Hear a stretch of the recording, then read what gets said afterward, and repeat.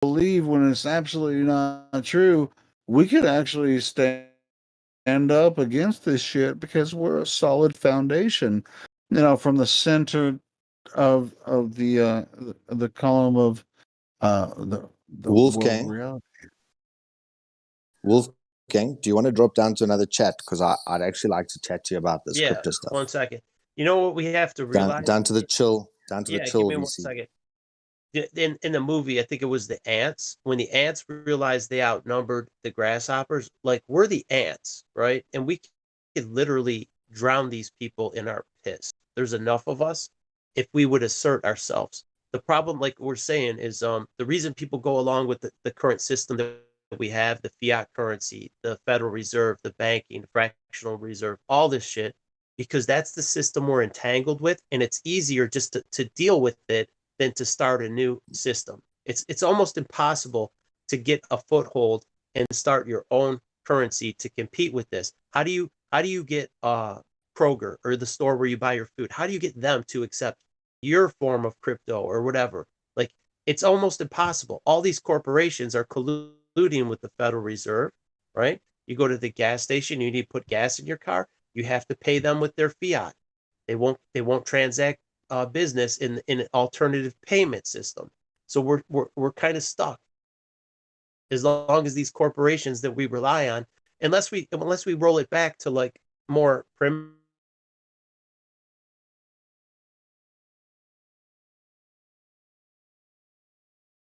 primitivized system where we don't need them. But I don't know if we could do it though. Yeah, Wolfgang, let's go down. Well, I was having a good. What's your conversation? You can have it right here. I wanted to interact with everybody. Well, go ahead. I wanted to like just expound on what you've said there in terms of this system. Effectively, like you were saying, the whole concept of trade is only on mutual agreement of value. So it's because we have that regulation side which tells us what the dollar to a yen or what the dollar to a pound is or whatever. Because of that system, we can then go forward and exchange these two pieces of paper, which are both agreed upon by generally corrupt individuals. And whenever someone tries to bring it back towards even a gold-backed currency, which I think is still has provably been the best long-term, but like a barter system never really worked. We get taught about it in a history version, but if I've got a fat chicken or a skinny chicken, that's not just one chicken to one rabbit or whatever it is that you're exchanging. People will start to fight about, well, that's an undernourished one, or that one I need two of. And then, so there was never an agreed. So there was always any point in the conversation did I say anything about barter? No. What I'm saying is, let's say barter doesn't work perfect. I think they were trying to move you somewhere else so they would avoid what I was talking about. You were talking about the Federal Reserve. Well, right? Sure, and this is where it starts. I'm just saying the way out of it, that's not perfect, because let's say you need gasoline and all you have to trade is chickens or eggs, and I don't want chickens and eggs. I want something else. We need another form of exchange, like you said, like gold. So I could trade you so many grains of gold. We could weigh the gold, like say gold dust. No, actually, Federal Reserve actually started in 1913, which had nothing to do with gold at all. No, they consumed all the gold but their idea was to completely eliminate the gold standard. I know, and guess who took it all? For $20 an ounce, they took all of our gold. I mean, it would be England. But the Fed said, we're going to put it in Fort Knox to back the paper currency, and they walked away with all the fucking gold. They traded us for paper. There's no gold in Fort Knox. I know that. Anyway, it went to the Rothschilds. I get it. Yeah, it's in England. It's such a. But I mean, people didn't have the internet. They didn't have ways to interact. They were isolated. And they were ripped off. They created a crisis. The problem. We have a functional dollar system right now under the Federal Reserve, It's not based on gold, especially under the Did you know 1913 something, contract that Joe? was made. At the what is it? What's the name of the island off of Jekyll Alabama? Island. Jekyll Island. I mean, it's like we know what the fuck's up. So let's not Did you guys know that pussyfoot 4 around. flat earthers have become millionaires due to crypto? Have you guys seen or heard about this I'm at all sure yet? there's probably Who? more. There's probably more than Who? that. 4 different flat earthers have become millionaires. Which flat earthers? Can you say their names? Can't. If you ask Jeranism, if you go to Jaron and ask him, he's the one who's. Well, shit, if when I was listening to Kaiser when he came about it, I'd have been a millionaire right now. This was the point that I was trying to make earlier, is that like if we know that the eventual goal of shifting everyone from fiat onto a crypto and then eventually thinning the cryptos down into a single crypto, which then becomes the one world government coin, which becomes the new world order coin, which becomes the mark of the beast, which if we are promoting crypto, we are inadvertently assisting the very system we claim to stand against. This was the point that you don't I know was that trying for to sure. say. Well, but at the same time, I told you where the FED came into place. The Fed, the federal. I mean, this is 1913. They created the Federal Reserve, which wasn't based on anything. It's a total fiat currency, and so is crypto. Any type of crypto is fiat as well. Actually, Helio, the dollar was backed by gold hypothetically. Not and in 1913. It was at first. What they said after, I think it was 1933, they said your dollars will be convertible at the gold. Nixon shut the gold window down. The price of gold was $35. To say about that. What Nixon did was supposed to be only for a 6-month period, but they never reversed it, did they? And this whole conversation already is like a moot, because the next stimulus, what are they trying to do? They're trying to push for hyperinflation. It's already started. The dollar's going down. There's nothing we can do at this point. We've already lost 3% in the last month. The dollar has declined 3%. It doesn't sound like a lot, but it is for a currency. Right now, the world, in many places, there is food shortages. I saw the price of goods in some African countries. I mean, the UN warned last year about how many people are possibly going to be they'll die from having no food. We're already there. That's why we need to help our neighbors, like a system of barter and helping out your community. If we could get to smaller localized communities, you know what the opposite is happening. They're declaring war on everyone everywhere. They just on the news, it's like everyone hates each other. But we don't. We fucking don't hate each other. We love each other. I mean, what the fuck is wrong with universal income for everyone? Well, I mean, that's UBI. the ultimate goal. That's our ultimate goal. Number. You already have a UBI number. That's been established throughout the last century. We already know there's a UBI number. Oh, well, not everybody does. I mean, because the general public is not privy to this unless they study finance and all that kind of stuff. Anyway, it's like so they're going to give you X amount of credits per month. Along with that, they're going to grade you so that depending on which grade you are given or credit score, You won't be able to consume certain products. Like you will only be able, it's just like the Chinese system. You'll only be able, if you're on the lowest rung of that ladder, it will mean that you can only do certain things. You can only travel in a short radius from where you are. You can only consume certain products. You can't have the luxury shit. You won't be able to open a business. No, that's not in the plan. So your entire existence as a human being, you know, you'll be just a tool for them.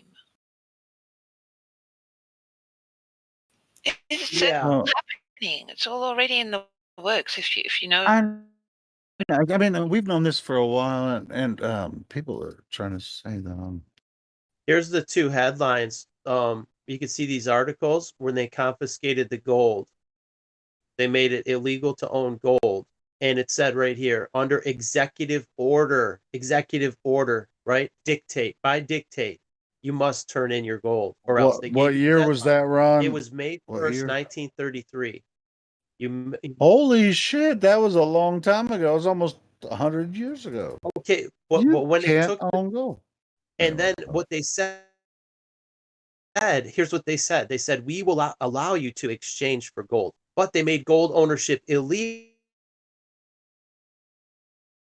They had US dollars. And the people in France were exchanging it for gold. And then Nixon shut it down. He's like, he shut down the gold window. And that's when gold went from 35 an ounce to whatever, $800 an ounce. It just kept going up and up and up. Wait, 1980, I so think. in 1980 from 71. Yeah, Gold went from 35 to 800. Feels you. So, but at the same time, if it was illegal to own gold between those years. In America, yes, it was. Wow. You could have 2 ounces. Hole. You just dig a hole and put it there. You were allowed 2 ounces. So if you had a wedding ring or some family heirlooms or whatever, you were only allowed 2 ounces of gold.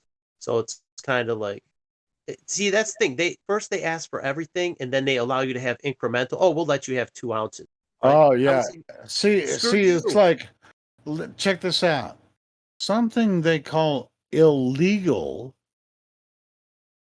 I mean, it's normal human practice. Like, hey, I have a car, fucking cool car. I can drive it anywhere.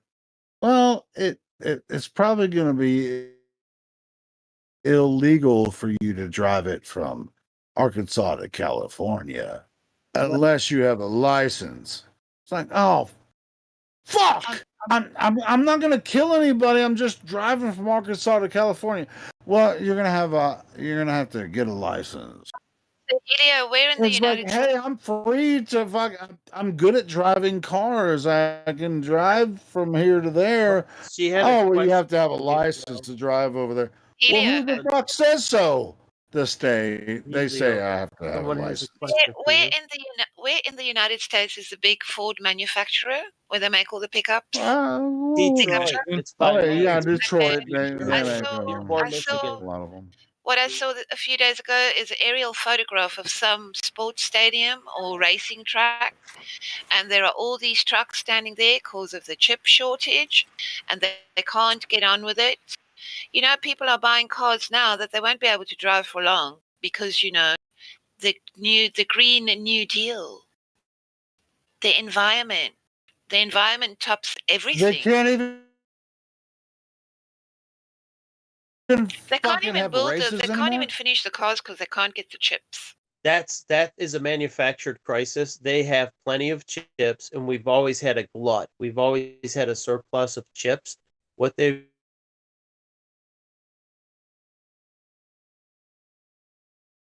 Ron lives in Michigan too. That's what she's talking about, the Dearborn. Well, that. But what I'm saying, the chips are Ford is sitting on. Fair enough, if you say that. But what do you think it's doing to the motor manufacturing industry right now? Ford is down 50%. Yeah. My brother works for a company that does business with Ford, and they can't get their product out. So that's why used car market, the prices on used cars have went up like 20%. Let's face it, they just want the most of us dead. That ship that ran aground in the Suez Canal that got stuck there. That was just a trial run. The next one, they will sink. They will sink it in that canal, and then there will be nothing coming through unless they can take it around the Horn of Africa. This is all just big plan. You know, they could have dredged around it. They could have just dredged around it and just like, okay, let's widen it at this particular spot and just go around this blockage. Like, it's all sand.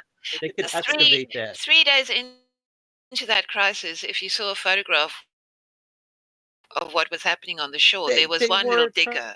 One little digger. Yes, they wanted it there. That was all manufactured. I get it. They pushed it off with their first attempt when they brought those other tugboats in. I was telling them I could get it. Sorry. I was telling my friends I could get that out with a pry bar, a rope, and a donkey. I could get that ship out of there. It's like, are you kidding me? You can't just pull that thing out of the sand. Give me a break. No, but the ultimate goal for them is to just wipe us. Just get rid of us. Oh, we know. Yeah. We know the Georgia Guidestones. We know what they want to do. Exactly. The problem is we're not going willingly. Okay. Like, I was just talking with my neighbors, and they get it. And we're not going to go down so easily. They've manufactured a crisis, and we're living through it right now. And they're probably got a second. I don't know what their next plan is, but right now it's the inflation plan. Everything's getting more expensive, and Yes. they're gonna inflate away the money. So any savings that you didn't burn through already, they're gonna inflate away the rest. Like what you did have saved, it will be inflated away. It will all be burnt. Say you did think you had enough. You had $1 million. Guess what? Now $1 million buys you almost nothing. It buys you lunch. You know, that's what they're going to do. And then what does everyone do? Oh no, we're all broke. Now what? To coin a phrase, they're going to seize the means of production. The people that already own the means of production are already in on the whole system. They don't need to seize anything. All these corporatists are working together with the globalists. The biggest owner of farmland again? Oh, Bill Gates Yes. just bought a bunch of. Wow. But that doesn't mean he can hold it. Just because you own title doesn't mean you can hold it. You need boots on the ground to hold it. Like okay, when America invaded Iraq, it tied down our whole resources. Just this little podunk country. If they think they're going to control the United States, which is vastly larger and it's a lot more well armed, and you're going to need the soldiers to turn on the people. I don't think that they've thought. What I think they want to do is get rid of the people through the vaccine. They're going to get rid of a large part of them. And maybe they're getting rid of the dead weight, the people who are stupid enough to take it. And then we can fight them. Then the fight will come. After they've gotten rid of the stupid people, they'll be left with probably 10% of people like me who will fight them to the bitter end. And there's a lot, even 10% of us would outnumber them probably 100,000 to 1. They would have they'd have a very difficult job. Well, So I think maybe they haven't. I think they want to get rid of the non-stupid people, and the stupid people will then be very easy to manipulate. No, they're getting rid of the stupid ones first. Those are the ones How do taking you the know? vaccine. How do Because you they're know? all taking the vaccine. The smart ones are not. That's how they're going to cull the herd. People who are going along are the ones that are going to get culled. I don't think it really matters to them.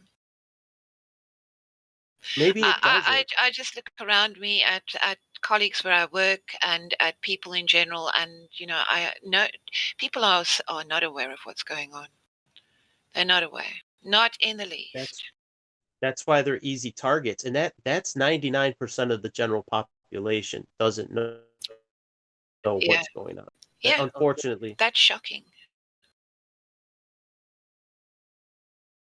And that's why they own the media. If you own the media, even as what we think it's irrelevant, it does move public opinion to the point where you can shut down the world economy. And they can get away with it. They've gotten away with it. Anyone who speaks out gets censored. It's very difficult to challenge their narrative. We don't have the voice. We don't have the means to distribute. Look, we're just stuck here on this little Discord. Are we reaching anyone new?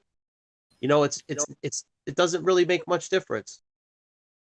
I mean, we try, but like we're pushing a boulder uphill. There's so few of us, and they have such a loud mouthpiece with their mainstream media.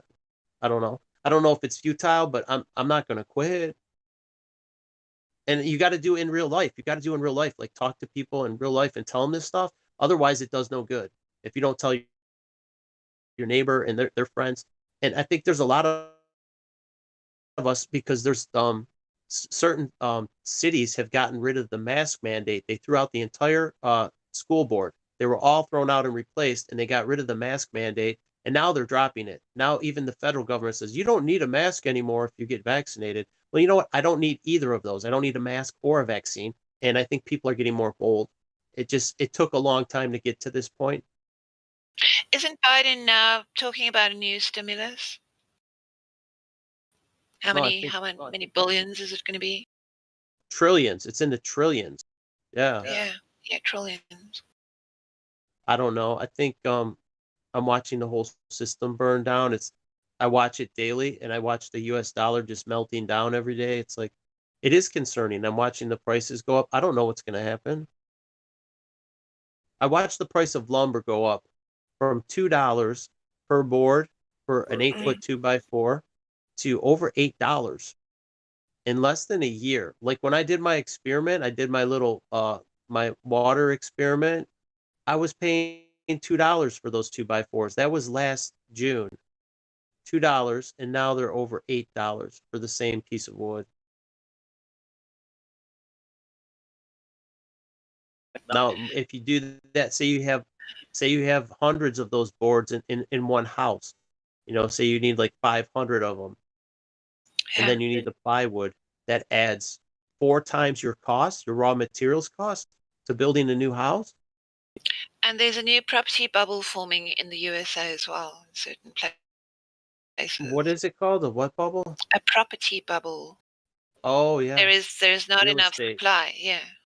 There's actually a lot of real estate. It's just getting more expensive. There's a lot of existing homes. You know what I mean? The new home market is a lot of people are getting priced out.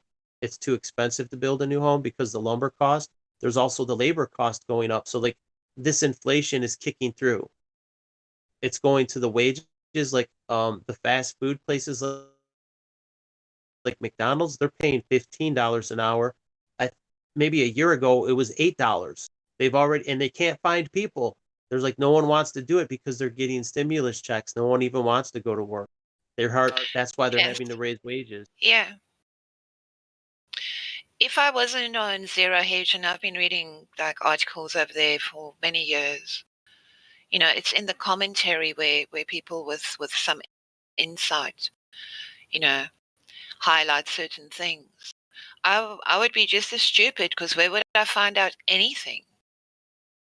Actually, I used to read the comments. I always read the comment section, but back maybe 10 years ago, I used to read the articles on Yahoo, and they had a good comment section, and you would see the upvotes and the downvotes, and you could it was pretty good because you would get a good feel for what was bullshit because the comment section was really smart.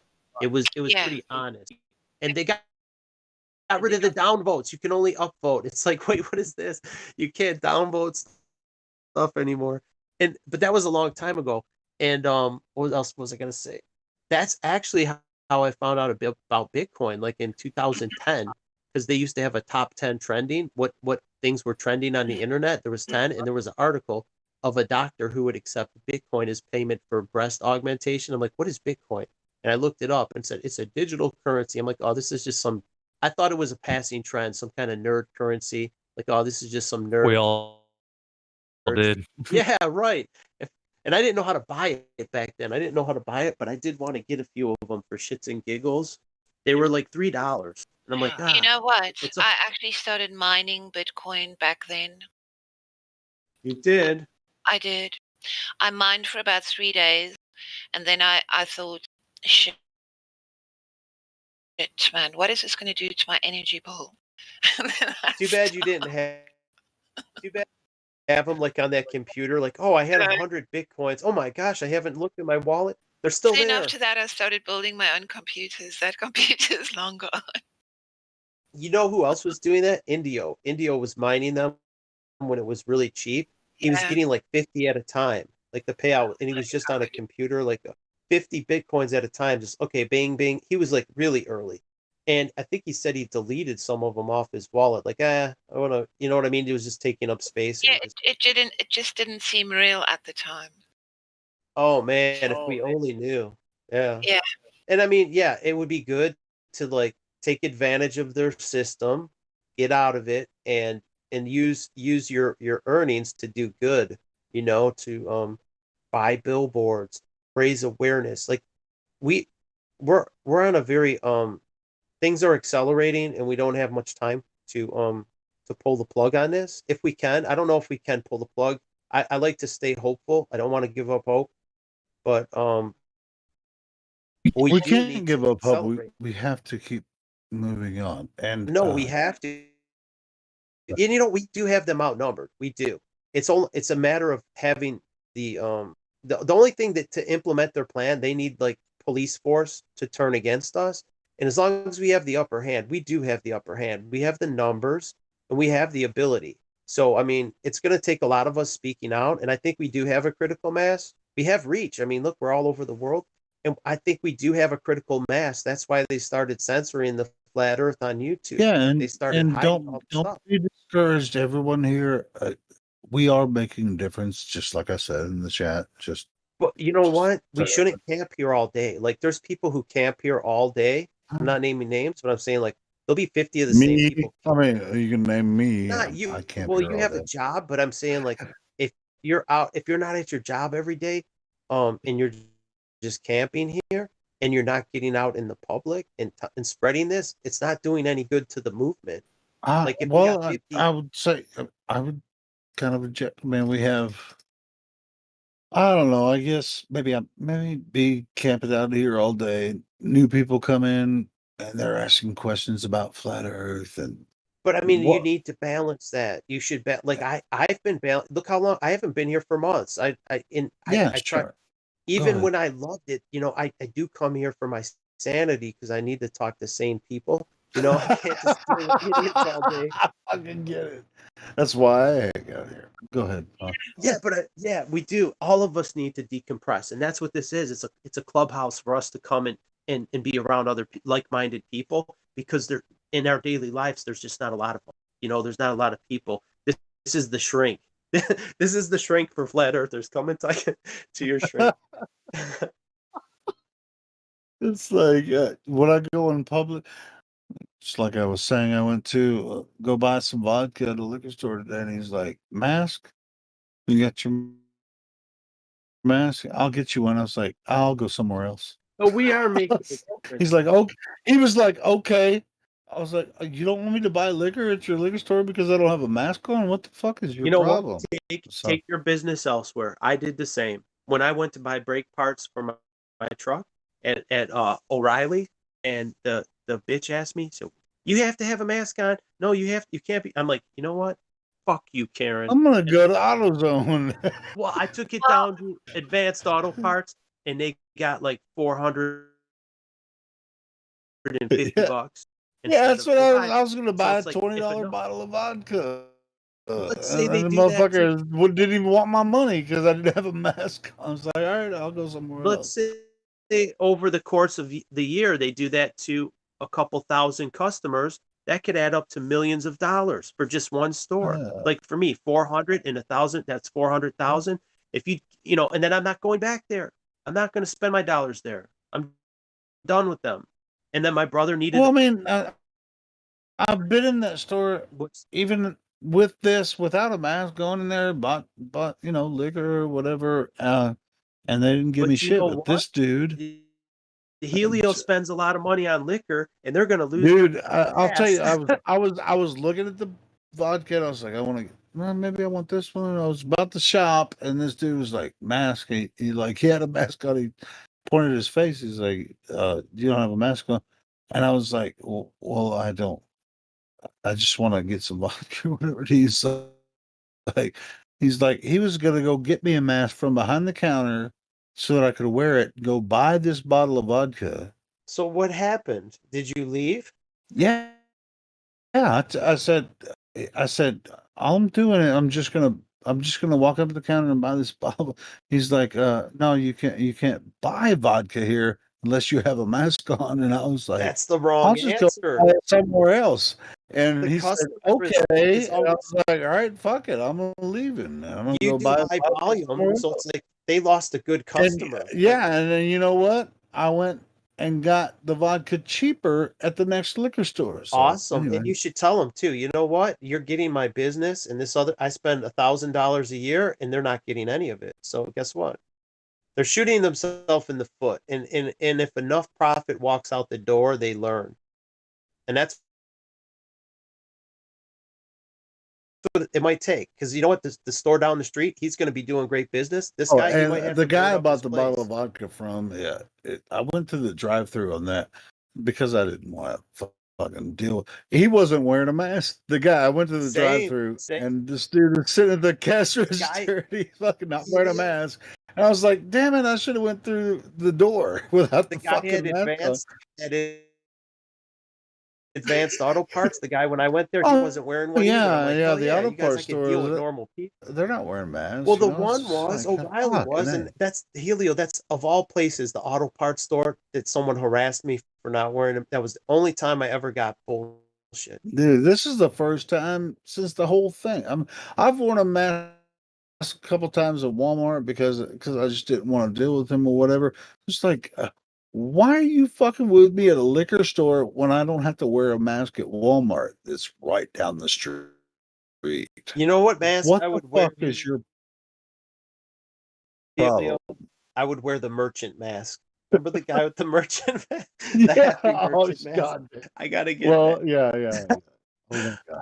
I'm against wearing masks, but that one I would wear just for for Oh, trolling. baby. Dude, you get some shit wearing that.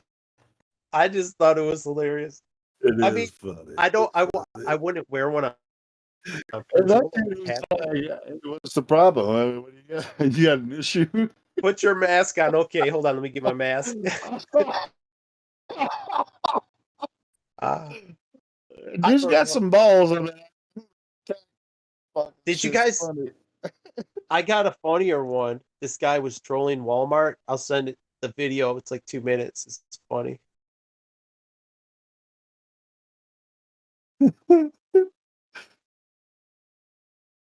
I can't believe he shot himself in the foot, man. If he lost your business, Helio, Yeah, I don't really give a shit. I mean, I actually got the bottle of vodka $1 cheaper when I went to the other place. yeah, Fuck 'em. good for you, man. And you got to remember this in the future. Like, remember the place that screwed you over, right?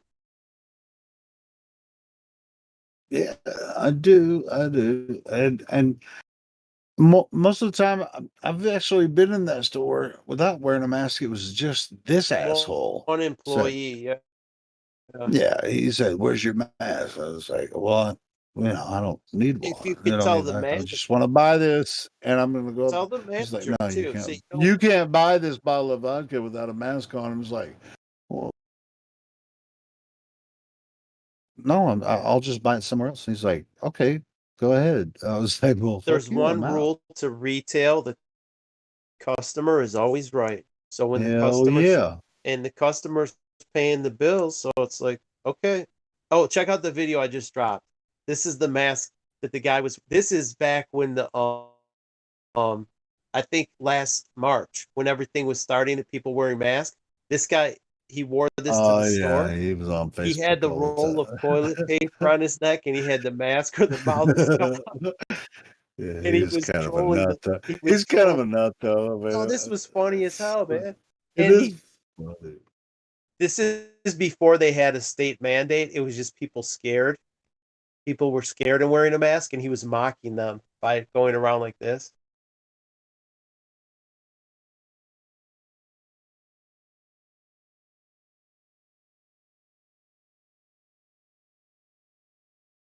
I don't know if you can't laugh at this. What are you going to do? No, man, it's like even though the mask mandate was released in Arkansas, if that was ever a thing, it's like I mean, I shop at Walmart a lot. You know, what I mean, I live in fucking Arkansas. Where else are you gonna go besides Walmart? And so they had a big sign saying "No mask, no entry" or whatever the fucking thing was, and so if I needed to buy some ground beef or some fucking macaroni and cheese, I fucking wear my mask for 5 minutes, go in there and get my shit and get out. But now that shit's not a thing anymore. I can actually go shop at Walmart without a mask on. Why is everyone still wearing their fucking masks? Because they're afraid. They're afraid to breathe tainted air. Afraid of what? They're afraid They're of breathing. afraid of the air. They think that there's deadly particles in the air because the mainstream media. It's a mind control. Hey, I know. I guess we're not supposed to say that. Well, but it's true. It's like if I you're wearing a know. paper mask, it's gonna even if the paper could stop these imaginary particles, right? What about the leakage around your mouth, around your nose? You don't glue it to your face. There's gaps in there, right? Sure enough, if it can't fit through the paper particle, what about the gaps where you could fit? Even the paper, it goes through the paper like it's not there, even if it was, right? Yeah, It's, yeah. it's smaller I mean, than it really makes me sad. I mean, about people. It's just like it's people more of who but the mask thing now is more of a style thing. It's not. it's a psychological thing. I Yeah, see it's people in their car. psychological. I mean, but people like use the masks as more like this is my comfort zone, It's their basically. Kind of security thing. blanket. I seen Yeah. people in their car by themselves with a mask and rubber gloves. I'm not even. I'm like, wait, this person is wearing it in their car and they're wearing rubber gloves. That is serious mind control. That person is mentally It's tortured. like They're believing there's. to check yourself. 2 years ago, everybody just was regular. I'm not even, what, a year ago? Right? Stylizing your mask to match your outfit and all this kind of shit. You know what else they did? What Helio? the fuck? A lot of small businesses went out of this, and so now where do people buy? Amazon, Walmart. Shit, where do you get your fucking haircut? I mean, I cut my own hair Me because too. I cut my I'm own hair. bald, But the thing so. is, yeah, if you needed to go to a place, I think it's going back to normal. I guess somewhat normal, like people. Yeah, concerts are starting up again, and dude, Well, I are they bet you going to any try? money the next concert I go to, at least half of the people are going to be wearing masks, probably more. I Do you would think say probably 80%. do Be you like think they're going to let watching this show, wearing a mask. do you think they're going to let it go away, or you think they're going to push round two, push a No, different? I think that people have incorporated the mask into their style. They're going to make their their But let me mask ask a different match their question. Do you outfit. think people are fed up enough that they've seen through the bullshit that they won't believe round two, No, or they're no, like, because right I now, don't have that much but faith I in do see humanity. it. I seen the public schools throwing the board of teachers out about the mask mandate. They said no, f you and your mask, and they replaced the entire school board. If that starts, if that starts happening, like grassroots, people are like waking up. I don't. Maybe we'll Yeah, see. well, We'll see. I'm surprised they Yeah, are. I mean, it's like as much as like we bitch about school education and everything, the kids can't even go to fucking school anymore. You know what they do? Here's the stupid thing. My nephew, I have to drive him to school, and then one day it used to be he was doing it online all the time, right? Like just how we are, he was in a Zoom call with his teacher, and now Oh, see, he goes 4 days a week, and then one day he's at home on the computer. They're still doing one foot in the on homeschooling. yeah, but how I don't even know what if education is good that way, even in the general way, but where you go to 8 hours, period one, period two, whatever, going to different classes, they can't actually do that anymore.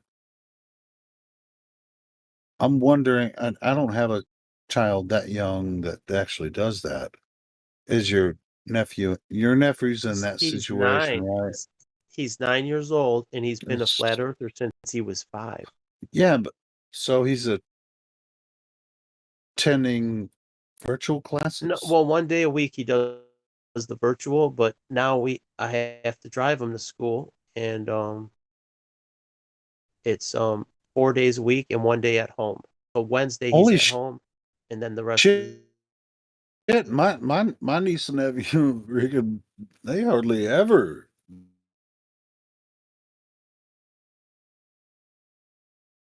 go to. they're still Here's one virtual. thing, and if this doesn't make you fucking shed a tear, my niece qualified for all region choir this year, and she's been in all region before. Uh, she's in junior high, qualified for all region. I went and watched her sing, fucking badass. It was awesome. She qualified for all region again. Guess what? They're not gonna have a fucking concert. They'll have to do the virtual, like a live stream. No, they're not even gonna do that. It's like, hey, yeah, you're good enough. We'll see what happens next time. What the fuck? I can't even see her perform in all region choir again. What the fuck? She qualified for all region choir, and I knew she would because she's She takes after chip all off the old you block know. like me and my brother. My brother Your brother was in all sings. region choir. I mean, I was in all state. Me and my brother were both in Who in taught you all these regions. vocal skills, Helio? Like, how did you learn No, them? nobody did. It's just it You came from developed God. it on It your came own, from God, but you developed. dude. I can't. I Well, can I'm saying, only like, attribute it to the obviously Creator. you gotta have the skills and then develop it into your level. No, for me. Yeah. Well, all right. Well, it started. I mean, the natural talent was already there. I'll tell you when I got to junior high, I had a really good choir teacher, and so from there it was developed from there, and then in high school I had a really good choir teacher as well. So it's just like all of that. It's just like when I was in 7th grade, I was in all region, and just because I was good enough, right? So it was just I'm not. I mean, some people that don't have the natural talent. I mean, I don't know. I mean, It's like if you're gonna play the oh, center, I you're mean, 7 I'm feet good at tall. something. Yeah, if I'm good at something, I don't want to put anybody down if they're not good at the same thing that I'm doing because I actually want to encourage them because they're good too. Dude, I've sang with a lot of people in groups that were fucking badass. It's like, thank God I'm with you. Because when you sing in a group of people that understand their talent and you hit the notes and everything, I mean, it was never hard for me to actually find find that place when I'm singing. When I'm singing, I'm somewhere else. You know what I mean? You know So what sucks? You know what people say, if you do what you love, you'll never work a day in your life. Like, people with like legitimate talent, like you have a legitimate talent for singing, but these people who are the people who are the sellouts, they need auto tune. Unfortunately, those are the ones that make it. They're put in place. Those are the ones who are made famous because they all sell out. They're part of yeah, the but honestly, Ron, that's not every time, No, right? and there is exceptions. I get it. There's a few See, exceptions, but I mean, like me, I have a really talent for voice, but I build cabinets for millionaires. right.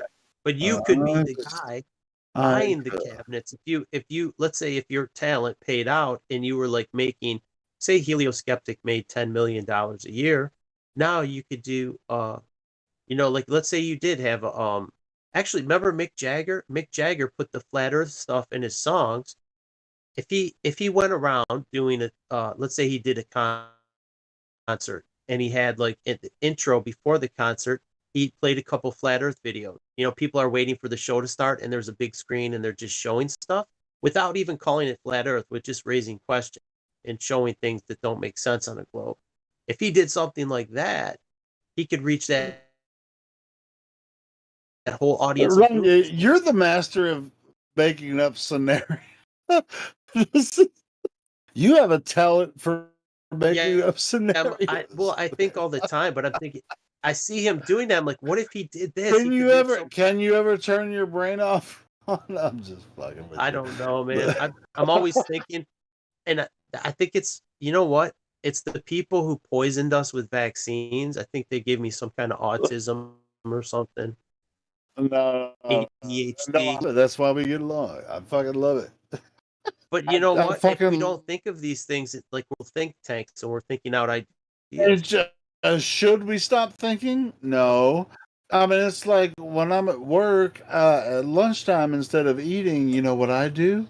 I go and I sleep and have lucid dreams, and some of them are good, some are bad. I won't get into.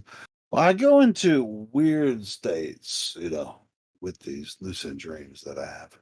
I don't eat food at lunchtime like normal people do. It's like, hey, I've already expressed this. You know what? I have coffee for breakfast, and I don't use caffeine anymore. So yeah, I have a habit of drinking. Yeah, I stopped smoking weed, and I don't. I love coffee, but I don't. I'll use coffee every once in a while. And like a little cup of coffee, like a 16-ounce cup of coffee, I'll drink about 4 or 5 ounces, and then I'm like, holy fucking shit, I'm outside of the world.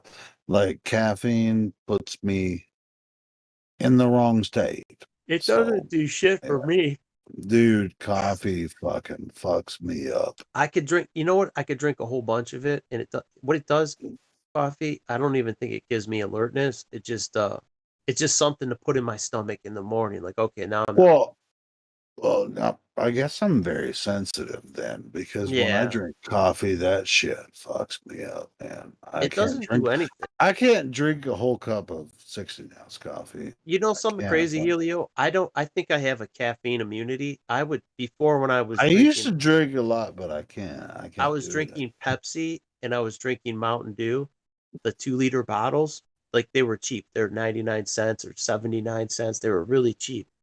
And I used to drink them every day. Every day I drink one and sometimes 2 of them in one day. I was drinking 2, and it would never affect me. I just like drinking it. Like, oh yeah, they were cheap. It was cheap, and I enjoyed drinking it. Like, oh, it tastes better than water. It was terrible for my health. I was gaining weight, and I gained. Yeah, sometimes. Matter of fact, I was drinking Mountain Dew this morning. But anyway, hey Ron, are we ignoring the entire crowd? Is anybody here? No, feel free to butt in. Is everyone enjoying me and Ron going back and forth? I want to talk to Bad Goyim. I want to know who Bad Goyim is. That sounds like a brother from another mother. What I think me and you talking have run everyone off. So maybe that's why our podcast wasn't popular. I thought people like to hear us talking, but anyway. No, I think we put them to sleep. I don't even know. No, to be honest, I'm not saying that we ran people off. I think people like to just listen. But anyway, continue. Old dude was saying something. Hold on, let me hear. Go for it. Yeah, we love to hear you guys. You know that. You can talk as long as you want. We'll just sit here all day and all night to listen. Just roasting the shit out of the fucking globe Earth and all the government bullshit, but also getting to know each other. Yeah, I mean, me and Ron have been talking shit with each other and about each other for years. So yeah. This is how we'll talk in a private call too. Like I'll talk, and I almost forget there's anyone else here. I'm like, oh shit, I there's all know. these people Once here. we start talking, there's no stopping it. We need to go in another room. This is like we'll have the live stream do its thing, and we could reminisce or whatever. Oh, fucking love it. That was like the live stream though, but we would have topics that back then we talked about things that would be like now the things that we can't talk about because of the censorship. We didn't worry about that. Hey, we can still do it. Check this out. I don't know if we can. Shit. Well, I have two different platforms that I can stream from. We can actually do a show from my main computer where I'm talking to you from now on Twitter, because Twitter bought Periscope out, right? Yeah, I think so. So we can do it on Twitter and D Live at the same time. Do we have an audience? While the 24/7 Flat Earth Discord Live is still streaming. See, the people on like Whoa, right now, it's whoa. early in the morning. I don't know who's up at this time at Saturday morning listening on YouTube. Probably not too many people. It's early. Well, hey, man, 24. All right. Well, do you want to know how many people are watching the YouTube channel? Yeah, I'm curious at this time in the morning. 1 million people. 1 million people. Not a million. I guarantee it's between 30 and 40. But If there's that many, that's impressive. Everybody watching on YouTube. Oh shit, it's 26. Not I bad. need to say something to the people out Hey, there. shout it out, Elijah. I have a serious bone to pick. Because Oh they shit. fucked up. Yep. Some exciting shit coming your way. So they royally fucked up when they recommended this YouTube video to me this morning. And it's only 5 Which minutes one? long. Well, hold the phone.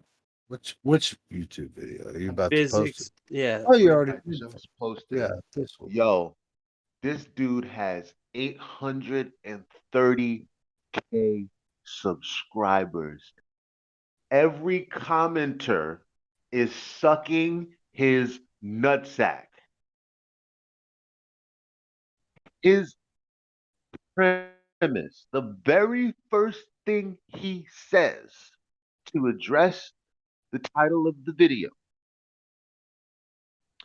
if objects in space are at rest.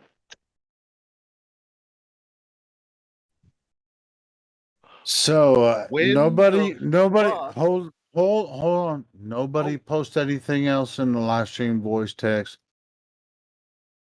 I'm playing the video without audio on the live stream now. Nobody posting the live stream voice text.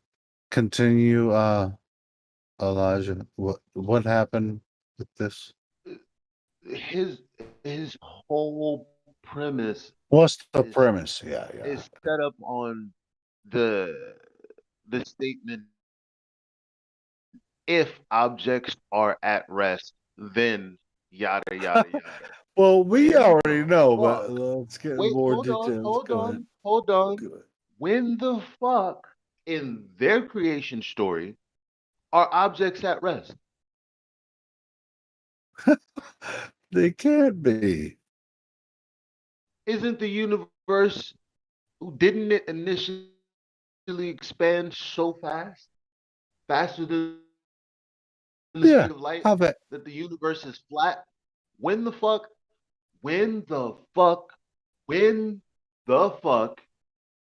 Yeah, I went over that with someone last night, but yeah, exactly. Now, so my mama. Come on, Elijah. Hey, I'm playing on live stream right now. Bring it on. Come on, Elijah. Yeah, go ahead. No, I'm playing it. Oh. Wait, how come I don't hear it? Because I'm not playing the audio. Because if I play Oh, the audio, I'm gonna get a fucking copyright strike.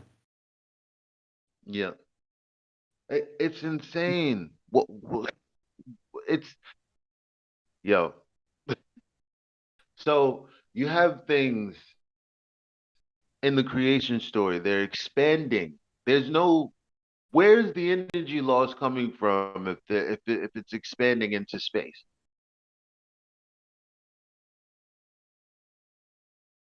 And the universe is supposedly expanding right now.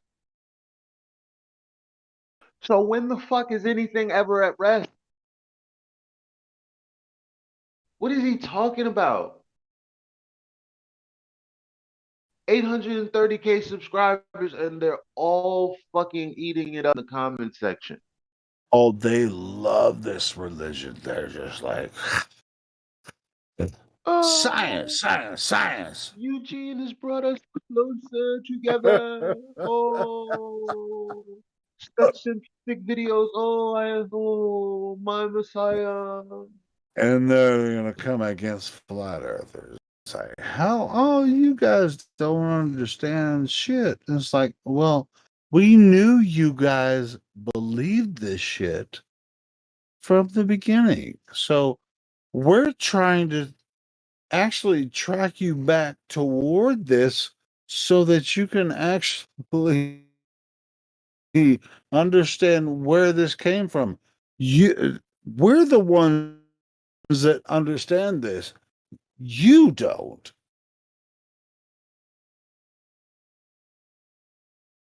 Yep, Yeah, Helium.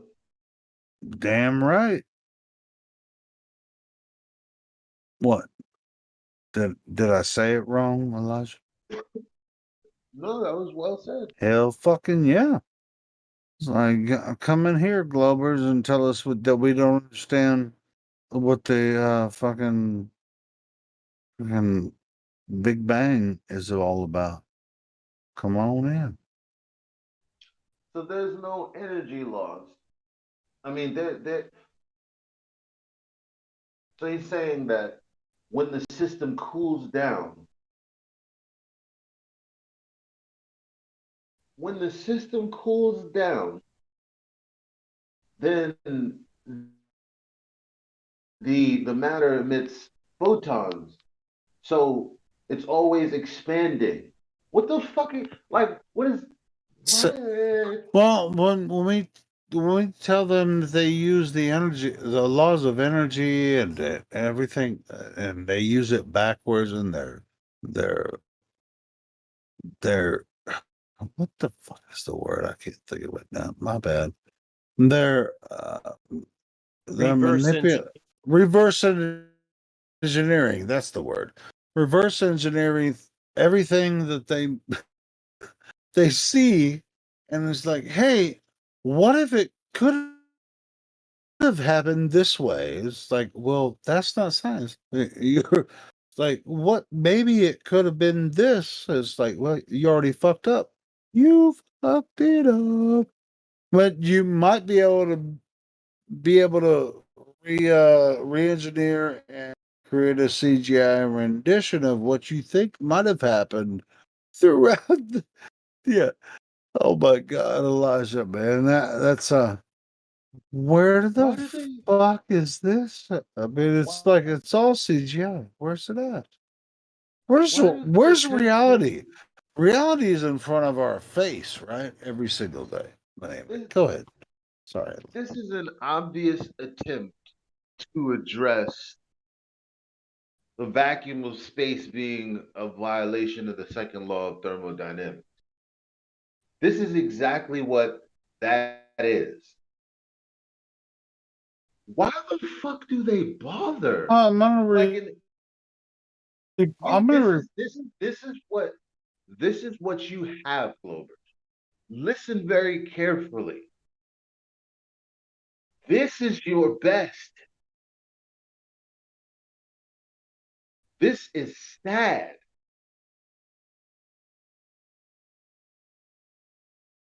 How dare he grace my YouTube feed with his bullshit. Yeah, I'm gonna replay it on the live stream without audio, just our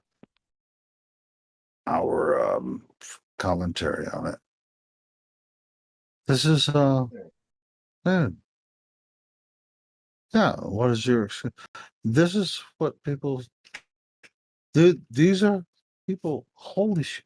These are people that are supposed to know something about this, saying something about. If I played the audio, then we're gonna. Hey, Yeah, you they know would what? probably Fuck it. strike it down. I'll play. No, I'll no, play it. no, no, no, because we're coming at them hard. That's a big ass channel. They will definitely strike All you right, down, Liz. cool. We'll So play. yeah. We'll just play the video.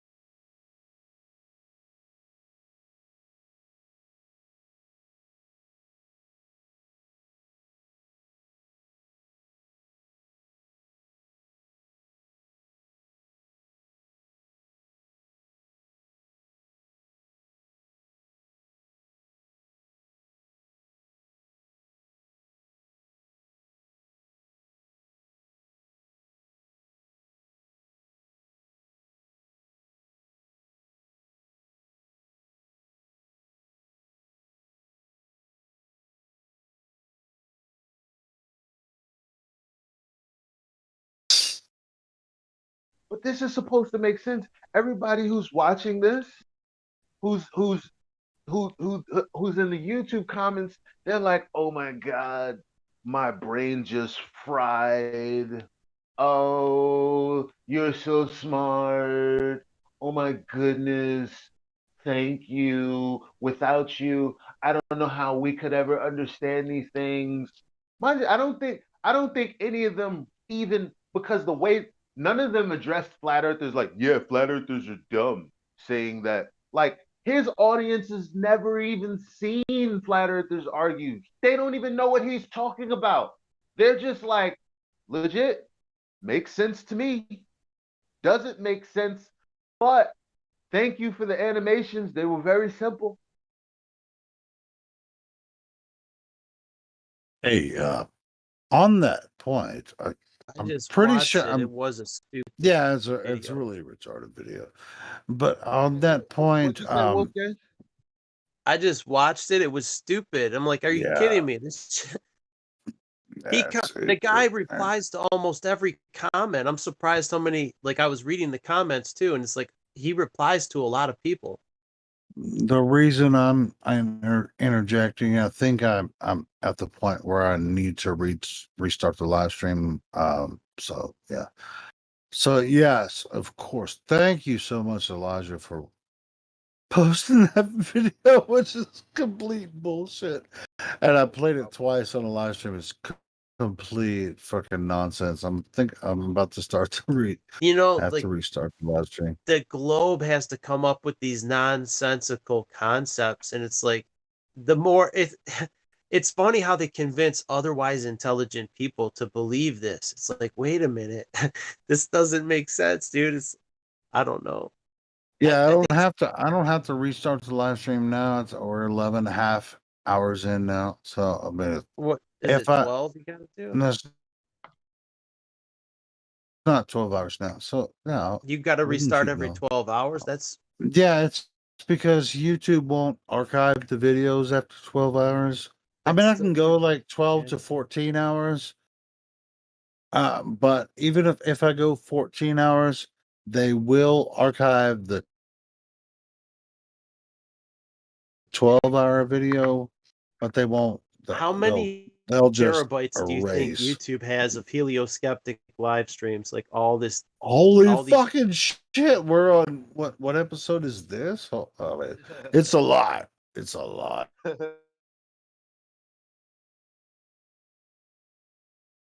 Something lot of fucking episodes. terabytes. That's good. Yeah, Fill it's up a their fucking servers, lot. dude. Let them keep Fuck buying more yeah, servers. fuck yeah, it's Punish great. them. Yeah. I'm just some dude. I'm just some fucking guy on the internet that has 1,700 episodes of people talking about flat Earth. Fuck yeah. I fucking love it.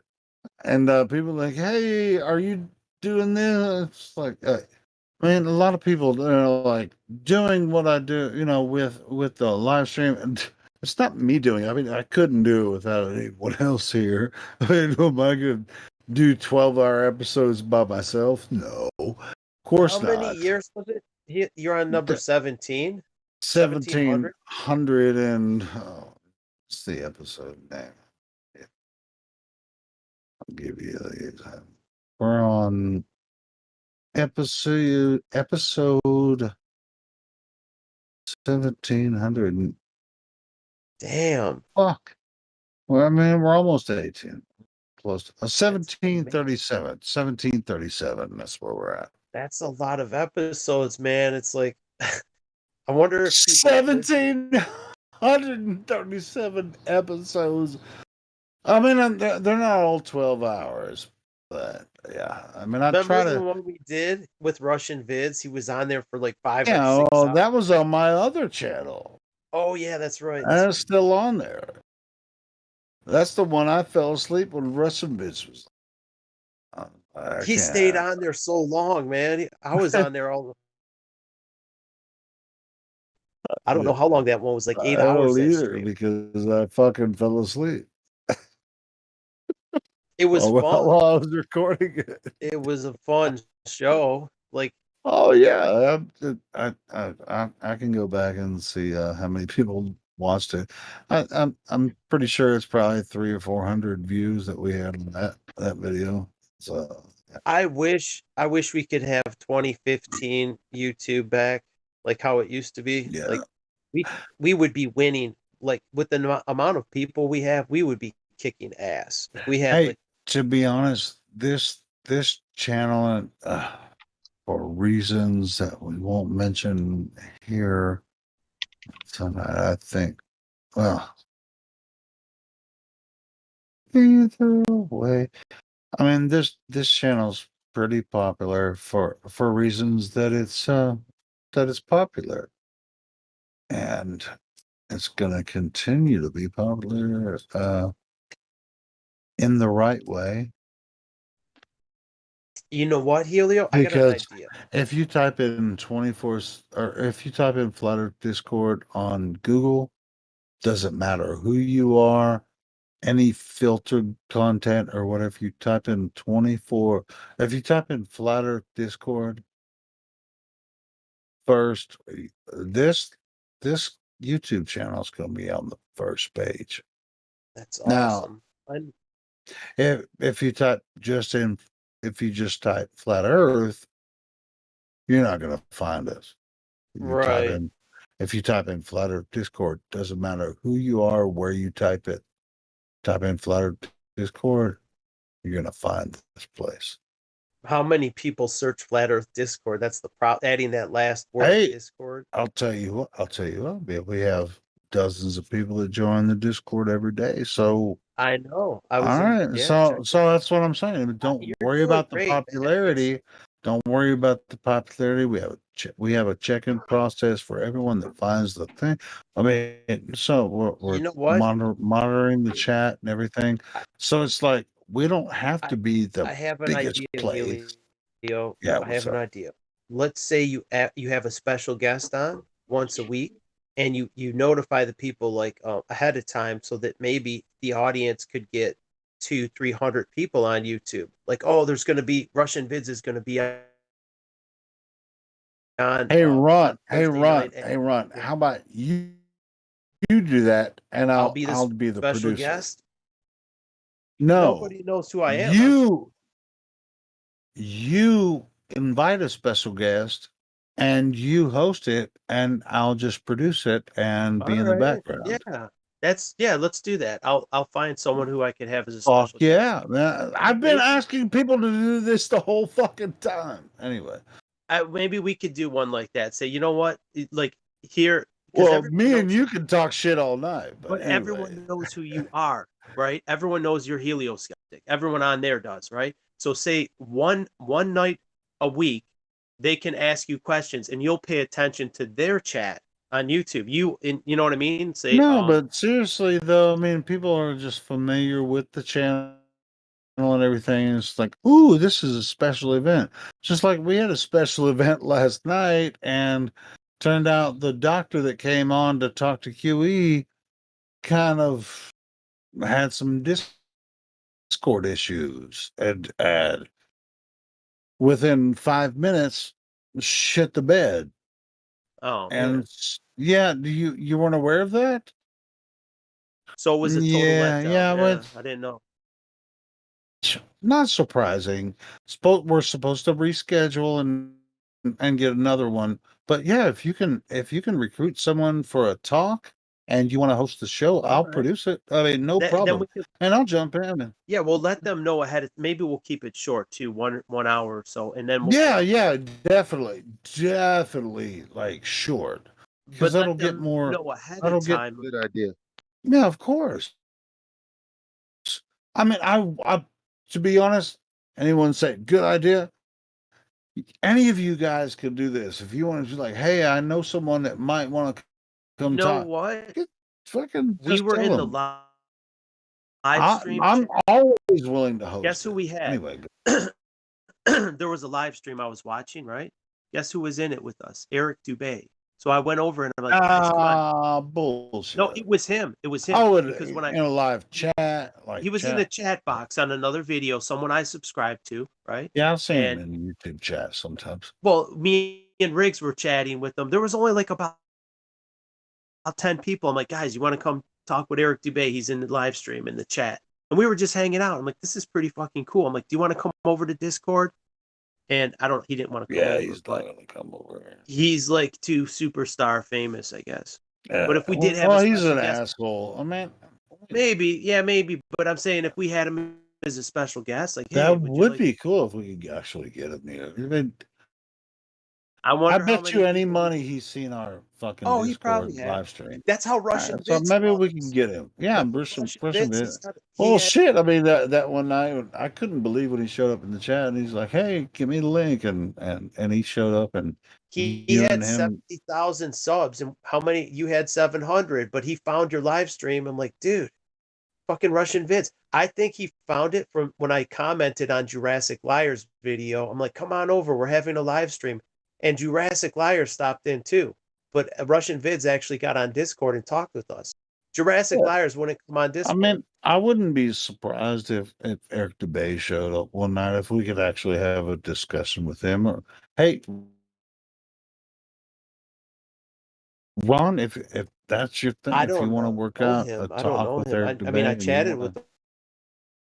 Well, one time. No, okay. Yeah, we'd love to have him on. That's what I'm saying. Doesn't matter. I mean, it's like you're the expert, Rabbi. You pull a lot of cool people in here. I mean, it's like I get them in here, and then somebody else has to talk to them. God damn! I mean, we'll have 1,000 people watching that stream. If you could tell people we're going to have them on like May 30th, we're going to have Eric Dubay. you're gonna whatever. be the I'll host. host it. Yeah, why not? Yeah, fuck yeah, I'm down with that. If you can get Eric DeBay in here, we'll fucking host it. Anybody. It doesn't even have Talk to with be Eric someone DeBay. that big. It could Oh, be any. hey, let's host an anti-flat Earth or whatever. Anybody. Hey, Ron. I mean, you just let me know if you want to set up a time for a. I don't want it to be a debate necessarily. It can be, but a discussion. Hey, you want to How talk about a to a flat conversation? earther? Just a Yeah. conversation. Because we all start out very skeptical and believing one thing with no evidence.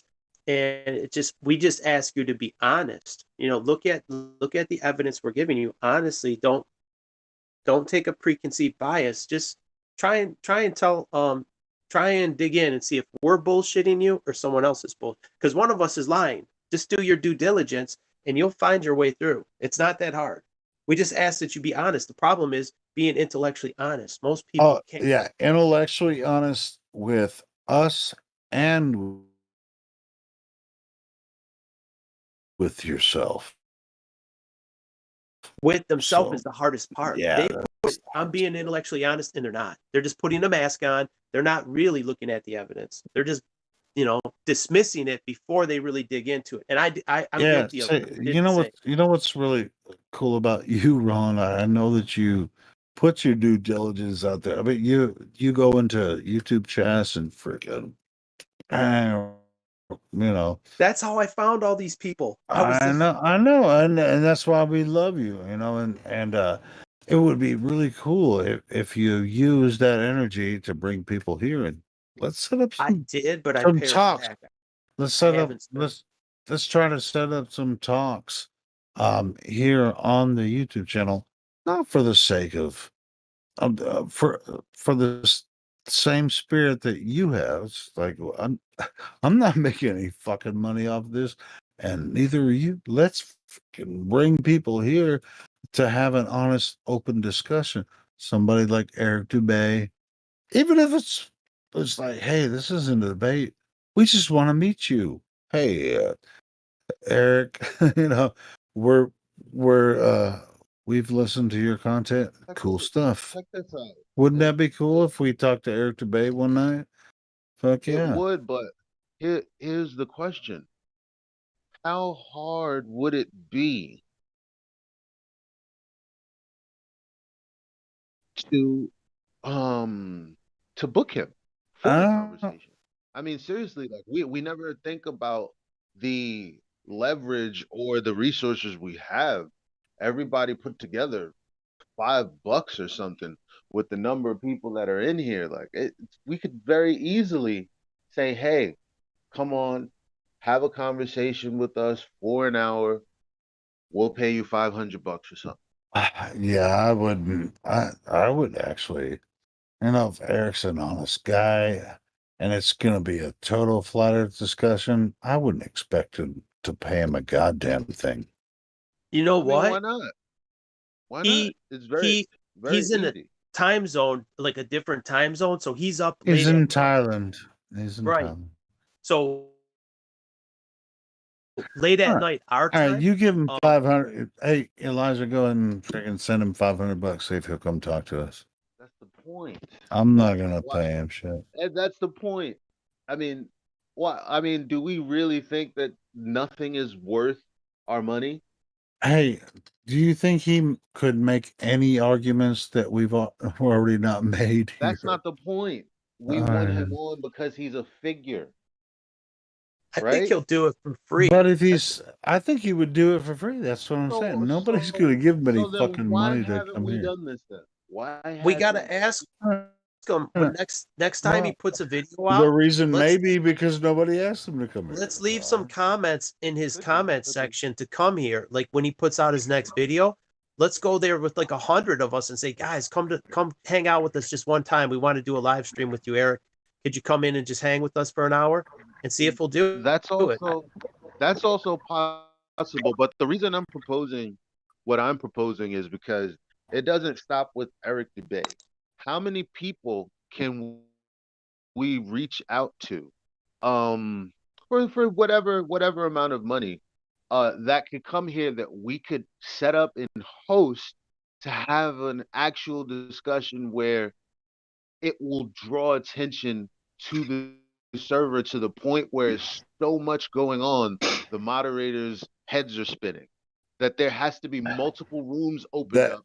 This is how that it should be. that's happened before. I mean, with the Memulous thing. I don't know if you were here at that time, Elijah, That's but what I'm saying. yeah, It should be happening every day. If we yeah, were it doing should. this It on a should. weekly basis, having certain Yeah. guests, paying them for Let's their figure out how to make that yeah, happen. we could convince them, I guess. I don't know. I'm just saying No, it's a it's good idea. We I got need the to figure out how to You make know that what? happen. I got an idea. We could all do this at a local level too. Like, you know how we all have talk radios? It might even be a sports talk radio.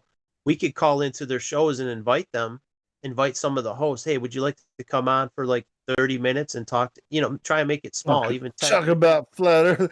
This is like it's like across the country. Just calling. Hey, it's a call-in show. It's Like like, hey, hey, I like your baseball talk, but hey, have you heard about flat Earth? well, no, they have Hey, talk do you radio. want to? well, think about it for a second. Let's just think about this for a second, because I don't want this to be lost on anyone. Sure, go ahead. I'm thinking about it. All of the people that we claim won't have a discussion with us, right? All of these so-called science communicators, guess what? They don't have conversations with anyone unless they're paid to be there to do a lecture. Why would we think we're any different? So it could be that we could just pay them to come and make fools of themselves. That could be the one thing we haven't thought of. Or Sort entertainment. of, but at the same time, I mean, are we gonna pay Neil deGrasse Tyson to come Not here and Neil make a deGrasse fool of Tyson, himself? but a heck of a lot of other people. Maybe build our way up to Neil deGrasse Tyson Build our round about us. Some good maybe, physicists. maybe I guess. I don't know. I mean, yeah, that's a thought. I'll consider it. Maybe. We have gotten not that we brought him here, but like Joe Rogan. Dude, we had Uh, Mick West. We had Mick West in here, and he did that shit for free. Made a fool of himself. But someone with the radio show, like if not someone like Joe Rogan, he's already a sellout. But Eddie Bravo talked about flat Earth on his show. But maybe we could start with local Dude, guys. I think if you guys can get Eddie Bravo, I mean, just Ron or Oh fuck, Elijah, if you can just like email Eddie Bravo, I'm pretty goddamn sure Eddie Bravo has heard at least a portion of our live stream before. If you guys get Eddie Bravo on here, we'll freaking get him in here. And now I'm not sure if he. It's like people that are on. I mean, it's like, hey, I just want to talk with you guys. I don't.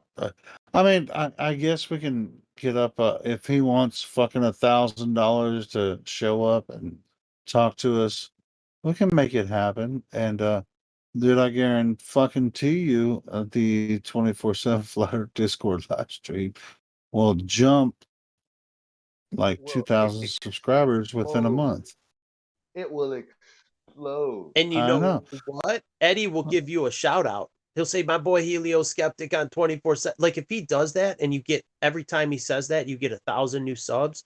Yeah, it'd be I have 2 channels at 24/7, but I don't. I mean, I'm not necessarily trying to make money off the live stream. I just want the message to get out. The goal is hitting the tipping point. That's what we're trying to It do. would be so fun to have Eddie Bravo. Wouldn't it be so fun to have Eddie Bravo? Oh man, yeah, that'd be huge. He could come on as a special guest once a month. We'll have Eddie Bravo, like something like that. He would do it. No, maybe not once a month, but even if he came out one time, that would. What Elijah was saying, maybe you pay him $1,000. He'll come in.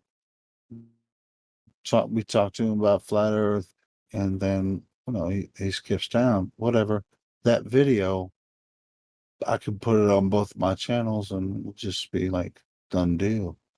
We get friggin' hundreds of thousands of people from just I wonder if we know somebody who knows him.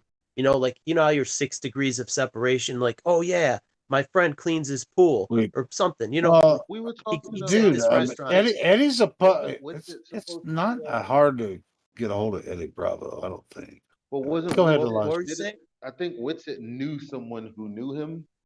I wonder what happened with that. I mean, I honestly, I'm thinking, because we're all okay. This is what someone said, and I took it to heart, and I was like, maybe this is true. So there's this guy in the black community, and he's like, black people are always saying, oh, the government doesn't do this. We give them our votes and this, that, and the Hey, white people say that shit too. Go ahead. I'm just fucking. right. But he was proposing that certain communities get certain things because they fucking pay for it. And I was like, holy shit, what if it is that simple? So I'm just applying that to this and I'm saying, well, maybe it's because we haven't thought of paying for it yet. Yeah. I mean, it's an like, incentive. It's definitely Eddie, an incentive. we Like people want to pay you. interview you, and we're gonna pay you. I mean, I'm sure he's gotten more money for more interviews. So basically, how much can we come up with? $1,000, $2,000 that we want to don't know. interview you, Eddie Bravo? I don't The know. lobbyists, I mean, what? the lobbyists pay their money. People pay their donations to campaigns. Sometimes those these politicians on local levels are flipped with $200 donations. They do favors. Like, bruh, come on. Yeah, I mean, it's like Eddie Bravo. We already know he loves flat Earth. I mean, I think we could get him here for $1,000. That I mean, Oh, less we than could, that. yeah, we could raise $1,000 in a heartbeat, man. I don't To get know. Eddie Bravo on here. Dude, we have 20,000 members here in the Discord. Helio. Pretty sure we can get $1,000 together pretty quick. Helio. Think? Helio. Yeah, what's up? What's up, Helio? I don't know if you remember back in the day when I was interviewing a few people, right? I interviewed journalism, ODT, TV, you know what I mean? Like a lot Yeah, I of, remember. yeah, a lot of time when I was interviewing those people, all we have to do is ask, right? And if they acquire some money, then that, you go from there. But, it doesn't hurt to ask, so. Yeah, that's what I'm saying. I mean, it's like I'm pretty sure Eddie Bravo has come across our live stream. So, I mean, it's just a matter of getting a hold of him, and I'll try that. I'll try that first, and I'll figure. Yeah, also, it's who you are too, right? You can't, you got to have some credibility, and Well, you I do. mean, So, as far as the live stream goes, I'm the one that hosts the live stream. So if I'll try to get a hold of him and see, I'll try that first. I mean, if he wants some money, we can exactly. accumulate it, and then we'll do that. I'm totally not opposed to, hey, maybe we just never asked. Yeah, that's what I'm saying. That's a big thing too. I haven't yet. Yeah, but I think he would. I mean, it's just like so cool. It's like he's like a lot of time. I mean, he was so reluctant. Sometimes, I mean, he's been on Alex Jones' podcast, freaking talking about flat Earth, but he was kind of reluctant to bring. Even he was on there with when Dave Weiss went on there, but he was reluctant about it. And what was the other guy that he brought on there? The fucking Helio, you nailed it. Dave Weiss. Dave Weiss knows Eddie Bravo. Someone here has to know Dave Weiss. Yeah, well, I'm sure Dave. He's never been Dave here. Wise. Yeah, he's never been here, but yeah, Dave Weiss knows what we're doing here. But I'm saying he could bring Eddie Bravo on. Dave Weiss could even be a special guest. Well, I don't think he will because I don't think I've never talked to Dave. Dave is friends with Karen. Karen B used to be on here. I mean, I guess we all have connections, David's but friends with Witsit, guys. Yeah, sure. I mean, David gave his MacBook to Witsit. Yeah. Either way. I'm just. So check this out. like asking people, I that's totally fine. Totally fine. I'm thinking about it from a marketing perspective. Yeah. So, for instance, there's this podcast called Fresh and Fit, and I think they gained 40,000 subscribers just in the last month. It's a podcast that's only been around for 10 months, and it's seen obscene amounts of growth. And they, in no uncertain terms, say it's because they threw money at guests. They paid Abba and Preach, one big YouTube channel, to come to their platform so that they can produce the content. They produce the content. They have all the equipment that they need, the studio that they need. They pay girls to come on there and have conversations. I'm not saying that this is, what we have to do. I'm saying people tend to grow really fast when they throw money at the and resources at the thing they're attempting to produce and share. It's just that simple. Yeah, and to be honest, I mean, someone like Eddie Eddie Bravo, no nonsense dude. Every time I've seen him interviewed, he's totally no nonsense. And David Weiss as well. I don't know. I mean, is it? And you know what, Helio? He does a lot of interviews, Eddie Bravo. If he would just throw in a little shot every now and then, a shout out, yeah, you want to check out some shit, check out 24/7 Flat Earth Discord. If he did No. If he actually because he's an came activist. here and he's on here, and he wouldn't have to shout it out because No, but I'm saying once Eddie is an once the activist. thing, He's a flat Earth activist at heart. He does this for free. So let's say he's being interviewed about.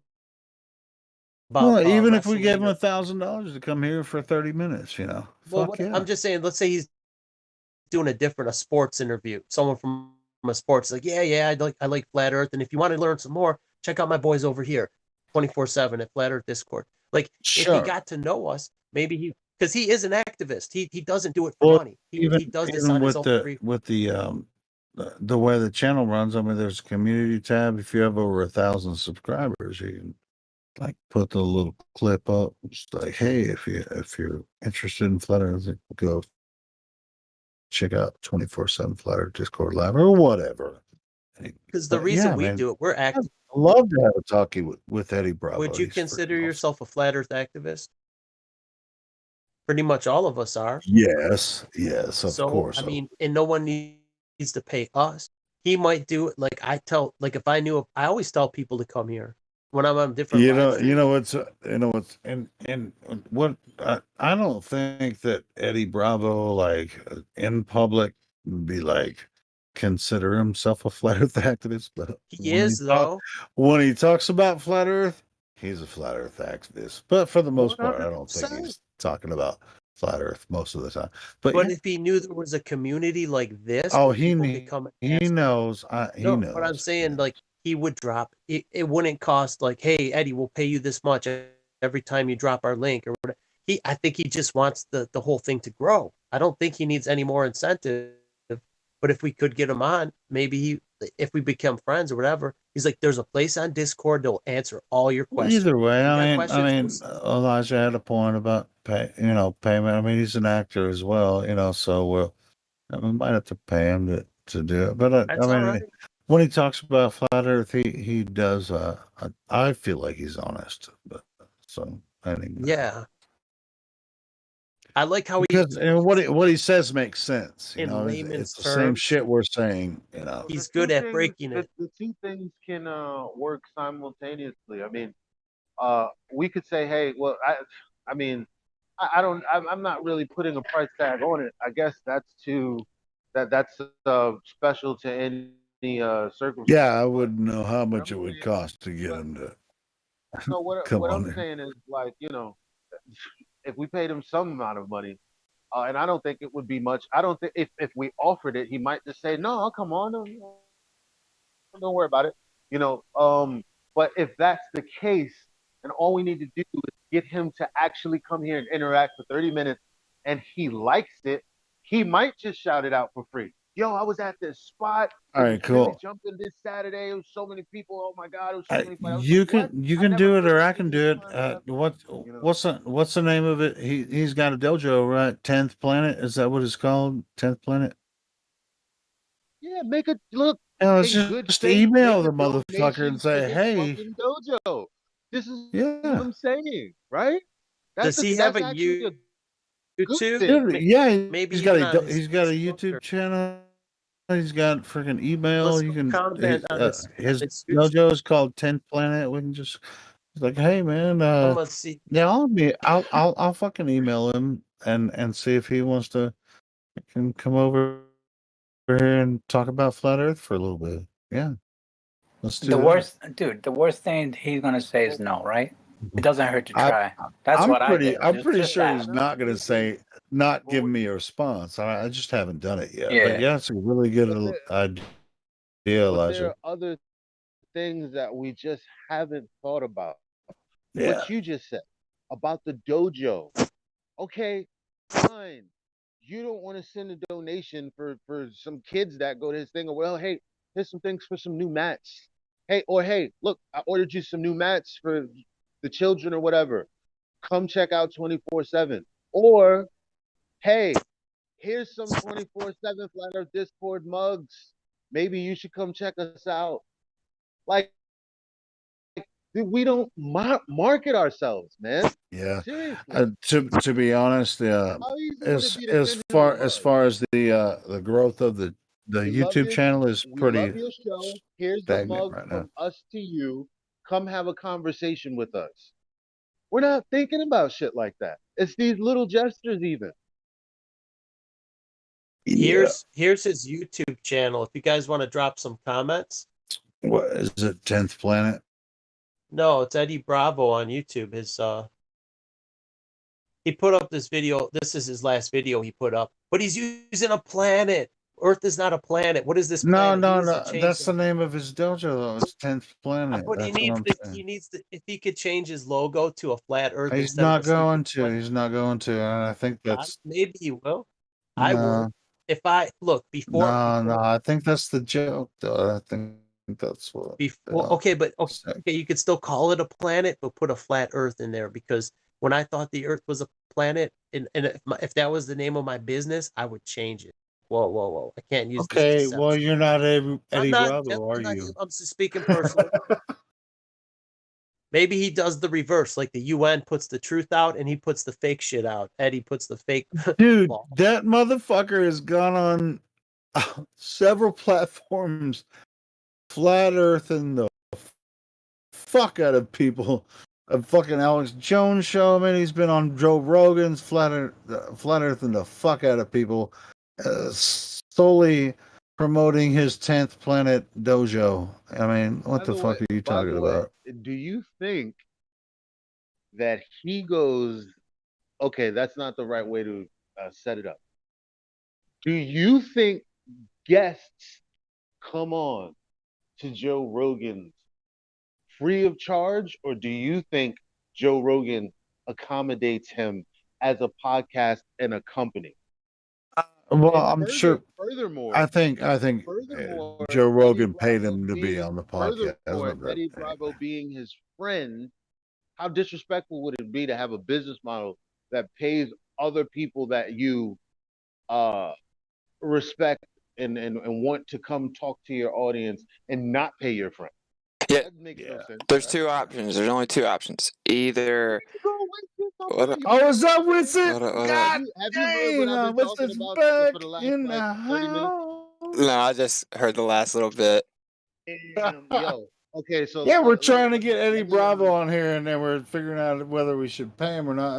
We started talking about Eddie Bravo, but that wasn't the point. No, it wasn't the point. Hold on.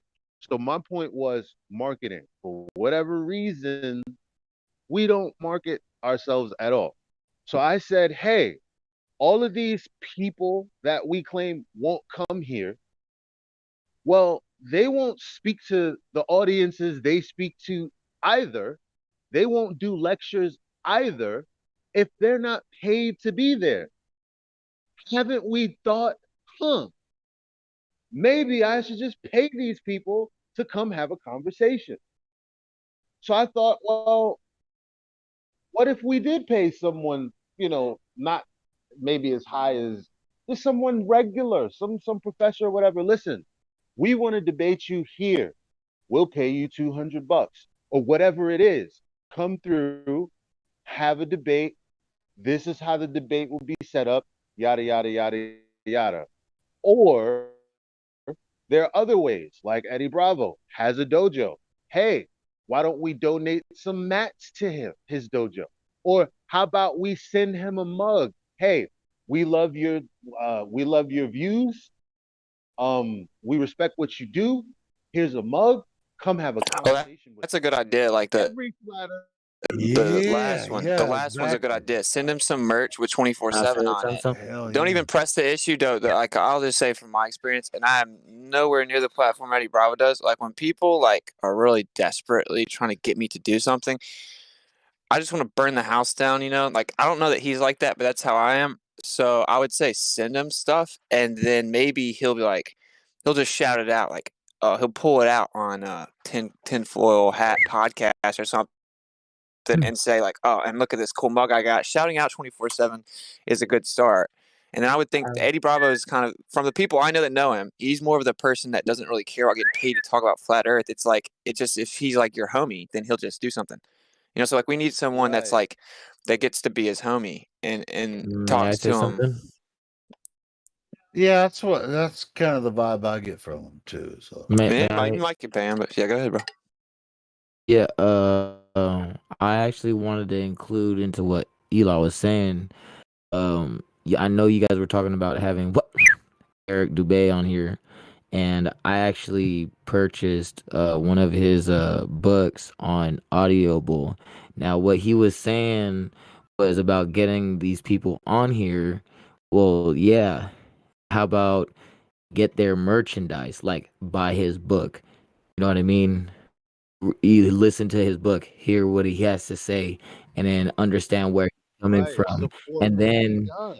and at us as a supporter, we buy his book. And if he recognizes like, oh shit, a whole bunch of people just bought my book off of Audible. Holy shit, maybe I gotta go do something for them because they just they're hearing my shit out. So I think like what Eli is saying is contribute and buy their merchandise and help them out, support them. So because of course no one is gonna want to do anything for free, right? Well, I don't know. I do stuff for free, but I just like pure intention. But like, this is the thing, man. But Like, you have nothing to comes understand from their free though. perspective. They're getting Always spam from comes people back. all the time to jump on stuff, man. Like, I got a taste of that, and it just is a lot more than people may realize. I think the best here, make a list of the people you want on here. I'll see if I can pull some connects, and I'll be able to talk to these people if I want to. But it has to have some stipulations, right? Like, there can't be a bunch of people on here starstruck over Eddie Bravo and Eric Dubé jumping in and romping him and talking about stupid stuff. The room would have to be on mute and show respect to the person that comes here. I'm not gonna like Right. put my Definitely. name out there to get them in here when it's gonna be a shit show. yeah, Right. That's all. So a show of No, that totally true. happened totally last agree. night. There's a guy who came in, right? There's a guy who came in, and I forget what his name is.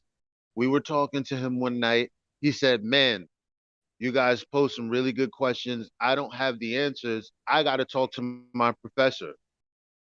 And that eventually came to uh him reaching out to his professor, and ultimately the professor agreed to do a debate here with QE, and there's about 70 people down in the arena waiting for a moderated debate in which it would only be QE and this person in a formal debate. There's nothing to set something like that up. If Eddie Bravo come or anyone were to come, I'd say, yo, most definitely, I don't know, Miggy or whoever like that we choose in the Yeah, community. it would only be like two moderators that would. No, and here's the deal, though, man. Like, you're not gonna get Eddie Bravo to come to 24/7 to do a debate. Like, you No, just get him no, here to ask him questions, no, man. no, Like, no. Yeah, not a Yeah, you just debate. get to interview him and Yeah, let him just ask, talk to him. Yeah, let just be him a talk unimpeded. That's Yeah. the key there, right? Like, because it's aggravating whenever you're trying to make a point and everyone just wants to talk at the same time. And if you're someone as busy as them, I'm not nearly as busy as them, I don't think, and it's still hell of annoying. I'm just like, I'm out. So it would be like, that's the biggest part. I think I can do it because I know people that know both those guys or whoever else you name, but I don't know about BLB. I even know someone that knows him though, right?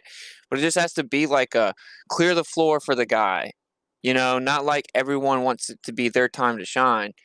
Uh, and I don't think you really want to try to get them in here for a debate as much as like just a free flowing conversation. That's why I said I Yeah, I wasn't wouldn't talking want to about. bring That's why I Eddie said Earth. Bravo in That's here why I for a said Eddie debate. Bravo. That Yeah, would, nah, just to hear him out and speak his mind is what Damn, just pick at his brain and just hear him out. y'all That's rumpus Eli so hard, bro. No, but that's why I was telling you what we were talking about prior to Eddie Bravo, because my point was something totally different.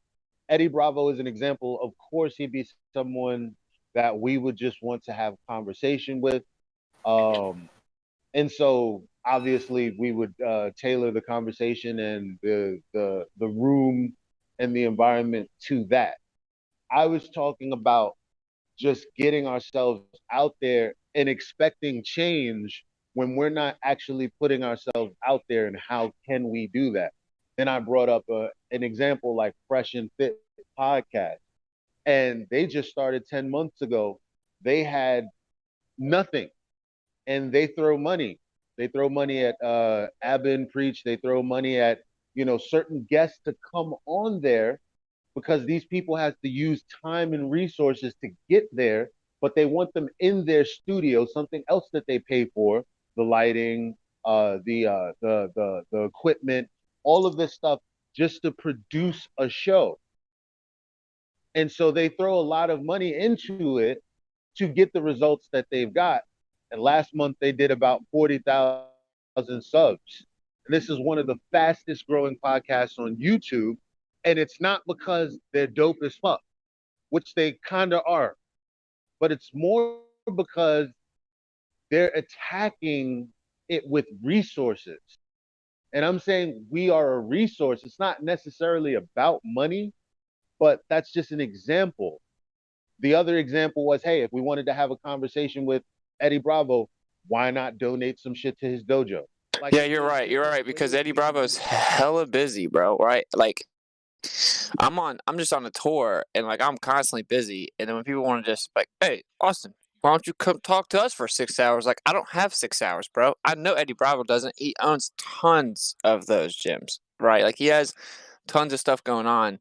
So yeah, I mean, it would obviously have to like benefit him, or he would have to see that it would be beneficial in the sense of reach. Like, he was on the world's most famous podcast numerous times talking about flat Earth. He's on Tinfoil Podcast, which we could link up with them too. oh I yeah, just know tinfoil. that Oh, the that's what I sales was thinking. pitch, Tinfoil Hatter. yeah, Yeah, but the he's on sales there a pitch has lot. to Yeah.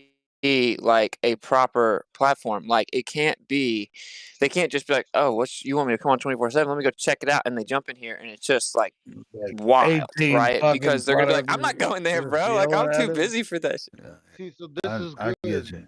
This is good that we're having this conversation, because now we're talking about growth. It can't just be the live stream, um, where we understand what that is. We've experienced it, so we know what I'm talking about. It's the live stream. That's great. That's cool. What we don't do is events to show our diversity, to show, hey, we also have this on this platform. We're not showing the audience that. As a matter of fact, we're not doing that at the moment. Not saying that you guys have never done it, but I'm saying these are things that we can start implementing on a smaller scale. Listen, I know we have the live stream, but also on this night, this is what we're doing. This is how it's set up. It's vastly different from the Royal Rumble live stream, yada yada yada. Like, people just have to know that we're capable of having Yeah, conversations. maybe Honestly, if listening to the live streams, sometimes you're like, Yeah, you're like, I'm out, dude. I don't got time for this. Like maybe once a Dude, week. I run the live stream and I can't fucking listen to it most of the time. Maybe once a week you have a show, even if it's in a different room, but everyone will go there, where they just don't interrupt. If you need to be heard at that point, just go to another room, bro. Right? If you can't, just be quiet and put the better good of the group or the server ahead of your need to just talk, then just don't come, right? And then literally just mute them. Like, but anyway, once a week you have a guest come on and you build the prominence of those people. So we have connects with a certain amount of people that we can get on here anyway. And you just like have an interview where it's all about them. They get to talk unimpeded, right? Maybe the group maybe the group audience has a group of questions they can ask one at a time, but then they're allowed to answer unimpeded, right? And it's just like a show about the guest. And then next week there's another guest. And then once you have it set up and you work out some of the kinks, you can start to get the names bigger. But for me, I'm almost positive that I can pull people in. Like I could pull people in on my show or even go to their shows, but I just chose not to do it because I don't really care. But like, I'm not gonna put my name out there for the first time reaching out to people if like they're gonna come into the middle of a live stream where it's just like bombard. There's no stupid Globert trolls allowed to talk when these people come. Right? It's like if you can do it like that, then it would build the server up a lot. Just people would start flowing in because they know that these people were here. I have another example, right? To illustrate where we could go even further if we just change things a little bit.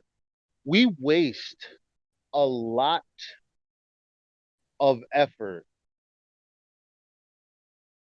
because we don't market ourselves well. This is the perfect example. No one knew that Matthew Learns had 500,000 subscribers on YouTube. No one gave him the appreciation of his hard work in his own life to say, hey, you know what? I mean, all we do is we say, oh, Matthew unlearns, change his name, all this extra shit. Like, that's weird. And it's like, yo, this is a person who actually has an audience, right? And we didn't utilize it versus having him have like some kind of regular conversation or interview or whatever. Remember, Mickey was thinking about doing the interviews and that was going to be a thing. Well, again, why hasn't anyone like set aside some separate time to say, hey, Matthew, I want to talk to you one-on-one. Let's just have a casual conversation. We'll call it coffee talk or whatever. It'll be in another channel and it'll be a different vibe. And we're going to promote it and we're going to promote your channel. How different do you think things would be? Like, what do you think the outcome of that would be? Do you think he might shout out the channel? Do you think he might promote that video specifically? You know what I'm saying? But he just comes in and then it's in the minutia of a 12-hour long broadcast and no one knows. We talked about this earlier, like doing it on Helio Skeptic's channel and doing like a special event once a week and letting the people on the YouTube live stream know what day the special event will be and maybe just for 1 hour. And it would be like an interview format, like you're saying. It's not a debate, it's just interviewing. And like maybe you could get Dave Weiss, see if he'll come on. Because we have a pretty People are large doing this, by the way. 20,000. Let me not disrespect the people that are trying to do this. Crypto literally has a podcast. I don't know how much we've supported it. I'm going to not lie. I haven't seen it. And I'm so sorry. Oh, it's dope, bro. It's dope. He just said he's going to put my interview up that I had on there, I guess Monday. But either way, yeah, it's cool. Yeah, They have an outline, right? So where's it posted with? It's on like any podcast platform. So you can go to Spotify. Why Would They Lie? It's on Spotify. It's like a podcast. All right, I'll check it out. Yeah, but they have like an outline, right? So they have different sections. They have like a little game you play with the guests to see if they can beat the other guests that were before them. And this is just inclusive, and it makes it seem like it has some type of order that flows. All right, like that's kind of the bare minimum requirement right, for a show. Like, I don't know, like I just never cared to do any of this because I just jump on camera and start just like emptying the clip and just rambling because I don't really care. But like I didn't even want to do this, right? Balls But to the if you're gonna try to wall. build something consciously, yeah, it needs to have an order to it, like an outline to it. Yeah, they did really good. Just go listen to Why Would They Lie, and you'll get an idea of what Yeah, should be let me done. pull it up on my phone right now and see if I can find the podcast because I have a podcast. Yeah, and I got the record as far as I know with the I game. see Get some. Crypto in the chat. Crypto, send me the XML link if I can't find it. So that's the thing. Like, people are in here, and lately the average has been about 30 people or whatever in the live stream. Probably a couple of people filtered out through the other channels. But last night, like we've hit these numbers before. We've hit bigger numbers. But last night it was a steady 70, 60 plus people, right? And this is what we want, but we don't want that. We want more. We want hundreds of people. So if we're talking about growing the server, it's obviously possible. QE used this platform to say, hey, we're going to debate. We're going to do it here. I'm going to promote it. And then people came. And this is all we want. We want people to come. We want people to interact with the server because ultimately we have information to share.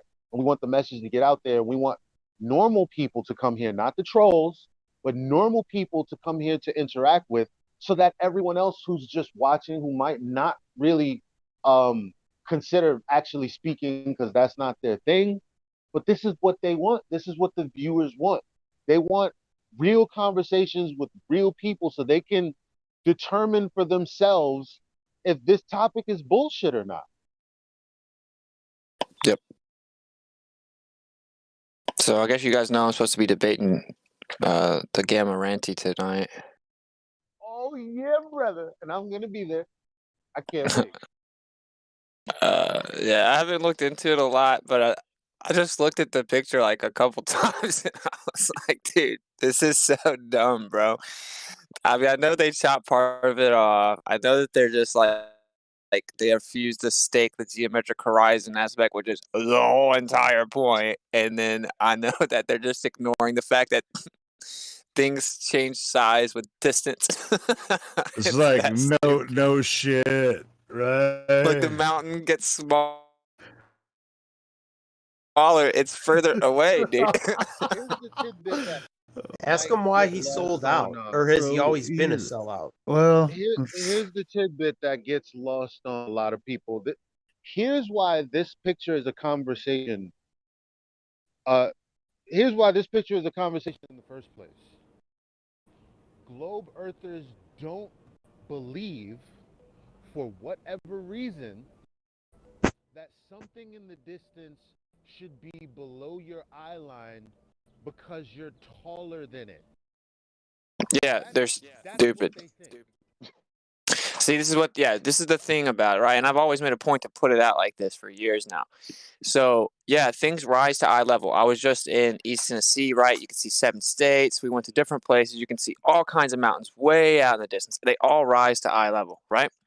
But when you go above the ground, as you rise up, you're still going above whatever you're viewing. You're increasing your height. So it's going to rise to eye level, but also still be below you because it's on the ground and you're rising above the ground. So they're both true, right? They're not mutually exclusive. Like it's rising to your eye level optically because it's on a flat earth, but at the same time, it is technically below you as you increase altitude. So it'll be below you, but then start to rise up from You're there. widening your angular resolution is all.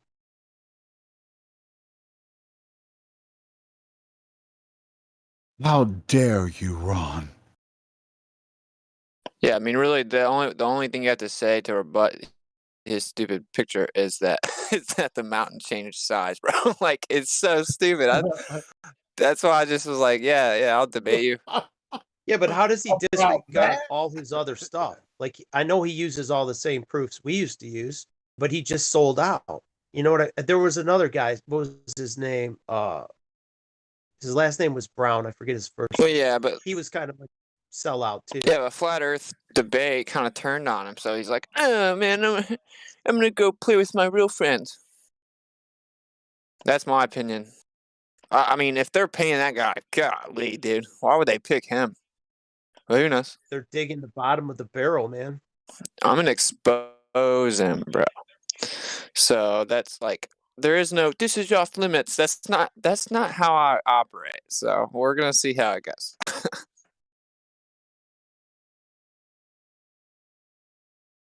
But I gotta like put together, I guess, an opener, like a presentation.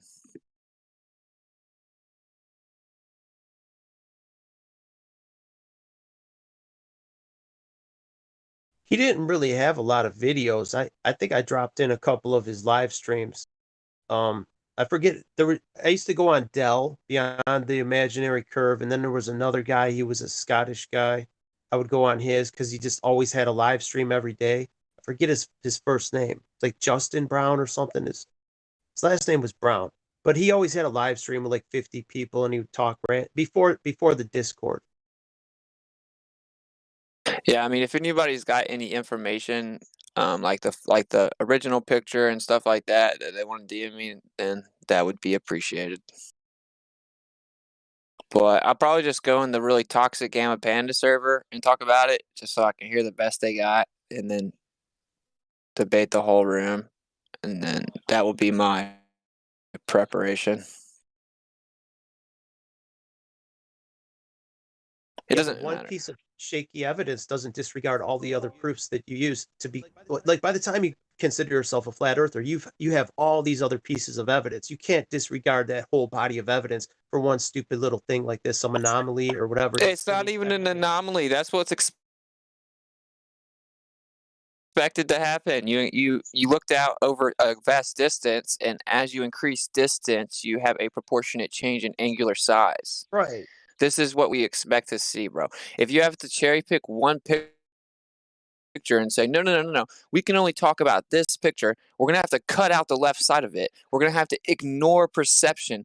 And then what we're going to do while we ignore perspective is actually straw man the flat earth with trigonometry, right? That completely excludes the phenomena of perspective. Therefore, this couldn't happen on a flat earth. At the same time, we're simultaneously not going to stake a claim of specificity of the dimension claim, right? So are you saying that in fact the ball earth we were taught of 3959 radius is true? No, that's not what we're talking about. This just couldn't happen on a flat earth because we're using trigonometry that ignores perspective, and we're not acknowledging the fact that things change angular size with distance. It's so stupid, it's laughable. It's like, yeah, of course I'm going to go expose this guy. Are they giving us like softballs at this point? Like, are they just like getting us ready to come absorb the flat earth? I'm confused. Well, let me tell you what. I came in early this morning thinking the same thing. Why? Well, I posted this video. Check out the live stream in like 5 seconds. So, this dude has 830,000 subscribers, or whatever. Bro, you are so quiet. Oh. So this dude has 830,000 subscribers. He's saying, does gravity decrease entropy?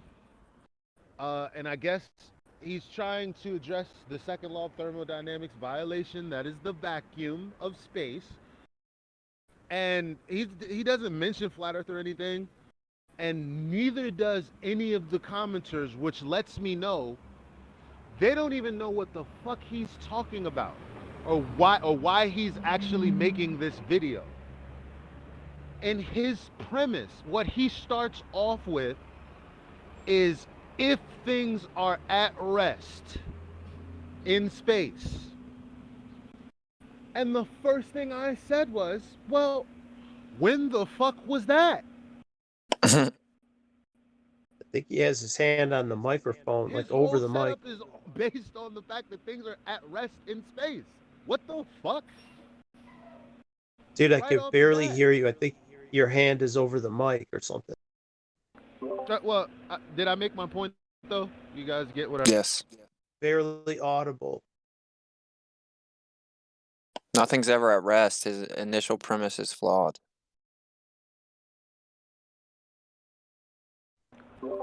But he had look. If you look at the video and you look at the comments, and like they're like, "Oh my God, my mind is blown.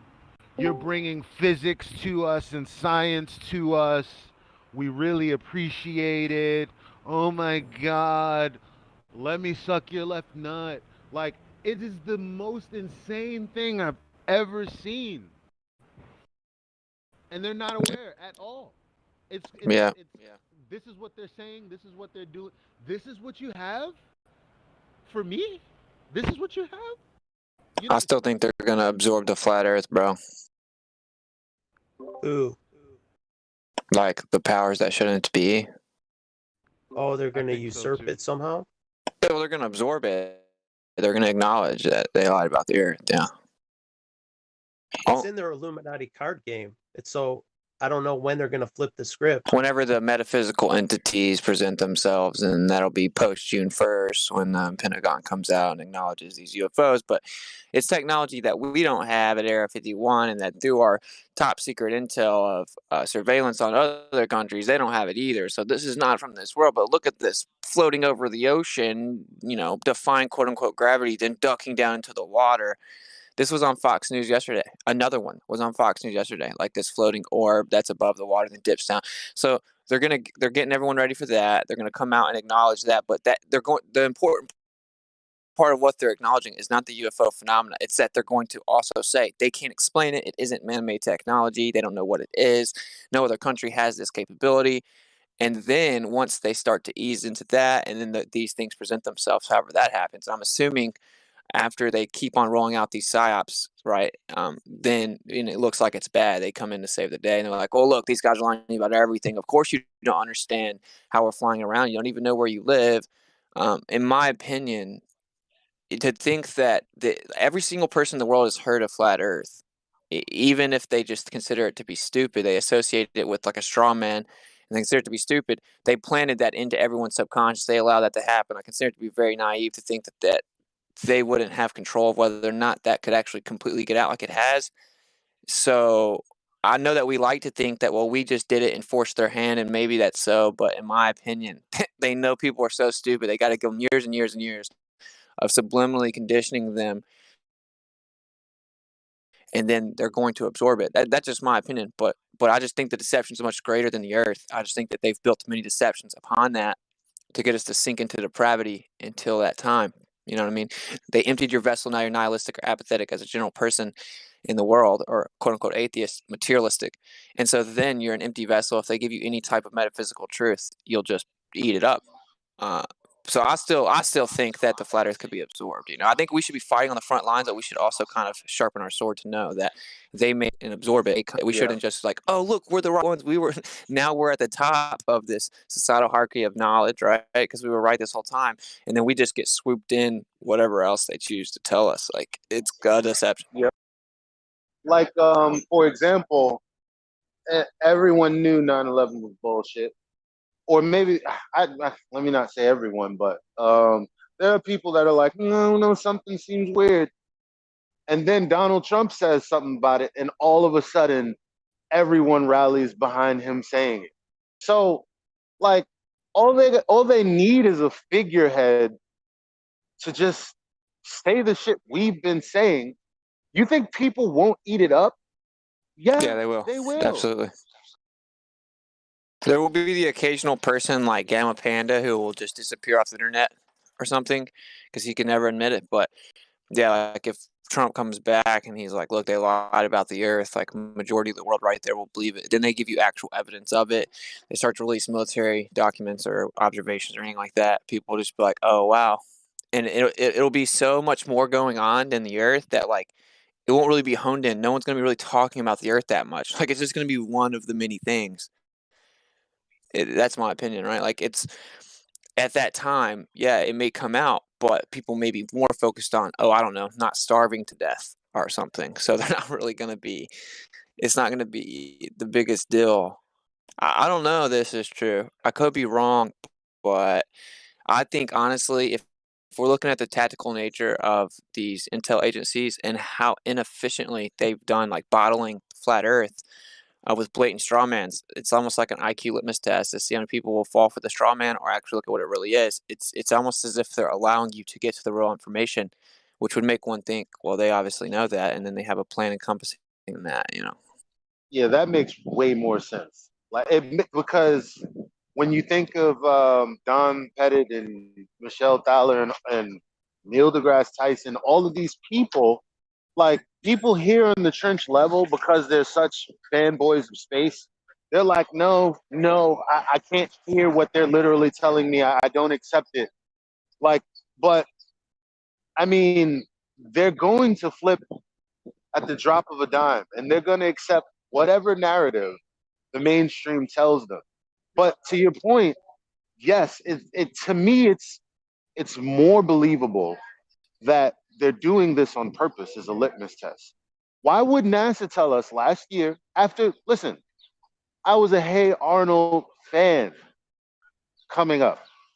And the only thing that I knew about comets is what I saw on one of their episodes when they were talking about Halley's Comet coming around, and his grandpa hadn't seen it since he was a kid, and it was the biggest event ever, and it came and went.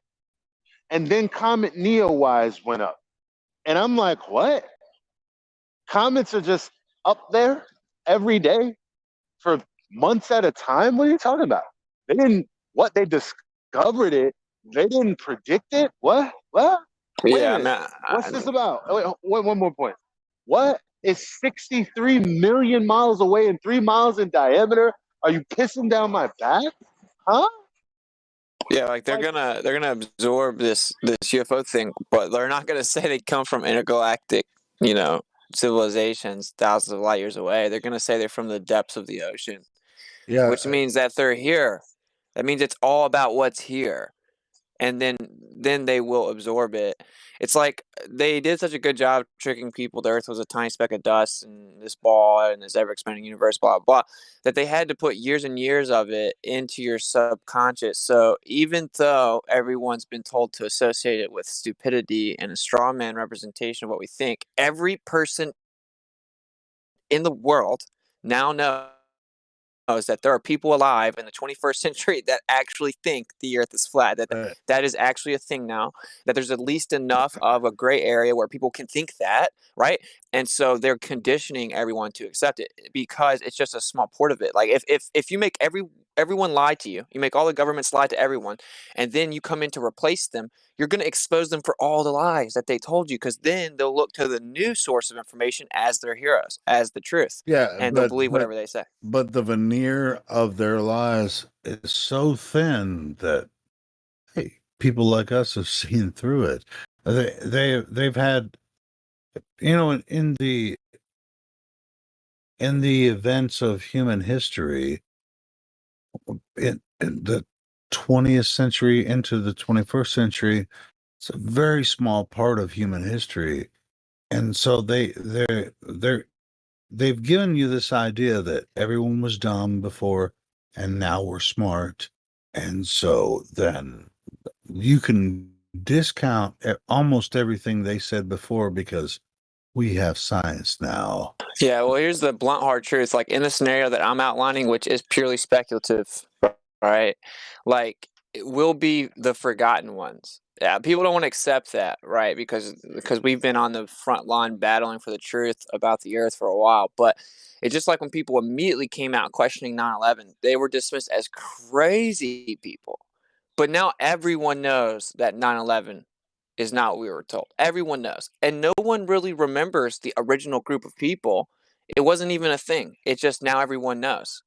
So in my opinion, it'll be similar to that. It's hard to wrap our mind around, but Sure, and that's what I'm saying about the idea of history. See, it's like with the modern quote unquote science idea is billions and millions of years, which is implausible and completely a thing. It's like, well, yeah, I see this, you know, this evolution idea and all this kind of stuff. Yeah, I mean, it's like, well, you can't really know what we what we can know is that if you study ancient cultures and you get outside, it's like, oh, they were just religious zealots. Well, another thing they did was with the billions of years lie is what they're going to do is they're going to come in and acknowledge that they actually added to the historical timeline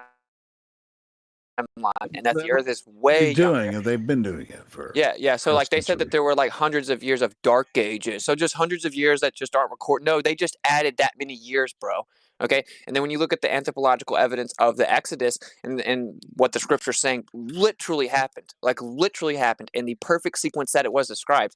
It used to be dismissed because they'd find chariot spokes in the Red Sea, but this doesn't line up with the right timeline. Oh, they found this recording that says exactly what the scriptures say, but this doesn't line up with the timeline. Oh, we found the civilization that were clearly Semitic people that were in Egypt, and then they all got up and left on a whim.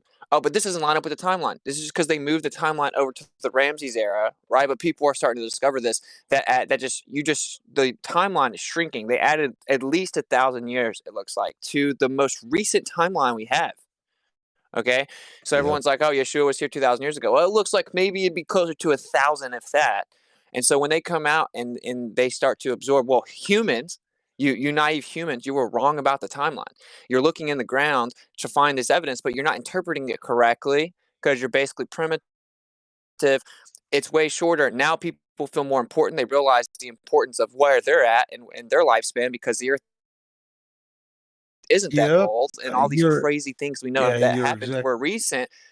Exactly right with it. I mean, the interpretation of what, even in modern forms of geology, the timeline is key. I mean, this is where they get their idea of millions of years. It's just it's a story, right? Yeah, like you can go watch what's called Patterns of Evidence, the Exodus. Okay, it's called Patterns of Evidence, the Exodus.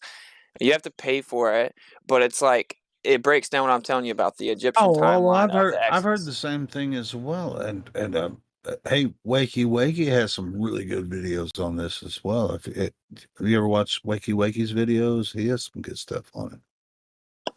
Yeah, you see the overarching point here is they hit you with the extreme in the other way, that the Earth is billions of years old. Now they're going to come back and tell you, no, it's not even as old as your historical timeline of recent history claims. So they're going to hit you in the complete opposite extreme. That's why they had to lie about how old the Earth was. One of the many reasons, because when they come back and tell you, not only is the Earth not billions of years old, this didn't happen 2,000 years ago. Yeah, it was more like 1,100 years. Yeah. It's not because even, of no. evolution. Well, I mean, I would say it's older, but I mean, Theory of evolution. This is where flat Earth. Go ahead. Sorry, Ron. I was just going to say real quick, evolution, it disproves all that shit. They're like, well, it happened over billions of years, really gradual, and things. We know that there's micro evolution, like a dog will grow a thicker coat. That's micro, not macro. So they want to enlarge the time to where it's plausible to these people. Well, no, evolution was just thrown in there to justify the timeline. Like the main trick, in my opinion, was to make you think that it was really old. So when they come and tell you that it's not even close to that old, you'll be like, "Oh, tell me more." Yeah, right. And they're geography. gonna admit also, they're gonna absorb and admit that evolution is complete bullshit, and that actually these things that present themselves are just in the metaphysical state that we were prior to devolving. Oh my God. And so when they start to tell us this stuff, people are going to be blown away. That's why they emptied us out. So we're just like ready to be filled. And when I say us, not me, I know Yehovah is real. I know the scriptures are real. I'm far from empty, but a lot of the world is, bro. And a lot of the world thinks there's nothing outside of the material world. And some people think they're spiritually woke and they just have this like ambiguous thing. They claim that we're all gods or whatever. But when they have you in this ambiguous state, they're going to come and give you all kinds of information that's going to be true. The deception will be with truth. You know what? And most of the people that are following this evolutionary design, thing, even in certain intelligent design things, they're trying to figure out how the Earth could be billions of years old and everything, and they're looking down into the Earth, and they're using geographers, and they make up this system of time.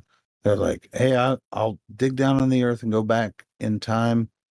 A lot of the I mean, not to get necessarily get into religion or Christianity or whatever, but a lot of the modern Western Christian ideology, they trust this, these quote unquote scientists, which are pseudoscientists.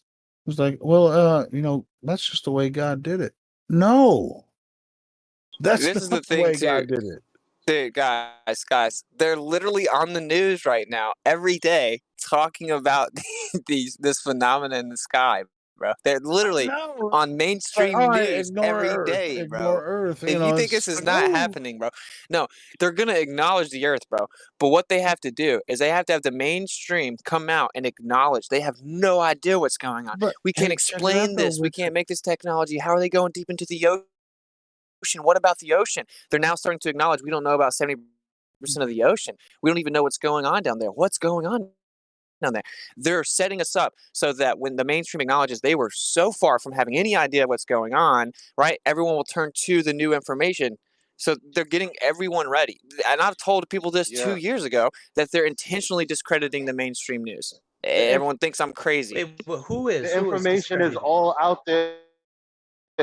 One second before you answer that. The information is all out there.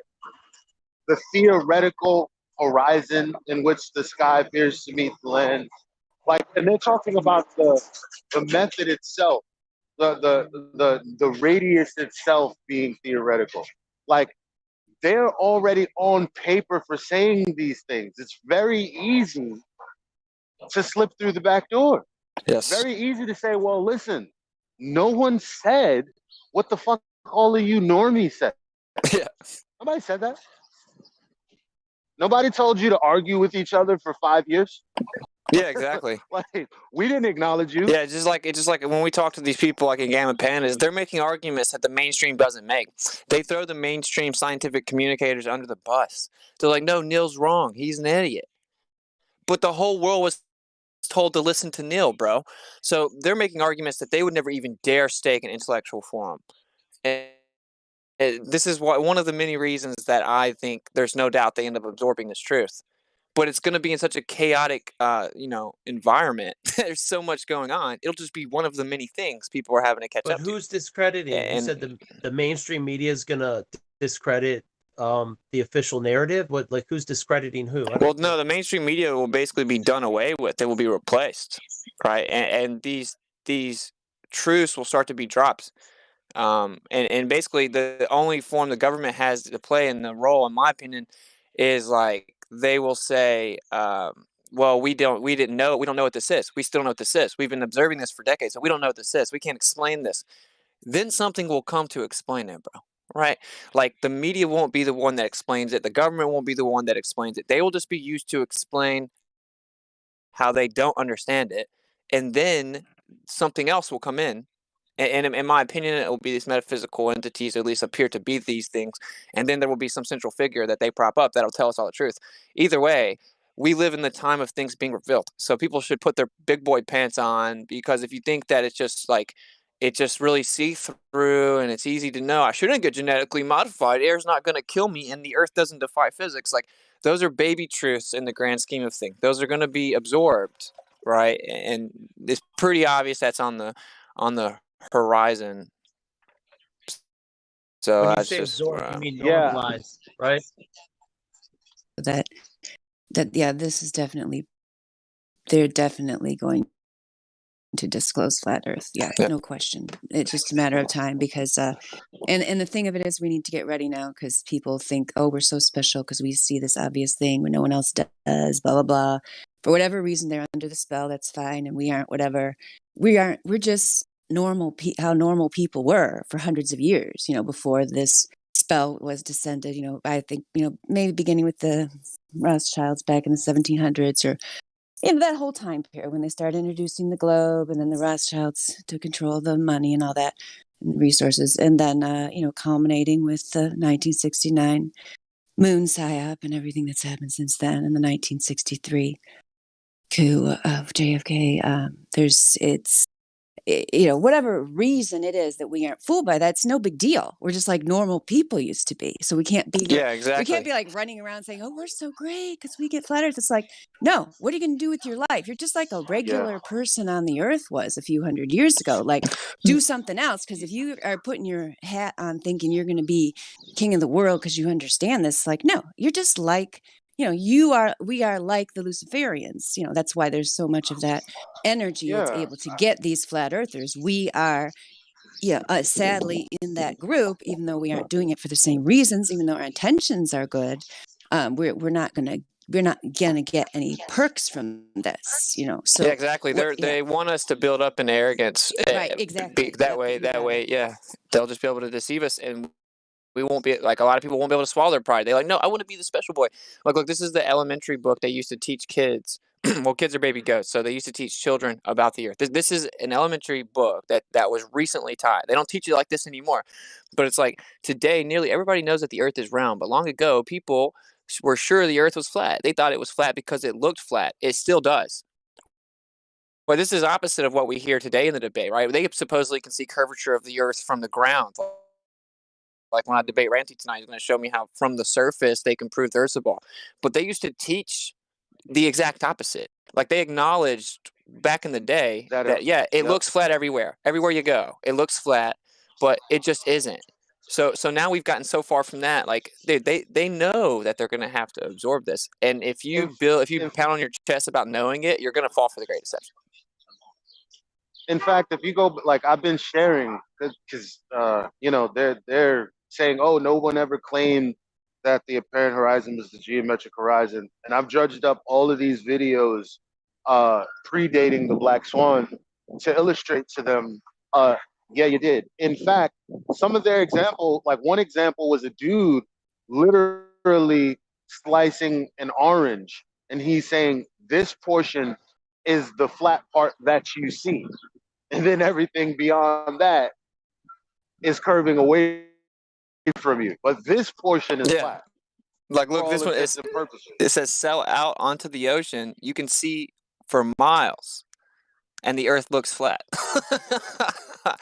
They don't, like, the people on Discord that argue for the globe, they don't say that. They say we see the bottom of boats disappear and we know it's a curved surface, right?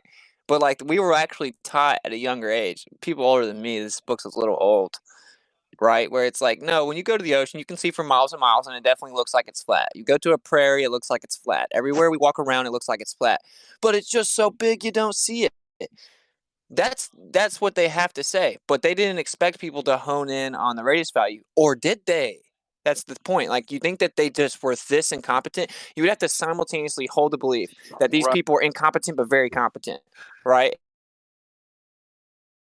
It makes no it's sense. like the boat went over the curve. Why can't I zoom back in on the boat if it went over the curve?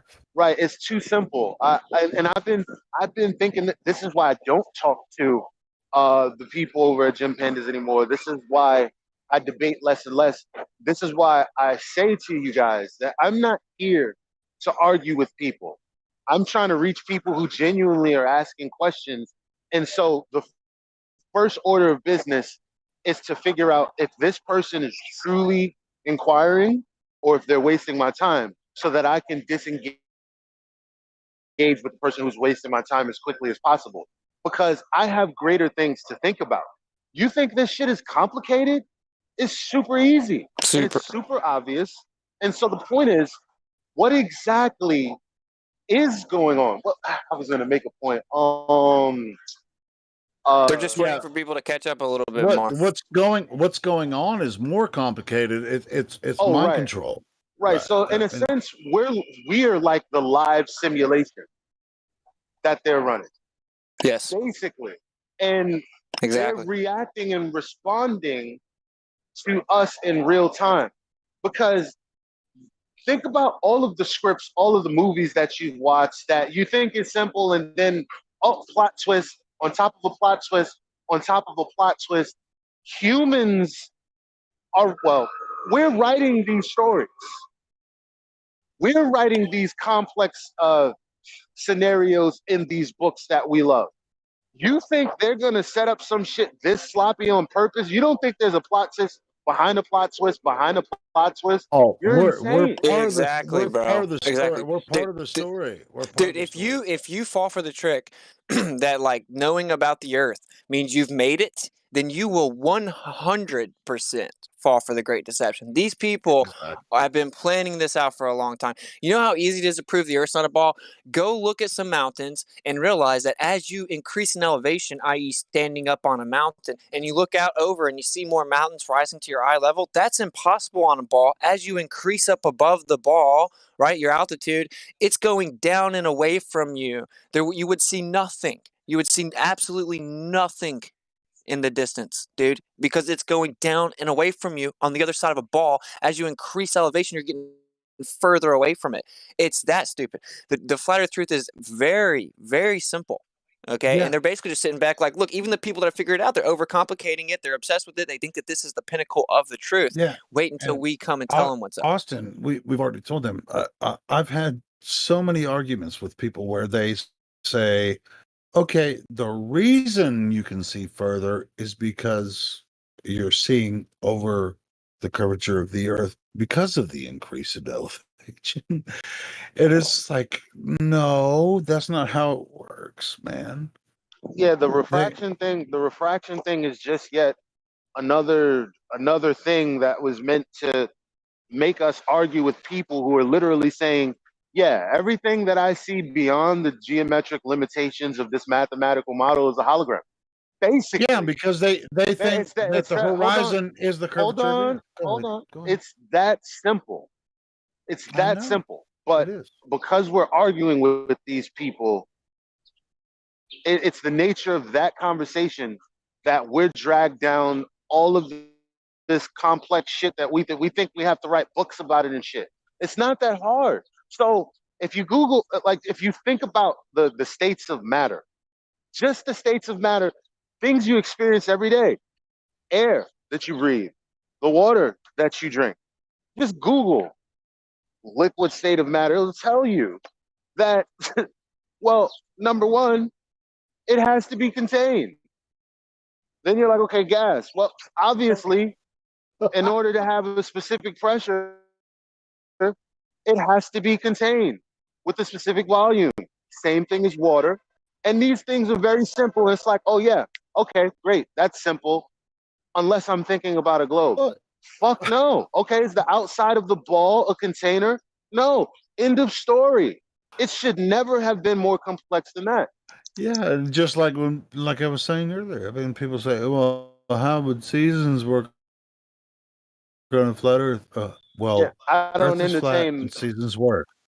Earth is flat and seasons work. Yeah, this is the blunt hard truth, dude. If you don't get to the just whatever, I know some people are going to spiral. If you don't get to the realization that the scriptures are true but have been messed with, but the truth lies there, and they don't want you to realize that the Creator is real and that you can have a personal relationship with him, and we actually know his name, and that there are instructions that are given to you so that you can sit outside of the system, differentiate yourself from the world, and you'll be not going to see through the great deception. It doesn't matter what someone thinks about it. It doesn't matter if someone wants to handwave dismiss me and say that I'm religious, even though I hate religion. It doesn't matter. None of that matters. Like, when I am just an honest researcher, okay, I look into the depths of things. When you look into the depths of the scriptures, you find out it is hands down the one thing they don't want you to figure out. Hands down. They've created an entire modern Christianity to misrepresent it. They don't want you to realize that you have a lot of power when you get right with the Creator, right? Because you do, and you have a lot of power without him also. And so they're going to come in and give you keys to your power, but it's not going to be the right way, dude. I mean, I was talking about scary. this just yesterday. Yeah, go ahead. Elijah. I was talking about this just yesterday. So we were talking about how Christians are always depicted to be this super religious faction of society that has been brutally murdering people since the dawn of time. And I'm like, okay, that's a very easy thing to just accept. It's like, oh, okay, oh, there's this faction of people that are religious, and they don't know that there's a creator, because obviously evolution and whatever, right? Or whatever the fuck I think as an individual. But the bottom line is they've given you a false dichotomy. So ultimately, it's either, well, this place is crazy, but everyone looks at me. I mean, this place is created, but everyone looks at me as a religious zealot, or it's not created, but the people who really are connected to the Father, they don't know what to make of the people on the outside of the world. It's just everyone else in the middle that are actors. Yeah, I mean, giving the perception. religion did kill tons of people, right? Like the Romans killed tons of people, and they made it where you couldn't read the scriptures for yourself. So people started trying to read it themselves. They're like, no, we got this. And that really did happen. They really did change the name of the Creator. They really did change the name of the Messiah. They really did change. They took out all the Hebrew texts in the New Testament, guys. The New Testament wasn't written in Greek, bro. It was written in Hebrew. The Vatican has it. They changed everything. So there is truth to the fact that religion, including modern Christianity, stems from like this religion that was used to murder tons of people. That's real. Like you weren't even allowed to say Yehovah, or you would be burned alive with the script wrapped around you. You'd have a script wrapped around you. Hey, let me ask I you get that, something. but my point. Wait. Go I get ahead, that, because but I guess I'm my gonna let point you is, go first. Go ahead. my point is that's not how people think about it, though. Like they're made to think that for a different reason. That's actually Yeah, for like, sure. okay, And perhaps get. people I get die that for, too. you know. I'm about to I'm bring guessing that you up, was gonna say we shouldn't talk about religion, but like no, I'm not about to say that. I want Elijah to make his point before I make my point. Are you No, done, I was done. Elijah? All right, cool. So you're saying the name, the way it's pronounced, actually makes a difference? yeah, like what it says is like if you call him on the wrong name, like he's still it's not like you're just screwed because you didn't figure out the name. He still like hears you, examines your This heart, sounds like a even if you call him superhero the wrong name. movie to me. I mean, what the fuck are you talking Listen, about? even if you say the name wrong, he examines your heart for sincerity. Okay, yeah, that's my point. that's my So, point. My okay, point, but it's even deeper than that, dude. Then It's we're deeper than there. that. The reason that It they goes hid the it goes name. west to east all across the earth. That's Yeah, but the my reason point. that they hid the name is because there's literal power in the name, the vibrational pattern of the name. I know. The Egyptians used to write about it. They were like, okay, we don't get it. These Hebrews, they seem to have some magical power. And whenever they invoke Yehovah, they're able to do magic. So the Egyptians wrote about it, bro. They're like, don't eat pork because it What's lets the wrong with demons get magic? you. What's wrong with No. magic? What I'm trying to say Go is ahead. what I'm saying is that in the ancient civilization, the ancient periods, everyone knew that this name had power, the vibrational pattern. They've now removed the name. Now people say Yahweh. That wasn't the name. Because if you know the real name, right, it has a vibrational pattern. Now Yeshua comes back with a new name, but my point is that they hid the name, dude. It's illegal in Judaism to even say the name, because when you No. know the real name in your heart, then it doesn't No, you matter don't how know the you real. That's not what I'm pronounce it. saying. I'm saying if you don't know the real name,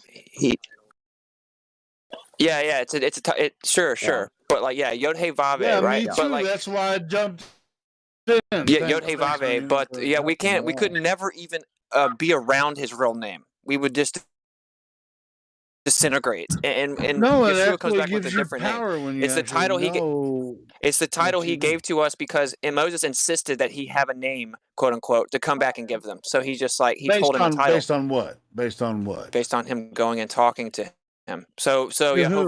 Yehovah tried to give the entire multitude the stipulations, the instructions. People call it the law, right? The Torah. And then they were like, please stop. I can't hear anymore. We're fearful we're going to die. So then they sent Moses as the intercessor on their behalf because they literally couldn't sit there and listen to the Creator himself. Right, this is why the Torah is so important. It's the verbatim instructions, and he tells them his title, and it's Yod Hey Vave, right? And if you look into which I've deep dived this for about a week, right? There's a bus sound. Even Ezekiel uses it. Even in every type of Hebrew language, there's the soft bet and the hard bet, right? So there's a bus sound. It's Yehovah with the emphasis on the ah. I'm just telling you that even the Judaism people, they know there's power in this name, but they say not to say it. And then every 7 years, they send the rabbi out into rushing waters to whisper the name to one of the younger people, just so they don't lose it. But you're not allowed to speak it. Does that give them power when the Well, one person goes over well, and whispers the I think name? I think because what Witsit is saying, it's getting lost in translation, right? Because we have this Probably is. language. Probably is. Hold You on, might be hold right, on, Elijah. Yeah. hold on. Go ahead. Because we don't know how to listen to intent. We don't know how to listen beyond the words that we were given. Okay, because there are phenomena that exist that we can discover. If I go to a glober with a phenomena that no one's thought about for 100 years, there's no literature about it. How the fuck am I gonna explain it in words, right? So this is the territory that we're treading in as the ignorant people Hey, of today. Yeah, maybe I'm being misunderstood. Hold on. Both of you were also I was everything. almost there. No. And I know you almost there. it's hard to speak like this because I'm speaking from my heart, speaking from another place, right? When it gets interrupted, you interrupt the connection. This is something that we have to learn as people who communicate with each other, period. No, I think we're on the same page. I think, but because I Yeah, I just want to make sure I'm not being misunderstood real fast here. Okay, so I'm not saying that like because I found out that it's Jehovah, I have some magical powers with the name. I'm not saying the Egyptians wrote that because the Egyptians saw that there were miracles happening and they were trying to figure out how to get the quote unquote magic. There is no like magical incantation power with the proper pronunciation, nothing like that. But it's just, it says, swear by my name. It says, swear by my name. It says, swear by my name. Magic to intentionally trigger you. So okay, no, I'm just reading the chat too. I'm saying no. The Egyptians are stupid, and they're trying to figure out how to justify this in their mind because they can't acknowledge it's the one true creator. So they tried to say it was just magic. It isn't magic. I know. And if you can say Jehovah a million times, and if your heart's not in the right place, it doesn't mean anything. But I'm trying to explain something, dude. Listen, dude. There's power in the name. We know this. Okay, there's not only power in the name. We're told to swear by his name. I want to hear what Elijah was going to say. To be honest. All I was really trying to say was, I mean, for whatever reason, I think I hear what he's attempting to communicate. But I don't know how to express that to you. I don't know how to express how what he's saying resonates. I don't know how to, because it's not necessarily the words he's teaching. You don't have a fucking clue what magic really is, right? Like when you use the power of persuasion or any of these other things, you have no fucking clue what you're doing, right? But some people do. So like, for instance, cognitive dissonance. What is that? It's a very, very depressing state of the mind when a truth is spoken.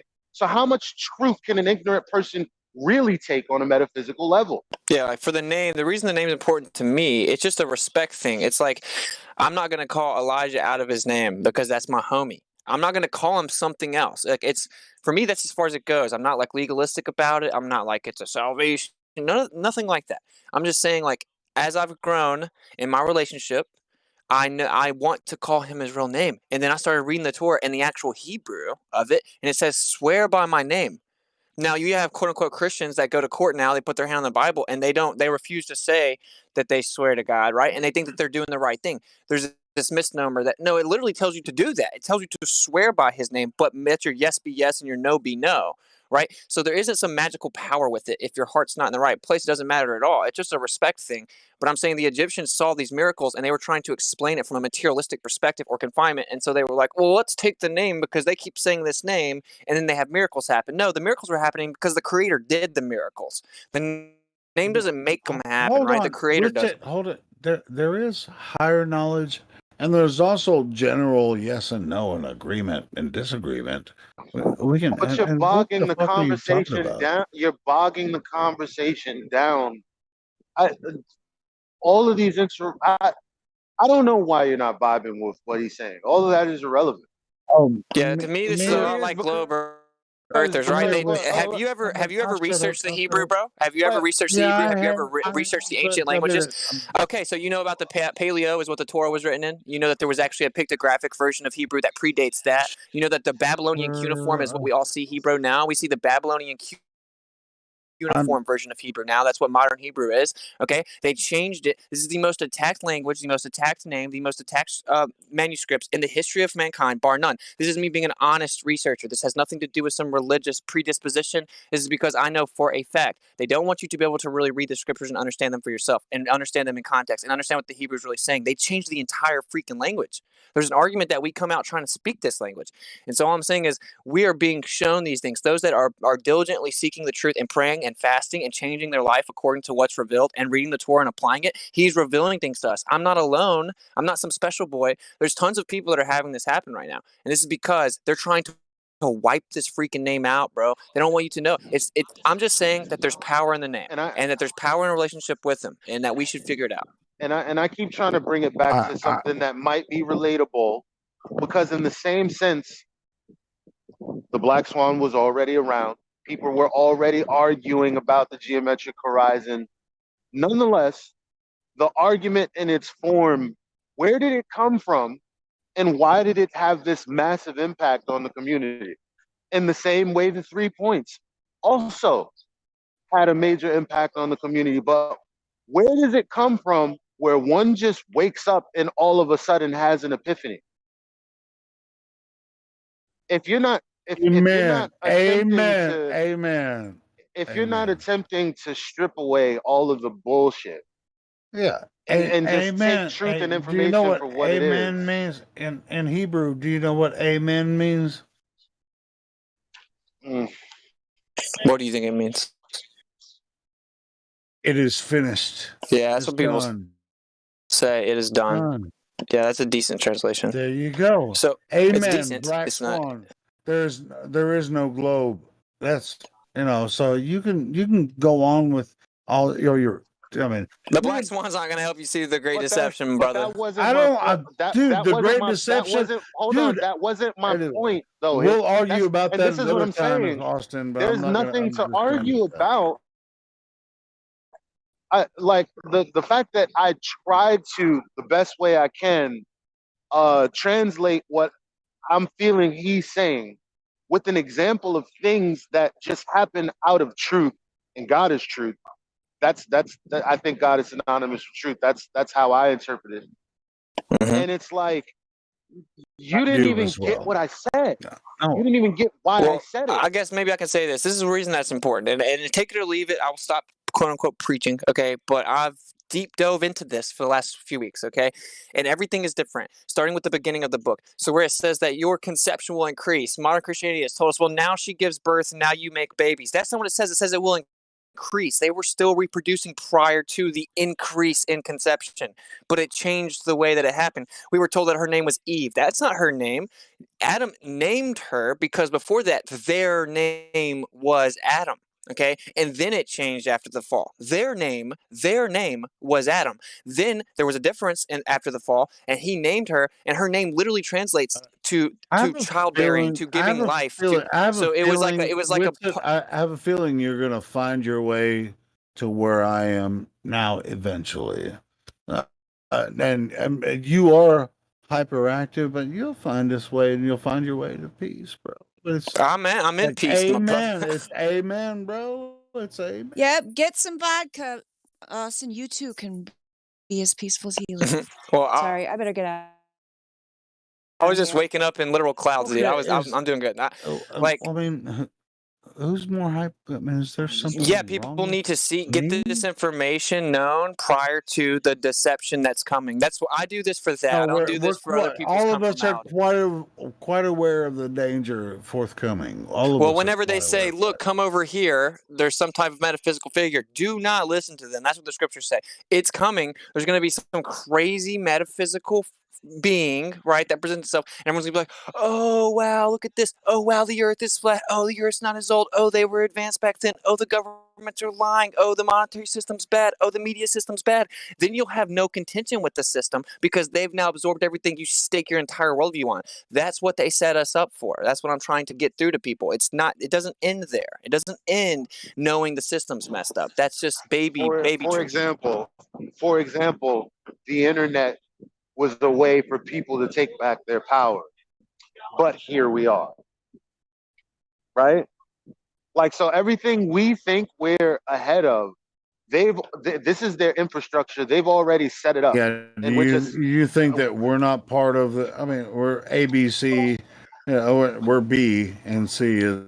I mean, it's like no, what I'm saying is people think at every turn, now we're finally free, when no, you're just in a setup still. Yeah.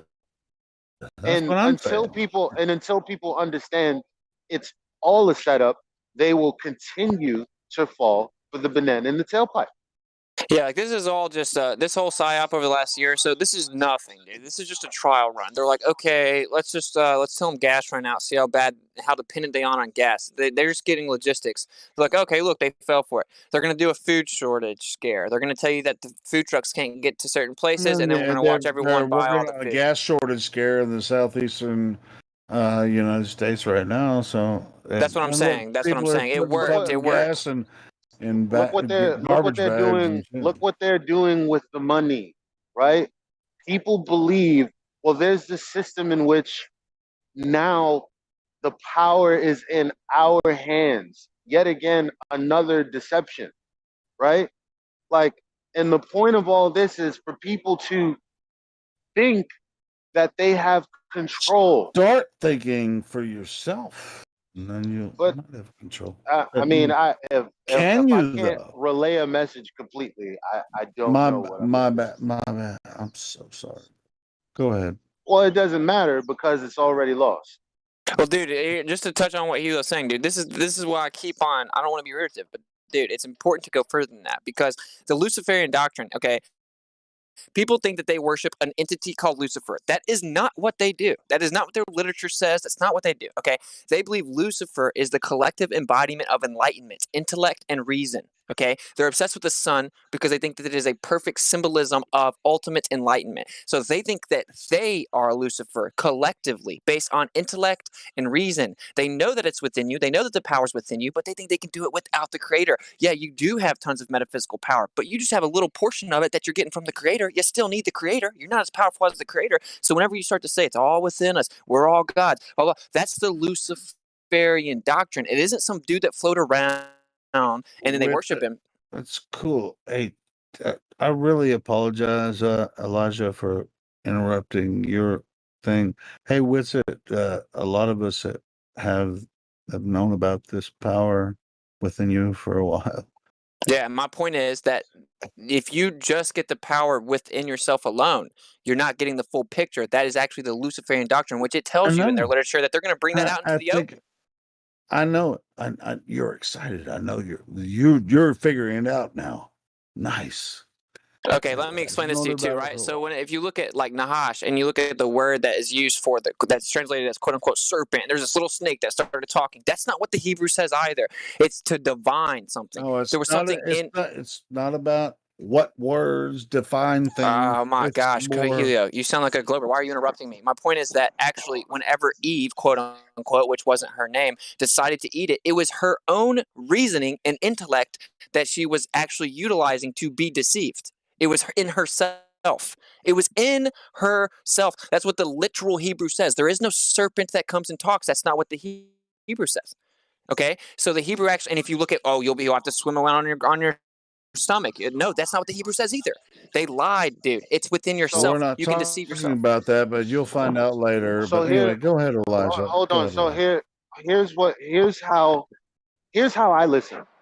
The same way I heard Eddie Bravo say there's no pictures from space is the same way I'm hearing Whitson. I'm not here to say what he's saying right, what he's saying wrong. All that I know as an individual is I've never heard this before, but I totally grew up on something else, preached something else, interpreted something else. So the first thing that engages in my mind, the truth meter, whatever that is, right? It's like, huh? What is he talking about? Where is he pulling this from? Where can I go to see what he saw? Or I can just go I use an app. Not listen. But those are the only two. Those are the only two modes that I have. Like and I Yeah, don't understand how that isn't of the utmost importance for anyone else. yeah. And Well, it's not here, I and have it's not to I listen to someone speak for long periods of time about something that you don't agree with or anything. sure. Like, there's nothing to agree or disagree. For me, it's like, where did that come from? Because whatever I believe, I was told something different. I need to know what you know. How do I get on that? And it's like Yeah. you're arguing something, and I don't even know what you're arguing because I'm Yeah. ignorant. So now this is what happens to an audience who's also ignorant. This is the kind of thing that Jim Pandas is. I'm not calling you them, or I'm saying as humans, this is where things get lost in communication. There are people who are trying to figure out, why is this human saying this?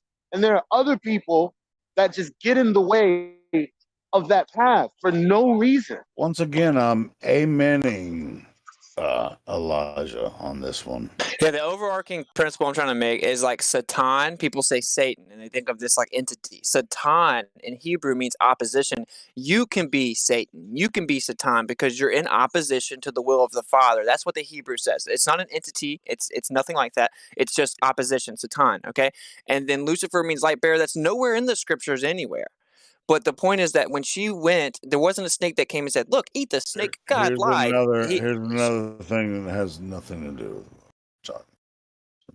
Actually, what happened Well, was but she was reasoning it out in her own head. She deceived herself. What's it? Maybe right now is not the time. I mean, Yeah, we're man, not fair enough. go gonna. somewhere else. I mean, this isn't the place. Well, I mean, I apologize. time. This isn't. This It isn't can the be the place. time for some This isn't the other time, place. Ilio. When the energy is like this, you have to disengage because it's not being received. Whether Yeah, fair people enough. Someone agree here that or needed to hear it disagree, heard it. it is what it is. Hey, I heard it. I heard it. I mean, is this what we're supposed to be talking about? Hey, I can gather it, but I'm thinking about the audience myself. But yeah, I can. But maybe are we supposed to be talking about this now? I mean, did God tell us to talk? I don't have anyone that tells me what I'm supposed to talk about. Okay, well, me either. So, He seems very informative, given that.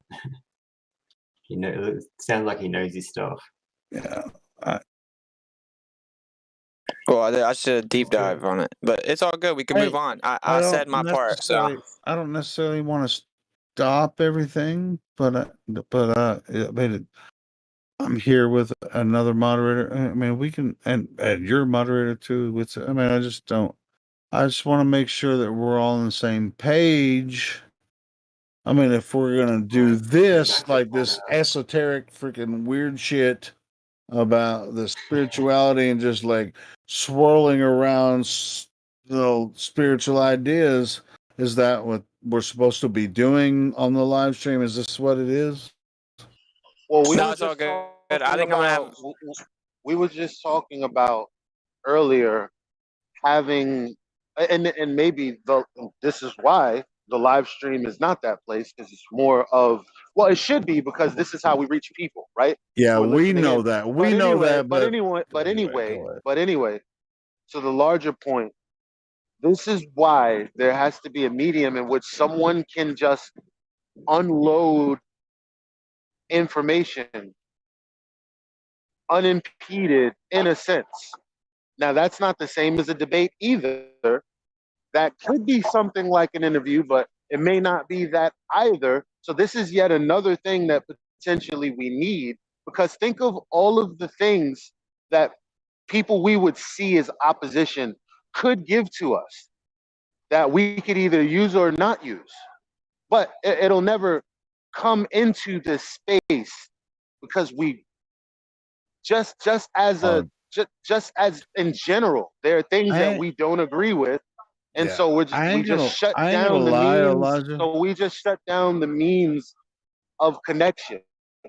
Yeah, I know we're talking Elijah, about Witsit at the moment, but in general, this happens. How are we going to expect someone like a Professor Day to come in and talk about whatever the fuck he wants to talk about? How are we going to do that? Point. Yeah, because I get, I can get religious, but really I get spiritual instead of religious. But I don't Professor know how Davis you're inside dealing that with what I'm religion. saying, because I'm No, not no. talking about religion. Like again, and I'm No, actually trying to I'm drag talking it about into a broader point. spirituality. I'm talking about spirituality. Someone like Professor But Davis inside I'm his not spirit. talking about spirituality so called. I don't even know if we define spirituality the same. I'm not talking about that. So what are you I'm talking saying? about the inability to have different characters, whether they be savory or unsavory. Yeah, subscribe to Wits It Gets It on YouTube, and we'll have a Shabbat scripture study version of this conversation today. So there you go. It was just a teaser, no big deal. No one has to freak out. I'm just letting you guys know what I'm figuring out. I can debate the earth in my sleep after chugging Jameson. It's not the entire truth. Jameson is the best alcohol out there ever. Yeah, for sure, I've especially said when it's this. cold. I've said this numerous times. Hey, So far. Jameson is a good whiskey. Yeah, it is the best whiskey. I ain't gonna lie. You're right about Which that. on the Shabbat, it's cool for you to get a little buzz, which is pretty cool. Today is Shabbat, so I haven't yet, but I'm just saying. There are things that you'll never be told in church, huh? Hey, you'll learn a shitload about Irish people, though. You know what's interesting? We were talking. Damn it! Yeah, I'm gonna at some point say maybe we can just. Well, I don't even know how much time you have, but I should have at some point said let's just go to another room. But we were talking about Shabbat, and now because we're under this calendar, we don't actually know when that is. Well, I did a deep dive into that too. So I used to look into like the lunar Sabbath, and it's based on the sky, and it keeps changing. But actually, what you'll find out if you look at it is they actually try to change the quantification of the week. So that came from the Hebrew Right. people, and it doesn't have names of days, right? It's like day 1, 2, 3, 4, 5, 6, Shabbat.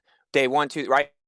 And so they tried to change it to 4 days, into 10 days, but they couldn't do it. The Romans consistently tried to change the amount of days, and they couldn't change it. So what they ended up having to do is actually change the Shabbat, the Sabbath, from the 7th day to the 1st day, and claim that by their divine authority, which is in the Catechism, right? Like the Catholic divine declaration Yeah, right. or whatever. Shabbat is Saturdays. Why is October the 10th month? Or December, yeah. Somebody? Oh yeah, why is this? Yeah, exactly. Yeah, because December means why is December the 12th? Yeah, the month? Gregorian Julian calendar is messed up because Yeah, they messed up the actual year because they don't want you to know about the Moadim, which means appointments, and people call them feasts. But the actual quantification of the week is actually still right. Yeah, it should be lunar. It should be based on lunar. Well, that's how you know, like the beginning of the year, you'll see the first sign of the moon, and that's when the new year begins. Yeah, we know. But the Shabbat is every Saturday. But we have to function in the solar system, Solar. I just said it, didn't I? But yes, but we do have to actually. It's like tomorrow or today is.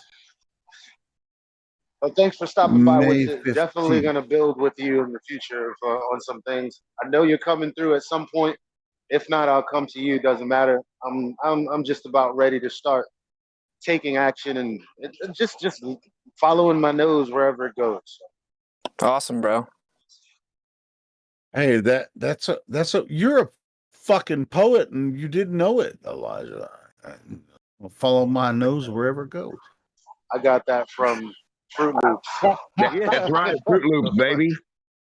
Toucan Sam, follow your nose wherever it goes.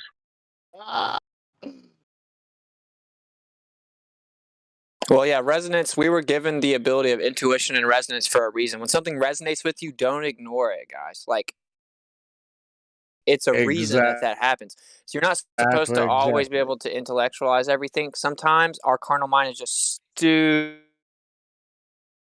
You'll get revelation, right? Sure.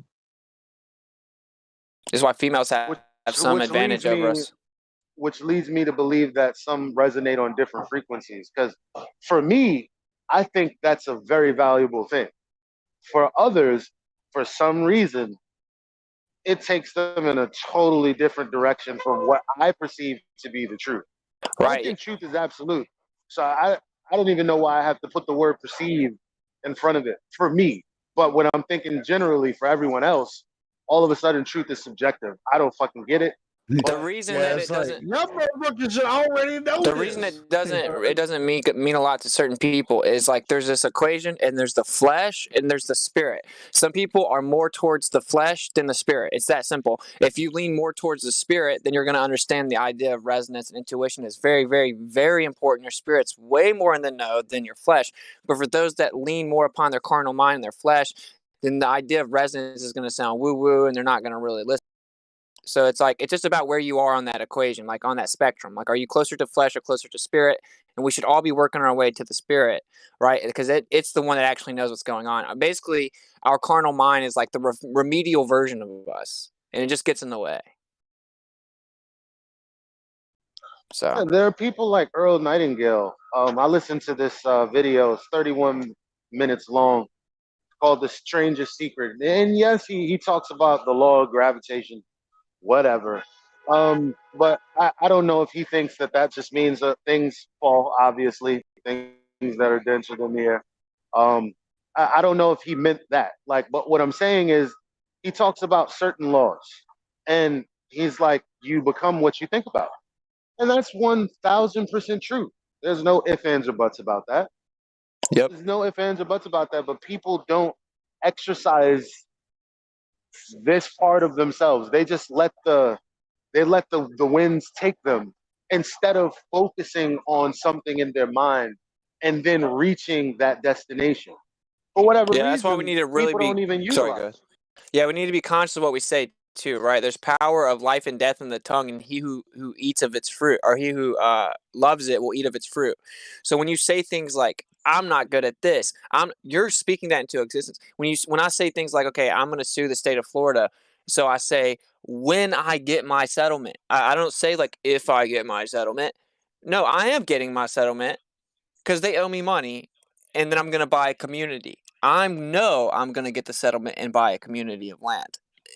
Like there's so much truth to that. That's why the New Agers are a lot closer to the truth than modern religion, because this is the truth. Your thoughts have manifestation capability, your words have manifestation capability, and this is just a fact. So like be conscious of how you speak of others, even because you don't want to be casting that onto other people. But they have to receive it via belief for it to manifest. Watch what you think, watch what you say, watch the negativity. It literally affects your physical life. So I ain't gonna lie. I see my words happen sometimes. Well, they always happen unless there are other Well, words I'm in your just mind like, that well, then I heard. not like not in I heard. manifestation. I Go heard ahead. you, Helio. You think I misunderstood you? Well, I'm not sure. Go ahead. Well, then why the fuck are you talking before understanding whether I misunderstood you or not? My bad, bro. And then again, what is the point of me building off of what you said if you're just going to interrupt me actually trying to build with you? Fuck is the point?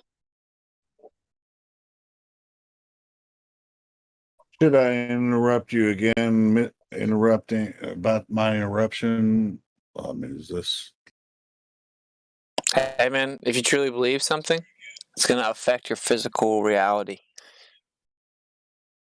So clear your thoughts out. Get rid of your carnal mind. Understand your spirit. This is the ironic part. People that walk in the spirit, their carnal mind's way more productive than those who don't anyway. The people that put all of their weight in the basket of their carnal mind, like they're actually dumber in terms of the carnal mind than those who walk more in the spirit, because you've introduced wisdom and discernment that doesn't come with the carnal mind. It helps you dissect through your own carnal mind more. So if you want to even tout intellect, you need to get there through a spiritual route, and this is what the Luciferian doctrine teaches. This is what the elite do, the Masons do.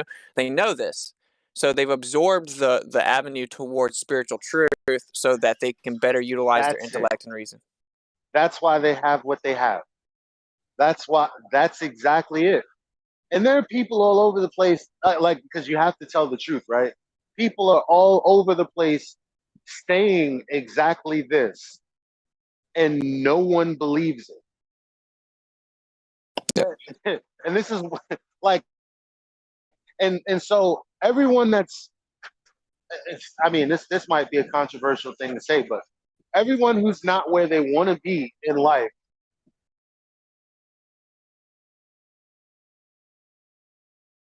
I literally haven't considered this to be true. I'm one of those people. So understand, I'm not being a hypocrite. I just realize it, right? So Earl Nightingale, he says, your mind is like a field for a farmer, right? Whatever you plant, it will grow. It doesn't care what you plant. So if you seed evil thoughts, well, that's what's going to grow. Positive thoughts, well, that's what's going to grow. Your mind doesn't give a damn what you plant. Yep, But dude, you're I going to wanted reap to what you go sow. out. I wanted to go out into the world and speak the truth. That's what I'm doing.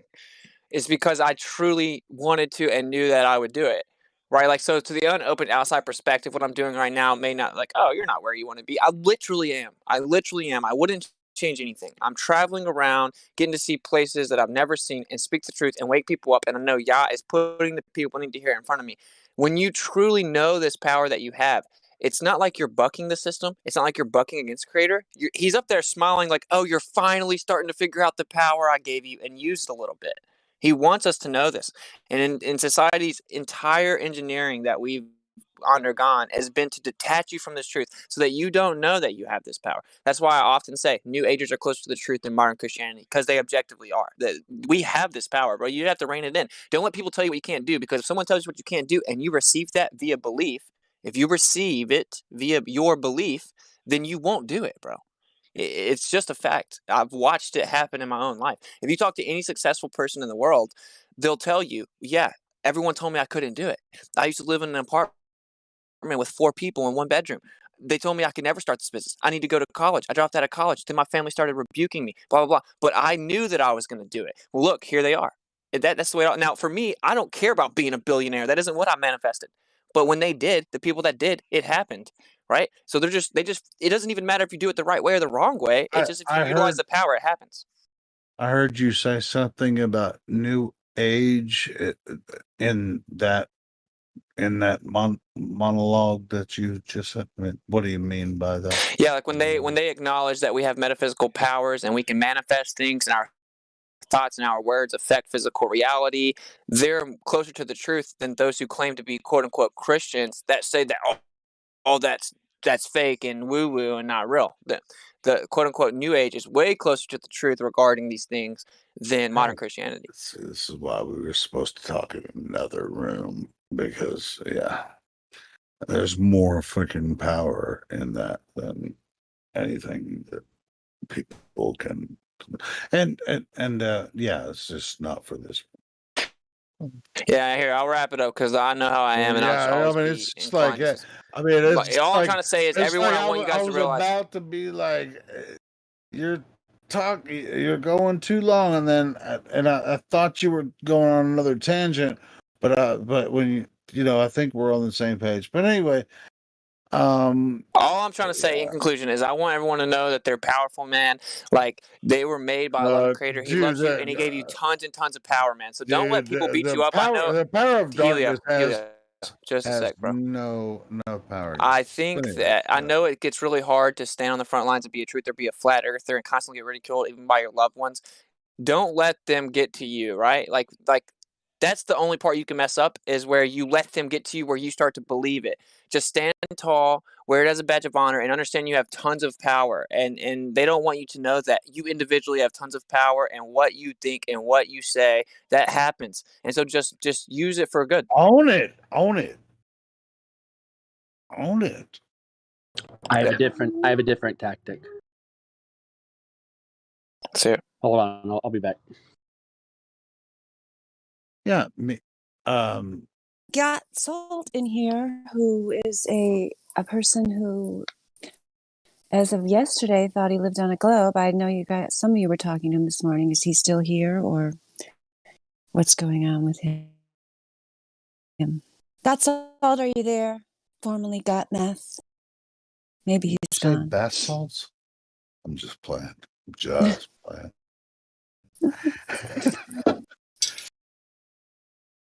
Yeah, I don't know anything about that. You wouldn't know anything about bath salts. I do know about the bath salts, the Epsom Yeah, salts. I actually that's put in where my like bath. some people Quite eat helpful. people's faces off in Florida. That's where last Yeah. time I heard about bath salts, somebody ate somebody's face off in Florida. Anyway.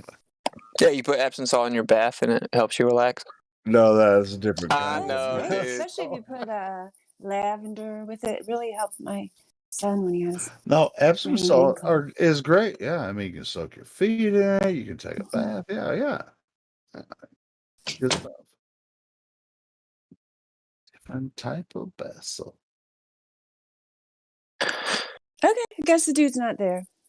Too bad. Well, I love you guys. I'm going to go take a shower, and I have the Shabbat scripture study show, and then I have a debate with Ranty at 5 p.m. Eastern, so 4 Central on Agree to Disagree, which is spelled with the number 2. Agree to Disagree with Conspiracy Right. Cats. Did The you see loser my moderator. Hey, did you wait. see Hey, my message, Austin? I have not. Okay. I'll check it out. Good luck hey, with your debate. I'm sure you'll do great. yeah, what's it? Maybe You're I'll going to listen talk to it to a couple rounds. Ranty today? What time? What time? 5 p.m. Eastern or 4 All right. Central Cool, on cool. Agree to Disagree. Yeah. On which channel? Agree to disagree? I'm not sure. Yeah, if you type there, I'll link it. Just a sec. All right, cool. Please share it because I want to check it out. And by the way, was it? It's 9:31 a.m. here, so 2.5 hours. We got a precious metals takeover if C's around. I'm glad you mentioned that. I totally forgot about that. I bet they're doing it. Last I saw they were Yeah, quite dude, did you? committed to it. I just uploaded. I'll find my I little picture uploaded about it. the last ladies' night last night, and I didn't know that. You made it into like a little separate show. yeah, I mean all Good. the ladies' nights episodes I'm recording while they're happening, and then just uploading them as a separate thing now, and I'm doing the same thing with the precious metals show. So we have 2 of them. I have to edit them. I have to edit them and then edit them on YouTube too, and it takes a little bit to upload it. So anyway, Good. Thank you. I do really appreciate that you do that because I know it's probably a lot of work to do that. So thank you it for doing doesn't take that much work. It's just a little sliding, editing back and forth. But yeah, let me check. Yeah, I have been so encouraged, Helio, by how many more ladies since we started doing the ladies' night have participated in debating Yeah, I mean, and kind of putting their own little flavor on the arguments and everything. It's just really, really encouraging to me. well, shoot, I mean, I think all of it. Do you notice how many people join when ladies' night's on? People there, I Wow, know. it's Yeah, freaking I crazy. know meme It's like increased it. Yeah, 60 people they're like will join 71, while the and yeah, there are ladies. tons of people. I It's know. freaking 60, 70 people will join. It's freaking amazing. Yeah, So yeah. yeah. I was because I sometimes listen on YouTube after I leave, and now I feel like I can leave. Like I don't have to stick around here Yeah. the whole time because there's plenty of people. You know what I mean? I used to feel obligated, like I Dude, had to be here the whole time, but now I don't. It's like really exciting. It's great. I mean, I don't even know what to say. I mean, I do know what to say. You're freaking awesome.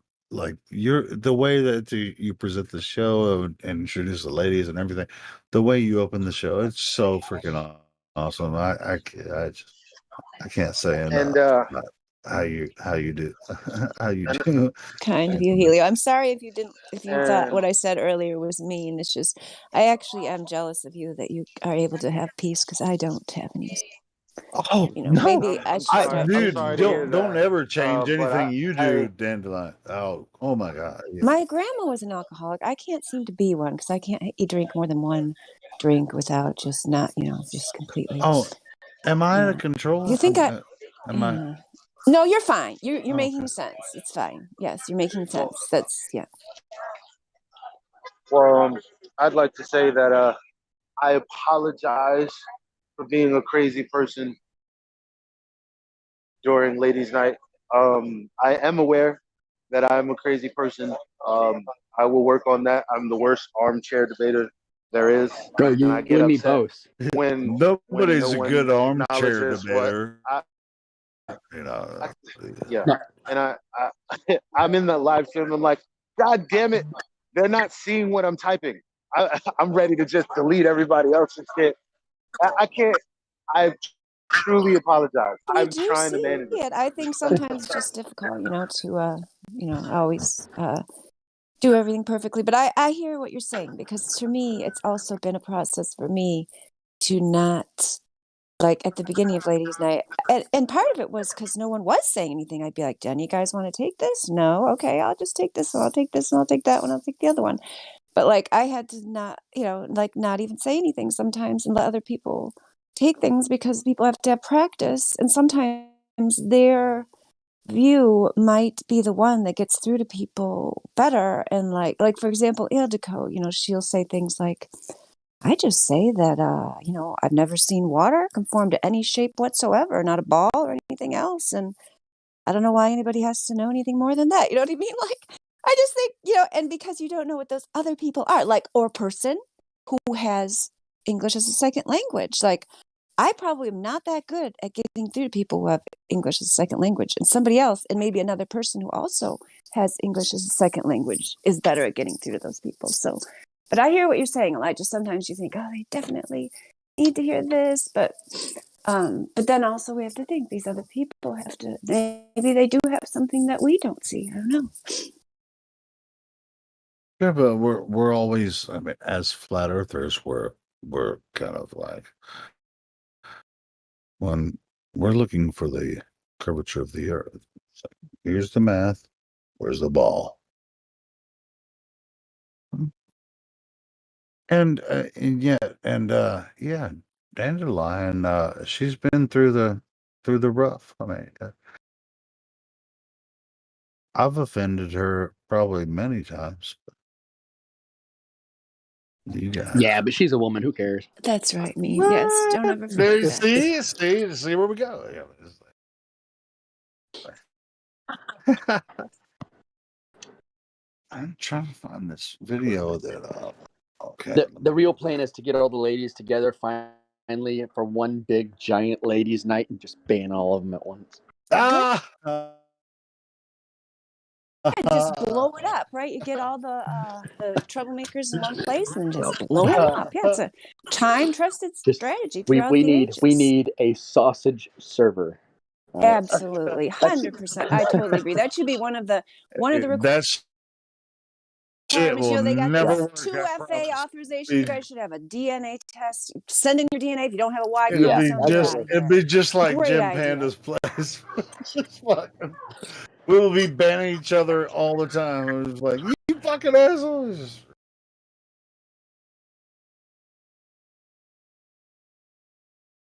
But anyway, I see what I was gonna do. Yeah, I edited last week's Precious Metals video. I'm about to post it now.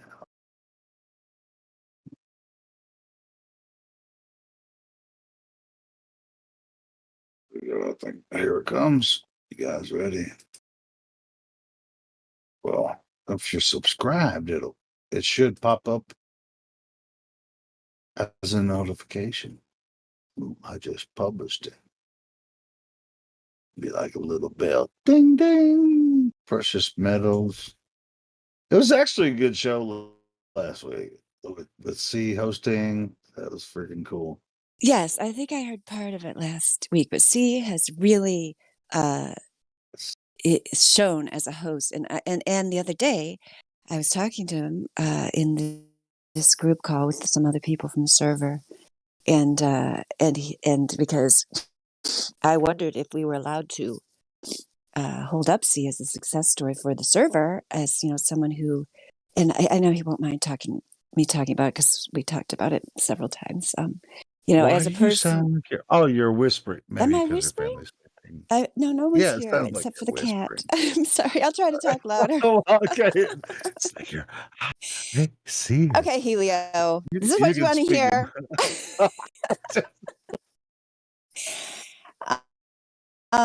Anyway. Anyway, He's C been came in here, timid person, very always apologizing for his existence. I don't know, you know what I mean? Like very insecure and so on, which he knows that always, like, because we tried to tell him, don't say sorry every sentence you say and so on.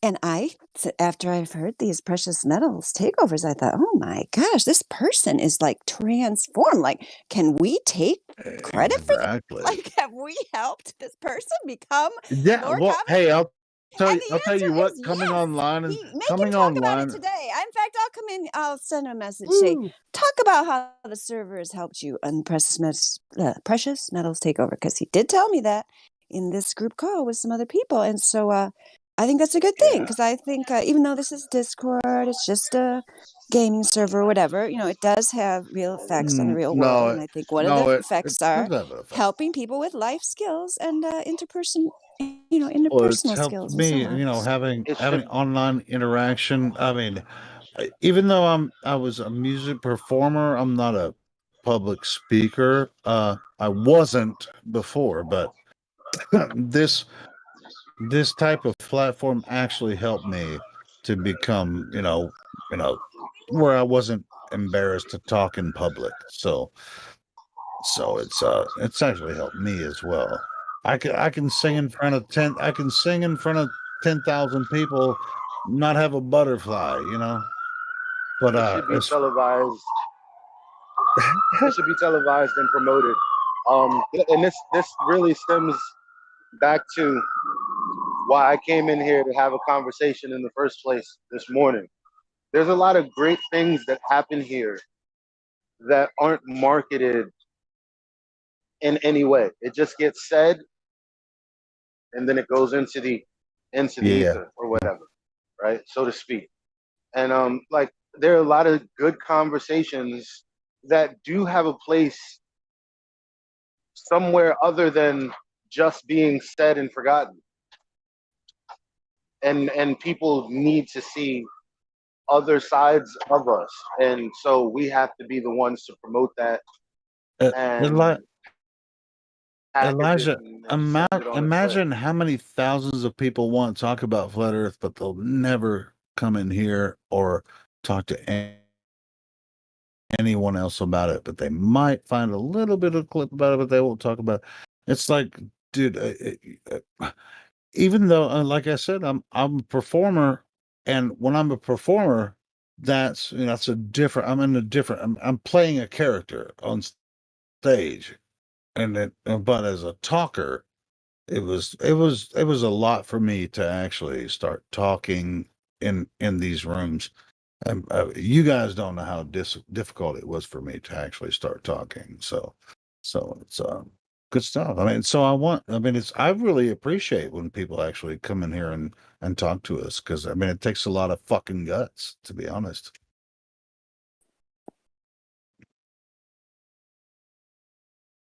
Because I'm always, I can't even to this day, I still can't listen to myself talk on a live stream.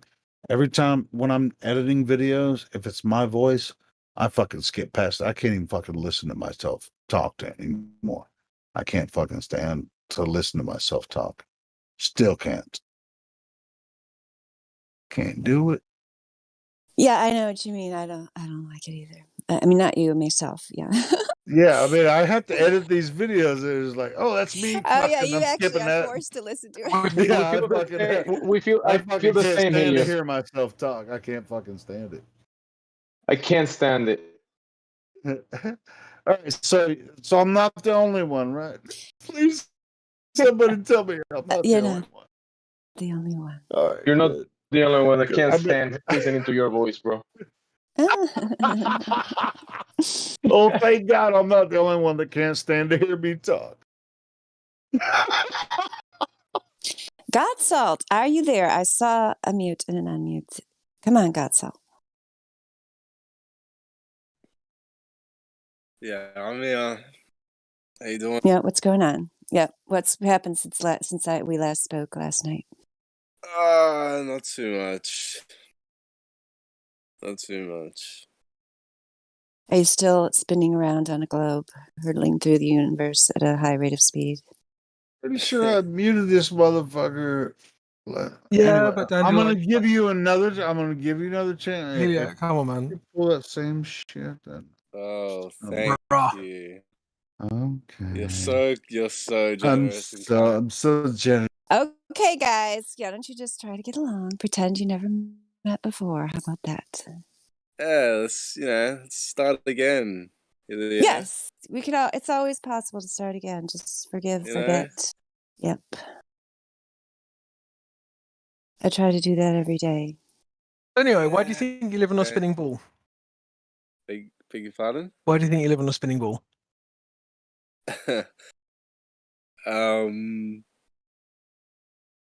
Well, I guess because that's all I've ever known, you know. So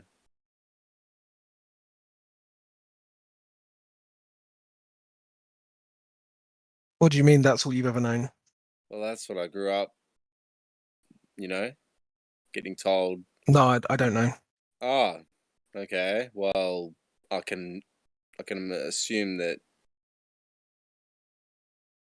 you can understand where I'm coming from. Most people are told as they're growing up that the Earth is round. No, That's or is quite that interesting. Australia? And I'll shut up because I want to hear Crypto's voice. I just wanted to say it's interesting that you say I know that Oh, because that's what I've been told.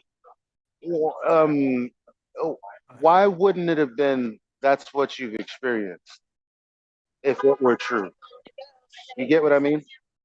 sorry. What's the question? Well, there are certain situations like if someone asks you a question about your day, you'll be like, well, that's because I did. That's what I experienced. I literally just came from there. Definitive statements like this. But we ask, why do you believe you're on a spinning ball? You're like, well, that's what I've been told. Isn't that interesting? Not really, bro. So let's just say you were in your house, right? And there was no one in your house. But on the news, it said that in your house, 10 people had been murdered with machetes. Which one would you go with?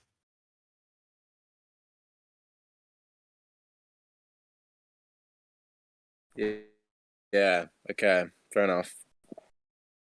So So that's what Elijah's trying to say. It's like yeah, no, I people get it, bro. believe this thing that no one's And- experienced.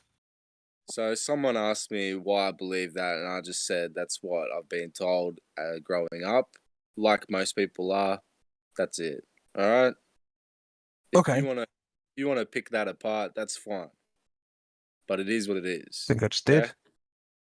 Not really, bro. I'm pretty sure I did just pick that apart. But Yeah, and you made yourself sound like a dick. oh, did I? Yeah. That's interesting. Well, that's a cool opinion you've got there. Yeah, it is. Yeah, I don't think he did. Gosh, I mean, I thought that was a good analogy. I don't see what the problem is. What got milk? Gosh, you seem like you got a chip on your shoulder. When you're talking to the ladies, you were so much nicer. No, well, this crypto guy was talking about it before, so I don't know what his deal is. Oh, I mean, I just asked you a question. Are you above being asked questions? Okay, sure, you're right. My bad, bro. Cool. My mistake. How dare you, Crypto, talk to the guy like that? Did I miss something? I need to rewind. I don't know. I just thought asked him whether he would believe the news or his own personal experience, and I know. I thought that was a good question. I just not allowed. Apparently, I'm such a dick. Don't worry, I've already slapped myself on the wrist. Okay, good I won't job. do it again. Yeah, I would believe my own personal experience, by the way, just in case you wanted someone to answer. Yeah, so would I. And so obviously, you don't actually experience a globe. I'm not saying that's definitive proof that it's flat and motionless, but it's a good starting point, right?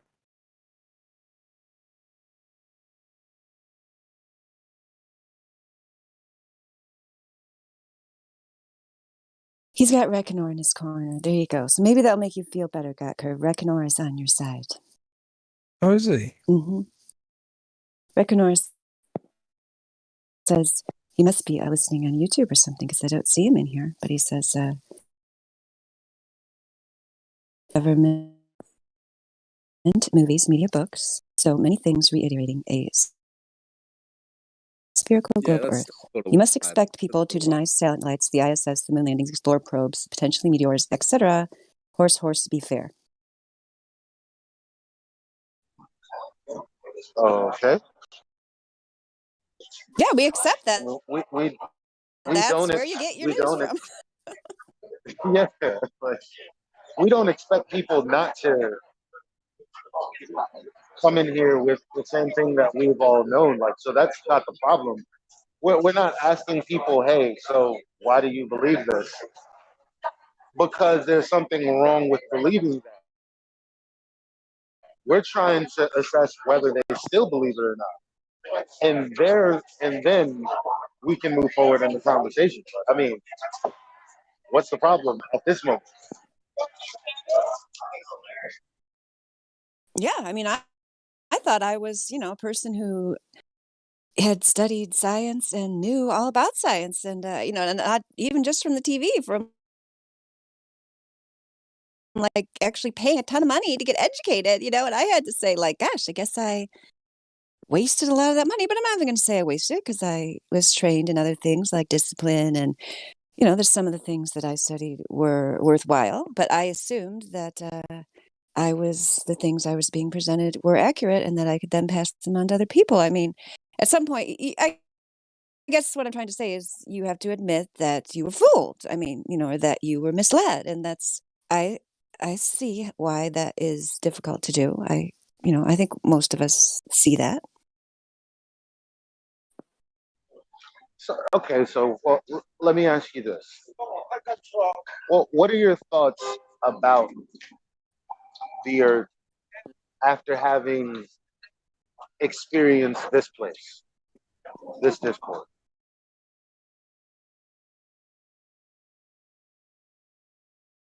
Is that a question for Got Math? Yeah, there you go. Yes. I would like to hear the answer to that. Go ahead. Wait, what's the question? I missed it.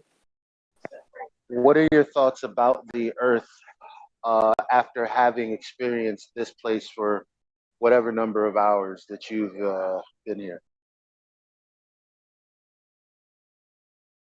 Well, someone asked me before, and I don't think I could make up my mind unless I physically see the shape.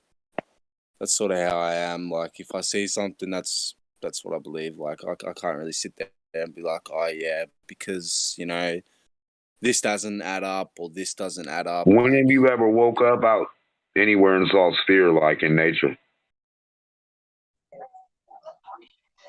That's not my question, then, Ma. That's not my question. Sorry. Never mind. Coming in super high and super aggressive. I just want to know what his thoughts are, and I have a feeling of saying that's not what I asked, but you know what? I want him to express himself. I mean, damn. Yeah, I actually want to have an honest answer to that question as well. Come on, man. Got Math. What do you mean? Be honest. I want an honest answer to his question. Be honest? Yes. Please. Hold on, fill me in. I thought I was being honest, but let me try. No, you weren't. No, we can tell. Okay, let me try again. All right. Fill me in. Meme wants to know what the question was. I want to know what the question Got Curve, do you remember the question? Yeah. Like, what do I think about it now since I've been in here? Yeah. Right? Yeah. Yeah, because I guess because it sounds like you're saying, well, I can't really make up my mind on the shape.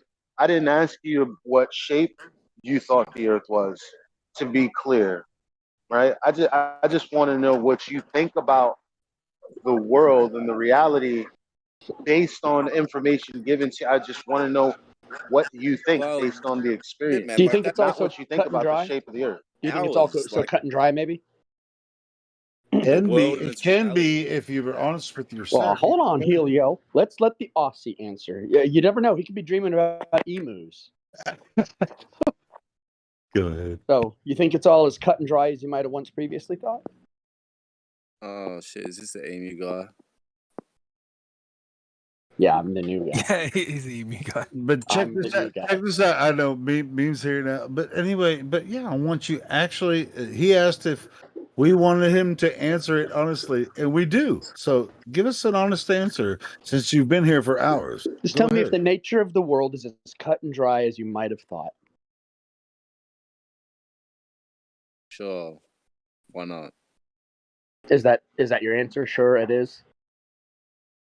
Well, I didn't say that, but sure, why not? Like, I don't know what you want me to say, bro. No, I'm just asking if you think that the nature of the world, looking at it, is as cut and dry as you might have previously What thought. do you mean by that? What do you mean by that? Cut and dry. I was about dry.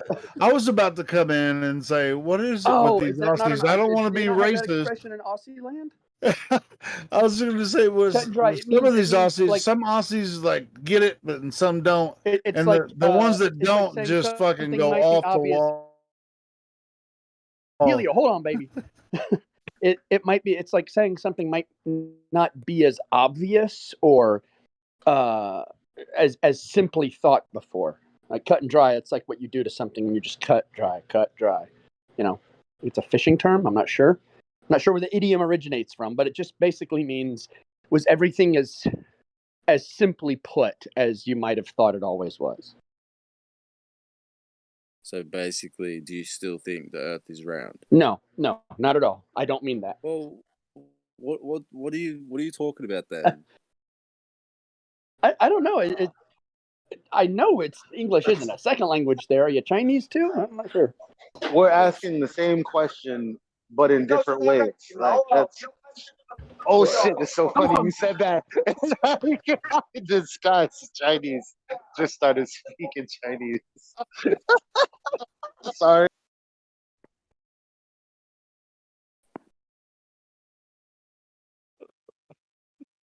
Sometimes I find to get through these mental blocks, give them like an example answer, like how you would answer. As if Here, I was here, I got it. I've got the meaning of the idiom. I'm just gonna read it. Prepared or settled in advance, not needing much thought or discussion. A cut and dried decision, lacking in originality or spontaneity, routine, boring. Yeah, I get what you mean by cut and dry, but like, what are you actually asking me? I'm asking if, when you look at the world, are the explanations that you're looking for as cut and dry as maybe you thought they were? Yeah, but what do you mean by Or the world? or is maybe real knowledge kind of elusive? I'll give him an example.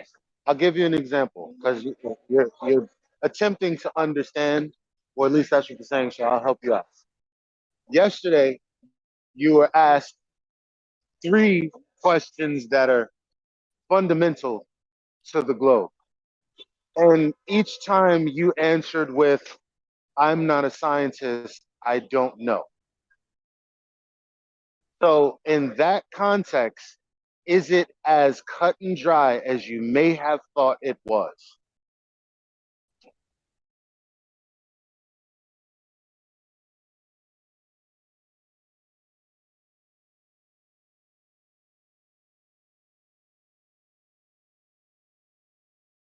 Mic check? See, this is why I muted his ass earlier. Answer got it. No, you muted me, bro. Yeah, 'cause I think he told was you just thinking. right. I Oh, think he was just now he thinking. speaks up when I mentioned There's a that I thing muted called him. wait time. You know, it's fine. Elijah was just checking My to see bad. if it was My heard. bad. My bad. Yes, I heard him, and I think he's going to answer, Gila. I'm pretty sure. Have faith in him. I got a little I bit have of faith. faith in you, Meth. Okay, good.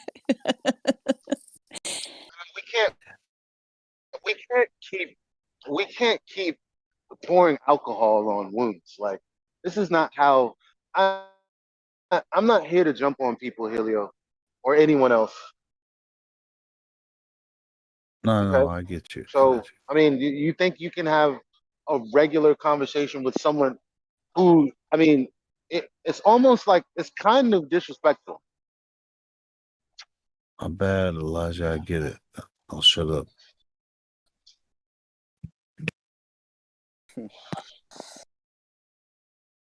Well, my example was pertaining to the question Meme and I was attempting to ask. So whenever you're ready. Yeah, bro. I just don't know what you mean by like, you know. I'm trying to come up with an answer, but I don't know. Can I make it super simple, right? Yeah, sure. Let's just say that your mum came home and she said, "I've bought you a cat for your birthday," and you look at it and it looks like a dog. Would you still be like, "Oh well, you know, she said it's a cat, so cat"? Or would you look at it and go, maybe the cat explanation isn't as cut and dry as I thought originally?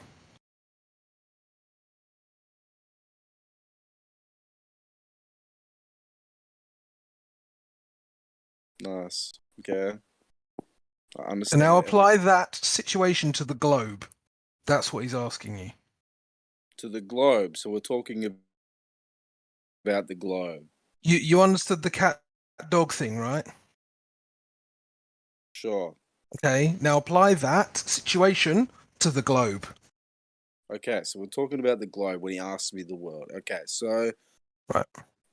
Now I know what we're talking about. I can give you an answer. Like the world, that means so many different things.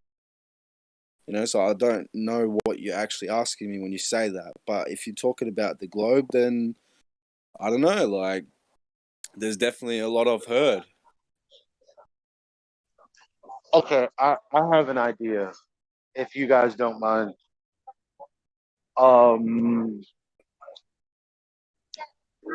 So what I want to do is just have the conversation again, as an example. So I often play this video that's 1 minute and 38 seconds long, and it details the distance to the horizon and how we've come to that conclusion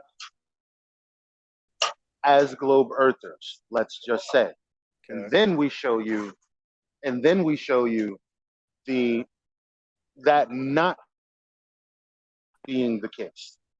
And then ask, what do you think about this? Because if it was as cut and dry as you thought, the observation we're showing you would coincide with the geometry that they're talking about.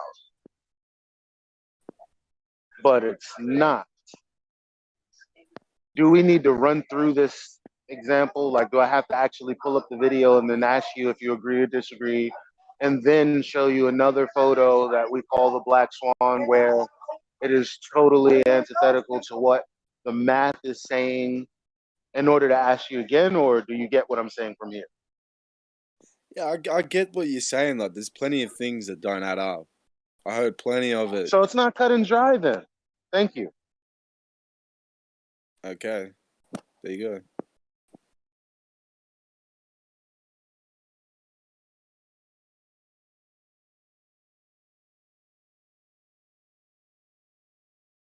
You were the guy last night when I was talking about 8 inches per mile squared. Weren't you the one who said that you didn't like math, and so that was like it was not a way for you to be able to take in the information? Wasn't that you?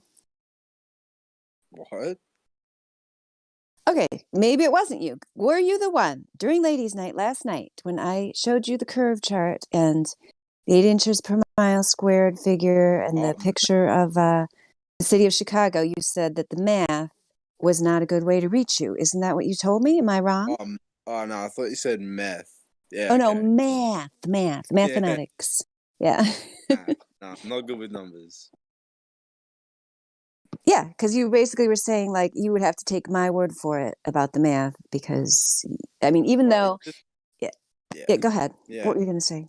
I was just gonna say, like, I can't do two things at once. Like, if I sit there trying to do math, I wouldn't be able to listen. You know? Yeah, I mean, probably if we could sit down, or if we had like the blackboard. We were in the same room. You know, the math is not really that hard, especially if you use the Pythagorean theorem, which works perfectly well. But I understand what you're saying. So, like, for example, Elijah mentioned the black swan observation, which is different than the 8 inches per mile squared observation. It has to do with the horizon. But still, there's math involved. Like, you would have to take for granted. Well, that's why I showed you that it's Google that tells us 8 inches per mile squared. So, like, if you're coming from a point of view of believing the mainstream, like, we're just testing their math. So they've come up with this conclusion that this is the shape of the earth, this is the size, and, you know, that and according to what the math that they give us, their claim, which I'll put that back up here for you again, Google's claim, which, you know, to many people today, Google is the source of all knowledge. Google's claim is that the curvature, the rate of curvature of the earth is 8 inches per mile squared. So, you know, we're testing that number, and it's the same thing. I don't think anyone did. Do you even know what Elijah's talking about regarding the black swan Yeah, I think the observation? girls Did you? went over Somebody it. went through that. Somebody went through that with you. But Yeah. yeah, I was pretty tired, so I wasn't really taking Yeah. it in. Okay. So, but basically, I mean, you could. I have confidence in you that if you put your mind to it and made the effort, that you could do the original calculations that would show you how these numbers were derived. Or since you take all these other things on faith, you know, about what mainstream's telling you, you could take it on faith that they say when you calculate it, these are the numbers we get: the 8 inches per mile squared drop rate and the 1.22 times the square root of the observer's height horizon distance. So, do you accept that these so-called experts who supposedly study the globe model have come up with these numbers? Do you accept that these are their numbers?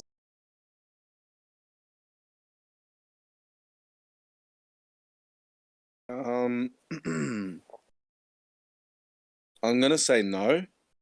Not So that you I think don't they think. made a mistake in the math? Do you think that No, no, no, everyone who's actually no, tried this has made a mistake in the math? not at all. Okay. That's not it at all. I just can't accept it because I haven't looked at it myself and worked it all out and didn't, you know, like I Okay. haven't done that.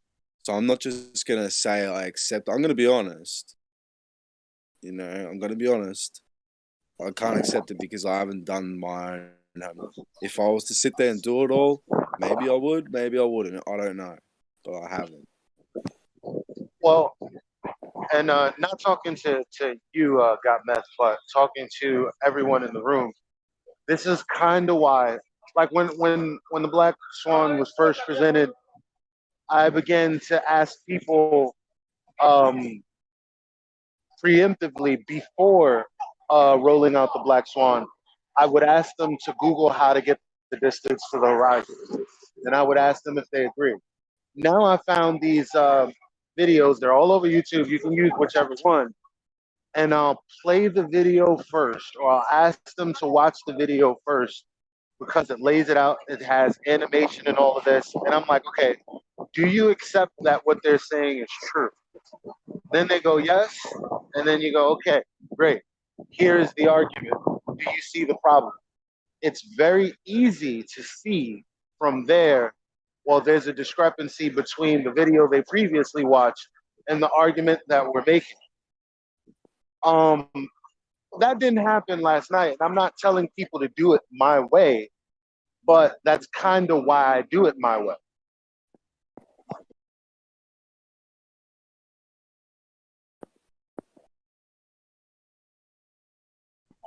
And then, of course, to your main point or your actual point is, yeah, if you were to actually make an observation like that yourself, go through the math yourself, then maybe you would begin to think about it. I understood that.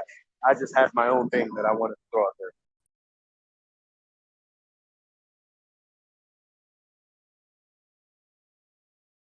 Oh, cool, man. In my mind, it's it's a matter of whether you have decided that discovering the truth about the place where you live is worth the effort, and so maybe You're you right. don't. Yeah, maybe you don't, because you told me last night that you're willing to like hear other people's point of views, and when we were having that whole discussion about the conspiracy theories and so on, that you are a person who is willing to hear these things, which I told you was admirable, that many people are not. They're just like, la la, la, don't say anything that's outside the mainstream. Like, you are not that kind of a person. That's why I've had hope for you since the start. But that doesn't necessarily mean that you're going to follow it to its conclusion. I mean, the concept of like exercising the will, putting effort into rational thought, examining evidence, it's something that's been, discouraged and, kind of trained out of people, because it's something that's difficult. And, often the dominant culture is all about just making things easy. Just Google it. They'll tell you what you need to know. You don't need to look into any of that. It's perfectly fine. And maybe that's how you wish to stay. And many people do. And I accept that. I mean, I tell you, it's easier. Yeah. Once you get to actually understanding it to the point where in your mind, you're 100% sure that, this is definitely the way it is. I've objectively explored it and determined that this is the case. And that, pretty much the entire construct of modern society, the mainstream media and the government industrial media complex, is just there to create a giant fairy tale spell fantasy for people to live in, like a holodeck you'd see on Star Trek or something. That's basically what most people are living in. And you're saying, I don't want to say end program. You have to say end program, and if people who are Star Trek fans know what I'm talking about. And then all that disappears and you're left with a empty room that you then have to fill up with reality, so it's challenging, it's jarring. If you don't want to do it, nobody here is going to make you, because once you do it, you can't go back to just entertaining yourself, and just living the dream, or whatever you want to call it. And so, but my pitch for the possible reasons to actually make that effort would be, I believe obviously are in this realm to learn, grow, develop. It's a training ground, a preparation of some sort. So if you just come into it and leave it the same way you came, just like a blank slate that you let somebody else just write all over, then you're just going to leave a blank slate. And what's the point of that? You might as well not have been here at all. So, it's up to you. But we're here if you have any questions. Interesting.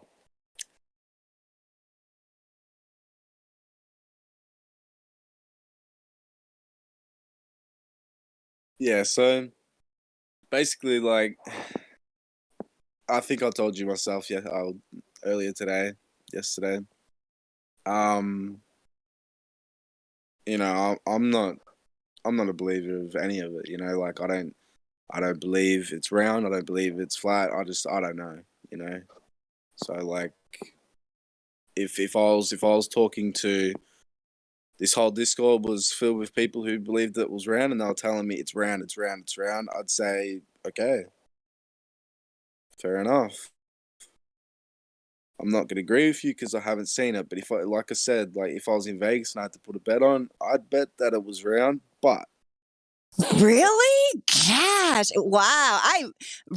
Oh my gosh. He just answered you guys' question. If he was in Vegas, after everything he's heard, and I haven't even been here for all of it. I was just here for part of the ladies' night portion. He would still bet on it being round. How much would you bet?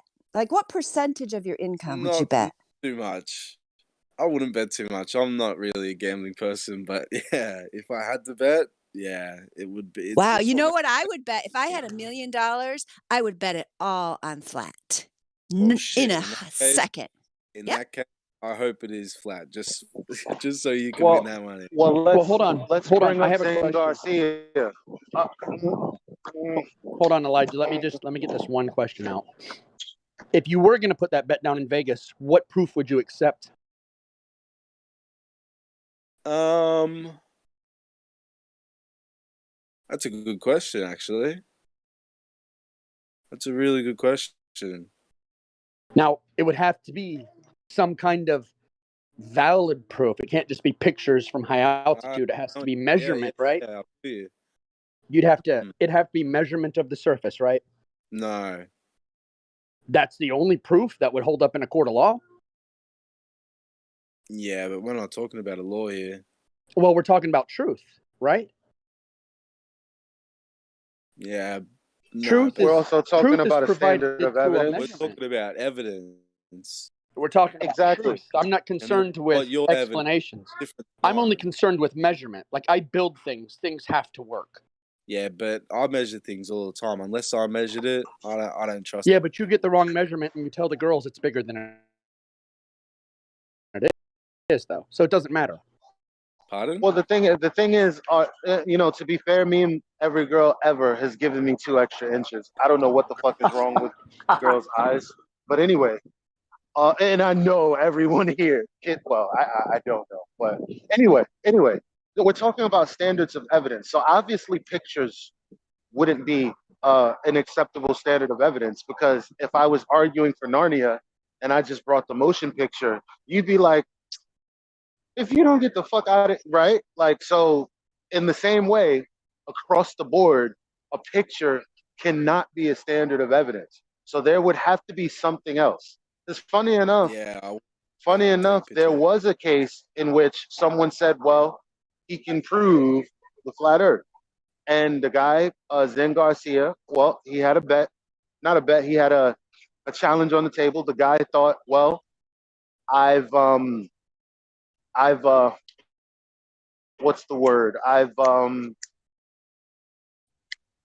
He thought he could get the money because he thought he had evidence, right? So Zen says, no, that's not evidence. He takes him to court. They go to court, and ultimately the judge says, well, no, you're not entitled to this money because this isn't evidence. This is just a diagram, or this is just a simulation. This isn't evidence. So, and that's on record, by the way. He can get you the court number and everything.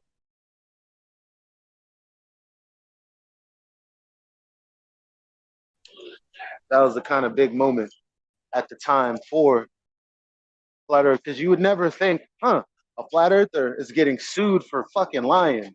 And then lo and behold, well, no, the courts didn't see it that way. Wow. That's kind of interesting, isn't it? Yeah, that does sound interesting. Point is, we're not interested in just so stories. We're interested in truth.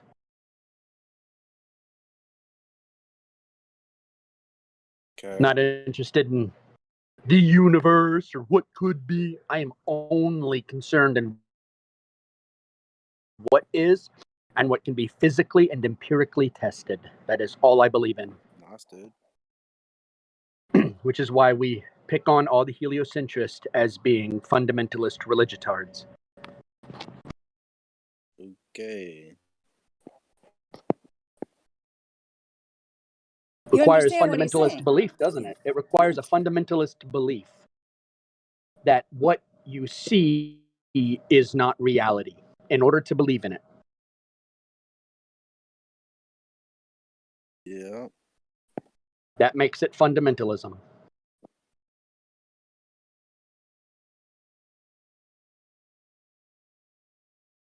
Man. Sounds good. It sounds like if Got Curve Sounds is good. interested in the truth, he'll go and seek it and he'll find it. I think he'll come to this conclusion that Earth is flat. No.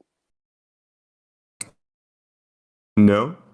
Okay. No, I didn't. Well, then you've shut out. Then you've narrowed your mindset, and you're not willing to hear anything. Even though you say you are, and you'll say a story, you'll say, "Oh yeah, sure, I am. I have an open mind." No, you don't. Hey man, you need to chill out. I didn't say no. I said, oop, like as in like that's interesting. Like you've made a call. Okay. I didn't say no. Oh. You misheard. You're trying to stay Misheard you. lukewarm. You're trying to stay lukewarm. We gotcha. No, I don't think you do. I think I do. You don't want to make a No. decision. Even when you've been presented with the I information, got. you don't want to make a I, choice. You've just told us that a bunch Yeah, of times. but the reason why I'm not making the decision here is because I don't need to. Like I've told what I'm here for. I've told you from the very beginning.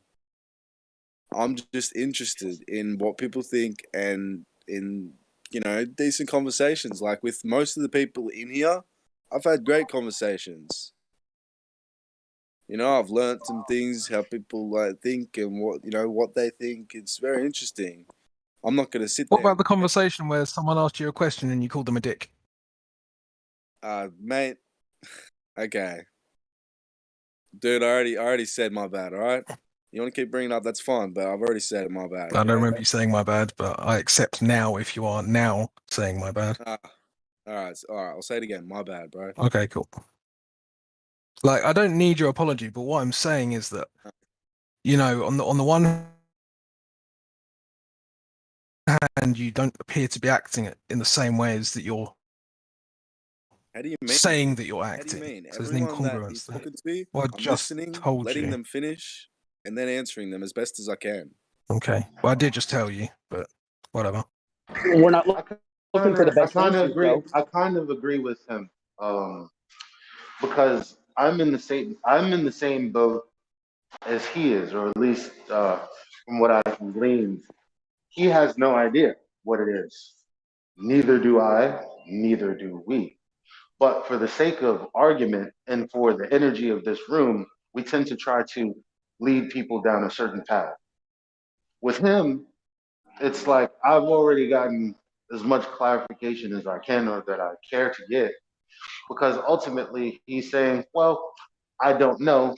However, I do still hold, if I were to bet $5 or a cup of coffee, I'd probably say it's brown because I haven't investigated and it is what it is. I'm only here because the conversation is interesting and I want to know what people think. And so basically, that's it. And for me, I'm thinking, yeah, well, what I think is what they've told us on its face is a lie. So I don't know what he does with that information because I can also demonstrate that what they've told us is a lie and how everything is predicated on this specific thing. So what he does with that is whatever, right? But whatever. None of us know the shape. Yeah, this dude gets me. That's it, man. You got it. Fair enough. I mean, God only knows.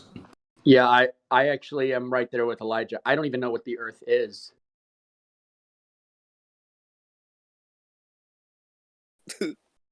I don't know what kind of a systems environment it is, how big it is, how far out it goes.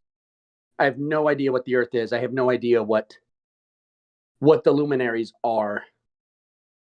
I have no idea. I do know this, that nobody does. And the people giving you just so stories and explanations, they're full of crap. And if you read their books, they'll admit that they're full of crap and that it's all in their head.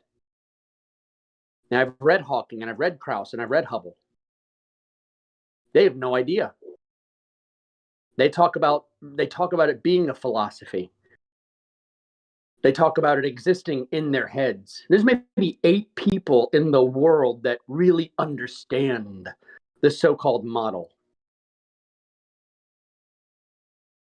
It's nonsense. Is that guy trolling or what? Which guy? Me? Yeah, you trolling? No, I'm not trolling. You There's being maybe 8 people in the world. William Shatner, he did a documentary about astrophysics, and he interviewed all the big people in it. And in one of the outtakes, someone was interviewing him about it, and he said, look, I've gone all over the world. I've talked to all these people, and there might be 8 people in the world who actually understand this. He said, it's science fiction. He said, this is what we always wrote about. This is science fiction that they believe. This is William Shatner making a documentary about this. Even he called it science fiction. He said it only exists in their heads. Maybe it's true. I don't know. He said, but the people who talk about it could never explain it to you. Okay. why I got curved. That's because I didn't think he kind of seemed to dismiss you earlier, when you were talking about the religious fundamentalism. Like, I don't think he actually understands what you're saying about that. What we're saying is you It's got because enlisted into this religion, and that's what you believe. yeah, you look out and you see a flat world and you think it's curved. Like that's religitard fundamentalism. That's the denial of reality or a belief. No, that's not. Yeah, if you see something, if I see a car and I say that's a horse, I'm either retarded or lying, right? Right? Yeah, sure. If But I that's see a that's not. tree and I say that's a corn stalk, I'm either retarded or lying, right? If I see a flat floor and I say that's a ball, I'm either retarded or lying. There's no other options here. Well, how big's the floor? It doesn't matter how big the floor is. If it measures flat, what is it? Well, if it measures truly flat, then yeah, you're right. Then it's flat. Okay. So if I see mountains that are 255 miles away from an altitude of 9,000 feet, and the mountain in the furthest distance, the top of it should be under 3 miles of curvature, what does that mean about the floor between me and the mountain? No It means idea. it's flat. Okay. These aren't beliefs. I don't believe that the area we measure is flat. Like I said, I don't know what the Earth is. All I know is that everywhere we measure, everywhere we practically apply any construction, it's always flat. Always. Okay, I asked this question before, but I didn't get an answer. But I want to ask you this question.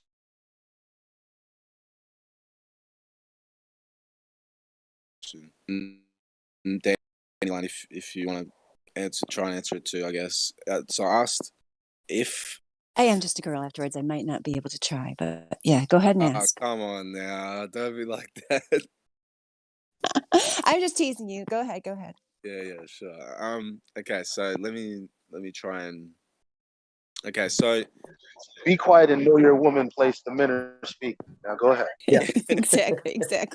Yeah, He let me have a crumb from the table. If I stick around, the kitchen wench might get a crumb from the table if she's Yeah, I lucky. was gonna say it's all good as long as she's still in the kitchen, bro. It's all good. She can listen. I agree.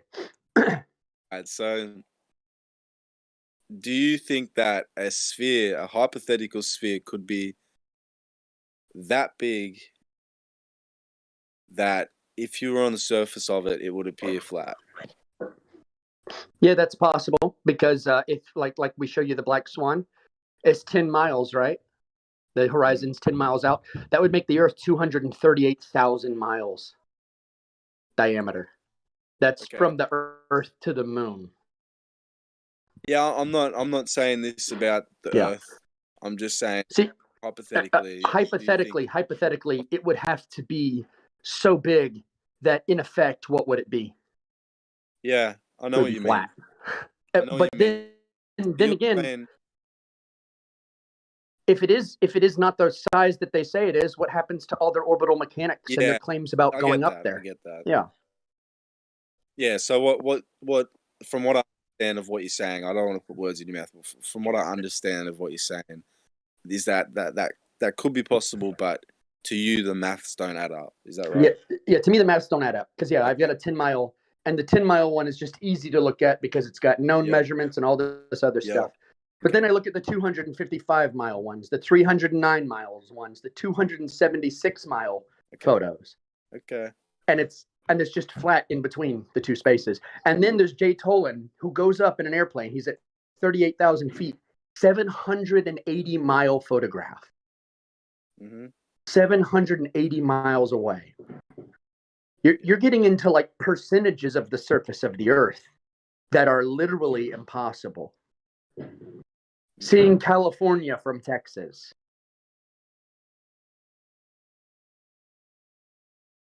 Same. How long the battery? Yeah. See, that's the thing. We talk to people. We give them the breadcrumbs, right? Because oftentimes they're not prepared for that. But I mean, hell, man. There's geometrically speaking. I talk about the sun and the moon. That invalidates it being a ball altogether. For me, you're going to believe that the moon is reflecting the sun's light and it's not its own light source. I have arguments about that make it impossible to be geometrically what they say it is. Doesn't matter what size the ball would be. But I don't speak that to everyone because I'm ready for that. So theoretically, yeah, it could be so big that if I'm standing on the surface, maybe I perceive it to be flat. Perhaps. All right. But I don't know what that has to do with that I was given. Yeah. No. No, that's not a gotcha moment or anything like that. I just wanted to know if you think that or is, you know. All right, so here's another question, man. You just said that you like to think about the sun and the moon and shit like that. What's the deal with the moon and the sun? Where do they go? If see, the girls were trying to explain to Out me of sight. Pardon? They go out of sight. Okay. So let me ask you something. Let's say you're standing, you're an ant, and you're standing in the backyard, right? All right, and somebody's walking around with a flashlight in the yard. Yep. All right, and he gets 50 feet away. You can't see the flashlight anymore shining down from its spot, can you? Hang on. Say it again. Do you think light travels forever? I don't know. I don't know that answer. Well, can you see a street lamp? Can you see a street lamp 10 miles away? Not very well. No. If not at all. I mean, you can't. It's light attenuation. Okay. And then there's obliteration. The atmosphere destroys the light. It just Okay. dissipates it, right? That makes sense, yeah. All right. So if you have a close and local sun and it's just moving above your Earth and it's not 93 million miles away, then it's going to go out of sight. In fact, if you go out into the desert, you don't see the sun set. You see it just disappear into the distance. Because there's not a lot of moisture in the atmosphere in the desert. Okay. People get hung up on what the moon is. We don't fucking know. But when it comes to light and how we experience it, we know we experience it one way. But then when we talk about the earth, all of a sudden, sense anymore. Now I have to employ my belief instead of how I experience light.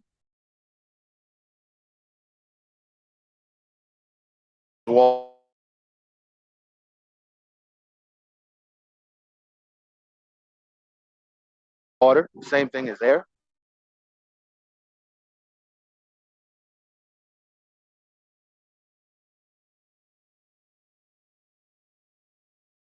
You're like, well, yeah, they do, because I'm looking at light from the past that doesn't exist in this place that I believe exists.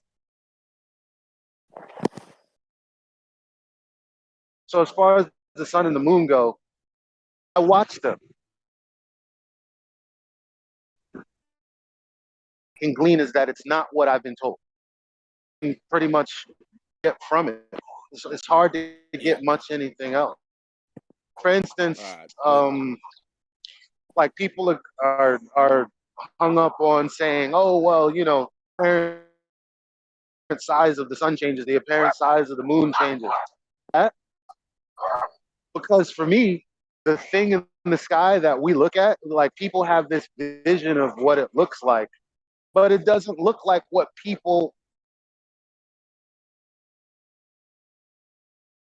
and it might look a certain way. You're looking directly at it, you're like, well, whatever. But then at the same time, there are videos where people are looking at the sunset, quote unquote,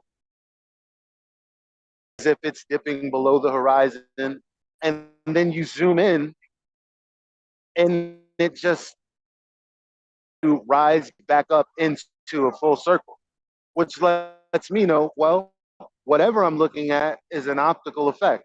Another thing,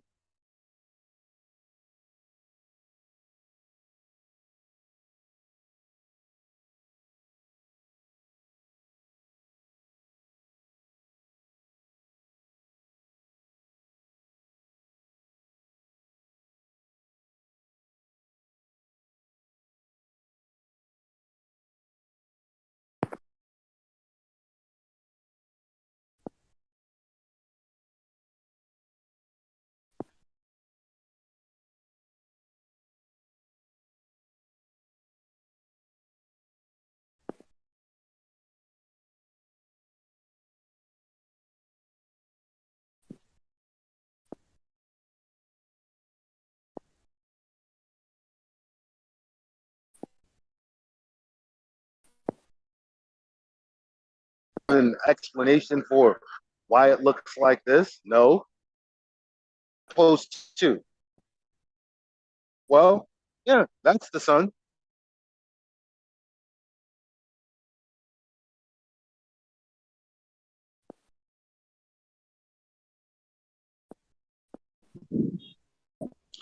This is the same reason that 6 months ago, when I was getting this other, we'll call it some kind of weird glare effect. So I took a picture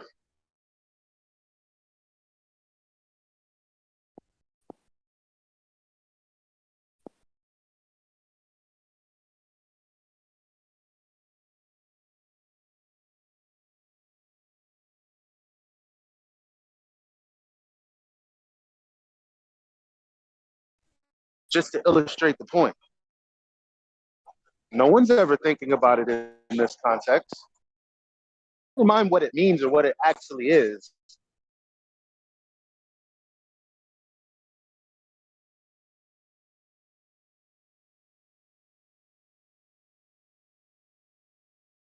Yeah, if you filter something, you immediately change the image that you're getting. So I've always had a problem with that with the sun filter images, because they're manipulating the image that's going through the lens, right? It's not a true image. It's not a true image of reality.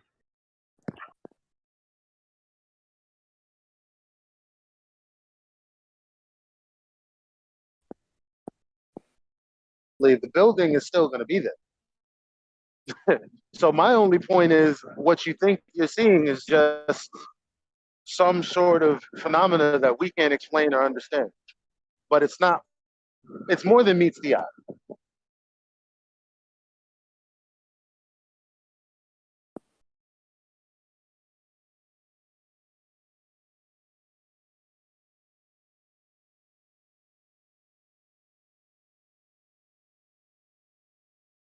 There's tons and tons of shit people in here can show you if you were open.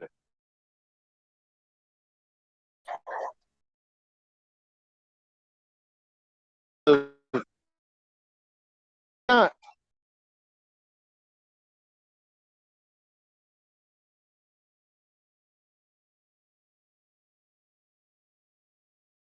they claim to be fat.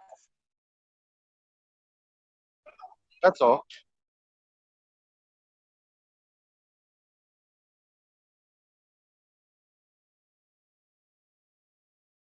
Mic check. Yeah, you there, bro? I'm listening.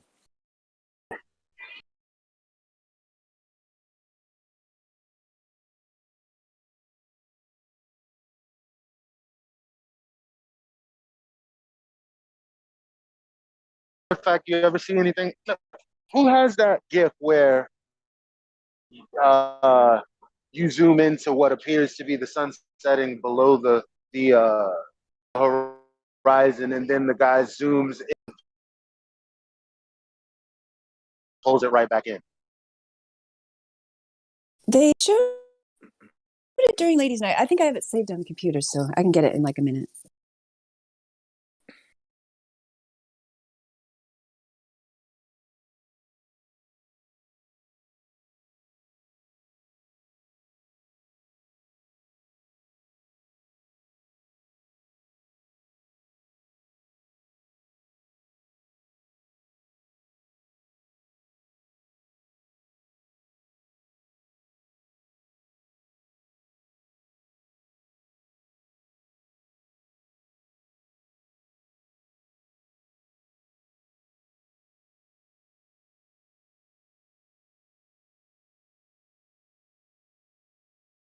Yes, I'm Sasha looking at got that it. GIF. Sasha's. I'm, I think that's the one. Sasha's got something in there.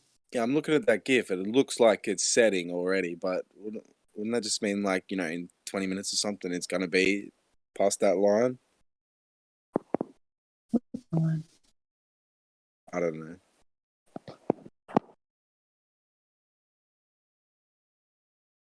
What's your question? Oh well, I just said I'm looking at that GIF now, and it's close to the line, but it appears that it's already set. Like it's already past the line of the horizon.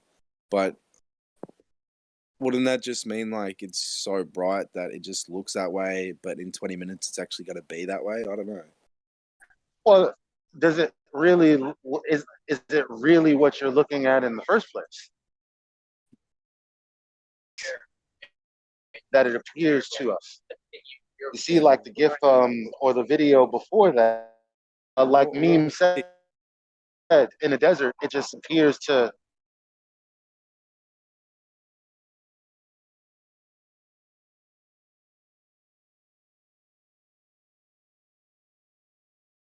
Yeah, but what is it then?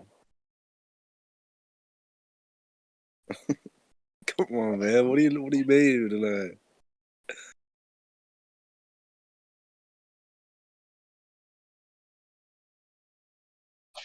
But we know it's not. We know what it's not. It's not the sun going below. That's like begging the question times two. Okay.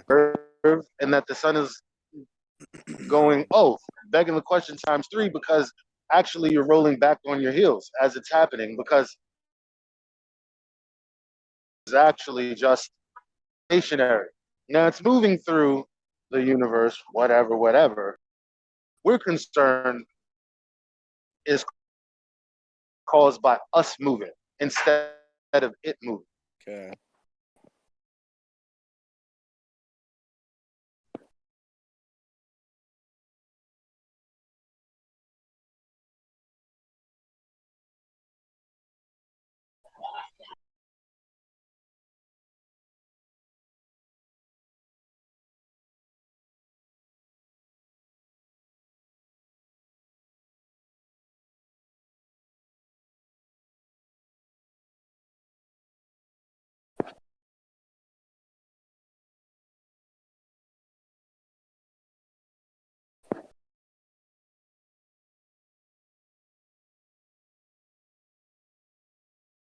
Yeah, I don't know what to say, man.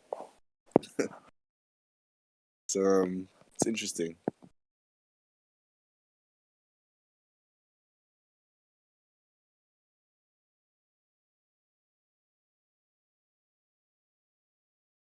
Who makes all these pictures, man?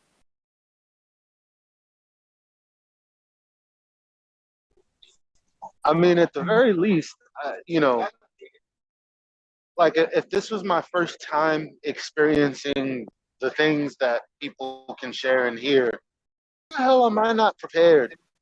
Why haven't I heard anyone pose these questions before?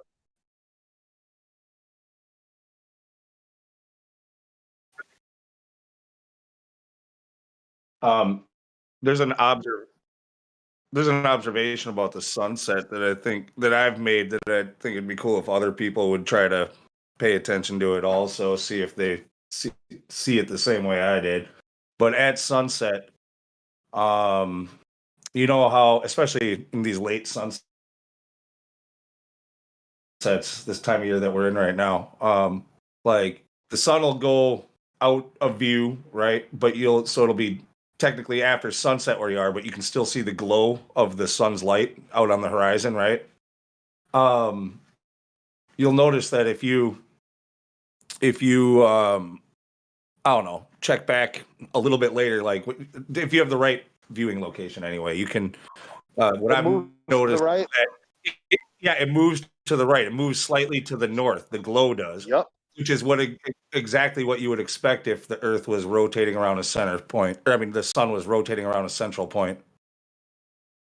These are kind of part of the observations that we were making. Like one time I said, yo, I'm using this building as a sundial because I'm here west side and I'm looking at the shadow up here on the southwest because the building is lit. What is that?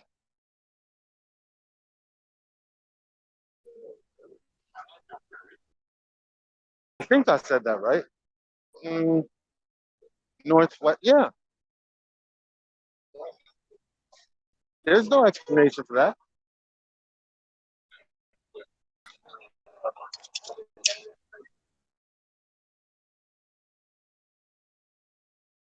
Which is southwest.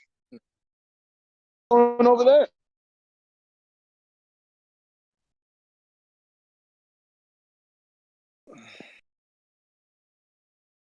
Hey, I'm really sorry I started that point of that conversation and then my daughter came in and distracted me. I haven't been paying attention the last couple of minutes. Nice. It's fine. I Well, yeah, was just saying that I had an observation where well, because I was observing the sun like really intently.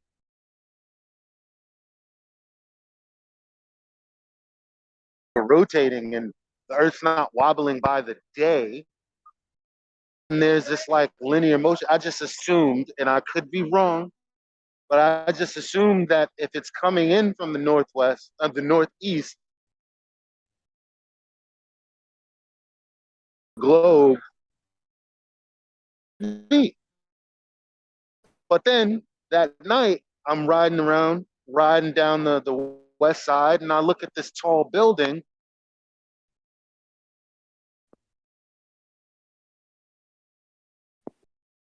West of this building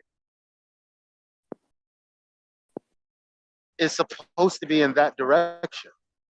Made no sense to me.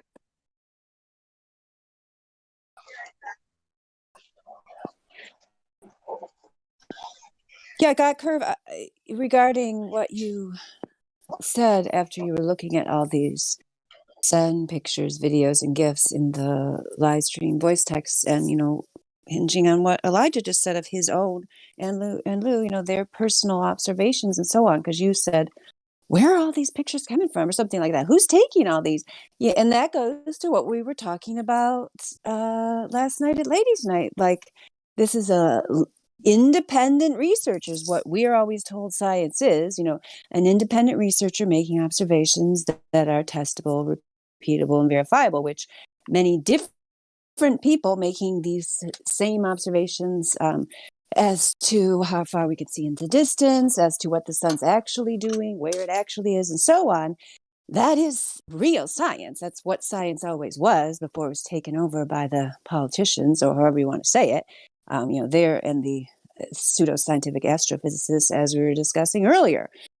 So that is why I was telling you that actually lends a lot of credence and hopefully motivation to people to go out and make their own observations and see if this loosely, not even connected, I wouldn't even say loosely connected, not connected at all. Like, most of the people don't know each other at all. This Discord is a unusual phenomenon to even have as many flat earthers gathered together in one place at one time. I mean, often we have 50 flat earthers in here at one time, or 25, 50 flat earthers here at one time. That's very unusual. So that's one reason why the Flat Earth Society PSYOP is out there, that a lot of people come in there thinking, you guys say this, you guys think this, you're the Flat Earth Society. No, we're not. We're not organized. We're not. We're not a top down, take wisdom from on high organization. we're a true grassroots organization, which is extremely unusual. In this world, there's a lot of astroturf grassroots organization, because usually when any actual grassroots organization gets any traction, they're immediately taken over by some kind of corporate entity to steer the narrative. So that is, to me, that's what I was trying to get at with you last night. Is it more likely that NASA's lying, or all these people around the world making these observations and putting them out there for public consumption, that have no apparent connection to each other and no apparent material gain, at least from explaining their observations? A few people make a little bit of money off of YouTube, or merchandise, but very few, make anything that's worth the kind of risk that some of these people are doing. So to me, that is another phenomenon that lends credence to there being some truth here that people could investigate for themselves if they chose to. Yeah, I don't have a YouTube with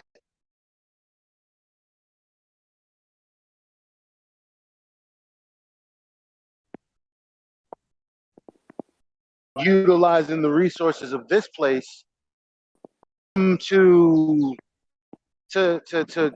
attempt to make up my own here, trying to share with other people.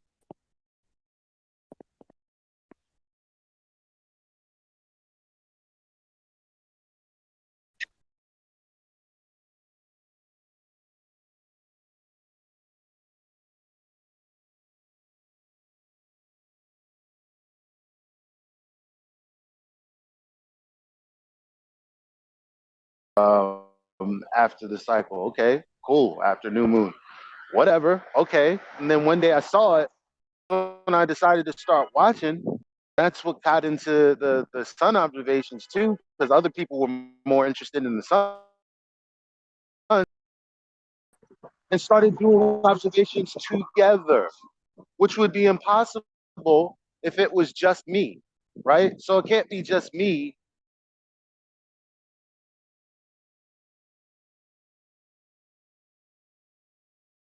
Actually doing shit for yourself, it's not televised.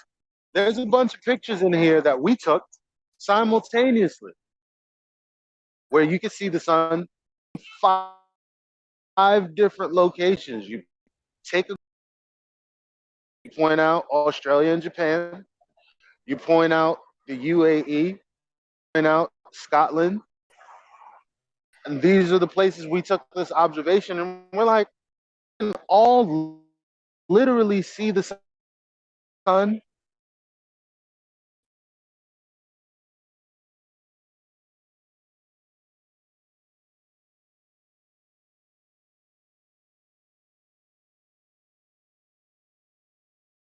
And I'm looking at the observations.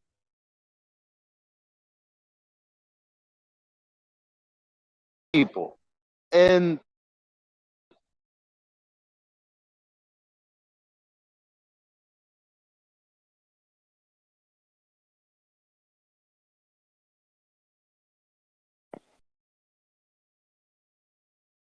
if I'm thinking in that mindset,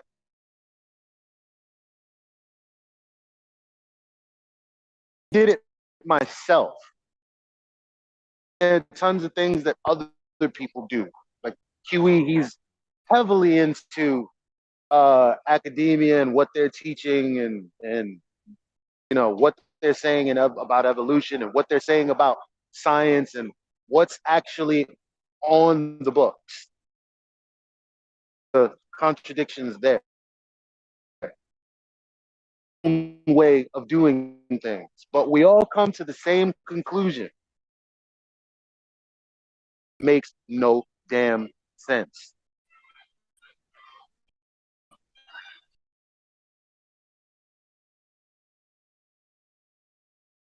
Did they reschedule that debate? Do you know? Does anybody know? Yeah, after she is that the one I answered, missed? you didn't miss it. Did it not happen? Because I was reading the chat.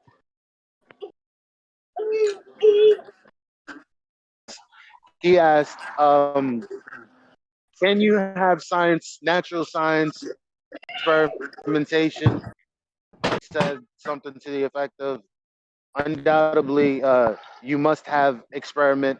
And then he was going to go into, I presume, asking her about her field and where the experiments are at. And that's when the conversation or the communication got cut. Something was wrong with her Discord or something like that. Man, wow, So they that's super rescheduled. convenient, isn't it?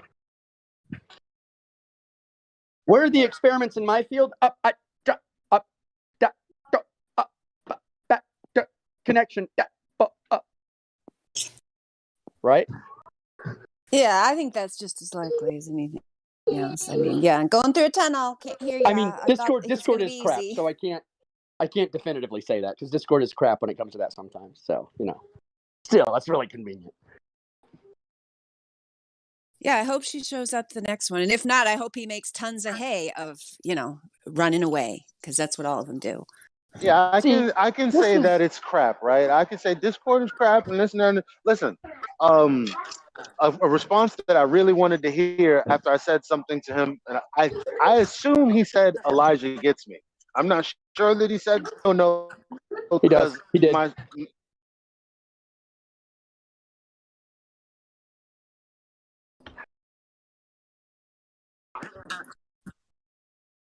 Dead. I'm gonna be sitting Right. somewhere with a stable connection. Just me. Maybe I mean, I don't know. No, Some that's people what I need do Ja too. Rule to make sense of all this. A woman, is this person they're saying a woman actually a man? Is this a woman or a man we're talking about? The person who he's supposed to debate, who QE is supposed to debate. It's a whoa man. So does it have XX chromosomes or XY? You just said he.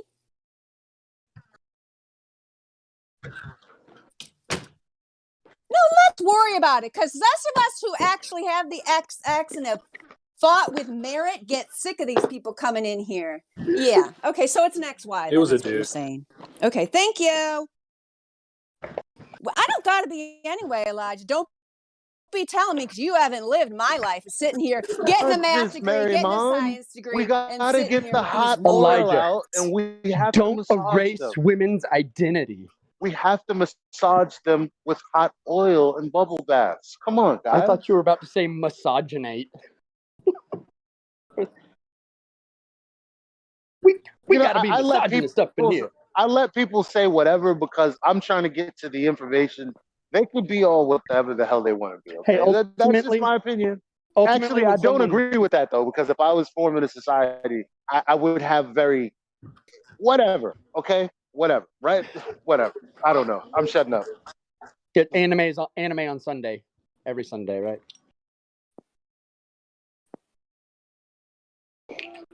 In our perfect society. I'm less interested in the debate then. Thanks for explaining that.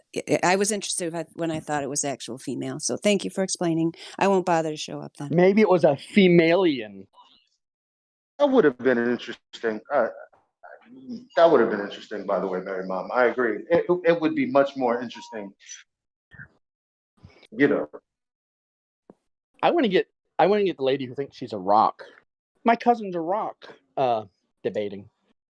Because she's clearly a schizo. Her nephew's a blade of grass.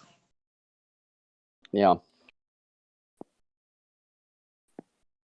My nephew smoked a lot of grass. Now, I don't know if he's related to grass, though. Her grandfather was a great oak tree.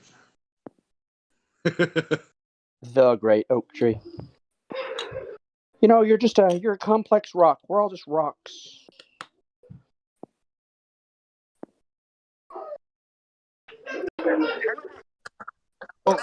Like they'll make anything up like, yeah, well, you don't know the context in which they said it. I'm quite sure we do. I mean, we've listened to everything and we said, wait, is that all you said? Because I want to get all this on record.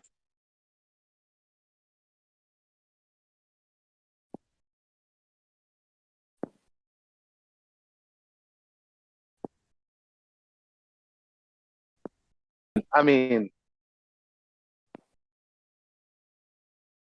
this is out poop. I don't know how much poop is in it. Probably a lot. I don't know anything anymore. That's all I know. but on its face to say we poop, and then we take that and we make coffee. Really insane. But people will say, well, yeah, well, they use sewage water in certain parts of the world to as grease to cook their food. And it's like, oh, okay, that's how, okay, whatever. Look, whatever.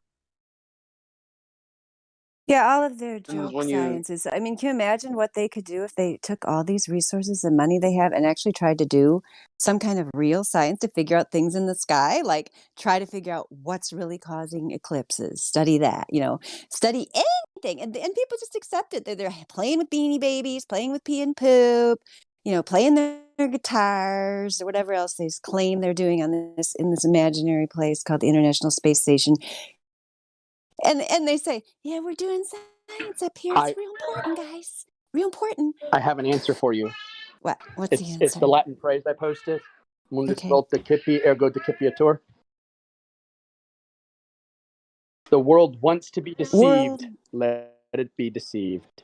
It I'll do my best. I'm doing my best, the Meme. people I'm trying to let them be that's deceived. why I'm trying my that's why best. from the very beginning my argument was always everyone's in on it. I was in on it.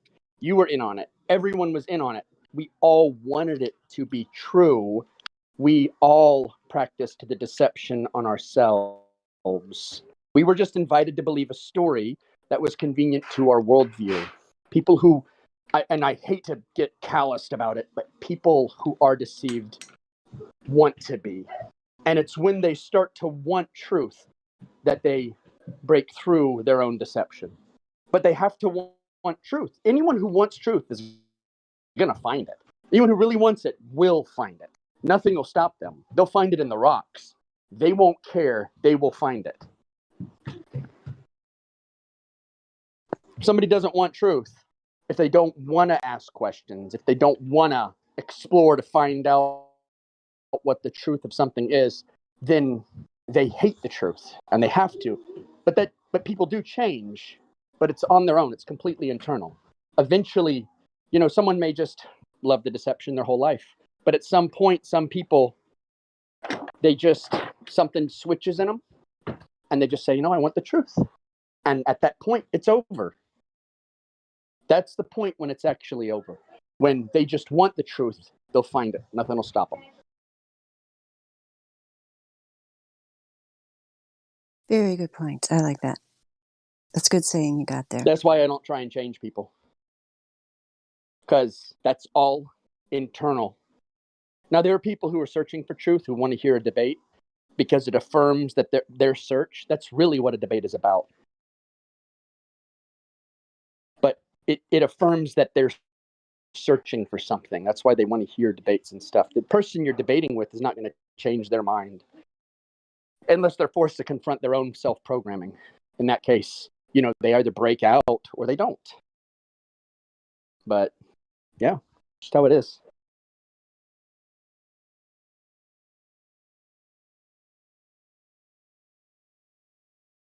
So if men believe they're women, Meme, you're telling me I'm supposed to just say, yes, dear, that's right, darling. You're Exactly beautiful, it. just Exactly the way you it. are.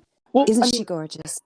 Think about it like this. Think about the women who stay in horrible relationships that they know are bad, that they know for sure are bad. Who's deceived them? They've deceived themselves, right? I mean, that really goes for anyone in bad relationships. Think about the entire Western world lying to their kids about Santa Claus. It's just what we do. And that's the only one we talk about. But there's a barrage. There's a whole movie on all of the figures that kids believe to be literal things that exist. I forget what movie that is, but it's got Santa and the Tooth Fairy, and they're so they fight or whatever or something. It's. But in the point, there's so many different figures. The Sandman.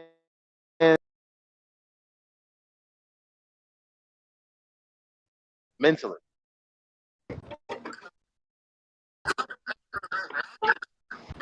Yeah.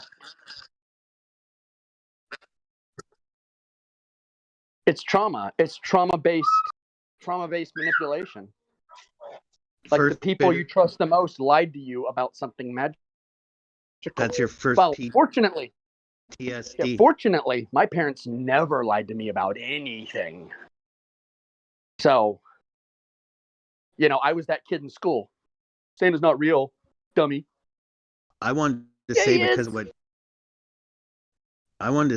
of what Dandelion pointed out is one of the reasons why I find it hard on the dating circuit. Like, I don't want to be dating somebody that was a man. Fuck. I thought you were going to say that wasn't red pilled. He's like, I don't want to date someone that was a man. went Like, well, that totally took a with the turn. That just took You a know right what I'm turn saying? right there. You know what I'm saying, lads? I Like feel 6 you. months Like, in, Okay, 6 months yeah. in, she's like, Just I was a profile. man. That's what I What would the do. fuck?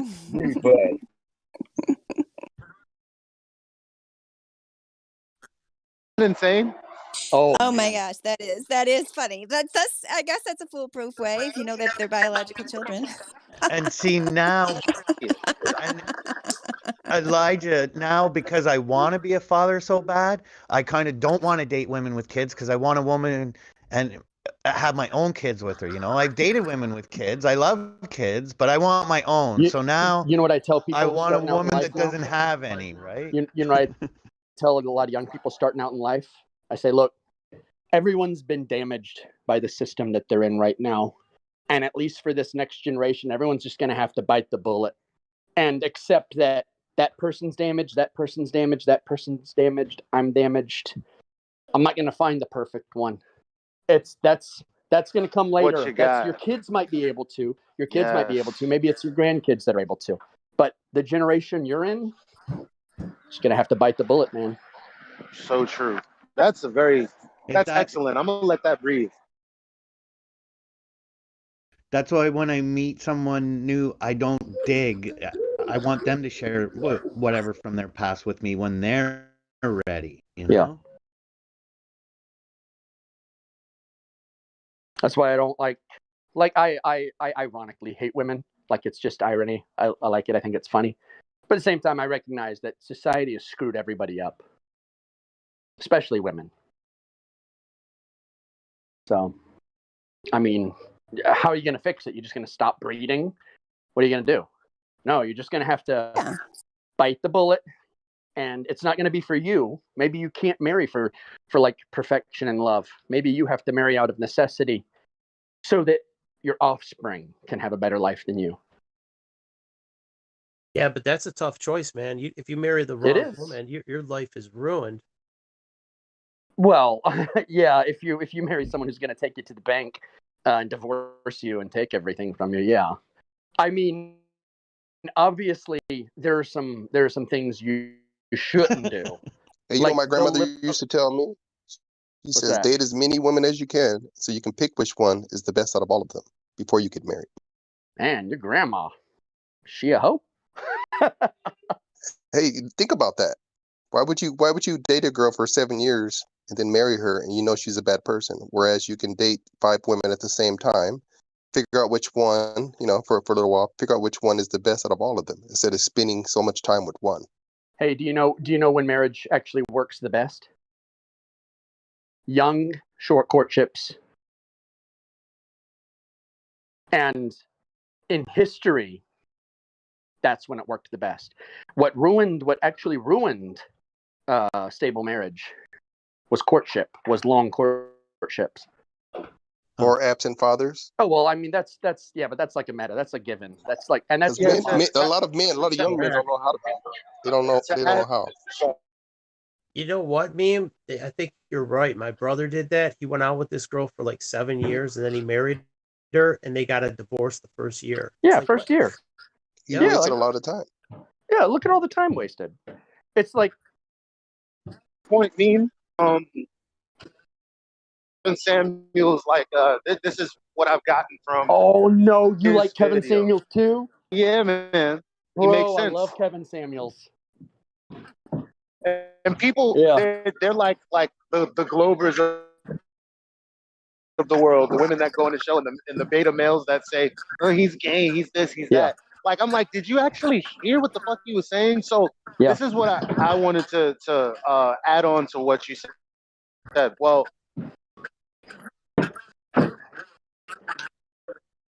in all honesty, Yeah.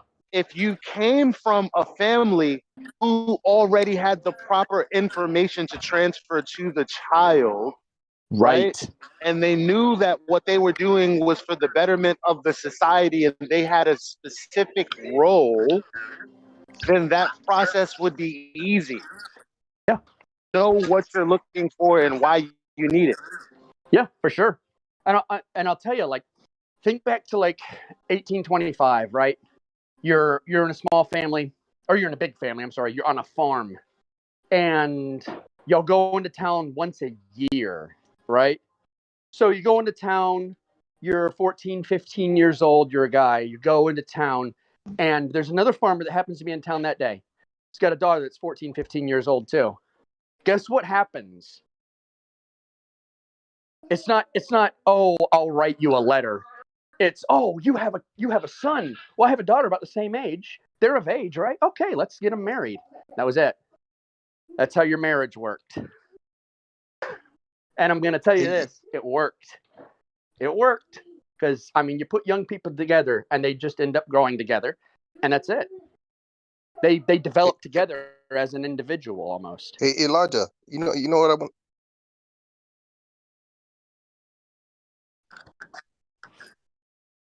Have these ideas that it doesn't work. However, you've had the same best friend since high school or preschool. Yeah. Yeah, it's dumb. It's stupid. It's counterintuitive too. You know, what's funny is like I saw these girls go on there, and one of them said, we need to get away from the old ways of doing things when rape was legal in marriage and everyone was getting raped. And I think it was Kevin Samuels who said to her, you know, that's not true. He said that's just a myth. That's like a modern myth. That's just like come about out of nothing.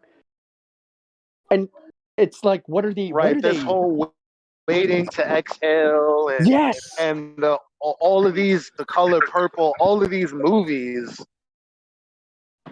paint a picture that wasn't actually the case.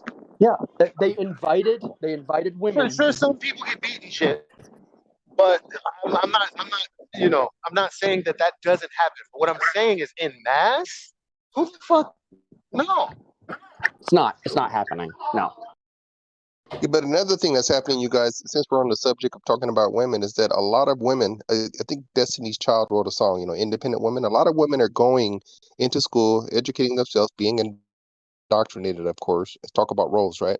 They're going to school, they're learning, they're getting jobs, they're taking care of themselves. They have a choice now. It's not like, in the old days, in the early 1800s, they were doing dishes while the husband came home. They've took care of the limited their kids. choice. That's the thing. A high-value man is going to want a woman who wants to stay home and do the dishes and take care of the kids. And now those women have no access to high-value men anymore because they've added their own value to themselves. And now let's even take How it off. about two people being high value? I'm going to say let's take it off the men because that's something that people will just find a reason to combat. Yeah. And let's just say something that's definitively true. Okay, so you go to school, you want all this, you want all that, you're very educated, who is worth more than you. It's not like you're going to get a man who makes less or has a lesser education. So you still want a man who can essentially do more than you can. yeah, it's a big trick. And see, here's the thing. It's the idea, they were sold this idea that cooking and cleaning and raising children was not already high value. That's actually super high value. That's higher value than the man. And that's why I say they've limited their value by not being what men actually want anymore. I don't my wife made us $300,000 one year. She had a cleaning company. We had 125 clients, regular clients, 220 regularly, right? It is miserable. And she's the happiest she's ever been, just homemaking and raising kids and doing Yeah, I homeschool. agree with that. I agree with that statement, Elijah. I agree with yours also. But coming from just you take the sex away, right? You say not a male or female, just a person, right? And these person should have a choice. You know, I believe women are equal to men. I'm not saying they're stronger than us and that they're smarter than us or anything. I'm saying they should all be able to have a choice if they want to go out and work or go out and stay home or whatever. You understand what I'm saying? No, I get the choice thing. Yeah. The Yeah. LGBT thing, right? I can choose to be what gender I want to be too. Go ahead. Of course, no one is saying they shouldn't have a choice. Of course. So they made these choices, and then they have this standard, these choices, and this is what I want. Well, you fucked yourself out of you've made your choices, but within making the kind of person that a man wants. And I don't think I'm being quite clear on that. So what I'm saying is, ooh, okay, well, I would like a feminine woman, a woman who's a woman who, yeah, it's hard to like make this hard to say it like in a nutshell, but ultimately, obviously, I want a smart woman in all this, but I want a woman who has time to be a woman to me. If not, if you don't have time to be a woman to me because of the Is he choices breaking up or you've is it? made, then what's the point? There's a lot of men on this channel or men in the world that can say their grandmother impacted their life more than anything, right? So I'm just stating that women are powerful also, that they should have choices, no matter what those choices are. Say like you had a daughter and you want to support her, right? Support her for you can guide, you can lead, you can introduce, but support her in any and all choices that she makes. No, I do. I choose to bust my ass, and I don't want a relationship right now. I'll focus on that later.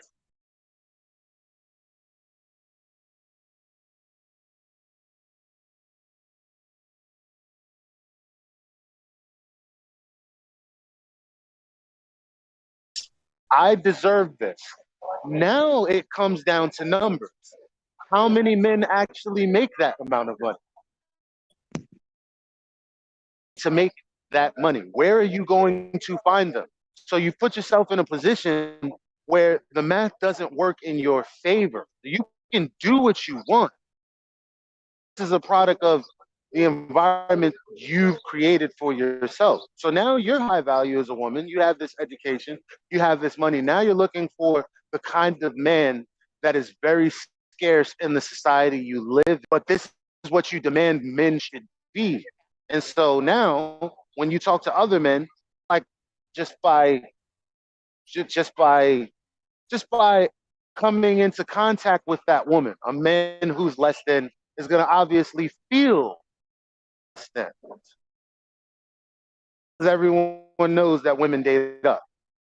Oh, Elijah, I hear what you're saying. However, what I'm saying is that if you have a woman that chooses to go to law school and make a $200,000 per year, and she starts dating, she has a choice of men that she can date. She can date a broke ass that does nothing all day and uses her, but or she can won't. date a guy that has his stuff together, and vice versa. A man, if you met a beautiful woman that was very intelligent but couldn't hold a job and is not even interested in working, is that someone you would choose?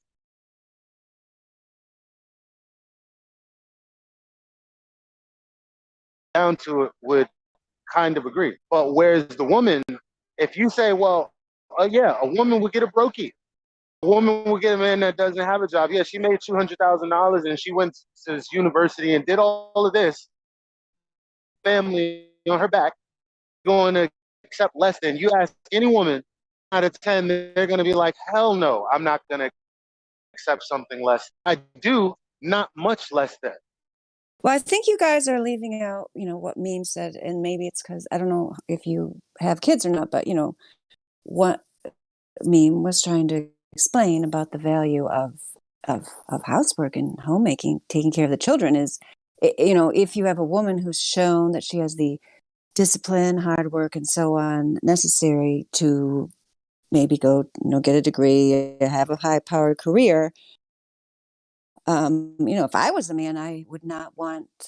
I would insist that to understand ahead of time, like, what are you going to do when we have children? Are you going to quit this job or at least take a break while they're young to focus on the children, to put all that energy, discipline, and so on into the home, which can then make it amazing. And, if you can't believe it just by instinct, scientific studies show, that children do much better obviously when they have personal attention and aren't farmed out to people they aren't even related to, like a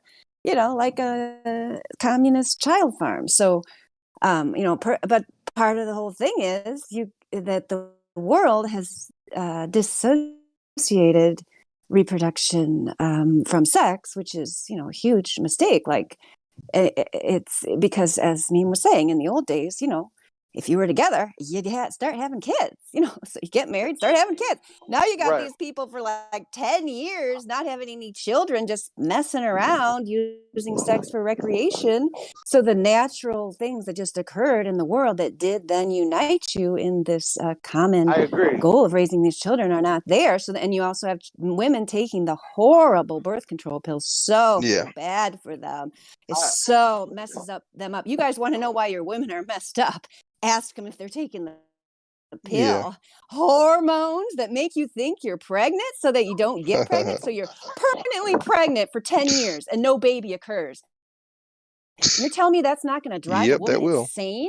It is. It does. And that's what you're dealing with. So start thinking about those. Let me tie into. That's why I dropped. Let me tie my point into what you're saying, because ultimately it includes what you're saying, because we're obviously talking about family and growing a community and what that takes. So now let me pose the question to the other guy. Wants to say that choice is to, she's got this degree and she works this job. Maybe she has her own practice or she runs her own business.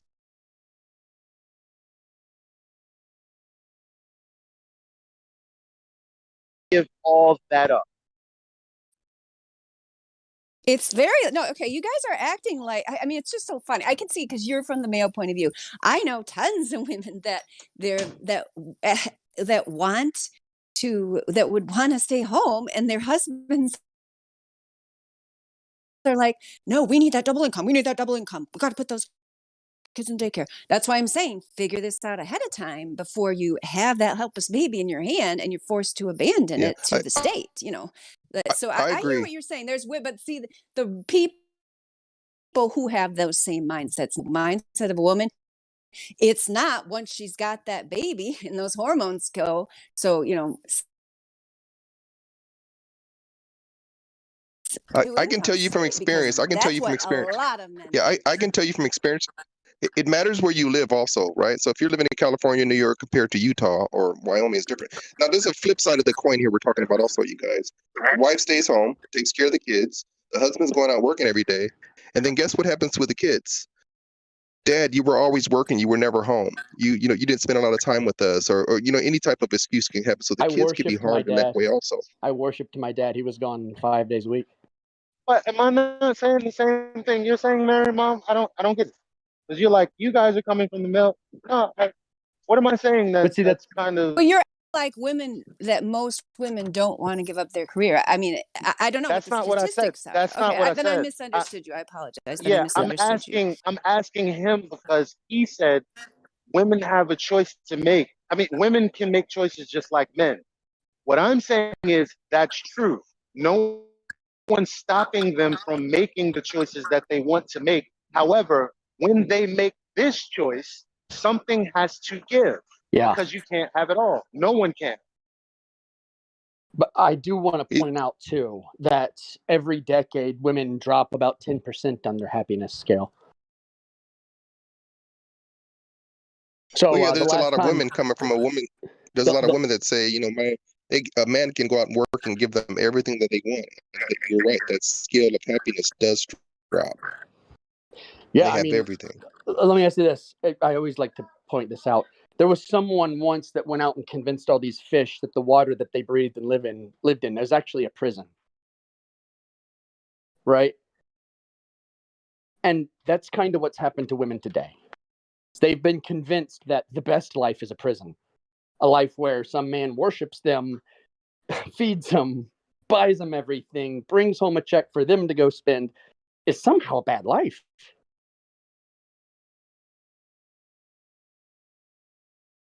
It's a good life. That's the only life I ever wanted when I was little. I just thought it would be great because I was a child and I liked being a child. And I thought, oh, I could just raise children. And then you're basically, continuing to live. I mean, I'm sorry, like probably someone would be offended by this, but you're like continuing to live like a childlike life. You know what I mean? Yeah. But you have to work. I mean, obviously you have responsibilities and so on. But I also call into question, just like Meme did, the idea that the dad has to be the mom somehow, like be totally emotionally, there for them and this and the other thing. Like and same with you, like my dad was, he came home, he was an engineer, he read the newspaper, and he, I mean, I'm not saying that's ideal or anything, but like, it was just normal. And then when I got older, I was an adult, like he related to me as an adult, then we talked a lot more and we got a lot closer. Like, I don't know, I think just naturally he was a very like intellectual person, and he didn't like sit around having much intellectual conversations when he was a child. But I knew that he was what was helping me to have the great childhood that I had.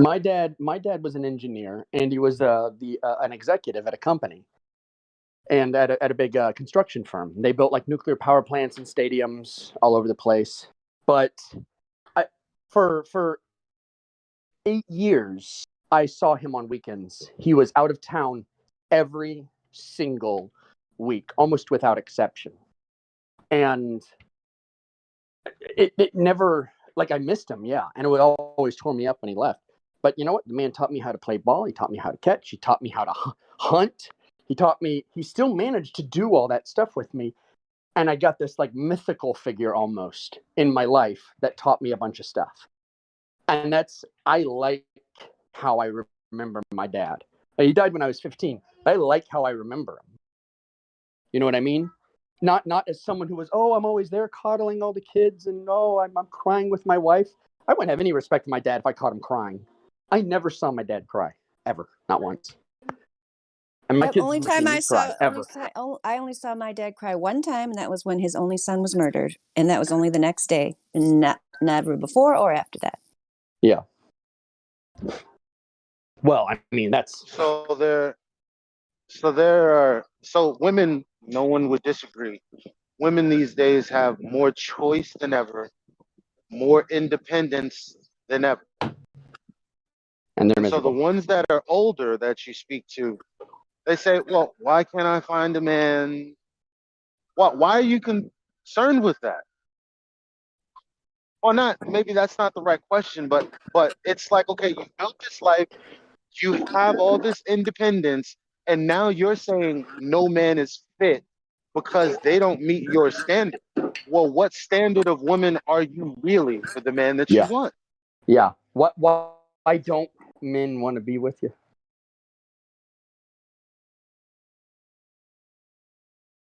Because if you're looking, you have everything in the world that you want. Where is the plethora of men lining up? Yeah. Sleep with you. I don't know if you guys know, we're talking a lot of Western things here, but Elijah, when I say choices, I mean, if you go to Japan or you go to China or you go to, the Middle East and you see how women are treated, these are human beings. They have a soul in their body just like we do, right? They didn't choose to be born a woman. So that's what I was saying, a choice. A lot of, 90% of the women all over the world aren't able to have any choices at all that's for simple inaccurate. things. That's inaccurate. I've been in the Middle East. They're just like the West. I don't know if that's even true. I mean, there's a whole lie about women who didn't have the right to vote overseas when that wasn't even true. How much of that is actually true and how much of it is what we're taught through media? I don't really know. I mean, some people the truth travel is, and some people say the opposite. The truth is, like, does it even matter? We're not over there. We can only deal with what's in front of us, right? I've traveled around the world. Like, I'm currently traveling right now. I'm telling you, they're like the West. I'm telling you. I know, but like that doesn't have any like really anything to do. Those are not Western cultures. Yeah, they're still like the West. Japan has the highest suicide rate in the world, right? They're not What do happy you people. mean? What do you mean they don't have choices? What does this mean? Am I misunderstanding you? Because I'm saying it's okay for a woman to have a choice. Yeah. I don't understand what you're saying. Oh, you're right. I think we're kind of saying the same thing. I'm saying, the roles, the role of a woman, the role of a man, and When the John choices. D. Rockefeller invented feminism, what was his purpose? Because he invented it. I think Margaret Sanger also has something to do with that. Yeah, she was a real good person too. But like John D. Rockefeller, it was to get more money into the economy to tax more people. The liberation was becoming a wage slave. Like I said, it's more the water is poison, you're a fish, and the water is your prison. The container is your Yeah, prison. Fish I live in want bowls, right? I want to reiterate that women, especially if you have not had a child, and I get it that not everyone has the same maternal instincts as everyone else. Like some people obviously don't have a lot of maternal instincts. Like they can just throw the baby at the daycare center and run. Like, but I think that's pretty rare because, like I said, I've seen the opposite and lived it and seen it so many times. Like here's one tiny little story. Like I used to run this play group at the church for babies and toddlers, and the moms would come in, like I think it was Tuesday morning or something. We'd meet and play, and it was totally fun and great. And like all the stay-at-home moms and so on. And this lady I saw at church one day was sitting in front of me with her husband and like tiny baby, and I think she had a toddler too. Yeah. And so I like after church I said, "Oh, we have a play group Tuesday. Would you like to come?" And this woman started crying. She's like, "Oh, no, I would love to come, but I have to go back to work tomorrow. I am just finished my maternity leave." And the husband's standing there. And I felt bad kind of because I'm kind of like calling her out, in front of her husband, like this lady's miserable. She's going to have to leave her baby. But then later I thought, well, maybe that guy like got a clue, maybe he said to her, like, if you really don't want to go back, we can make it work. Because that's what you have to do. I mean, I did that after my second child was born, year daycare, which I thought I would never do. My first child never saw practically anybody else. Nobody wasn't related to them.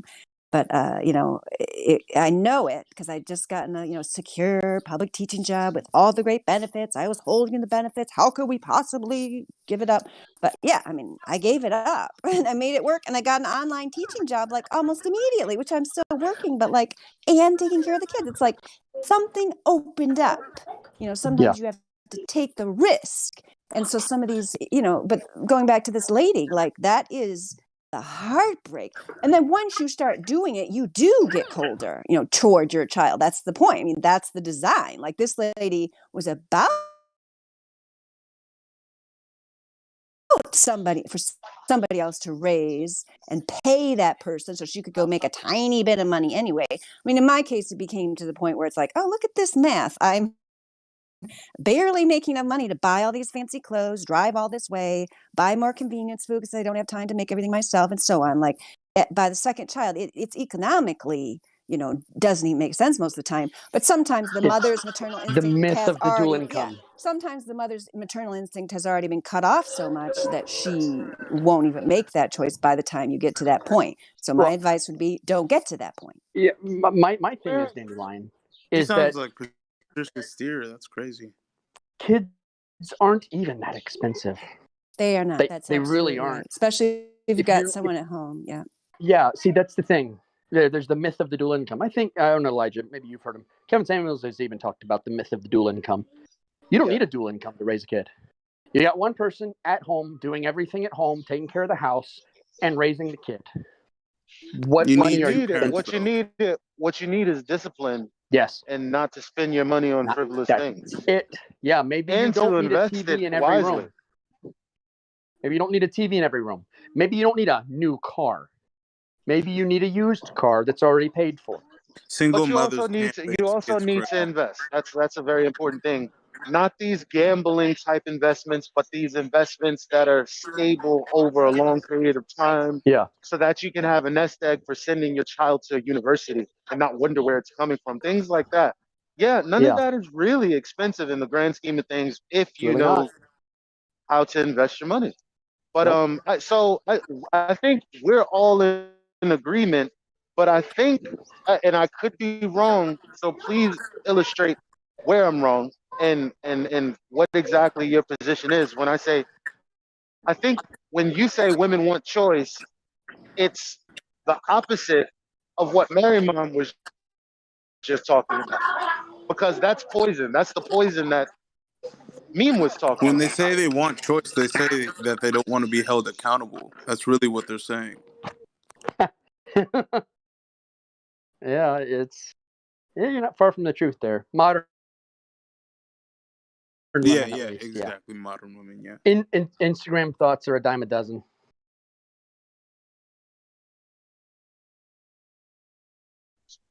Yeah, cool. I'm Yeah, glad. I don't I'm I don't glad think men we're are all waking too up, far away though. from each other on this subject. Yeah, no, not at all. I But I I, mean, I the want to pace dive at into which this men thing. are waking up is great. I want to dive Like into men are this waking thing up of so dual quick. income. Dual So I income, live in yeah. California, right? Yeah. And a one bedroom in a okay decent part of town. Leave You know, California. lower middle class. We'll say lower middle class. And for one bedroom in an okay neighborhood, you're going to pay from anywhere from $1,500 to $2,500, Yeah. right? Okay. Here's my question: Is And wait, hold on why a not second. move? Let me just finish my point real Yeah. fast. And you're married. You're married to a guy, right? And with some, I'm not sure the name. I'm on my phone, but he said, it should be, the guy going out working, and the woman, is a big job taking care of the kids. But there's 4 kids in the household because she doesn't believe in birth control, right? And there's 4 kids, and you say kids aren't expensive. Clothes, food, electricity, internet, insurance, everything. You go down the list, and the guy's only making, $40,000 a Well, I year, have 3 kids. right? They're not expensive.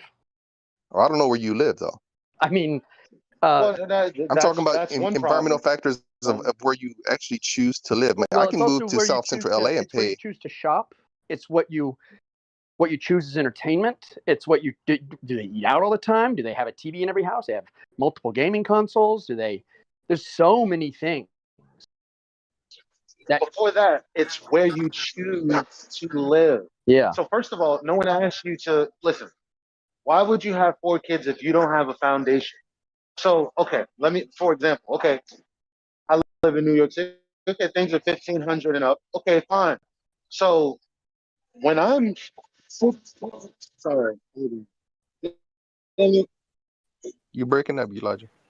Going through Yeah, one we of them lost you. tunnels. when I'm 16, 17, and 18, I'm thinking about the next 5 years. I should be anyway, right? Because this isn't really me, but this is what I should have been. So it's like, okay, things are expensive for me by myself. I'm looking forward to marriage. Maybe I want to be married by the age of 25. So what I need to do is find a place, and it might not be where I live, where I can afford to save enough to invest enough to be okay when I decide to have 4 or 5 children. I should already have some money saved for this particular situation. I shouldn't be going into a situation where I'm trying to grow a community off of $40,000. That makes no sense. Maybe you're making 40,000, but you should have much more saved if you've been saving over the course of 5, 10 years. All it takes is like 300 a month, Yeah, 7, 8 years. Elijah. That I, turns into $800,000. I did the same thing that That's you just. nothing. I did the same thing with my life that you just stated. I was, Okay. 18, went to school, worked hard. I was a meat cutter, right? I'm in the food business. I was a meat cutter. I was making $20 an hour back in 80, 85, 86, making great money, putting money to the side, got married, started having kids, and planned it, just like you say. However, I'm not going to say those are just one-offs, but I think the larger percentage of that doesn't happen to the majority of our society, just by the way our society is built. Right. It's a choice. That's the whole point. It's a choice. That is still a And problem it's with choice, isn't it? Right? Like, when I started my concrete company, you know what I did? We moved into a camper. We moved into a camper to save and be able to acquire all the things we needed. That's how we started it. So if you're going into life thinking you're not going to have to sacrifice for some payoff in the future, then you haven't been raised right. You need to be able to change the way you think. And it's I agree with you hard. 100%. Most people can't change. Most people cannot change. They are stuck the That's way what they I'm are. saying. The highest percentage of people don't make those correct decisions. That's the problem. I know, but they should still be held to that standard. Because if we lower to their standard, that's just going to make it even worse, isn't it? Pretty much communism. Yeah. You know what? Since we were talking real fast, you guys, a quick story. My dad was a plasterer, and I was every summer working with him, and on weekends working with him, lifting those 50-pound bags of heavy ass cement, beating the gun, water, sand, cement, right? And this was back in the late 70s. And when the 80s started coming around and California opened up the borders and people from Guatemala, Honduras, Mexico were coming in. And we'll talk about cheap labor, right? These guys were coming in. My dad was bringing home good money. And then he lost his job because they hired, I'm not a racist person, but they hired Mexicans to take that same job for $3 an hour, while my dad was making $40 an hour. So the income of the house, everything changed. It was a very dramatic experience, but the whole family was affected by something like that, and that happens a lot, especially in California. I'm not sure where everybody is here, but a lot of families are impacted by that. Yes. Well, here's the element that's missing. You should never be leaning on a wage. This system is built for you to invest into it. If you're not investing, there's no way you'll be ready for a windfall. How are you gonna do it? You shouldn't be leaning on a wage. No one ever. I don't care how much you make. It's Yeah. about how much you save. It's about saving, but it's also about another thing that the system is built on. It's about ownership. Exactly. Land and property. You need to own your own business, free and clear. Monopoly. Huh? Period.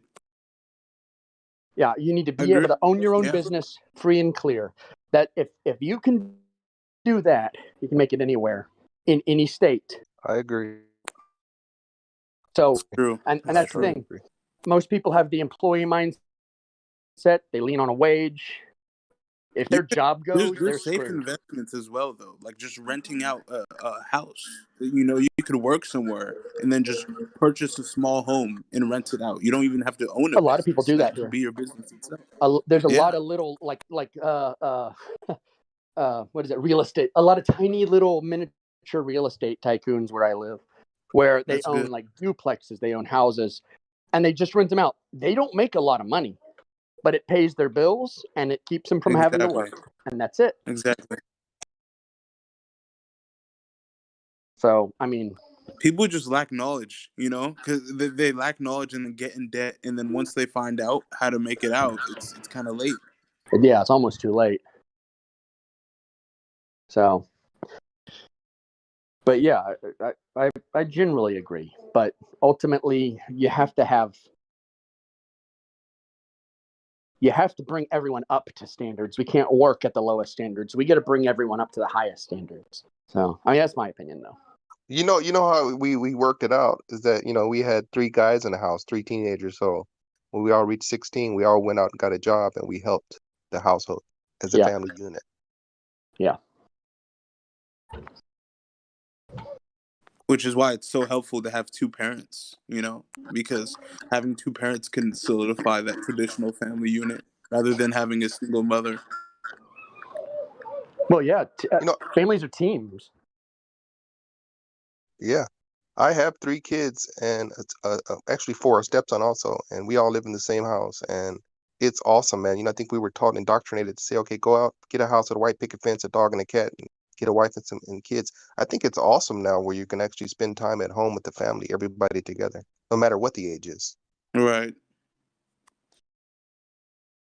Well, yeah, that was another goal of feminism right there, was to destroy the nuclear family, to get women into the workforce, to create more taxable income also. So, I mean, honestly, it really hit the country pretty hard. Like, you could literally look at the timeline and look at when feminism started and look at how the country declined after that. Well, the country declined a lot, mostly I think when they took God and Christianity out of the school. Yes, yes, yes. And abortion, killing children. I totally agree. Well, that's all. Like honestly, that's all derivative.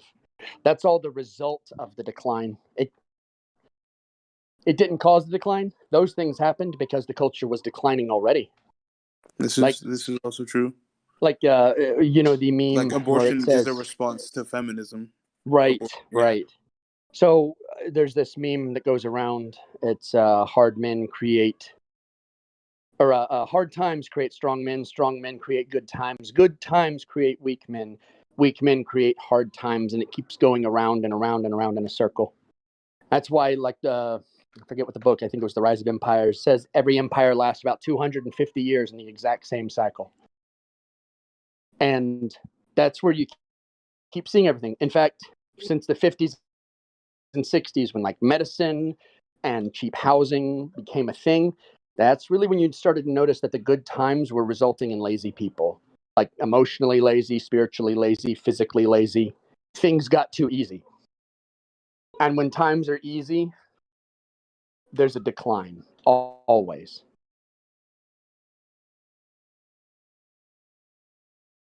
Sounds right to me. It's hubris. Like it's how humans are. Well, our lives were supposed to get easier with technology, right? But it seems like it's gotten harder. Yeah. And that's the thing. Ease is actually detrimental to humans. An easy life makes life not worth it. Because then you're just bored. It's empty. There's no drive. Nothing. What's the purpose? Get a new TV and a new video game? It's like weightlifting. You need heavier weight if you want stronger muscles. Right. Lighter weight, less muscle. No resistance makes weak people. And that's the thing. There's no resistance now. Everybody's staying home watching Jerry Springer all day, I guess. Yeah.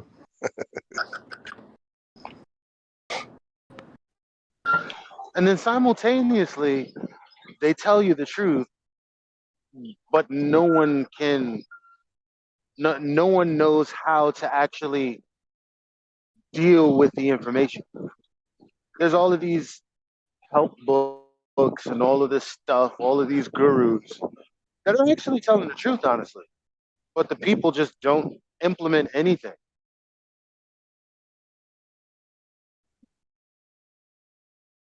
George They Carlin need something. said, "Marketing is the root of all evil." Most Like a lot of these books go off of certain principles and certain fundamentals that haven't changed. I mean, they're even there in the Bible, Right. Like there's certain things that just are, and every time people get away from them, this is what happens: degeneracy, Exactly. poverty, all of this. Lasciviousness. They need something to push them. There has to be some, and that's this whole pandemic. It was supposed to really push people in the direction of waking up, and a lot of people have, but a lot of people have not.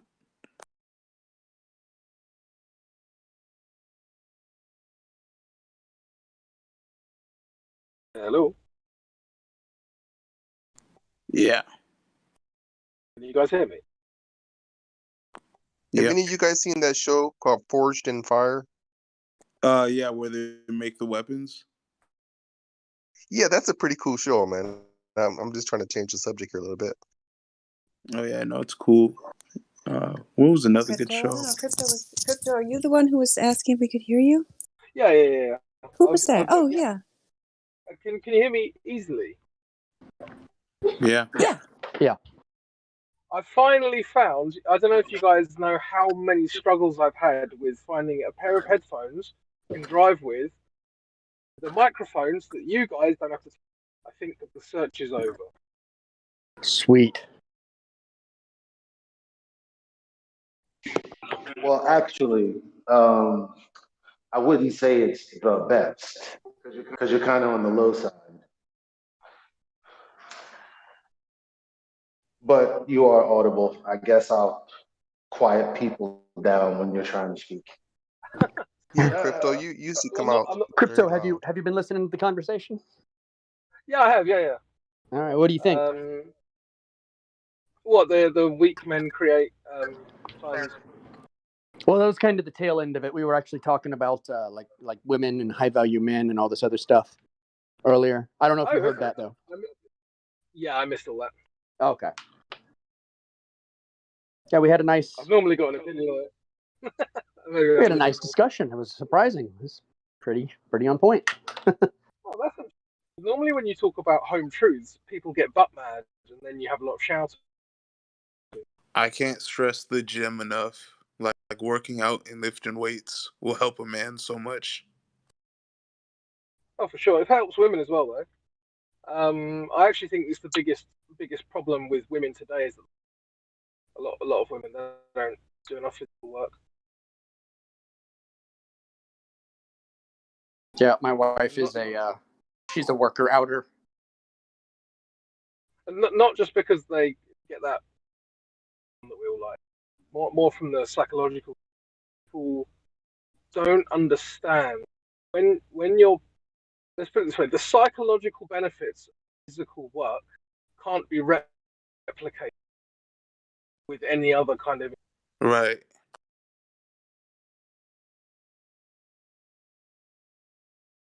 And I think people who are like really fat and lazy don't understand. Also, seed retention for men. I mean, it'll boost your testosterone, you know? And I mean, the benefits, it's overwhelming. I think that has a lot to do with sports. When you're introduced to sports as a young kid, you start liking, and it just feels so natural to run and lift weights and play baseball or basketball or football. Just that good feeling to keep it going as you grow. Yeah. Very healthy. Well, I think we would. I think humans actually would if we weren't forced to get our work with. That Crypto, you're coming kind of low now. You used to be really loud.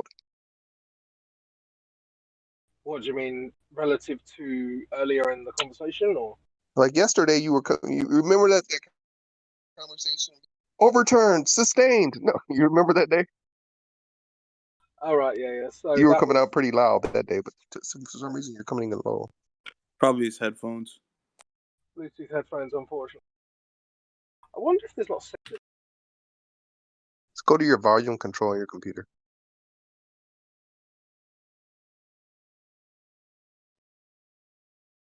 No, we're people that work on the go, or come in here on the go. So he probably is on his phone, and he probably has a pair of headphones that he's picked up. That's why he was asking us how it sounds. Yeah. So I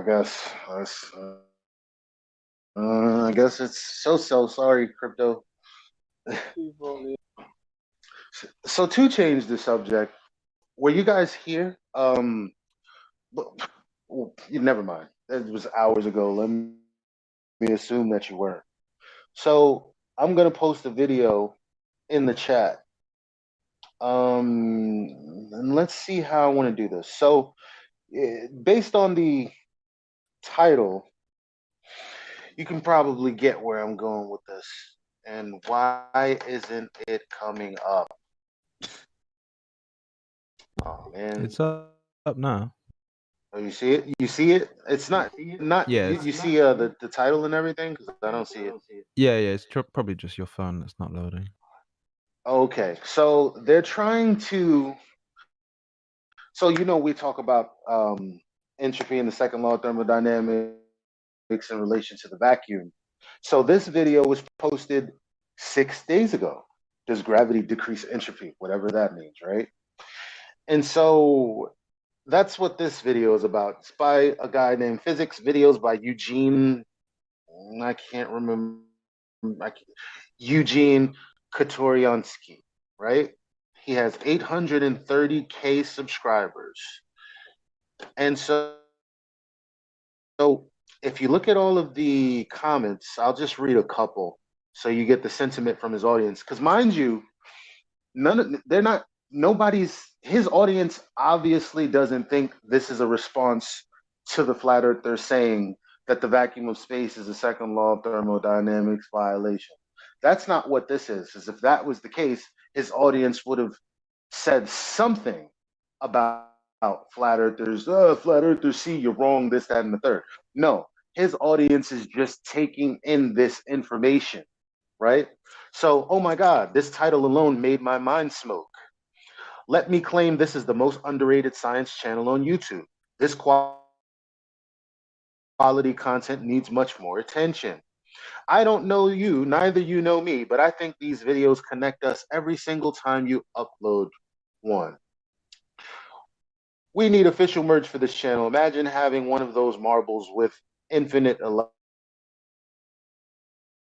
elasticity. I'm so confident in the quality of your videos that I always hit the like button before watching. And after I watch, wish there were 2 more like buttons to hit. So that's the general tone of the comment section responding to this video. My question to you in the room is, do you see a problem? No, okay. Where is the problem in the video?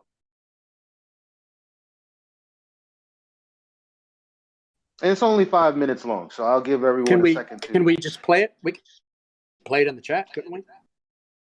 I guess we could play the sound. Yeah. Someone play it. I can't. Can anyone play it? Because I want to give it away, but I mean, okay. Here's a hint.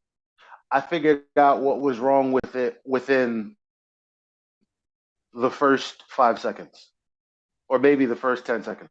But anyway, I'm gonna go give it a watch. That's the only clue I'm gonna give you. I'm gonna go give it a watch. There's got to be a DJ somewhere. Is Creation Bear here? No. Who's here? That's a DJ. Roger. Yeah. Perfect. Roger, can you play? Yes. Thank you, Roger.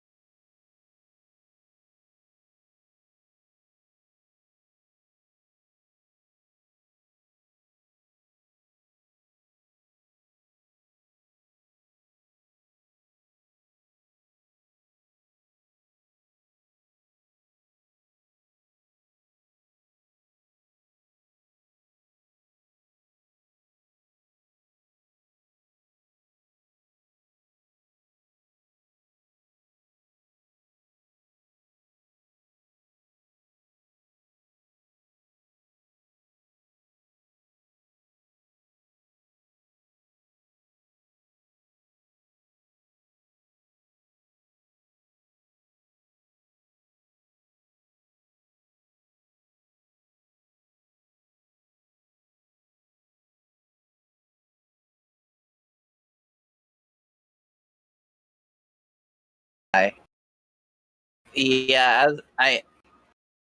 I just didn't want to disrupt the conversation. How dare you not disrupt the conversation? Well, I wasn't.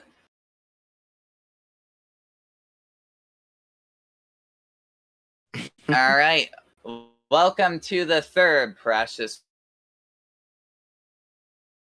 Metal Takeover. I am your host, C. We have our co-host, Redford Bear, and I was also going to make the announcement that we have now decided a co-host, who is Tap, and his role is basically, in the absence of myself, yours truly, Tap will become co-host and Redford will become the host. The host role is basically to come up with the agenda, and basically to like keep things on task, and I guess like keep an eye on chat as well. The co-host makes sure that the silvers are participating, making sure that everyone gets their fair share on the mic, and basically, yeah. So, welcome everybody. Redford, how's your day been? Honestly, I'm pretty thirsty myself. I may get some apple juice. No, my day's been good. The sun is shining. It's really warm out today, so I can't complain. So, like, is it just me, or is like the weather like really hot? Oh, it's really hot. It was like almost plus 30 Celsius the other day. It's plus 23 right now, and I'm sitting outside in the sun. It's really nice. But yeah, it's been really, really warm again for mid-May. Last year it was pretty warm too. So, today's subject that I wanted to touch on for Precious Metal, and we obviously this is a 2-hour block, so we can kind of change things as they go. But honestly, one thing I really think is important is how a lot of people. Sorry, I'm looking at chat. How a lot of people feel about the server, and honestly, I've said this many times, but this server has honestly changed my life personally. I found it in a time that was really, really bad for me. So this server gave me a beacon of hope, gave me new knowledge, made me more confident, and honestly, I owe a lot to this server, which is why I spend a lot of time into it. Because with this server, in my opinion at least, the more you put into the server, the more you get out of it. And I've been doing what I've been doing ever since I got Gold Plus, because I want to give a voice to the voiceless, as I say, as I hog the mic, so I'm going to wrap this up.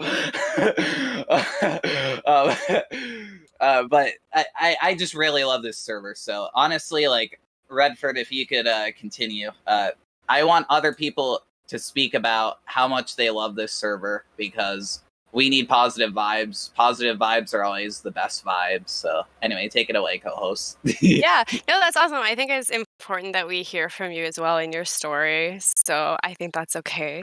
If you want to talk a little bit, of course. So basically, this server, how it has changed my life and how it has impacted me, I would say at the time when I found it, one of my close friends, who is like a truther, quote unquote, even though I hate using that term, they had moved away. So I basically lost like my friend to talk to all the time about it. So when I found the server, it was pretty amazing to just come across so many people that have the same thought process, because, you know, we're kind of put into that box, right, in society where nobody thinks like you, you're crazy.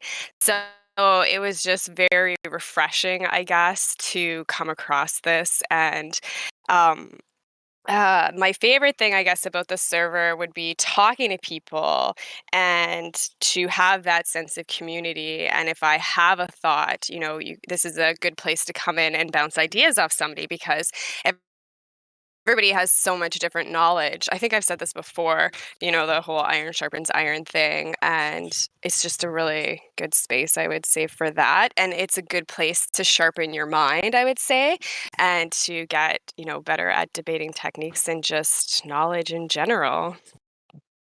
And oh yeah, the other question that we'll ask is, what was your life like before the server? I think for me, it opened up that, like I kind of said just before, that coming across more like minds where it's very good to have more people that think the same way. So that's nice. Was that all the questions, C? Pretty much. Or I think there was a third one. more if you want, but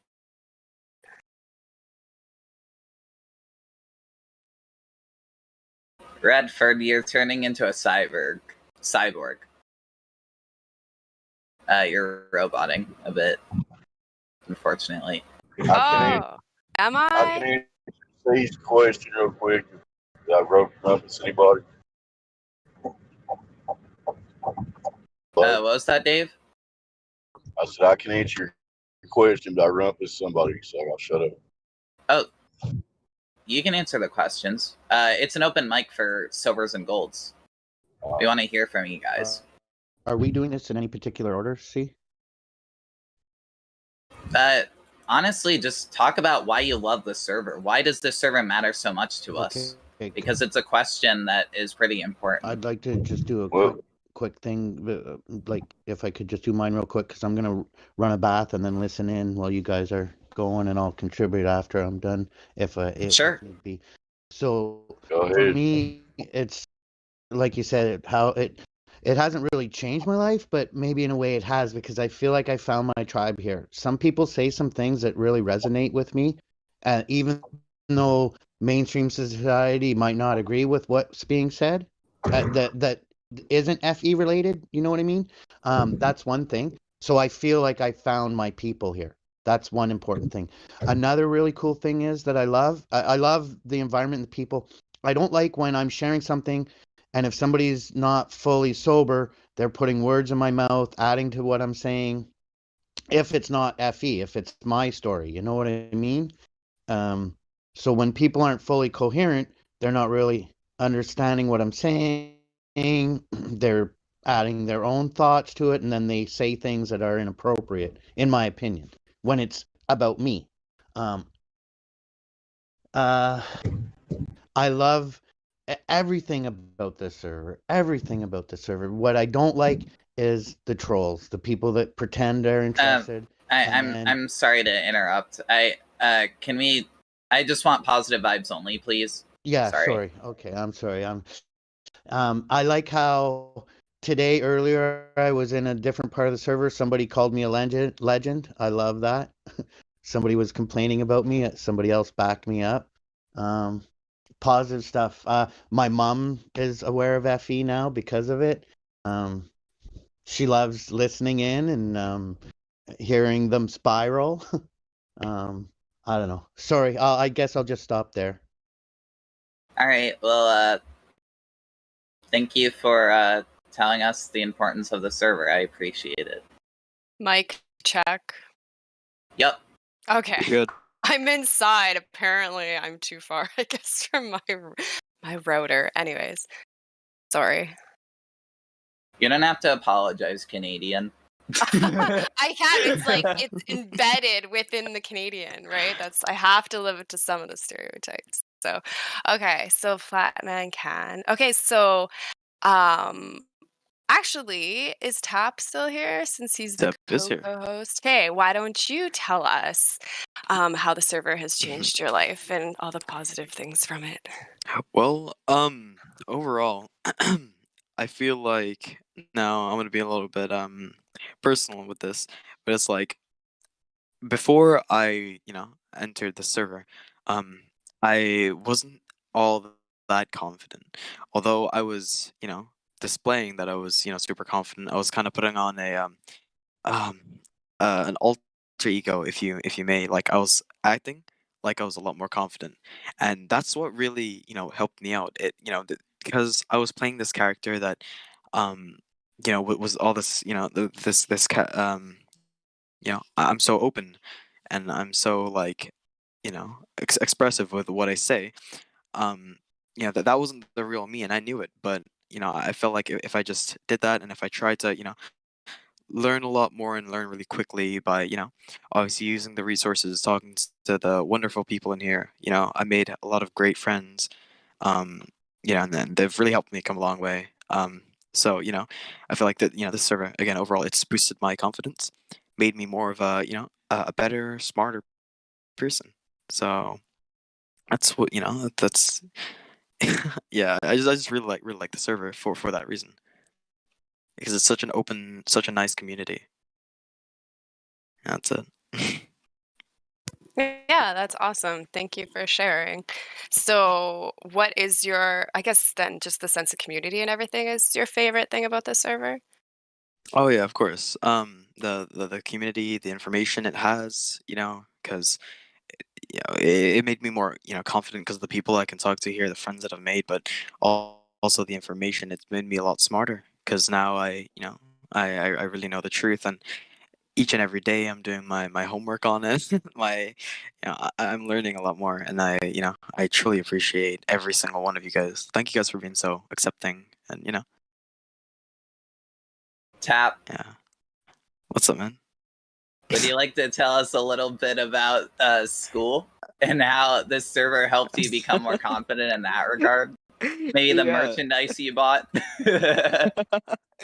So I've purchased a quantum eraser mask, and I've been wearing it around school, and yeah, it was it's pretty funny, because a lot of people, especially like the science teachers and everything like that, um they get really angry when when they see me wearing it, for one really good reason. A couple of weeks back, I've emailed a few teachers, physics teachers, that the head of physics himself, um and just asking them if we could set up like a little debate, maybe a conversation, because I don't, obviously I don't want to scare him off instantly. I was asking for a little conversation that I could have with a few of the teachers, or a teacher one on one, about science, about things we naturally observe, things we can test. And I told him, I made the observation that we have gas pressure on Earth without a container. And I was like, how can that work? um and he was struggling to answer me. He was telling me it was all sorts of things. And the first time I actually set up one of these debates, I talked to the teacher for a while, asked her a question, and she ended up leaving the school, and quit her job. Now, I'm not saying it was because of me. I'm not saying I made her quit her job. But she I was expecting a response from her. She told me that she'll email me sources, and how this entire thing works. About 3 weeks go by, she stops turning up to the class, and then on the third week, we get an announcement that we need a new physics teacher because she actually left the school. So I'm not like saying I made her leave, but it's just a little bit coincidental, if you ask me. But yeah, it's helped Nothing's me a grow. coincidence. it's it's truly amazing how this server has helped me grow. I've made a lot of really good friends. Again, I can name a few right now. Scarecrow. I see you up there. We got Redford, CI. It's just it's so it's so great. Um, that like we can all sit together in this community. And I've been talking for a while now, but I can't express how much I love you guys so much. That was really nice. No, that was awesome. That's exactly what we want, right? The positivity and everything. And I think probably a lot of people can relate about how life-changing it has been. So that was really nice. Thank you for sharing that. No problem. So, I don't know if anybody's talked to Toby Dog. He is in here and VC verified. Um, he's unmuted. Are you there? Toby dog? I remember a super cool thing I really love about the server. All right, Flatman. You guys let me plug my t-shirt company in this live stream. I love you so much for that. I don't do it all the time, but sometimes. Awesome. Okay, so sorry, Toby dog, can you speak? Do you have access to a mic, or are you not able to? You can type it in the chat, I guess. Either way, I'm guessing you can. Hey, can you hear me? Yes. Hi, welcome to the server. How are you? I'm doing great. How are you guys? Pretty good. So, what brings you to the server? I'm just curious, and I like to hear like-minded people talk. I don't have very many friends in real life that understand what's really going on, and it's just kind of refreshing to hear other like-minded people. Okay, so do you know that the Earth is flat then? Yeah, I've known that since late 2019, so just a couple of years. Okay, so how did you come across that realization? You can share your story if you want.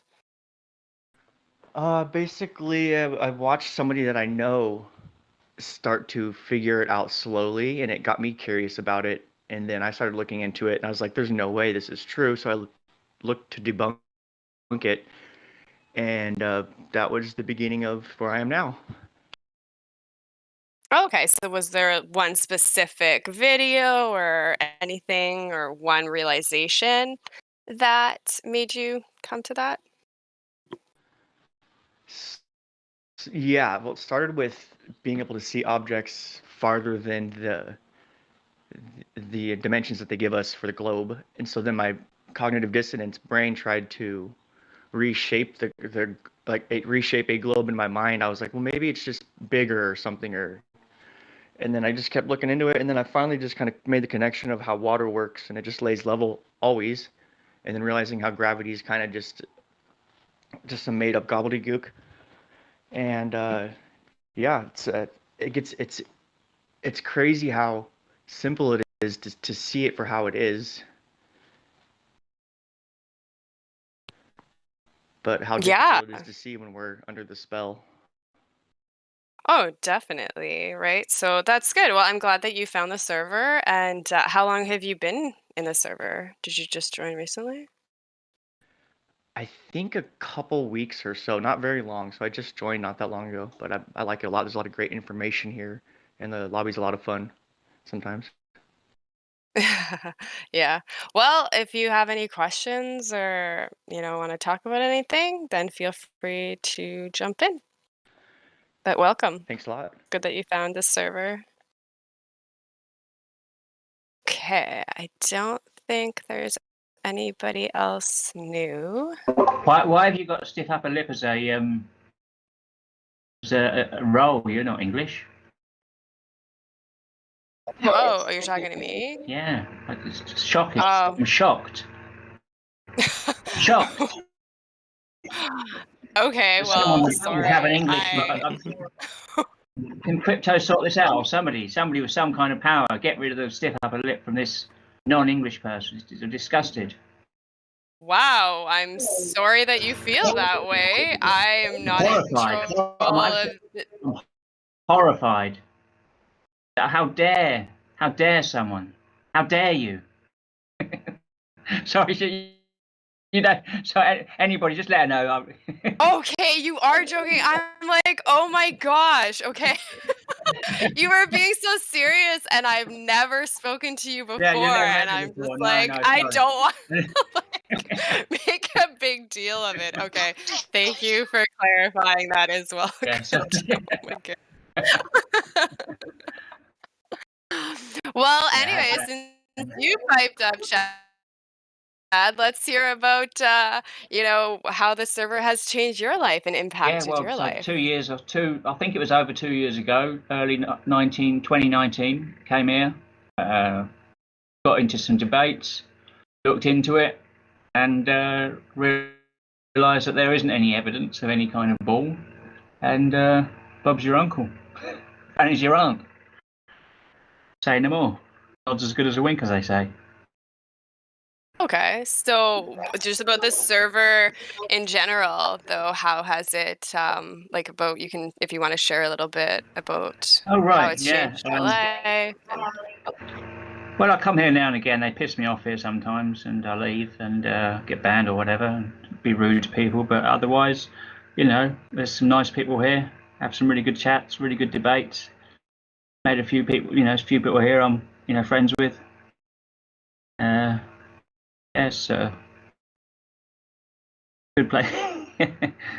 Yeah, it's good. Just got some. I've done a lot of learning here. I was never into physics much. I was more a mathematician, so I never really looked into the physics and things of all the so-called the maths of physics of gravity specifically, gravity, general relativity. So I did quite a lot of research on that. Also Cavendish, I downloaded his and I read Hawkins' Brief History of Time and other stuff. So I've just read these things and they're total bullshit. So it's good to know. yeah, well that's good. It's a good place to come.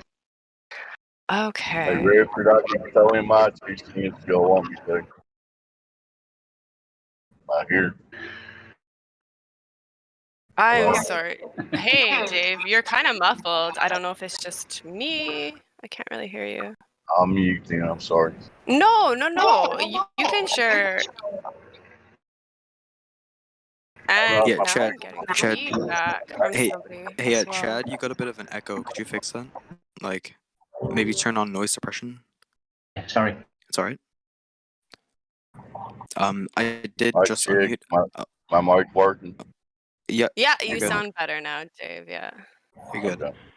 I did just unmute because I was gonna say I'm gonna go downstairs Okay. really quickly. I'll be right back. Okay, 2 seconds. All right. So, Dave, were you trying to say something? I was just trying to chime in my 2 cents on this server. I kind of look at it as an oasis of sanity and a sea of delusion out here. Everybody knows what I'm talking about.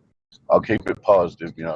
I've been looking at this subject since early 2015. I went out to a lake here with a buddy of mine over 8-mile stretch and flashed a mirror of sunlight reflections. And that day, the globe ended for me. Of course, the buddy I went with still thinks it refracted over a hump of water or whatever. But so basically, I've been looking for natural physics of water to do the globe in for me. And I like how this server kind of, I know we speculate from time to time, whatever, people have their different opinions, but we generally stay to what really is, what we can prove. And that's what I like about it. And, helping people think for themselves is what I appreciate here. And a lot of good people. Sorry, Dave, I just got to interrupt you there. Go It's ahead. impossible to help other people to think for themselves. Well, that's true. Just all you can do is lead them to water. You can't make them think. You can lead them to the flat water. Yeah. You can't make them think, bro. Don't help anybody else with thinking. But yeah, like I say, I've been looking at this subject for a long time, and this server's like a little oasis of sanity. Is mainly the thing I wanted to say. I chime in when I can. I'm busy at work a lot, but I'm just here to help spread the good word. I guess is the easy way to put it. Dave's done now.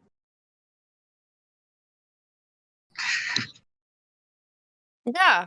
No, that's awesome. I kind of look at it that way too. We can't change people's minds, but we can, kind of help them along the way if they're wanting that information and that little push, I guess, sometimes. So we can be a good place for that. Okay.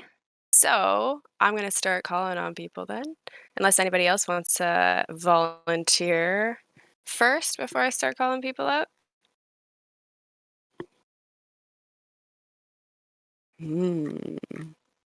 All right, let's go down the list. So Creation Bear, if you'd like to unmute your mic and share how the server has impacted your life and Yeah, everything. thanks, Redford. Hey, everybody. Yeah, so I've been thinking about that. How has the server changed my life? It's definitely given me more of a sharper mind and a sharper tongue. Something I thought I had before, but what was life like before, right? In 2017 is when I sort of realized the truth about the flat earth. And when I would bring it up to people, they would just say things like physics. Right, physics, bro. I didn't really have a comeback. And now when they say physics, I actually have a comeback, right? So what are my favorite things about the server? I actually really like hearing all the different accents and all the different minds from all the people around. But I would say that my absolute favorite part are the debates. I'm definitely here to sharpen that tongue of mine and my mind a little bit.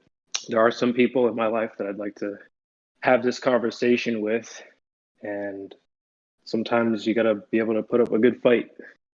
So I've learned a lot of those things here, and I really appreciate that from you guys. And I'll be sticking around for a while. So yeah, cheers. Thank you. Yeah, that's awesome. Thank you for sharing. So I guess one of the other questions too, because I think you covered the other two, but what was your life like before finding the server? Yeah, so like I said, I kind of woke up to Flat Earth in like 2017. So I was listening to guys like Nathan Oakley mostly, and I would just listen on YouTube mostly. And he would always say, "Click the link, join if you want to have the debate." And looking at my account information here, it looks like I joined this server on January 13th of 2021, or excuse me, 2020. So I didn't come here until late. I had already fully understood, but I didn't have my arguments put together. I knew what the truth was, but I didn't quite know how to put it forward to someone else. Like when that guy said physics, bro. I didn't know what to say back. I just was quiet. So yeah, now I know. If we could give Creation Bear props for his soundboard work, he deserves it. Yeah, and actually, I don't know if you're looking at the voice text, but Elijah said that he totally noticed your value. I often look to you to play relevant clips because you're consistently there. Thank you for your addition to the server. Yeah, Elijah's the man. I've been noticing a little bit of I don't know, a little more pep in his step lately. I've been trying to take some notes from the way he's approached people, a little bit more Socratic, a little bit of a softer approach, and it works for me because I don't normally start with that approach. So, So, Creation Bear, do you have your soundboard at your fingertips right now? I do. I'd like to ask Don Pettit, why haven't we gone back to the moon in like 60 years? On the topic of Elijah, I'd just like to add something, if that's fine. Go for it. The problem is we don't have the technology to do that anymore. We used to. We destroyed that technology, and it's a painful process to build it back again. Basically, it is. Oh, I'm Thanks, sorry. Don. Back to you. That would make an excellent start to a song, wouldn't it? Like, someone could do a song with that. It'd be good. Yes, all the people that make music. There you go. Sorry, what were you going to say? I was just going to say, Elijah's an individual in this server, and I know this is precious metal. I know it's about you guys, and I'm sorry for disrupting the conversation, but I just really wanted to say that Elijah's an individual who has changed incredibly since I first joined the server. And I've changed a lot as well, but Elijah specifically. I remember back when he used to be silver, he barely talked at all. He lacked a lot of confidence, and I'm really happy to see everything he's done. He's one hell of a musician, and I would love to see him resume that work because he's a really good rapper. He's a really good singer. He's excellent at mixing things. And me and Elijah don't really speak a whole lot anymore, but I still really like Elijah. He's a very important member of the server, and it makes me so happy to see from the time I've been in the server since March 27th, March 28th, depending on your time zone. It makes me really happy to see that he's gone from a very quiet silver to a lead mod who's able to confidently put his opinion on the live stream and constantly come up with new ideas and constantly innovate the server. I just really wanted to say that Elijah's a great individual and his promotions have been very well deserved. Sorry. You guys continue. No, no need to apologize. That is important. I do enjoy listening to Elijah debate. And yes, congratulations on getting lead mod. That is awesome. So to keep the conversation going, I know John would like to share how the server has changed his life. And welcome, John. It's good that you were able to make it today. Hey, it's good to be here. I can only be here for a few minutes, so I'm picking up lunch. Yeah, for sure. So would you like to share how the server has changed your life, how your life was before, and your favorite thing about the server? I'm going to start off with my favorite thing. It's really nice to have a community I spent more time on Discord over the last couple months than I've ever had in my life. It's like the only app that's ever used on my phone now. Never really paid attention in school those many years ago, but I think I've learned more about where we are, where we live in just the past 2 months than I have ever really learned before, if that makes any sense. Like I've only been in flat earth for about a year and a half, been in different conspiracies over the past couple of years, but mainly the last year and a half, a lot of things have changed, like just opening my eyes and seeing how things really are. The community here is, and the server here has been really awesome in that there's no break in the action. You can just jump in whenever you're available, and there's always someone there to converse with, and you can sharpen your skills. You can, like, I'm learning how to debate more, how to present arguments more. I'm learning how to respond more, like Creation Bear was saying. Like, I knew how to respond, but it usually took me a while to process an argument before I could respond properly. But now that my notebook itself has grown to many pages now, and so it's been very well worth my time, I believe. Yeah, that's awesome. Thanks for sharing. And I really appreciate everyone here. That, you know, there's a lot to learn from, and there's many different points of view, and yeah, we all may not agree on everything, but the community has been pretty solid. I appreciate that.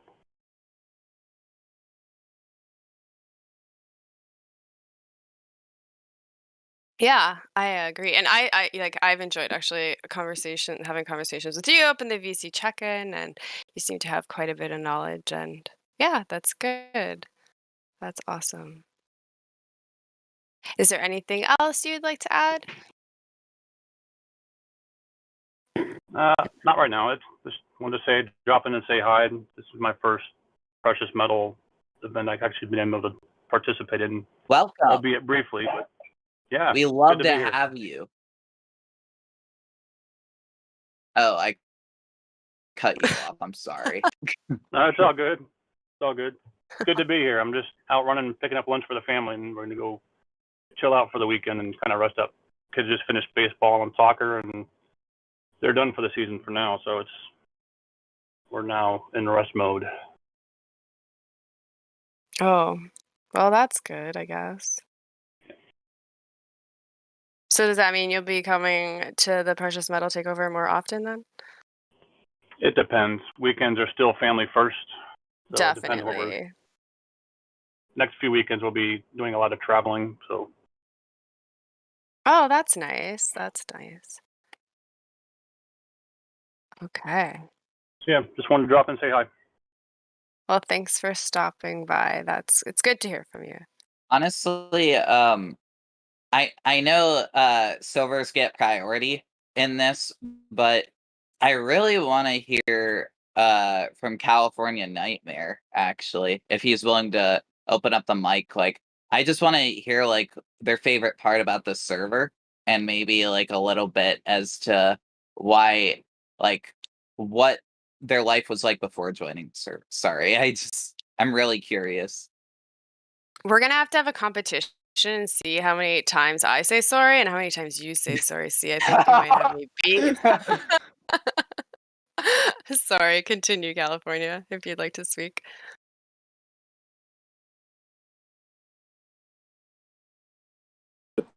That we all have with each other.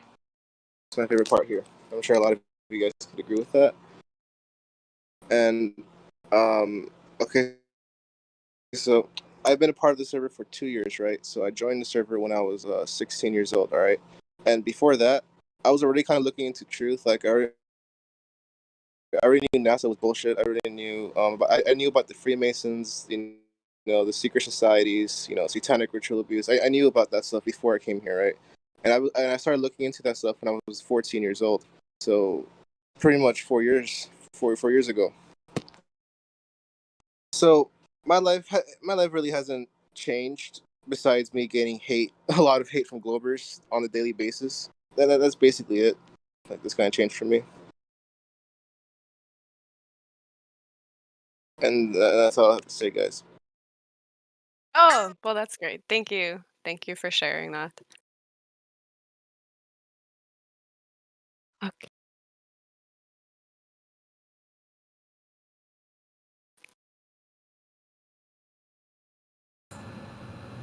Yeah, I'm here. Hi, everybody. Hey, Sunny. Hope you're well. So, how has this server impacted your life and changed your life? Oh boy. Okay. You have to excuse me. I'm a little, a little emotional today, especially to listen to all of you. But anyway, I'll just keep it simple. I actually like to take notes lately while I'm listening to people, and it helps me to formulate logical arguments, you know, and how to present information. So I really love that. So how did the server change my life? So for the positive, yeah, it's really only been a positive experience for me. I'll just go through this, like what I've been kind of jotting down. I really got a sense of community here. Like someone else mentioned, was it California Nightmare? I had been like researching into conspiracies for probably 20, 25 years. And so I went down like every single rabbit hole that you could possibly imagine in that amount of time. And I learned enough about law to get myself in a lot of trouble. But anyway, enough of that. So like what I did, you know, I was really lonely with this awareness of flat earth, because like I discovered flat earth in 2017. It was like at the end of all those rabbit holes I mentioned. It was the last one, and that was it for me, you know. But I was in this place in my life where it's like I felt people are not listening. They don't really care. it's like honestly, I was kind of depressed, you know, and I was doing the best I could to like stay positive and like stay healthy and continue being active and all of those things that I've been doing that have kept me alive to this point. But I didn't have a community, you know, like the community I felt I was in, they're all like covering their faces like I don't have to go into that, but we all know what I'm talking about. So I got this sense of a community here, and I never felt a community like this before, you know? Like you know, I'll just stick to the facts. Like I learned more about science since I've been here since August of last year that I learned in my entire life. And you know, I learned what science actually is versus what it isn't. It also helped me as an individual to realize that what I actually do know and to like really like honor those things, honor my skills, my experiences in life and how they can help me and how maybe those can help others.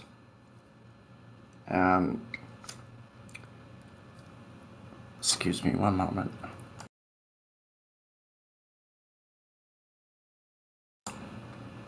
Deep breath. So I learned how I learned how to use logic. I realized like how much logic I actually already had, like if I chose to use it, and how to present information in a logical manner. And another thing that was really great that like I realized like I was able to soak up information and it gave me a community where like people are thinking and out of the box and new ideas are being presented and I could look at that information honestly and you know you use a filter of logic and look at the information and it was really rewarding for me at my age to be able to continue learning and to be able to separate the real from the unreal. You know, I had moments where I felt like these people aren't going to like me or I'm not going to be accepted, that I wasn't good enough, that I wasn't going to be up to par with all of you. Oh, Sonny.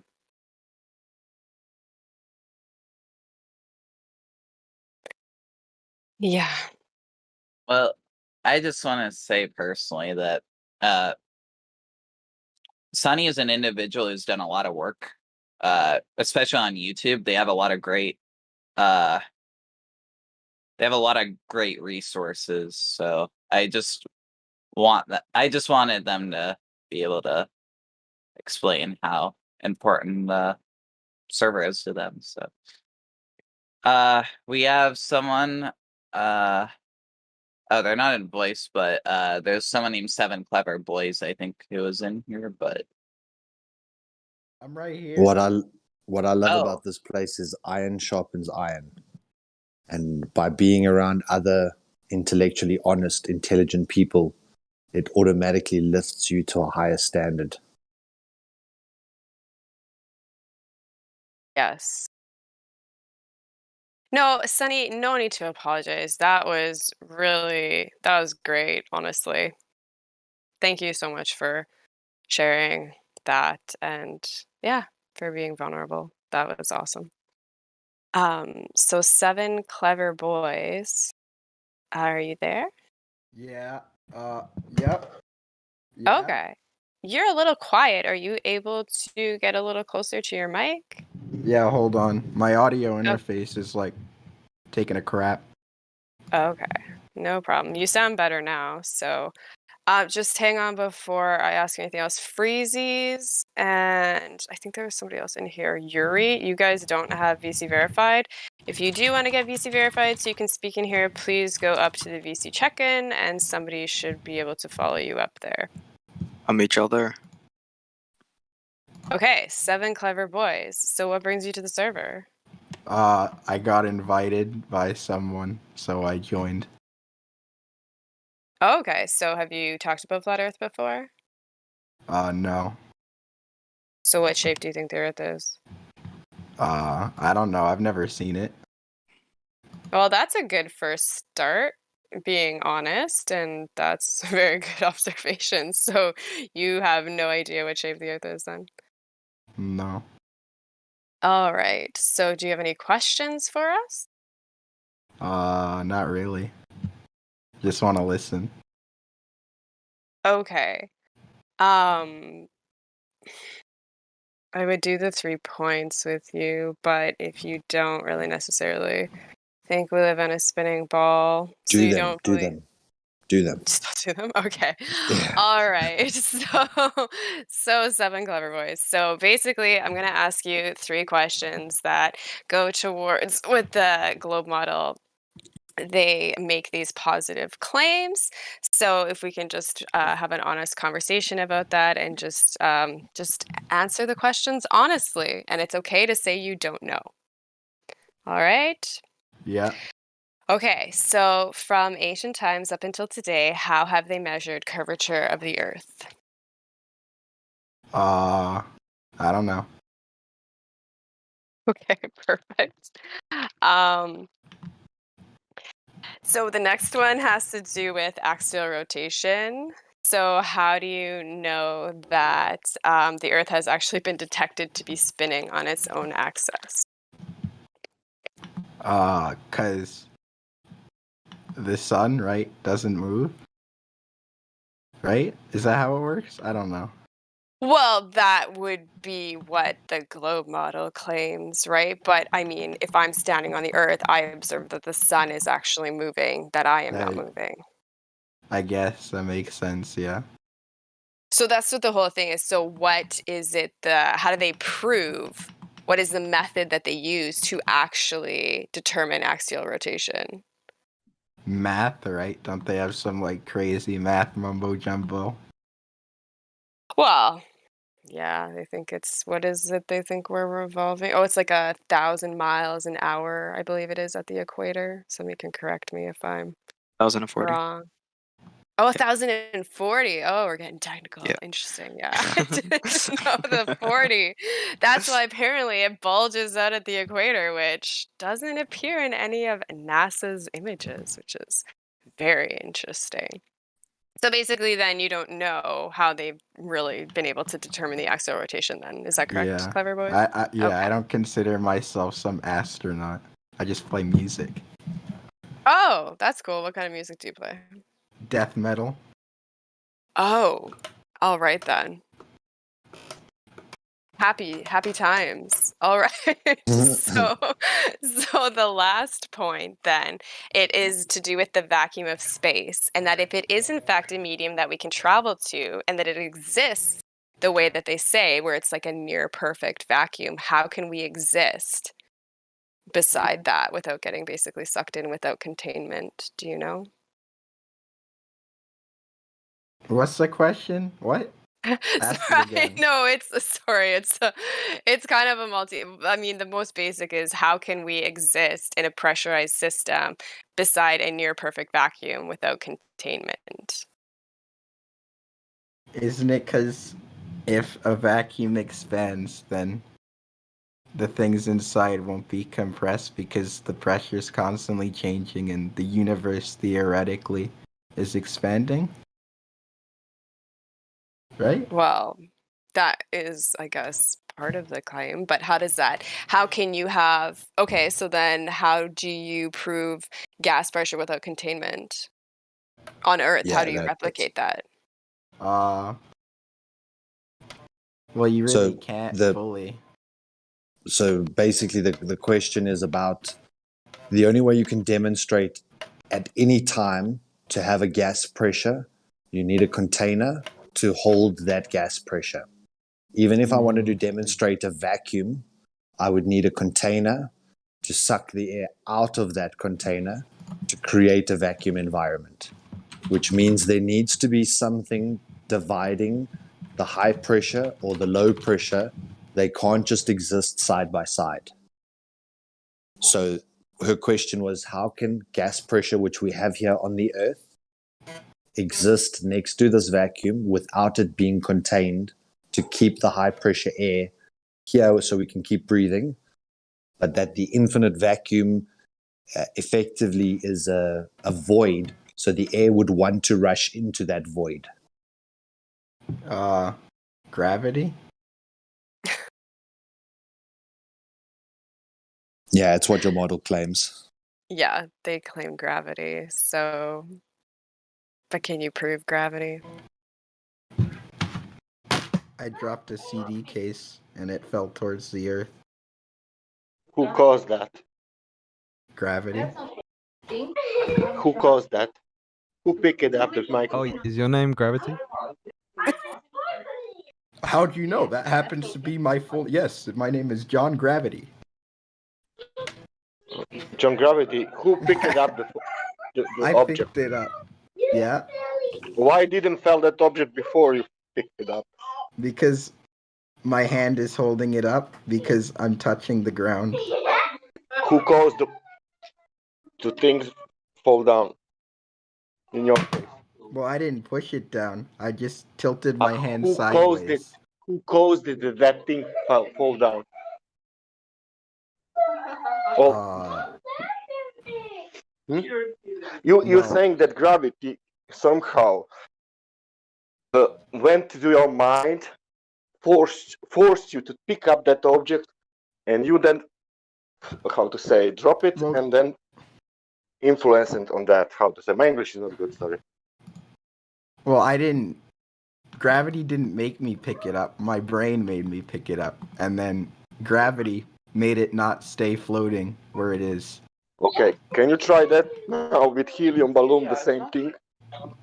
Well, helium isn't, at least from when I did chemistry, wasn't...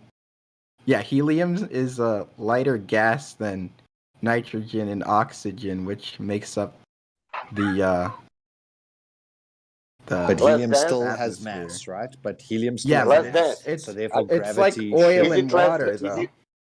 Is it less dense? Yeah, so it goes up. Is it your object more dense than air? You drop it? Yeah, way more dense than air. Okay. And if it's more There is dense than gravity air, here. does it fall? And then Yeah. if it's less dense than air, it rises. Yep. So why do we need a secondary force called gravity, only attracting sometimes downward, but when it goes upward, it's just because it's lighter? Because we're told that mass attracts mass. So even helium, even though it's lighter, still has a mass. And therefore, that mass should be attracted. I always thought the law was mass attracts mass that is the same. So if they weigh the same, they'll go towards each other. If one's lighter than the other, one will go towards the heavier object. So if something's lighter, it won't necessarily go right towards it, right? I don't really know. Well, it's all an illusion. It's what they tell us it could be, but it's never really demonstrable. So you can't take a steel ball and make other things be attracted to it, or that on the side of a mountain I can stand skew to the mountain because the mountain's attracting me to the center of that mountain because of the mass of the mountain. That's never demonstrable. So it's always mathematically explained using certain formulas or equations. But when it comes to real world demonstration, there isn't really. And that's why these three questions are so crucial, is because they're effectively, consider them like the pillars of the ball religion. So if we're on a spinning ball in space, firstly, we must be able to see curvature. We must be able to determine that it is spinning. And then we must be able to demonstrate that high pressure air, which is on the Earth, can sit next to a vacuum without any type of containment. And all three of those questions, as fundamental pillars to the religion, those should be the first things that we're ever taught. And generally, when people come in here, why we ask them these questions is to determine if it's just a belief, so you believe it to be that way, but you don't actually know it, then you would answer, I don't know, or it's just a belief. or I've been told that, so that's what I assume. Gravity, in terms of a vacuum, if I take a little basic straw and I start sucking water up through the straw, I create a slight vacuum in my mouth, and that's strong enough to pull water up out of the cup. So we know that vacuums, when there's a pressure differential, the water or gas will move towards that differential to try and create equilibrium. So the tiny little vacuum of my mouth can overcome this infinite gravity of the earth, because remember, the cup is downward, so the gravity is holding all that water in the cup.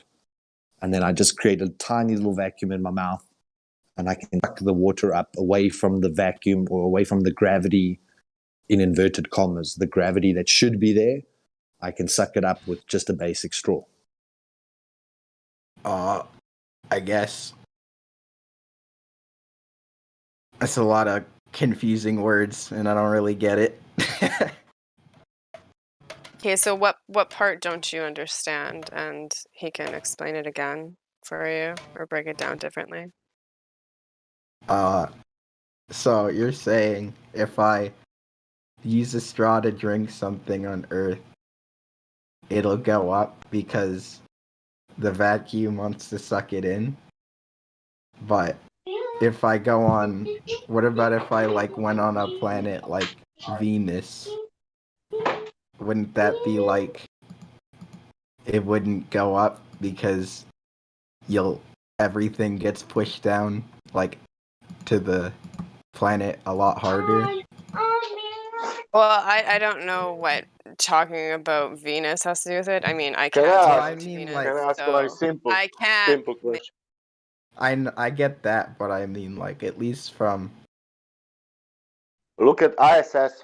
What will happen if you open the door of ISS? Everything goes out of it, right? Why? Because it doesn't have that much mass. So No. everything lets it out. But why? What is out? So if we made the ISS bigger so it had more mass, I could open the door and nothing would get sucked out. Yeah, but you'd have to make it the size of Jupiter, right? No, so it's got to do with pressure differential. You Okay, understand let's say sorry. why How- does wind occur? Wind occurs because one side is a high pressure, and then somewhere else there's a low pressure, and then the high pressure pushes towards the low pressure. Do you understand that that's how wind occurs? It's the second Clever law of boys? thermodynamics. It's entropy. That's it. We don't know what's really causing. We know the effect. Wait, just keep it simple for now. Clever boys, do you understand that wind goes from high pressure to low pressure? I thought wind just sort of moved. Okay, so the underlying mechanism behind why it's moving is that it's moving from a place of higher pressure. Generally, it's been heated. The air has gone up because it rises when it's warm. And then it creates that whole cycle where it goes up, creates rain, can fall, creates wind. All of that is created when you have high pressures and low pressures interacting. And then we're told that the Earth is a high pressure. Well, we know it is because we can measure it. And then we're told that space is this infinite vacuum, but we would all be dead. If space was a vacuum, it would have sucked the air off of this planet, and we would all be dead, unable to breathe anything, because gravity doesn't affect gas. Gas is an unbonded, gas moves in all directions. If I pop a helium balloon, the helium doesn't then descend down to the ground and stay there. It escapes in all directions. Same with smoke. Smoke rises, and smoke is said to have mass. So hydrogen goes up, helium goes up, smoke goes up. If I dropped the apple in the air, it falls, but if I let go of an apple in water, it rises and floats on the surface. So it's not got to do with the apple and some force pulling it. It's got to do with whatever's surrounding the apple. If it's in water, it will float and bob on the surface. But if it's in air, it will fall. But if there was still a gravity force below the water, that apple would be pulled down through the water until it rested on the floor because of that gravity that's pulling it down. So real quick, by the way, excellent conversation. I'm so happy you guys are getting on mic. I just wanted to announce halftime, and I also wanted to say that since Precious Metal has been doing so well, actually, Dandelion, would you like to make the announcement? Oh, sorry. You can unmute it. Oh yeah, well, CI and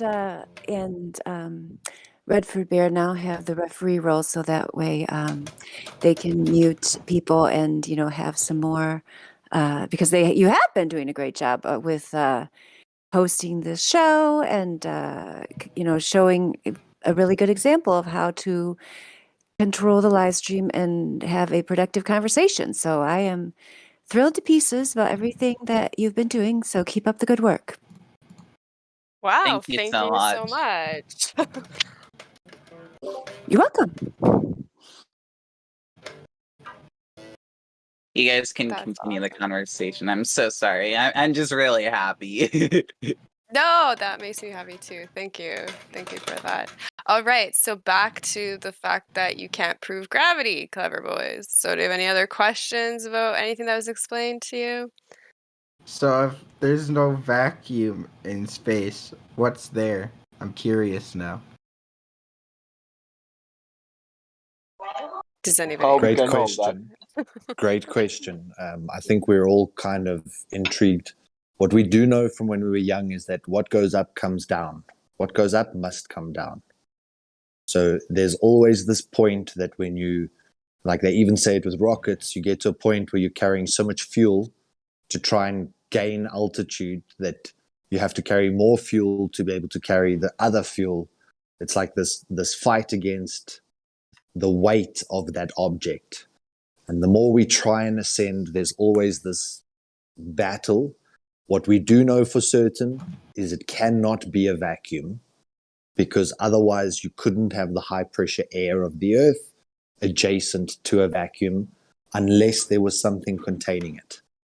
So firstly, take it back one step. We know to have gas pressure in the first place. If you type into Google definition of gas pressure, it will tell you it's the force being exerted on the walls of its container. So if there is no container, you can't have gas pressure in the first place. So technically, we have to be contained. What that container is, who knows? But the fact that we have gas pressure indicates that we have to be contained.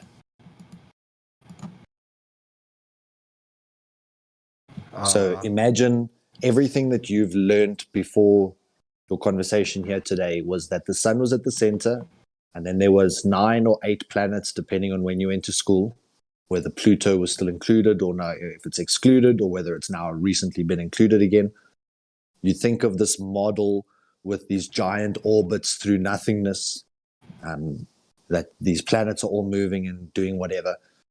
What we're starting to discover is that it makes more sense that the ground is level, which is why we call it sea level. So generally level is no side being higher than another side. That's the only way that you can say it's level. So if we have sea level and there's this base, think of the flat earth as like the basement. You're on ground level and then you're inside a building. There is a ceiling. You just can't see the ceiling, but everything that we know is inside of this known realm or whatever this thing is. So every star we've ever seen, every shooting star, every light in the sky, every what we call satellites, where there's moving lights, where you have planets, which were called moving stars. Everything that we see has to be within a much smaller scale than what we've been taught in this giant emptiness of space. Because once again, if I say to you, can you show a ball of gas without any container? It's you can't demonstrate it. There's no way to say, okay, give me a pound of helium, but I don't want the canister. Fill up my tire pressure, but I'm not going to give you a tire. You can't create pressure unless there's a container.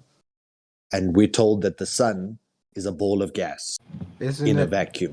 Isn't it technically a ball of plasma? Because I know if you put some things in the microwave, you get a ball that looks like the sun, and it's hot. Yeah, good point. Very good point. So plasma is another state of energy, but effectively we're told that the sun is hydrogen, and that it's being bonded into helium, and that's what's giving off the energy. It's this nuclear reactor going on inside. So it's hydrogen to helium, which are both gases. So it is a ball of gas. Whether it's generating plasma thereafter, fine, cool story. No one's been there, so we can't actually definitively say. It's always just been through, I look at it and therefore I tell you what I think it could be or how I think it's operating. But back to the original point, you can't demonstrate a ball of gas without a container. So therefore the sun couldn't be a ball of gas unless there was a container. And a container can't be on the inside, which some people then claim, oh, but it's the mass, the gravity on the inside that's holding it down. It's like you can't use it's like you couldn't contain water by putting the container on the inside and then putting all the water around the outside of the container. Well, technically, Water can only be contained inside the container. So I get what you it's- mean, but you should use a better example because technically, water likes to bind itself to a surface. So if you have a container on the inside, it will form around it. But I get what you mean, but that's just not a very good It can form a example. very thin layer, but yeah, point noted.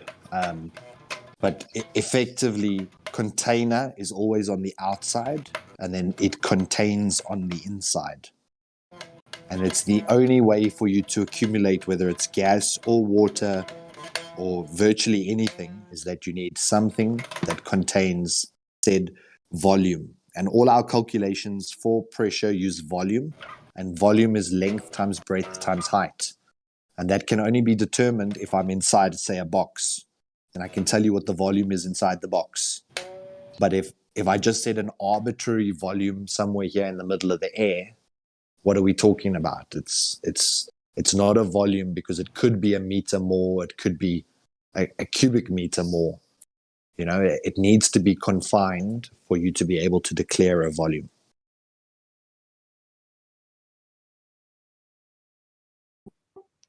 He's been muted. I know.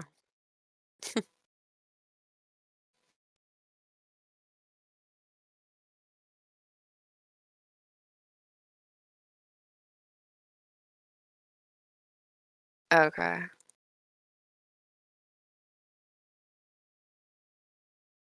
When he can talk again, we'll see if he caught all that. Is it working now? Yeah, we can hear you. Yeah, there's just background noise. Oh.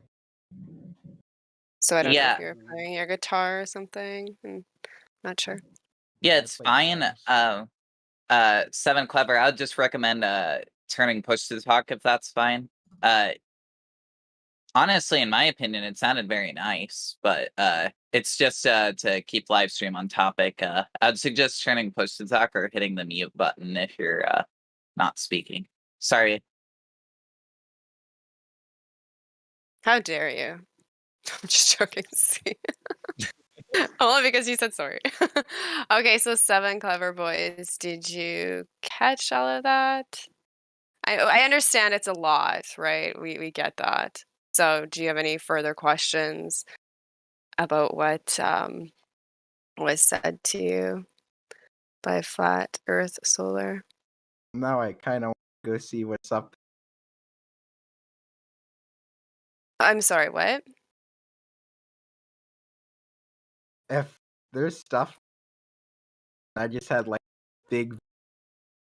So if there's like matter, space. You're very choppy for me. I don't know if that's just my mic or. No, he is choppy. Okay. Okay.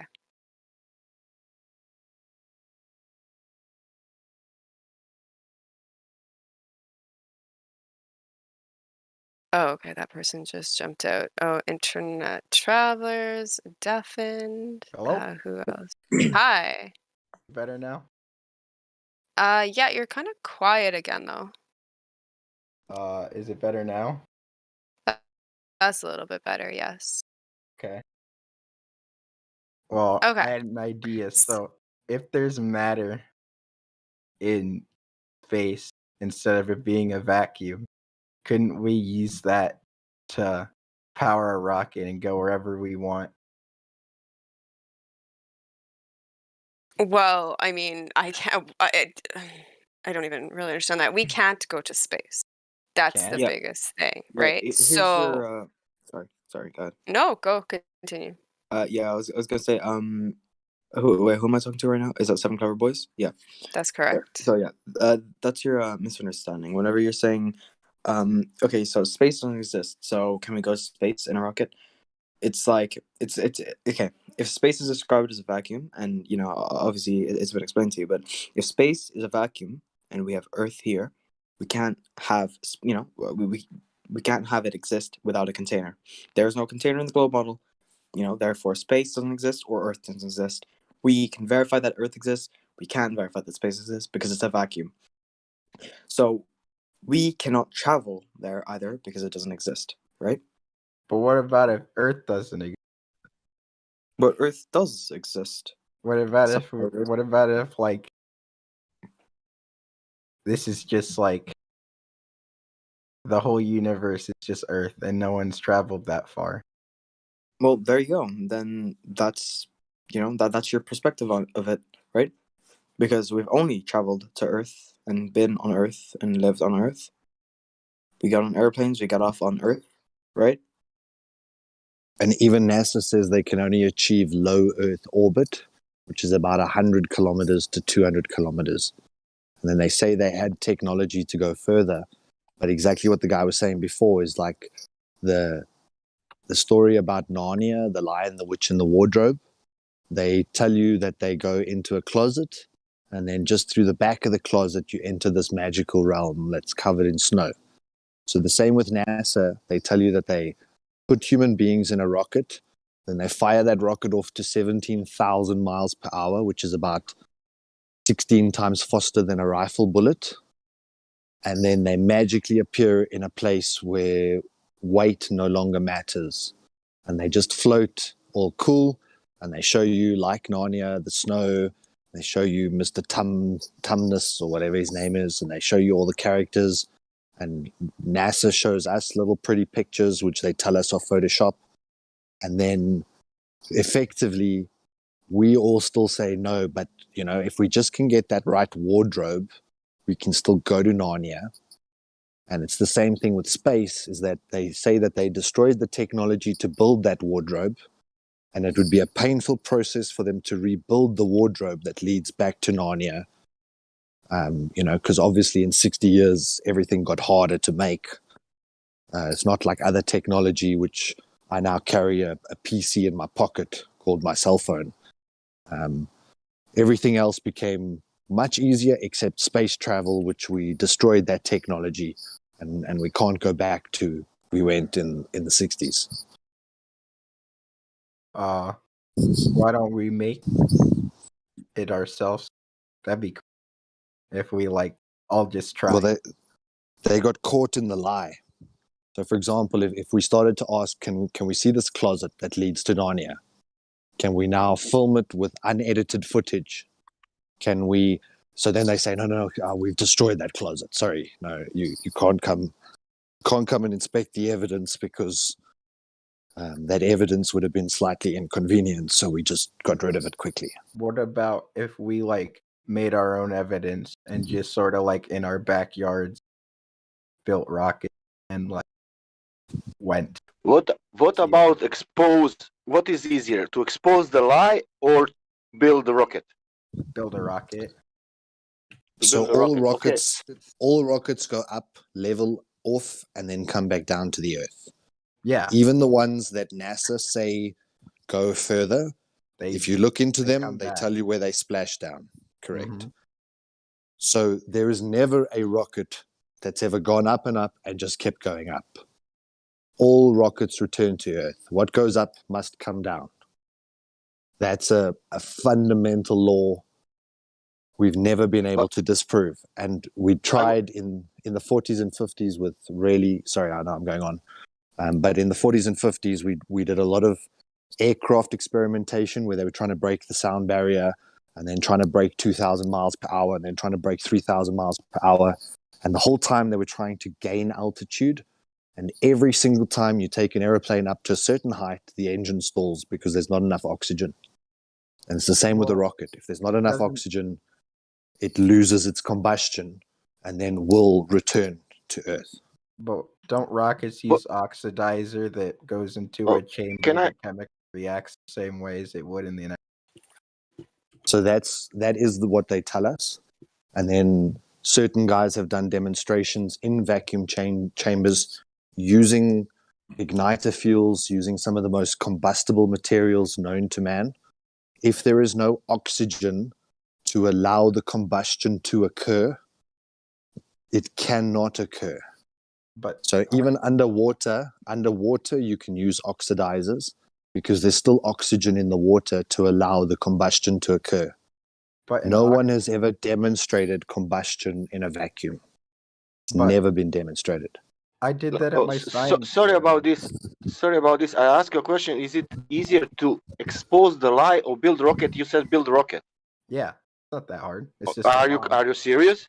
Yeah, it's just a bomb, right? It just blows up. Easy. A rocket to go to space. Yeah, it's going to be expensive, but you could do it. Okay. I mean, essentially, Okay. it's just like a bomb. You are telling me. You are telling me. Sorry. You are telling me that I can maybe disprove on the Earth that Earth is not a globe, but easier. I will make the project to make a rocket and to prove that Earth is not a globe. Yeah, you can make a rocket and go take a picture. And you say that it is easier way. Yeah, more people believe it. Are you serious? But let's do it then. Yeah, let's do it. Come on. Right, what is your first? What will from tomorrow? What shall we do? Well, first off, if we want to do this, if you guys are serious, I mean, but we just. Man, are you serious? The materials. Yeah, really. Mean, it'll be difficult to buy, like the fuel because the government probably doesn't. Let's buy one Nikon Nikon P1000, for example. I mean, there's 2000 stuff. You could probably just put it together. Start off small, and then. How much money we need for rocket? Hold on. I'm not gonna let him get away with that. He said it would be easy, and then he says getting the fuel might be hard because the government's controlling that. Just go to a different country where they don't control it. Those probably exist. And this is going deep into the weeds here. You're deep into the weeds with this guy. You're avoiding the curvature. We can do that right here on Earth. What are you talking about? All of your experts have already told you, no matter how high up you think you can go, as how high up they've ever claimed to have gone, that they can't see curvature from that height. So listen, this Sonny. When we make that rocket, who will allow him to that thing go to the air? What if they don't see it though? If I put it who like will? Really? Like if I go to the middle of the Gobi Desert, man. Hey, where are you living now? In which country? America. Can you go to take the ship and go to Mexico without telling nobody? Can you go? Probably. Can you do that? Mean, people jump the border all the time without anyone figuring. Yeah, go and do it. You can get a rocket ship into Mexico. I need if I build it there, yeah. Guys, why are we spending time on this and not actually explain the Black Swan or something? Let's go with the Black Swan. Let's do something that's actually useful. It's interesting because he's talking. Yeah, okay, so we'll wrap it up. So basically, you can't prove gas pressure without containment. And now you're talking about building a rocket and going to space when we've already talked about that you need containment for gas pressure. So, yes, you're definitely. So, wait. Like, I see now what you mean. I get it now. I forgot about that. Yeah, that makes Maybe sense. you need to So maybe that you need wouldn't to see work. what they wanted to do in early 50s with that thing It's a up. lot. It's a lot of new information. It's kind of hard to like put it And all also, together. let me add something about the engine. Of course. Sorry, just to say that. But just hold up. Back to his point. It's a ton of information, and we understand that. So it is hard to, keep it to the conversation till time because your mind is just like going, right? And you're trying to figure out all of these things. So that's good that you can appreciate that. Sorry, whoever was speaking, continue. Sure, no problem. So I want to say about the engine, you definitely have to open something so that the gas or whatever you have in goes out, it's combusted, and then you're propelling yourself. The problem is that when you open that chamber, according to what we've been talking for the last 30 minutes, which is gas has to fill the existing vacuum. That gasoline, whatever you have there, that NOS, whatever they even use, will rush into the vacuum. You won't even have time to burn it. It's instantly gonna get out and fill all the vacuum next to the ship. Anyways, That's a big this is all problem. non-contest mentis. I love how he slipped in at the end. I'll just launch it without them knowing I'm doing it. Like, yeah, we're gonna build this and launch it and not ask permission. It's gonna work. Okay, Really? okay. Let's just. Well, we're gonna stop the conversation at that. We know that's not something we can do. It's trying to derail the conversation, right, clever boys? You understand that the pressure, the gas pressure needs containment, so that's not something that we can do, right? You get that? Yeah, I also, even if I were to do that, it'd be interesting to just see it fail, and then I could show other people that hey, it doesn't. Okay, well, you can do that on your own time since you think it's so easy to build a rocket instead of, that we can just prove here that there's no curvature. So basically, the whole point of those 3 points, no pun intended, was that to show you that these are just beliefs because you can't actually substantiate any of these claims that they're making. You said yourself you don't know how they've even been able to determine curvature. You tried to say axial rotation. Again, that's just a belief. And now we say, and we know, and you now know that you need containment for gas pressure. So these are just positive claims made by the globe model that there's nothing to back them up. So these are just beliefs. So if somebody wants to go through the black swan, if you want to continue the conversation, clever boys, you can. I don't know if your brain needs a minute. Just let us know.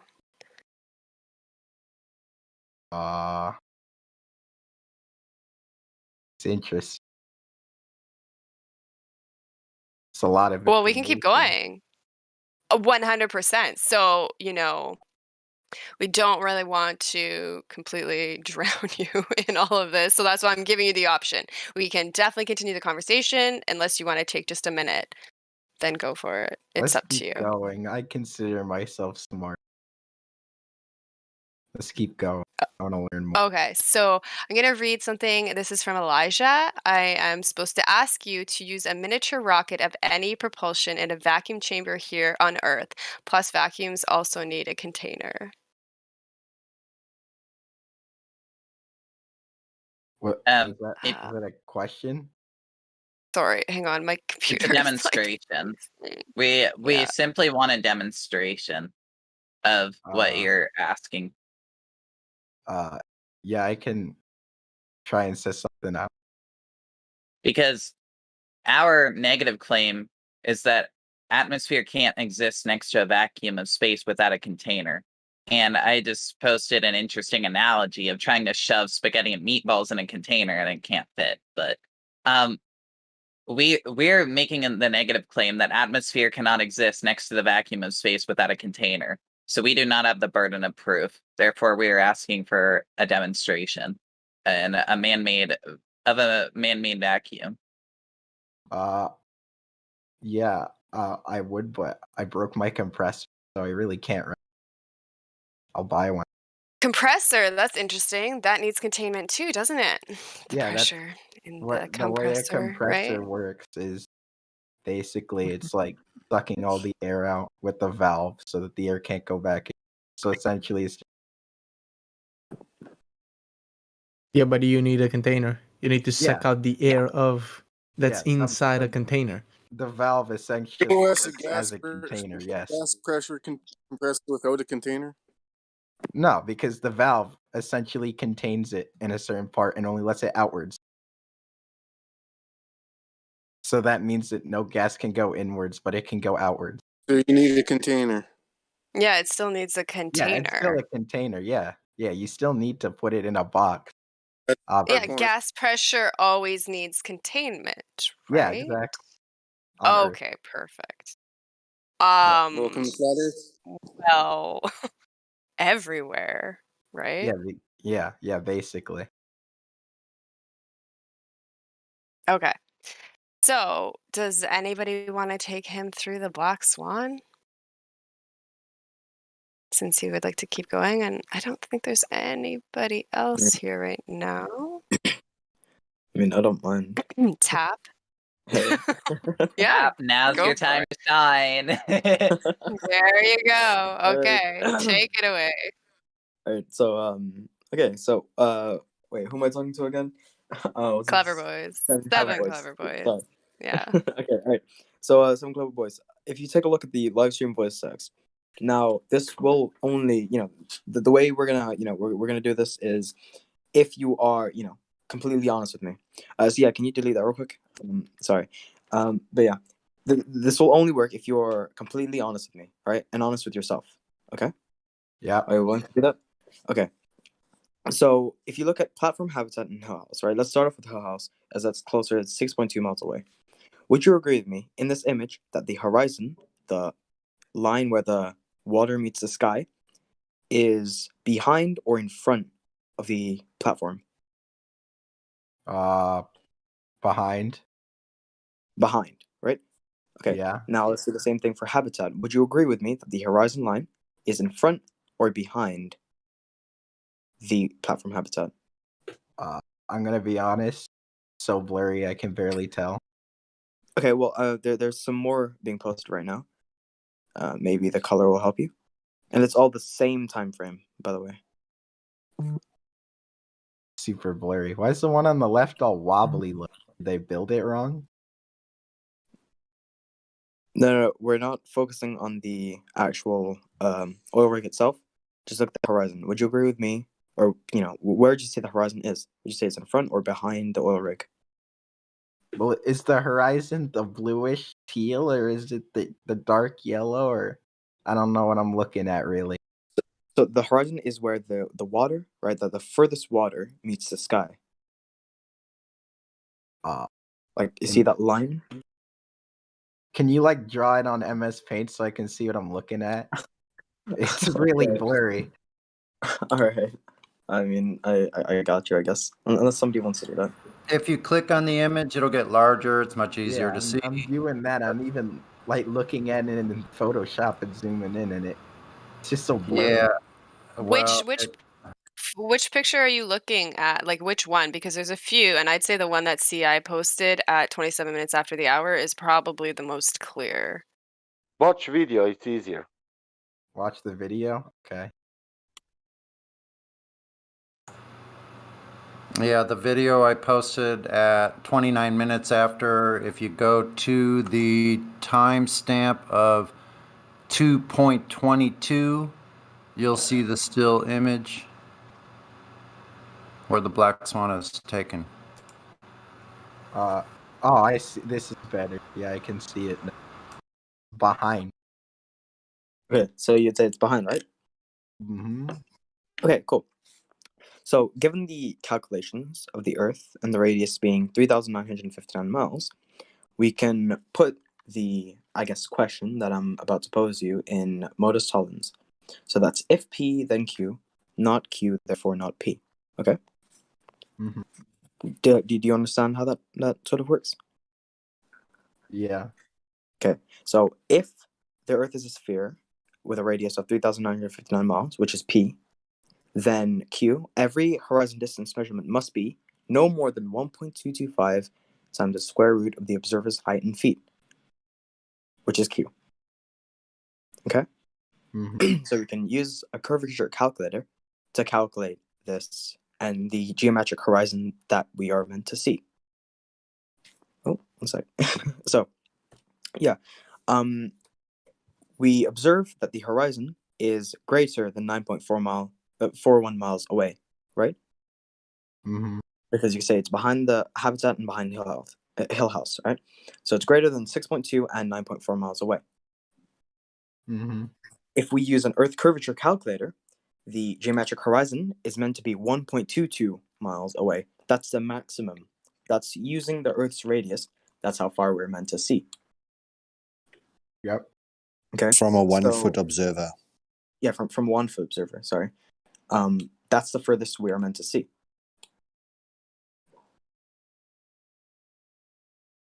Are you still with me? Yeah. Okay. So we obviously are given the information, 3,951 miles. There you go. That's the geometric horizon. That's the it's the visible boundary between the Earth and the sky. That's where the horizon is, and it's meant to be 1.22 miles away. You've agreed with me, because even I see it as greater than 9.4 miles away. I see the horizon behind both of those rigs. Yeah. That means the Earth's radius is not 3,959 miles. Okay. It is 10 times that. Right? Mm-hmm. So that's the whole the Minimum. whole argument. Yeah. Yeah. So minimum, sorry, not yeah. maximum. Okay. So that's the whole radius argument gone, the radius of your assumed sphere. So the reason that this is important and why he's walked you through it is that measurement determines shape. If I tell you an object is 4 inches long by 4 inches long, what shape is it? Is it a square or a rectangle? Yeah. Square. And then if I tell you it's got 3 sides and each side is 6 inches long, is that an equilateral or what? So the point is that measurement determines shape. We've taken the sphere, which they tell us we live on. It has a known radius, which they use for all orbital trajectories, and all orbits and everything are based on this radius of 3959, not 3956 or 3960. This is very precise. 3,959 miles is the precise radius of this thing. So if it was that precise, we can use trigonometry. We can determine at what rate the Earth should start falling away from you in all directions to conform with that radius. And that's what this guy's just gone through with you, is that we've taken the exact geometry, and when you do the work, it doesn't work.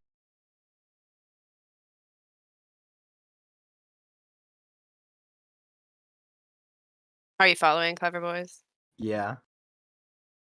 Do you have any questions? No.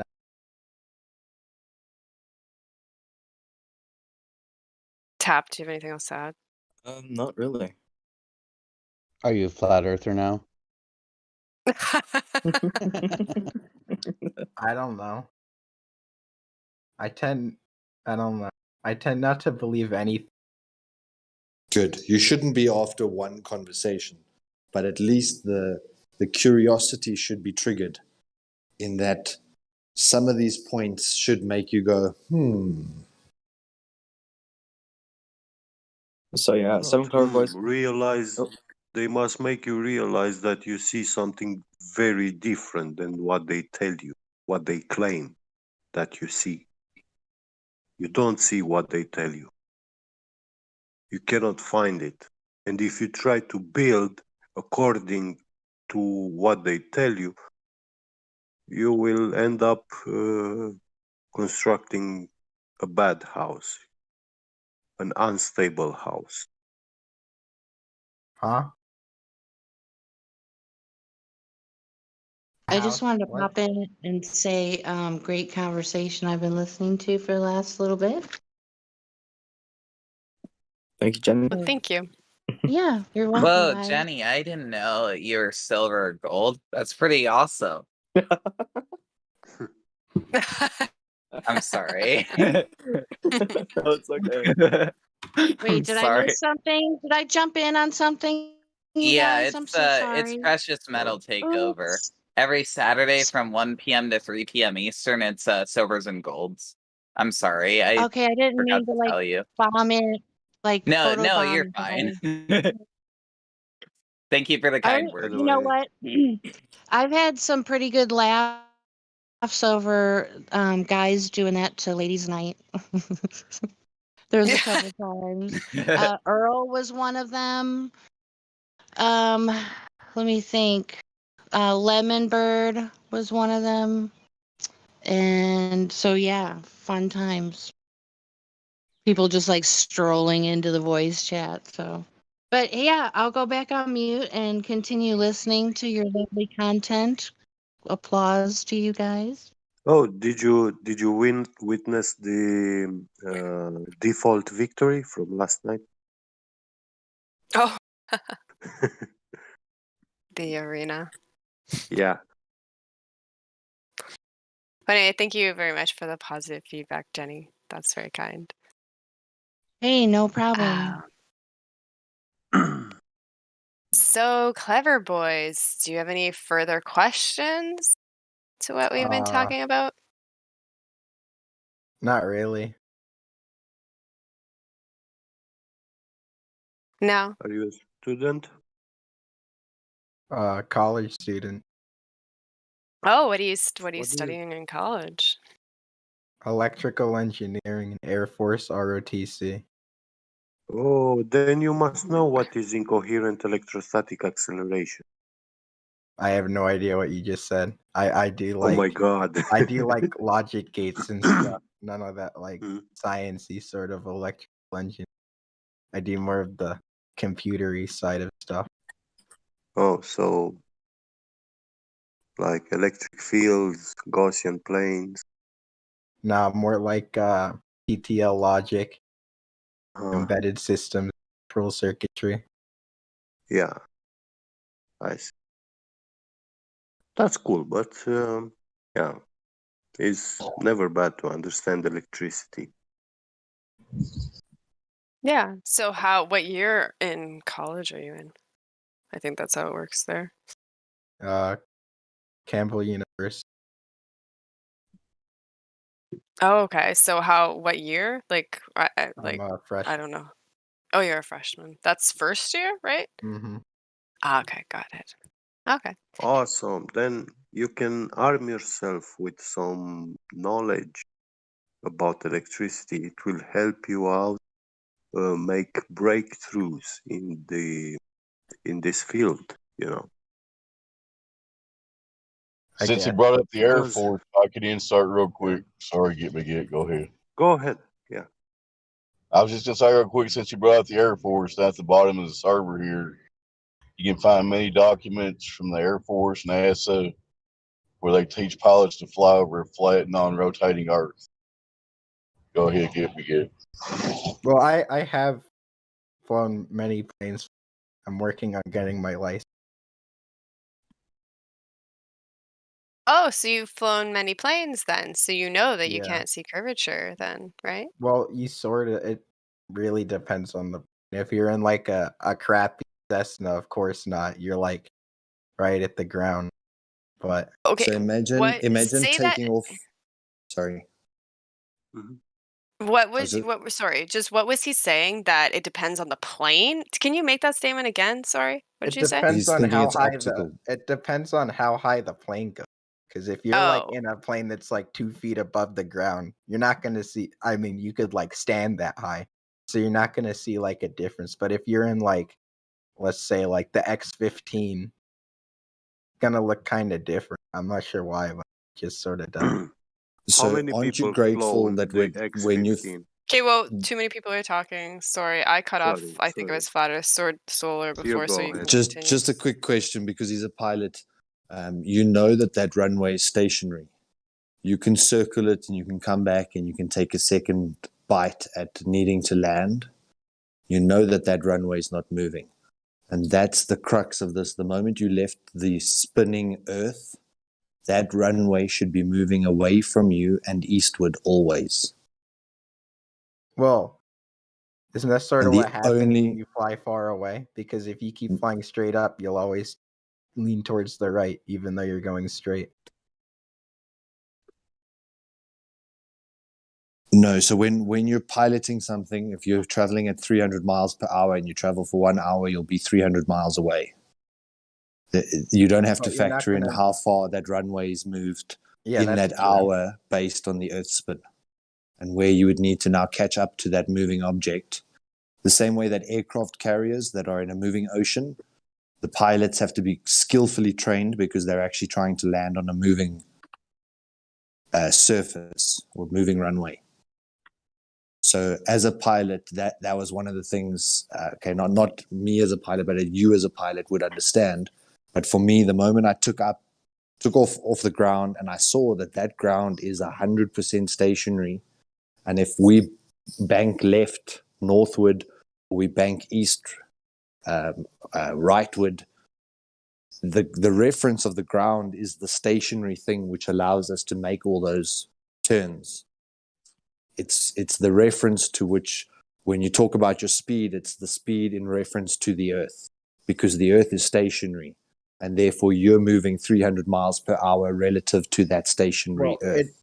It's not the Earth all the time. That's if you use ground speed, which ATC doesn't usually use IAS, which is indicated airspeed, which depends on the pressure of the air and the height you are currently. That depends on how far you travel in speed. So the speed changes as you go higher. Just Good to point. interject for 2 seconds, hang on, Perf. Can you please go up to VC check-in so you can get verified? Someone will follow you up there. That'll be Continue, guys. Yeah, that was a good point.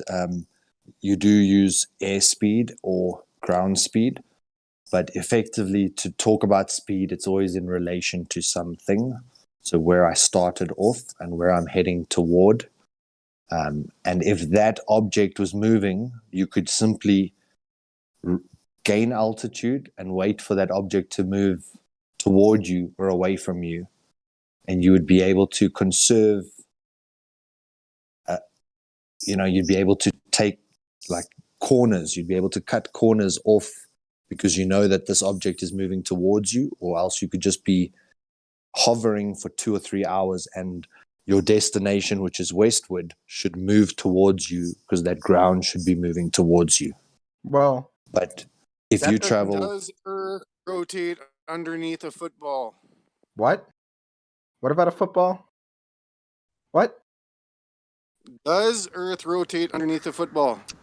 It show it, prove it. If you put it on a hill, I guess, sort of. Well, no, the ball rotates. Yes or no? Does Whoa. Earth rotate under a football? No, it doesn't. Oh, I'm sorry. It's not. I don't know.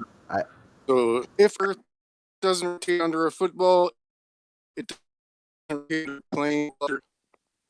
You're roboting for me, Northern. Yeah, cyborg. Yeah, you're lucky.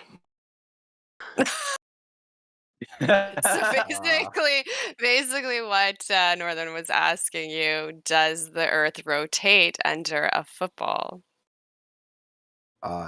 No. Okay. So does the that's Earth correct. rotate under a Doesn't. bullet? What do you mean under a bullet? Confused. Because isn't a bullet in the Yeah, air? when you fire a bullet, Yes. you shoot Yes, you're with the gun. you are correct. The bullet is in the air, so then does the Earth rotate under the bullet? Well, I mean, I don't know. So if I was driving in a car at 100 miles per hour and then I threw a ball out the window, would that ball that's now left the car continue going at 100 miles per hour alongside the vehicle? No. Or would it now, it would be separate of that motion, correct? It would go towards however hard you threw it in whichever direction. So if you slightly threw it to the left, go to the left. Correct. And it would conserve some of the momentum. So if that vehicle was traveling 100 miles eastward, the ball would move like upward, but still a little bit eastward because it would still be traveling in that same general direction. But the moment that it's left the car, it would not be traveling the same speed as the car. Yeah. That's logical, correct? Yeah, So it's the same with this ball Earth. The moment that something leaves the ball Earth, it can no longer be traveling with the ball Earth. if the ball Earth was spinning. You understand that? Yeah. And they call that the Coriolis effect. Yeah. So there is supposed to be this thing that's very noticeable, that when something leaves the Earth, you can see this instant effect called the Coriolis effect. Yeah, But that's yet one. we don't experience it when you fly. Yeah, you like do. what I was just telling you about with the runways. When you leave the Earth, you are not now no longer spinning at the same speed as the Earth. But you say, yeah, we do, as though we are still spinning the same speed as the Well, Earth. I mean, like, as in, you experience it, but I'm pretty sure Coriolis is more because of how the wind moves. But like, basically, when you're flying transatlantic, what you do in the plane is you just you don't have to tilt it at all to go east. It'll just go. So if you're like, so your artificial horizon will be flat and flying. So you're talking about drift. You're not rolling at all, and you'll go to the right. And if you go from a trans-Pacific flight, you'll go to the left.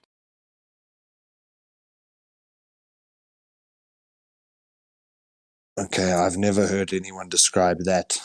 That's just like a drift.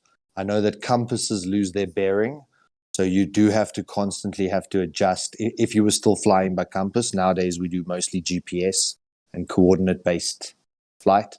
But effectively, the moment, like you just agreed with me, the moment that that ball leaves the car, it's not moving at the same speed as the car, correct? And then when I brought it up about the Earth, then it was like, no, that can't work anymore. Wait, what do you mean? I'm confused. So any object that leaves this Earth should Yeah. experience the same thing that happens when you throw the ball out the car. In theory, but there's wind and stuff. Okay, so if I throw the ball, so I say I threw the ball directly out the back window of the vehicle. So the vehicle's still continuing in the opposite direction as the ball now. At 100 miles per hour, the vehicle's still moving forward. The ball, the moment it leaves that back window, is no longer moving 100 miles, and it's actually moving in the opposite direction. It's moving away from there. So over every second, their distances are doubling or growing at least. You understand that every few seconds, the distance, because the car would be continuing to move forward. So this Earth is said to be rotating at 1,000 miles per hour, which is more than 400 meters per second at the equator. So if this floor is moving at 400 meters per second, the moment something leaves that, there should be a discernible difference between the ground, which is continuing to move at 400 meters per second, and the object, which is no longer moving at the said 400 meters per second. You understand that? Yeah. And they call that the Coriolis. So it's an apparent deviation caused by an object leaving one reference frame into another. Yeah. But we never observe that. And that, if it was really tangible, then when we said, could you prove that the Earth rotates? You would say, yeah, for sure. As soon as I take off in my airplane, I see that runway moving away from me at 400 meters per second. And then I have to travel this much differently eastward to catch up with the runway that's moving away from me. And if I'm traveling toward the runway, which is moving toward me, I actually need to decelerate and descend altitude quicker. Otherwise, I would quickly move past the runway that's moving towards me at an equivalent speed. Like when you're moving on a highway and a vehicle's moving toward you and you're moving toward it, it's doubled. You're moving at 200 miles per hour if they're each moving at 100. It's the same thing with when you're flying towards a runway that's actually coming toward you at 400 meters per second. And that is never observed. Okay. So did this young man say, are you a trained pilot? Did you say that? I'm in flight training. Okay. Can you point to any time in flight training they taught you to adjust for the curvature or the spin of the Earth? Was it ever addressed? Yeah, when doing transatlantics, they said you might have to calculate that for fuel consumption. Wow. So how does the that's- calculation Go work? Because in my ahead. estimation, we're supposed to be spinning, eastward at 1,000 miles an hour. What does that do to your fuel consumption if you're trying to go east? Well, trying to go east, basically, is when you go up and then it starts to curve on you. You gotta use less fuel, so you don't want to fill up your whole plane because it's wasting fuel. It's starting to curve on you. Yeah, because when you're explain flying that, straight please. up, so when you're flying north, if you keep flying north, you'll eventually start leaning towards east. What? Yeah, it's weird. I looked at How does that make any afterwards sense at to you the when you just see it? Sorry, where go we ahead. flew, and I noticed that it curved without me curving the plane. Without me. What? Yeah, it just curved. So It's really hard. So why would you have to fly in any So why would you have to fly in any direction? The location should just rotate right up to you then. It only happened like that only happens when you're going like 2,000 to 3,000 miles distance. So like if you're going like 10 miles, I guess doesn't really it's not really enough to see a difference, I guess. I don't really know. All I know Yeah, you sound. Is this still 7 clever boys I'm talking to? Because nothing's lighting up for me, but my screen's probably. There we go. Do you get your head wrapped around these numbers? And you seem like an intelligent person. I did the math on what they're telling us the rotation is. 1,039 at the equator.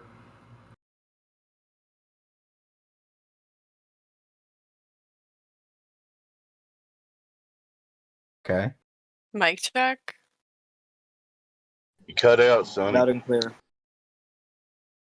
Oh, he just dropped right out completely. That's too bad. Hopefully he'll be back. But Wouldn't just so you need you're more aware, fuel if you're traveling eastward? go ahead. Well, Sorry, technically gonna jump in, but it depends on the Gulf Stream. That's the main factor when flying. It's not really rotation of the Earth or anything. It's mainly the winds because Gulf Streams are really fast at high altitudes. Like if you're flying west and there's a Gulf I Stream. understand the Gulf Streams and stuff. I understand the Gulf Streams, but if you're flying eastward and the Earth is spinning east, wouldn't you need more fuel to catch up with that, with your destination if it's going east, going away from you? Well, no, because when you take off, you have the same speed as the Earth. Because when you're on the ground and the Earth is spinning, you're spinning with it at the same speed. So when you take off, you have that speed and momentum. That's No. like if you were to. Then if you're you were to admitting there's So no we're going effect, 1,000 miles an so hour. it's a contradiction. Bullshit. They have to immediately contradict their first claim because there's no rules to pseudoscience. You can just make it up as you go along. But we just discussed this with the ball in the vehicle. So Yeah, if but- I threw the ball out the back window of the vehicle, you're telling me that the ball is still moving at 100 miles per hour in the same direction as the vehicle, even though I threw it out the back window away from the vehicle. Assuming there's no wind resistance, then that's what would happen. But there is wind resistance, so. But would it still retain the exact speed that the vehicle is? So I throw it out the left window, the right window, the back window, I throw it straight up. It doesn't matter which window I throw it out of, that ball continues to move at exactly the same speed as the vehicle. For a split second, yes, until wind resistance starts to take effect, and it'll slow down very rapidly. So there'll be like a nano or microsecond where technically it's still the same speed right when it leaves your hand, but then it'll instantly slow down. Okay, so there's this thing called Occam's razor, which is the most simple explanation is usually the right one. So there's two explanations for this. Either the ground is stationary and you take off from a stationary area, and then you don't have to add or keep any number in the back of your mind while you add all these other numbers. That's the one option. The other option is, like you say, let's presume that the ground is moving at 400 meters per second, but I just happen to be moving at 400 meters per second also with it. So therefore they appear like a zero. And then the moment I take off from the earth, yes, for a split second, we'll be moving the same. And then, like you said, as I enter wind currents or wind resistance, it'll quite drastically start to deviate, and I'll start to see this ground moving away from me at a quicker and quicker rate until, especially if I'm flying in the opposite direction, then I'll see that the ground is moving away from me at 1,000 and I'm still moving at 300 in the opposite. So the ground that I was at is moving at 1,300 away from me. You understand that?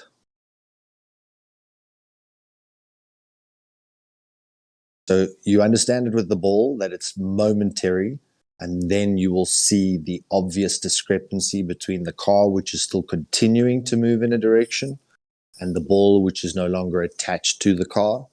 Yeah. Same with the earth.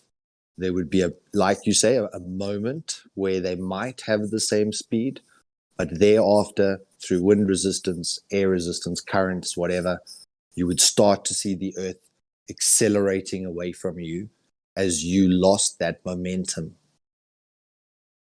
Mm-hmm. And that would be something that we would see, especially if you're flying northward. Then you would start to see stuff on the left side of the plane moving underneath the plane and then moving off towards the right-hand side of the plane. That you would actually see the ground, almost like a treadmill, moving from the left to the right if I'm flying northward, or right to left if I was flying southward. Yeah. And then when I wanted to land, I would need to orient very carefully to land on this moving treadmill, because it could be very dangerous landing on a moving surface and not calculating for that movement in the surface. Well, when you're in a plane, you're always moving regardless. It's always going to be dangerous. But if you're flying northward, that lake on your west side never moves underneath the plane and then towards the east side of the plane. If that plane is flying northward, that lake on the west side remains on the west side, even if you were in the air for 3 hours. Well, yeah, Before because we north, south, east, and west never. before we continue, I just wanted to say it is 3:00, so thank you guys so much for the precious metal takeover. You guys did really great. Redford Bear, Tap, Sunny, I appreciate you guys in the beginning a lot, and Flat Earth Solar, thank you so much for like the last half. You stood your ground pretty well. Excellent, excellent stuff, guys. Remain positive. We got this. Our server is getting better every single day. I love to see it, guys. Grow the confidence. Find your niche. Find your specialty. This has been Precious Metal Takeover. Thank you guys for tuning in. Everyone may now speak now. Thanks, C. Thanks, everybody. Yeah, I can't speak. My mic's broke. We all speak at the same time. Is that what you mean? Okay.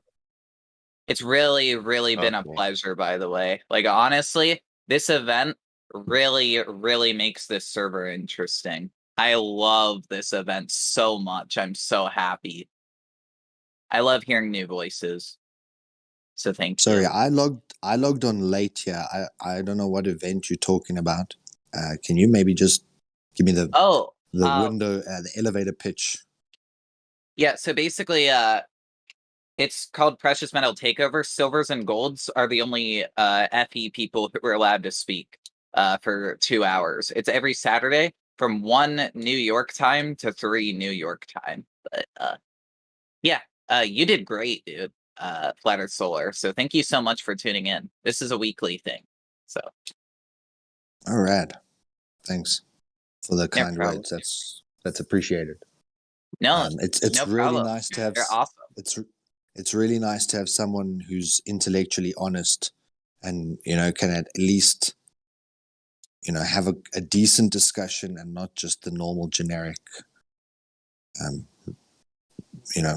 basic answers that everyone tries to throw back at us. Absolutely. I am gonna hop out of live stream. Some individuals wanted to speak with me privately, but I'll talk to you guys later. Thank you guys so much. I really appreciate it. Thank you. Bye bye. Cheers.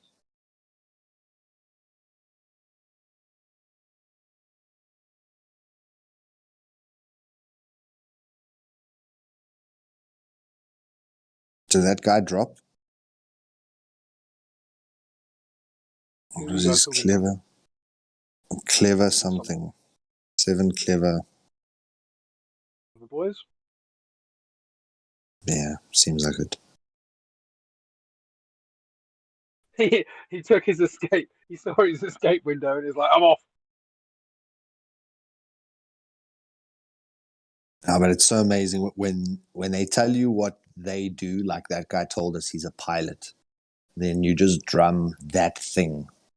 Because now when he's up in the air, he's not going to be able to not think about what we asked him tonight. Did anybody follow what he was saying about when I asked him about if they trained him to fly over curvature, and he said something about 2,000 miles? I didn't understand what he was saying. Did anybody else get that? Or No, he was talking about like drift, like if you let go of the steering wheel of the plane, that the plane seems to want to pull left or pull right based on whether you're flying north or south, and that was his evidence of Coriolis. yeah, But well, I don't hopefully think he addressed your question. if he's really a pilot, hopefully he'll at least think about if he's really flying over a ball now that's moving, because I haven't met any pilots that are trained to fly over a ball that's moving. Have y'all? In fact, we have several flat Earth pilots, correct? Correct.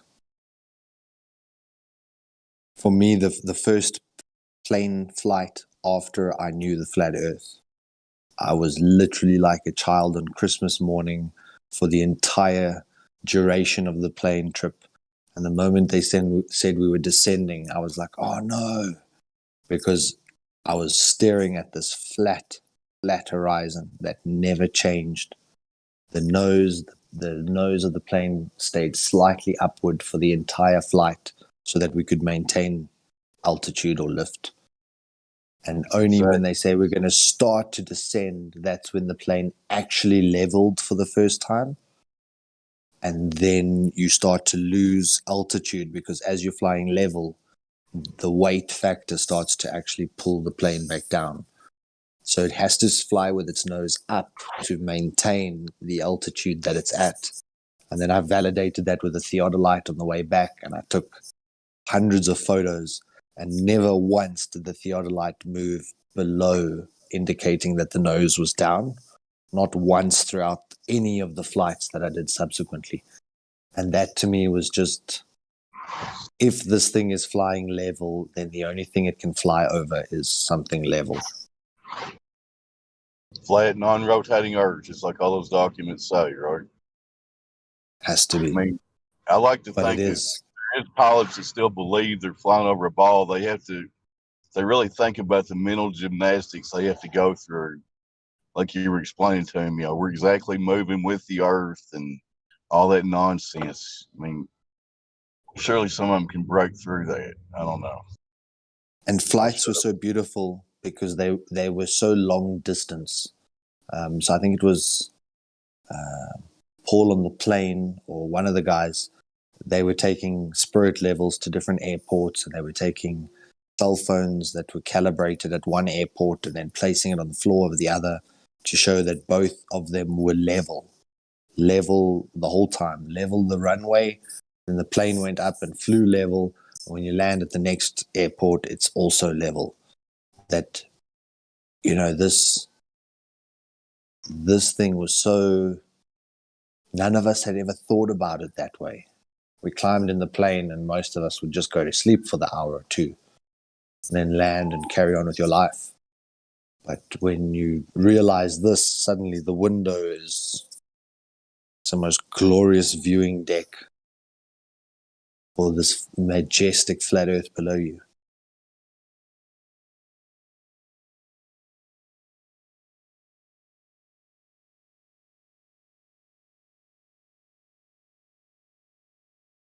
Stationary earth.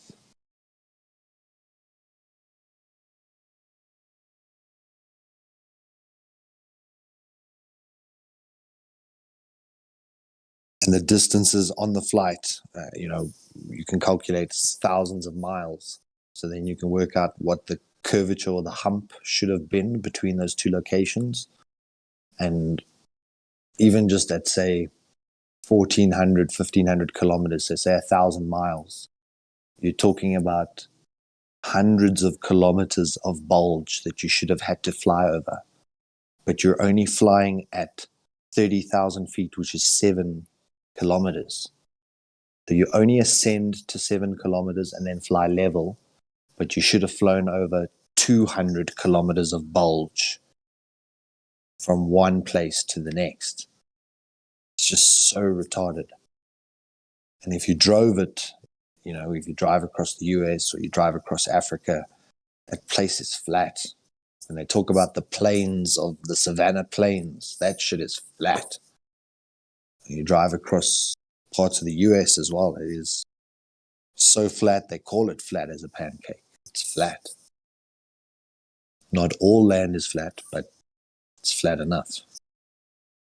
And when you look at the altitude, you go from a couple of 100,000 meters or a couple of thousand meters above sea level down to sea level over that entire distance. So you've descended 1 kilometer in altitude, but you should have gone over 200 kilometers of hump. But you've only descended 1 kilometer of altitude. It's so moronic. Yeah, that's interesting to talk to pilots and things like that. I mean, they have devices on aircraft to show the attitude, right, of the aircraft. That's telling you if you're in level flight or not, which is very important. So they come on here and tell us that, they don't need to worry about that because it's just happening automatically while the plane is showing an attitude of level. The Earth is curving away at a rate of 8 inches per mile squared. Has someone explain that? Yeah, they explain that away, Sonny, by gravity takes care of all that. Don't worry Yeah, about it just takes care of it. Oh, okay. Great. Yeah. Once again, so gravity takes care of it all. Can you show me specifically how it does that? Thanks. That was the fact. We actually should have raised it with that guy who was here just now.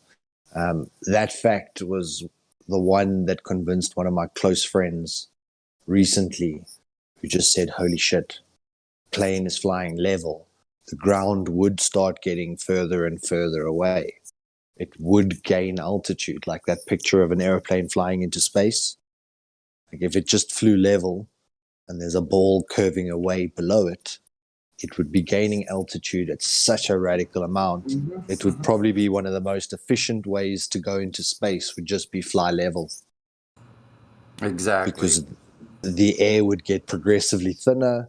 Your plane would become more and more fuel efficient just by flying level. But we fly level, and that doesn't occur. Yeah. Is my mic level okay? Good for me. It's pretty good. Okay, thanks. Just checking. Yeah. Sorry, Dave. I just said you sound fine. Go ahead. Okay. Also, another issue is that ships at sea use something called a gyro compass. Now, the reason they use a gyro compass is because in order to efficiently gauge fuel consumption and distance traveled, they need to know the attitude of the ship also. So the gyro is going to show, oh, you know, they're going to be able to recalculate those, because if the ship is angled up at 5 degrees and then down at 8 degrees, you know what I mean? No, so the gyro compass is basically just detaching it from what's happening with the boat. So regardless of what orientation the boat is in, the actual compass remains, this is the key word, level. Because compasses can only work when leveled.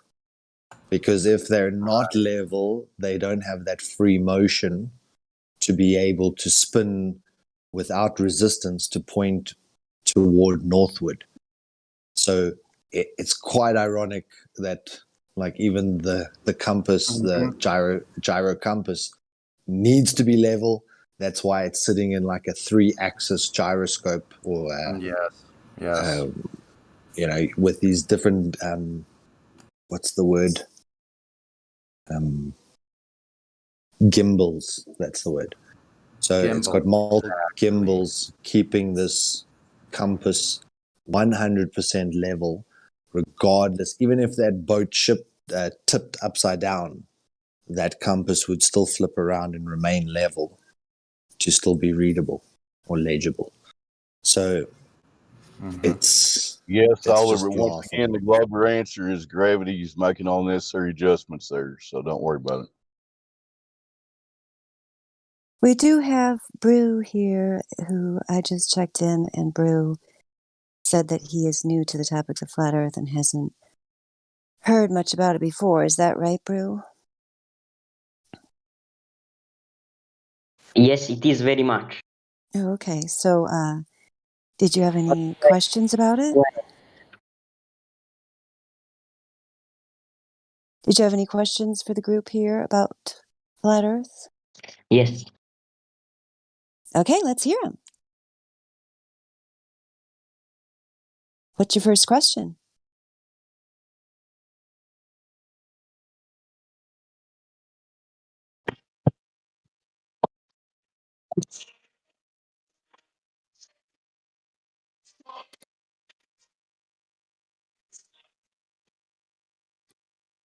Is he talking? I can't hear him. I don't know what he's doing. I'm talking. Just a moment. I heard him there, but very faintly. Wait a minute. I think I hear something. Oh, crickets. Cut it out, crickets. I told you about that before. Yeah, they were just saying that the Earth's flat. That's right. Crickets know. Crickets know, don't they, Crypto? Yeah, of course. That's what Well, they're they're not saying. retarded. They accept the world the way it presents itself.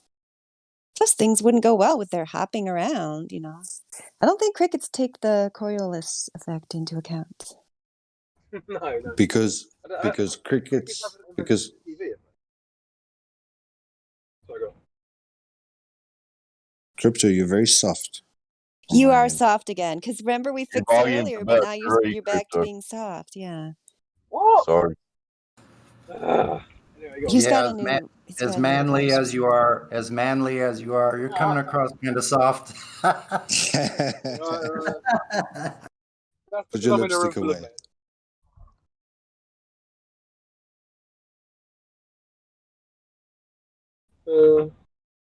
Oh, our brew is gone, but maybe he'll be back. Maybe he was just having issues. Shame. If there's anybody else that's new here that has a question or comment, feel free to speak up. The precious metals takeover was great. Great job, everybody that participated. Lots of interesting conversations.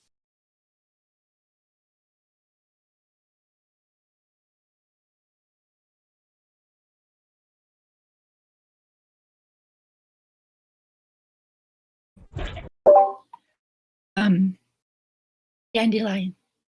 It's Ildiko, good to see you. Nice to hear you, see you. You know, since there's a pause, I wondered if I could just ask, you know, the other night, I think it was last night. Yes, last night. There was supposed to be that debate between QE and the astrophysicist, was it? And some kind of professor, yeah. Yes. Now I thought it was a woman. And was that not a male voice we heard? They tell me that it was a man, yeah, posing as women as they're wont to do these days. Oh, I see. So he's transsexual. Apparently so, yeah. Be careful now. Be politically correct. I'm just kidding. Transsexual. I don't have to be here, I didn't think. I don't know. Astrophysicist from Princeton.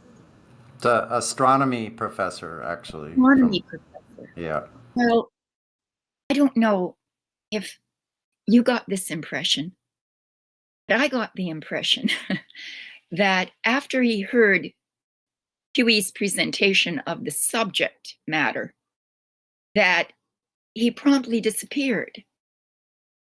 Well, yeah. Was that not suspicious? Mhm. Sorry. Did you not find it, or was that just me? I think it's extremely suspicious, and I am very suspicious of any supposed technical issue. Supposedly it's being rescheduled. I will attempt my very best, Ildiko, to withhold judgment until I find Yes. out whether this person shows up the second time. But it seems highly suspicious for a person to come in, say they're going to have a debate with a flat earther, probably assume, like most people, that there's not going to be any substance to it, that it'll be easy. Then getting here, confronted with Quantum Eraser, who is extremely well-versed and well-educated and a good communicator in the subject, and find out, oh my gosh, I guess I actually have to be prepared for this thing. Exactly. I'm going through Yes. Yeah, I think he had no other option. I mean, I'm going to go out on a limb and I say he had no other option. You know, if he is a professor at Princeton, he has a lot to lose by losing. Exactly. So it wouldn't be worth the risk for him to come onto Discord and get shown up by a Maybe he flat had earther. he had that revelation right there in that moment. Yeah, I'm sure. I mean, I'll be shocked if this second I will be showing shocked. actually happened to. I will be shocked. I'm going to give it a 1% certainty, and that's probably being generous that it'll actually happen. Yes. So I was so looking forward to it, but then I thought to myself, it's inevitable almost how anybody in that position could come into a debate about it and expect to come out looking good. Yeah, well, somewhere in the back of their mind, especially if they're in the astrophysics realm, which is clearly science fiction. I mean, like, even if you're in it, you mustn't know that you're just making stuff up. You must have heard that somewhere along the line. Maybe his whole education flashed before his very eyes. That could be. Yeah. There was nothing there. I know. I was excited about it. I thought we were going to have a real debate with a real professor, but none of them will show up. I mean, that in itself, should show these people, like these so-called professionals, will not show up here to debate. They're afraid of a Discord debate on a gaming server with flat earthers. That's what they're afraid of. So I do hope when the next thing gets canceled, or the mother dies next time, or maybe the grandma will die the third time. I don't know how many relatives this person has that can die, but I hope Quantum Racer makes a lot of hay out of this. Thank God for COVID. It could always be better. Yeah. Yeah. All right. It's a defeat. I think Quantum Eraser is being gracious, which is better than I would do, and saying, "Oh, we'll reschedule." But I hope he makes a lot. It's a defeat. It was a defeat. I'm not going for this technical. It's like professor. Forfeit. It's like professor in inverted commas, because the moment they start speaking to QE, they're being schooled. Exactly. Even. No matter what they're degreed in. And, it's really hard for me to reserve judgment also, because especially in this community, what we see every day from these people. But I'll try to reserve judgment on what the technical issue is. But it's curious that it came about right after the statement of you need to provide a valid hypothesis, including the constituent parts of it, which means an independent control variable, and then the technical difficulty. But I guess we won't know for sure, and we'll find out. The answer will be whether this person shows up again or not. was very interesting. All right, good. I'm glad that I was not the only one who felt these things. So good. Thank you. You're not the only one, Ildiko. I'm right there with you. Come on, y'all. It was obviously technical difficulties. Please stand by. Because it sounded perfect in the beginning. I'll stop.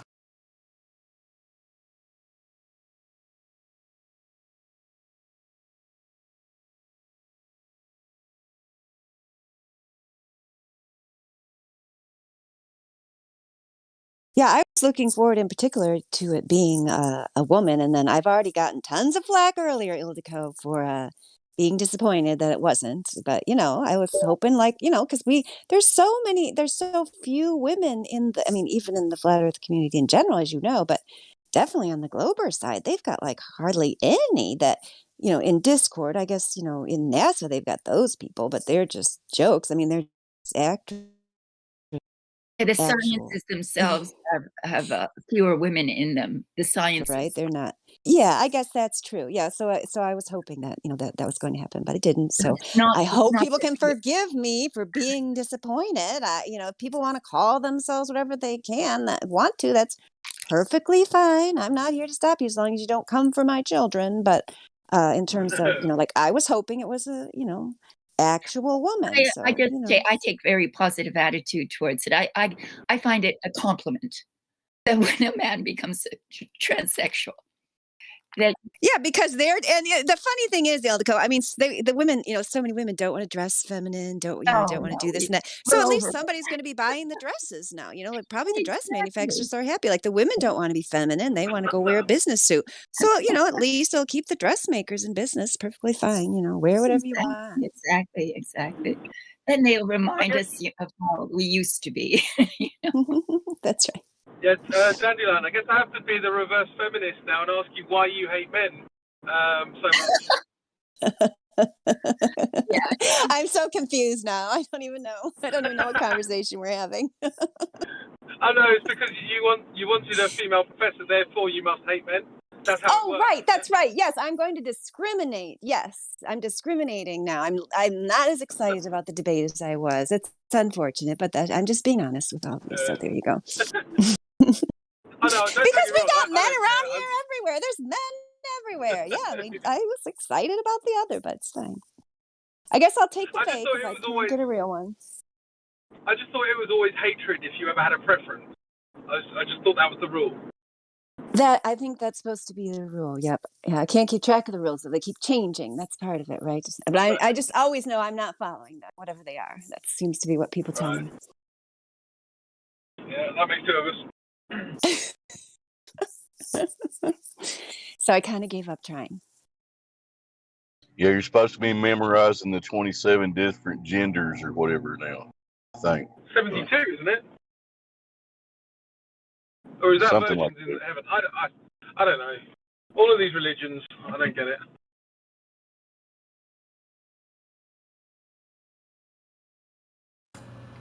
Well, 72 would match the number of space agencies on Earth right now. So, is that how many there are? One virgin for every space agent. Yeah, 72. But there's only 14 of them that have launch capability, whatever that means. That could be Wile E. Coyote. He has Wow, launch. I would not have guessed that. Huh. One virgin for each space. I can just say, yeah, I'm a space agency now. Yeah. Good idea. Yeah, you could probably get some funding. I got a green screen and I can use a computer and do studio effects. So I'm a space agency now.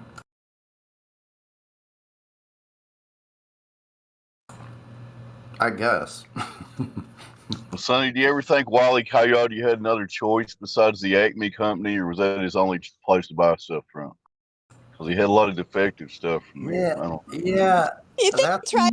Good point. Oh my gosh. That's I never thought about that. You don't really think about that. You go like, okay, it's a monopoly. What a loyal customer. That didn't occur to me, like all this shit blowing up and falling down, getting crushed by rocks and. Yeah, maybe he was just in like a lifetime device of the month club or something. Yeah, he kept getting that's so funny. I think it was like a truth drop saying like these companies don't have your best interests. They're saying like these companies are just gonna like trash you and you're gonna just keep buying it anyway.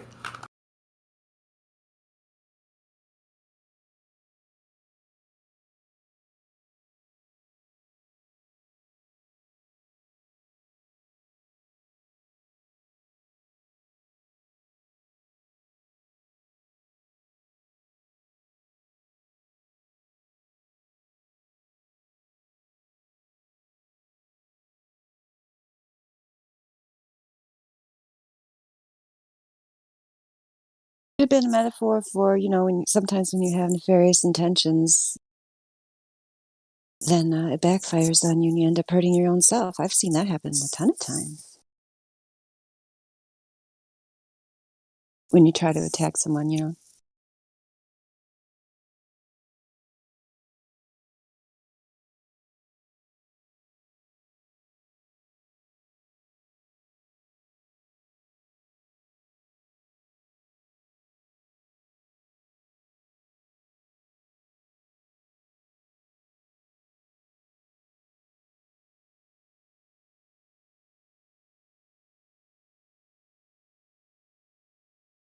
No one talking. There. So do you have some wisdom for us, Crypto?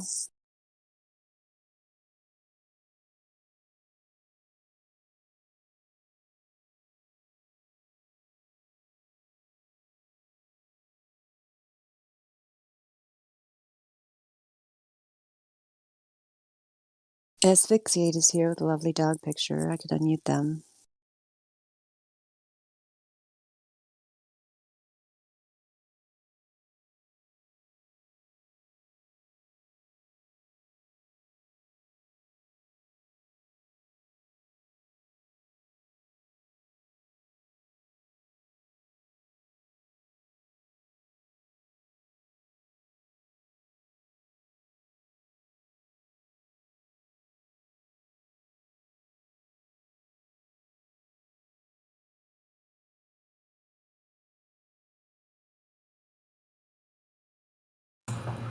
I was interested in what was that guy's name? Seven something. I think he's gone.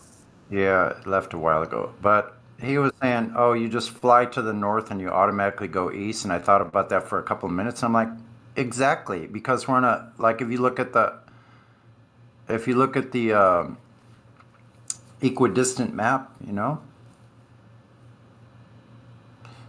it's not what the globe like. It's not. You're not going in the directions that the globe is showing. You're going in the directions that a flat Earth is presenting. So when you go, Good point. you're actually going eastward because all of those things are northeast of us on a flat plane. Yeah, I think those pictures are really good that show like flight paths on a globe versus flight paths on a flat map and how they make so much more sense on the flat map. I agree with that, Mary Mom. It's one of the things that really hit me at first 5 years ago was seeing how they never fly the shortest route in the south. They never go across Antarctica. It's always going to the north,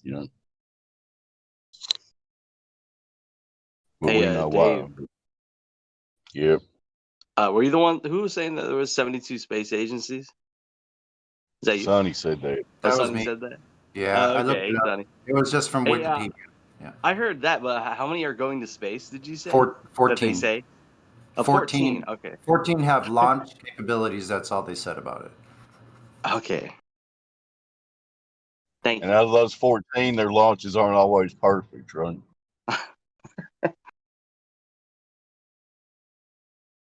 Sometimes they mess up the CGI. Whatever. Yeah, I love that Wile E. Coyote of he's launching himself with a bow and arrow, like he's the arrow and he's launching himself with a bow, That's exactly what they're doing when these people come on here and they say, "Oh, we just went to space. We didn't have the Earth curvature measurement. We didn't need it. We just shot shit up there in any random direction. Oh, we'll just point and shoot." What if you hit a satellite? It never happens. Don't worry about that. Right. But And there's like the Globers are kind of like Wiley when he used to run off the edge of the cliff and he would keep running and he would be okay as long as he didn't look down, right? Yeah. What if you hit the SpaceX car? Oh man. Oh, With the that air-filled tires in space. Yeah, that thing's a billion miles away by now. Oh, okay. We're good. It's way out there. The only thing that could hit it is a cartoon rocket going to Mars, the CGI Dang. Mars. Wonder what they're doing with the actual car. Like, is it hidden in someone's garage?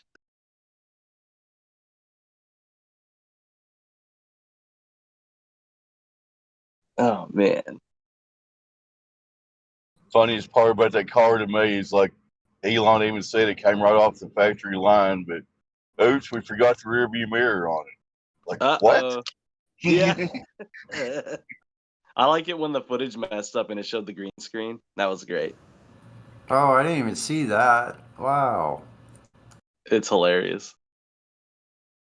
Yeah, they had a, what was it? They had to like remove it off YouTube and then they re-uploaded the live stream without that part. Wow. I don't know. I feel like they do a lot of this on purpose, but I could be wrong. Maybe they're just that dumb.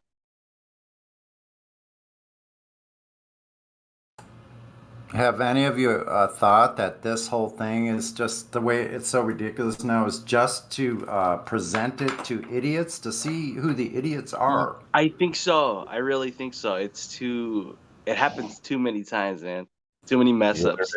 there has to be a certain degree of that, Sonny, it seems. Yeah, it's to test and deceive. Same Sure, thing yeah. with this. Yeah, same thing with this other bullshit that's going on outside of our windows, you know, to point out who the idiots actually are and who are just going to go Yeah. along with it. To get some numbers. They're like doing a data search. Yeah.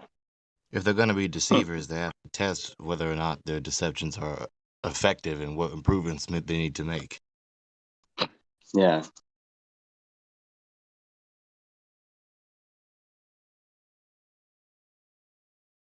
It's almost like they push the envelope to see how absurd they can make stuff and who will believe it, you know.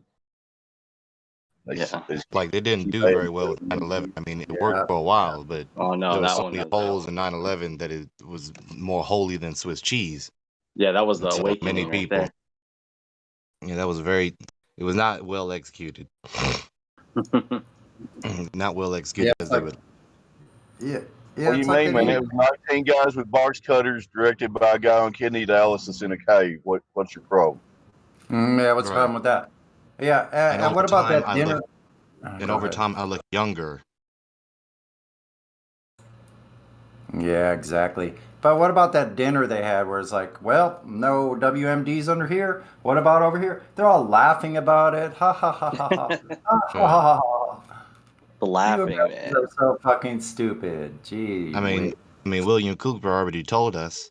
You know, some CNN reporter found him lickety split, but then the CIA, the FBI, and all these other government agencies, they can't find him for more than several decades. Please. Yeah, exactly. And they go out and find people that are like hiding in a freaking jungle somewhere in the Amazon, but they can't find this guy where So they just have the truth. same. So just the same with 9/11. We find all these Yeah, yeah. incoherencies. So it definitely doesn't correspond to reality. We find all these incoherencies in the globe and heliocentrism. It definitely does not correspond to reality.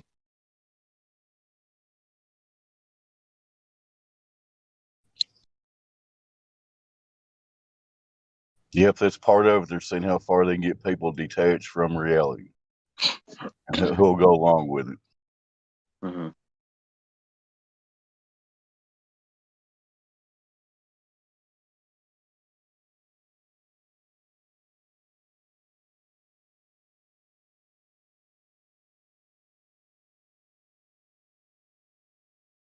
So we got any new people? What about Asphyxiate? We tried to talk to them.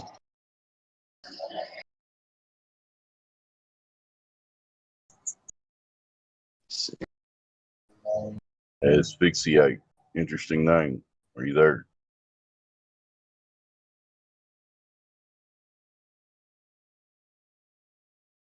Guess not. Y'all continue. Is there a mod in here? Can I change my nickname? You can change your own name, I think. Yeah, should be able to. But I don't have the ability to change my nickname? You should be able to. Yeah, I don't have that ability. I'm looking in the settings.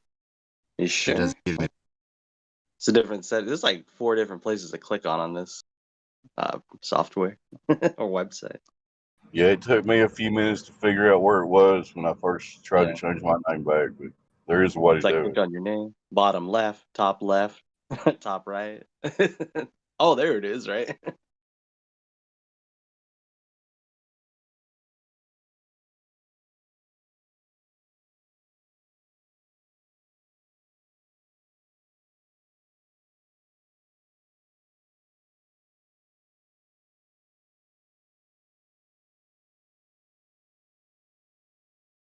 But yeah, when I was looking into NASA some more, obviously we know it's like a lot of the stuff is like reversed from the Bible. So I got really intrigued by that. But once I heard of that 72, man, 72 space agencies, I'm like, wow, Right. like the 72 72 celestial angels you'll Sanhedrin. get in Mormonism, or 72 fallen angels, 72 demons, demonology. There's like the 72 space agencies making cartoons. That's cool. Mm-hmm. How deliberately antichrist, anti-Bible they are. If it's so Yeah, it's like it's so ridiculous, perfectly when something reversed. is That's ridiculous, you don't spend all that time trying to mock it and ridicule it. Just say your piece and then move on. But obviously, there's something to Exactly. it. And almost every program I see, like different series, like like stuff that was on TV or whatever, like episodes of these series and stuff. The predictive programming I'm seeing, it's all like to show how ridiculous religion is, or anybody that gathers That together, too. making fun of groups that get together to talk about things that are going on with them. Yeah. Yeah, incredible. And it was It's just crazy. the I was same thing watching with us flat earthers, so-called Mhm. flat earthers. I would just constantly ridiculed and bombarded with scoffing and derision. And the same thing is true with Bible believers. That same thing, this constant blitzkrieg of ridicule and scoffing and derision. Yeah. It's like, okay, if we're so ridiculous, then just refute us already and then move on and be done. Yeah. But they're the anti-evangelists. Yeah. It's crazy what they do with the magic trick and all these sci-fi shows. Like I just watched what's the one after Star Trek Voyager? I think, or I forgot the actor's name. Anyways, yeah, even in the intro, that song they have like I don't even want to I don't know the lyrics. But anyways, right in the title or the music in the beginning, they show they show like the armillary sphere. I don't know if I'm saying that right. Armillary, have you guys heard of that? I'm not It's like familiar. Go ahead. yeah, it's like a geocentric model with every single halo or ring, which represents like it's like the old stuff, the 7 layers of firmaments. They showed that in the beginning. Once I started researching it, went to my dad's because he's still brainwashed. But I went to his house and yeah, I saw that right in the intro screen, and it says "Have faith." That's in the song. I'm like, "Have faith," and they show that, and then they show the ball. Like, what am I watching? And same thing when I watched the Orville. It's like the first episode they show a dome, and then yeah, I don't know. It's kind of racist. They always show like a dome, then something to do with a black person or a monkey, and then but in this one there was a banana that gets disintegrated by aging of time, and so they made a time dome. That's in the first episode of the Orville. And then a black woman fell into it and she died by aging quickly. And I'm like grabbing the banana peel. I'm like, all right. It's like the, I don't know, 7th time I've seen this repeating and programming. So it's something racist. But yeah, they always have a dome in the first episode of like every or sci-fi show. or they make it look corny or whatever, and they make the ball look beautiful. Yeah. And na, you don't know the truth.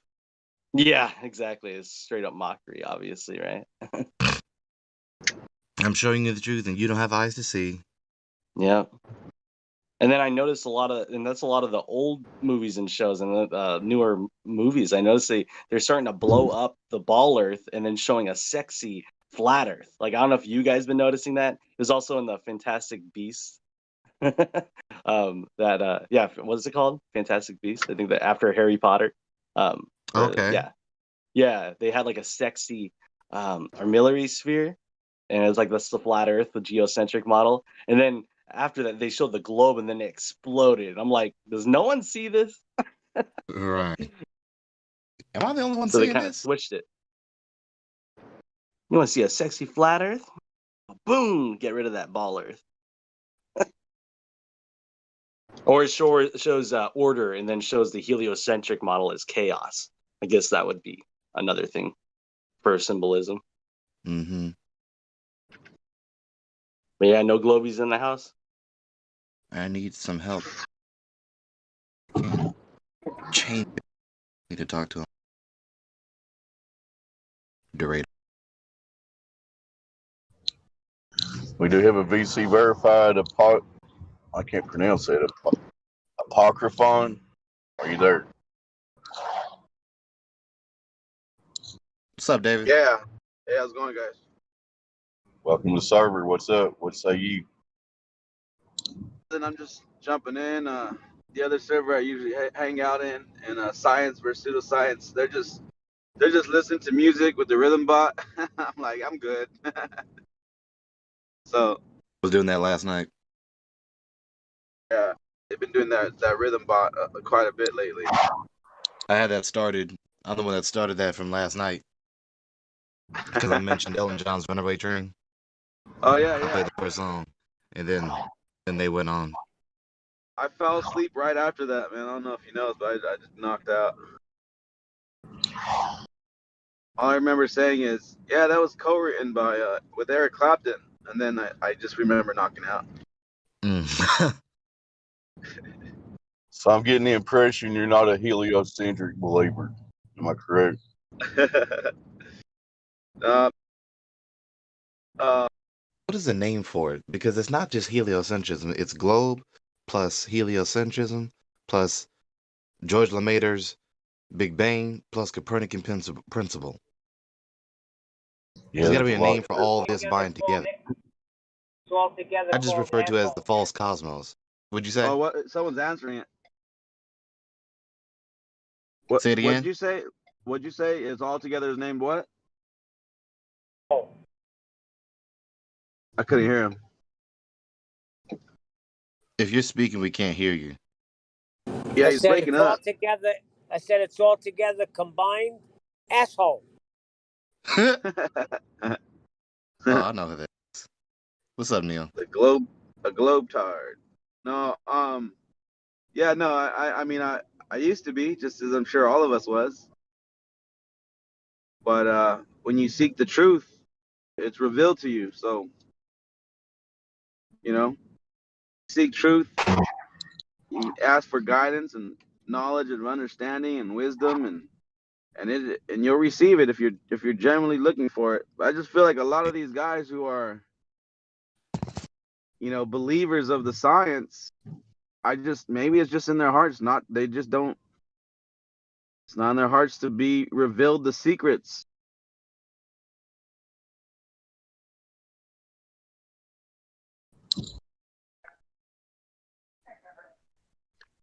Yeah, that's well They said, really man. There's a lot of strongly people want that to just don't believe even it. want to look at it. Sorry, go ahead. What was it? I'm sorry. I couldn't hear you. There's two people talking. What'd you say? Go ahead, Dave.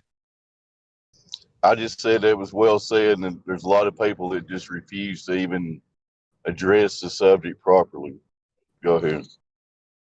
And they also refuse to believe that they're just the same as everyone else regarding belief systems. You have a belief system, it was taught to you, you have some beliefs that are unsubstantiated, and you cling to these beliefs to the neglect of any evidence and logic and fact. Guilty of the same things that you despise other people for. I cannot emphasize that enough. Because they love to think that they're on this intellectual pedestal above everyone else because they believe this, but those people, everyone else believes these things.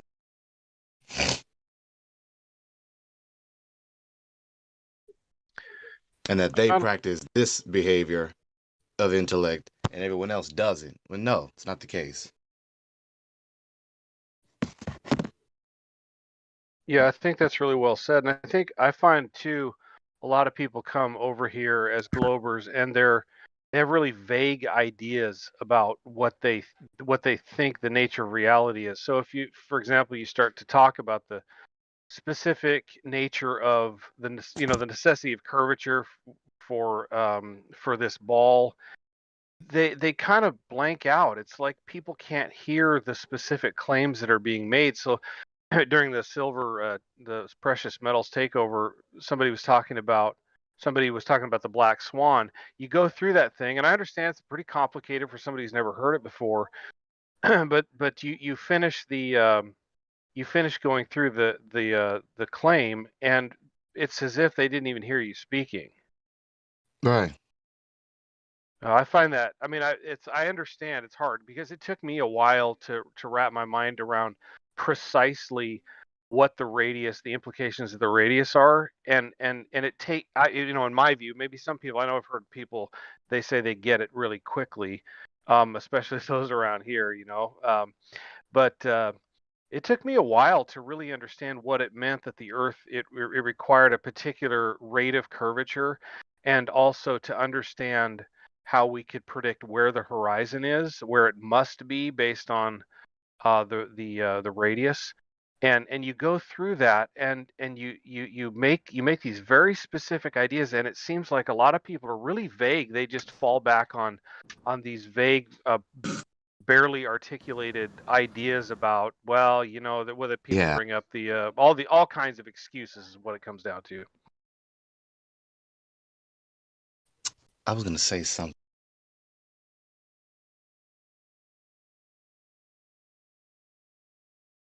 I just want, I think it's vital to be specific to deal with the particulars of it, because either the Earth is That's a exactly what I sphere. said. Be specific. Yeah, be specific. Yeah. This is what I was going to say. I was going to say about their obstinance that you were just referring to. The information coming into their ears and it just bounces off, goes in one ear out the other, or it goes in right, or it just does not compute in their mind, almost as though they didn't listen. When you don't believe in the spiritual realm, when you don't believe in the unseen world, when you don't believe in the evil spirits that are perpetuating evil in the world, you can't explain that. But when you do, the explanation is simple. They're bewitched. And these tyrants utilize magic in worship of these evil spirits. They use all these different apparatuses and all these different devices and all these different machines, both material and immaterial, and they use it against the oppressed, folks like us. Obviously, namely the TV, casting spells constantly through to the TV. Spells of mind control. Believe this, believe this, believe this, believe this. Disbelieve this, disbelieve this, disbelieve this, disbelieve this. Focus on this, focus on this. Be distracted by this. Over and over and over and over again throughout your entire life. Yeah. Some people are weak-minded, some people are strong-minded. It works better on others, it works less on others. Well, one of the things that brought me to an awareness that flat Earth could be true is I knew what you were talking about just a minute ago, that we all have like an assumptive worldview. We have these implicit beliefs, these things that exist that exist inside our own personal reality, as if that is the whole world, and we have this tendency as people to fall in love with the ideas that are in our minds, and to think that what we assume is what is precisely in the world.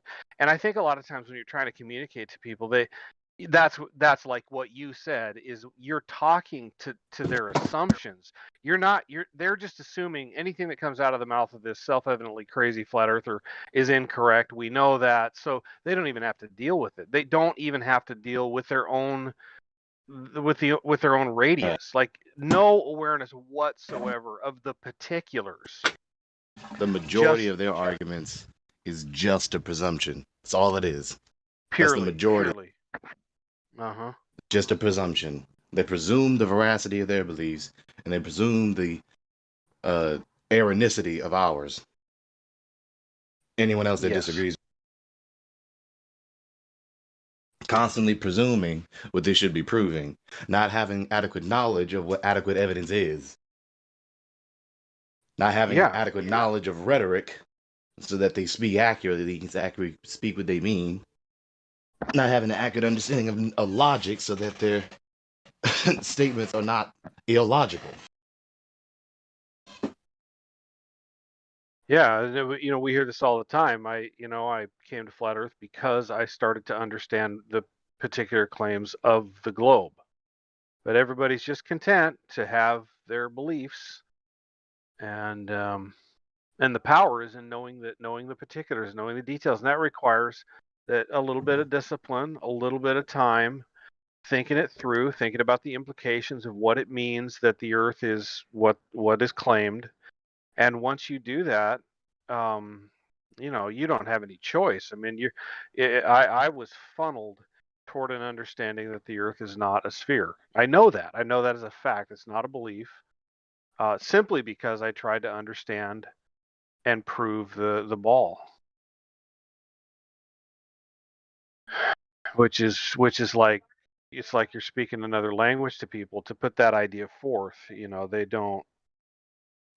It's just what is it? A shore too far.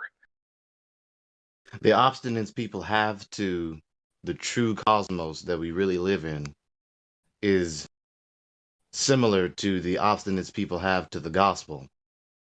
The gospel is telling the truth that exposes any and all evil, right?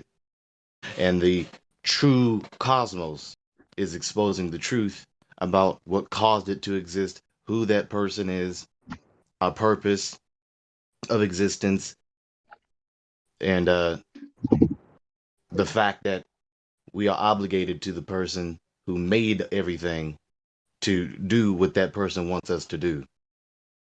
So it has all these ramifications and implications that people don't want.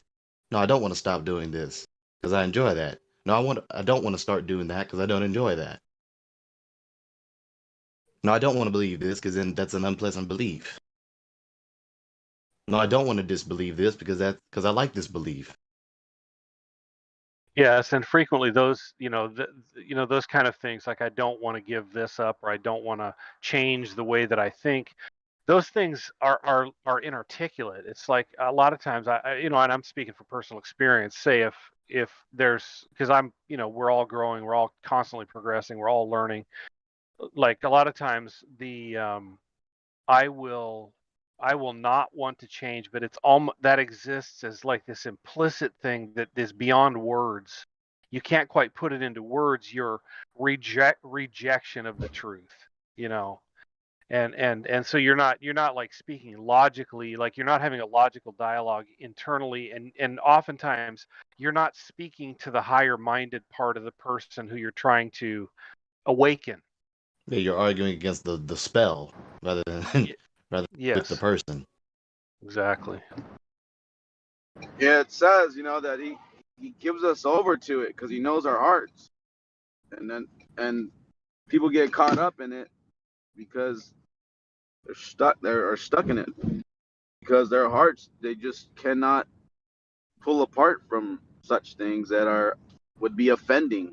Like, even believing that it's a globe and you're hurling through space, I would say that's got to be offensive to our Father, because he tells us what he made, and he questioned Job, "Where were you when I made it?" So it's just interesting. I mean, what a superfluous cosmos to make as a deity. Just the majority of it is just space with some little balls of solid, liquid, or gas, spursed throughout it. He's an architect. Every architect knows that no component of their architecture, of their construct, is superfluous.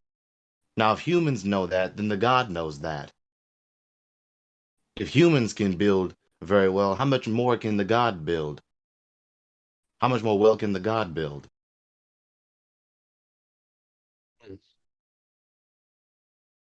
And that's The light of the truth. Oh, go ahead, please. I was just going to say, the light of the truth exposes the darkness. Excuse me, the light of the truth exposes the sins and evils of anyone and everyone, which is why they regress into the darkness so that their sins are not exposed, which includes disbelieving the truth and not obeying it. So when the light of the truth is shined, when it's shown, and it vanishes all darkness, then all evils and all sins, including false beliefs, false doctrines, are exposed. And then when that happens, the person is met with a crisis of conscience, as it were. Okay, it's irrefutable that these falsehoods are exposed. Now, my choice is to pursue, still stubbornly believe these falsehoods and do these evils, do these sins, or I repent and believe the truth and obey righteousness and do righteousness.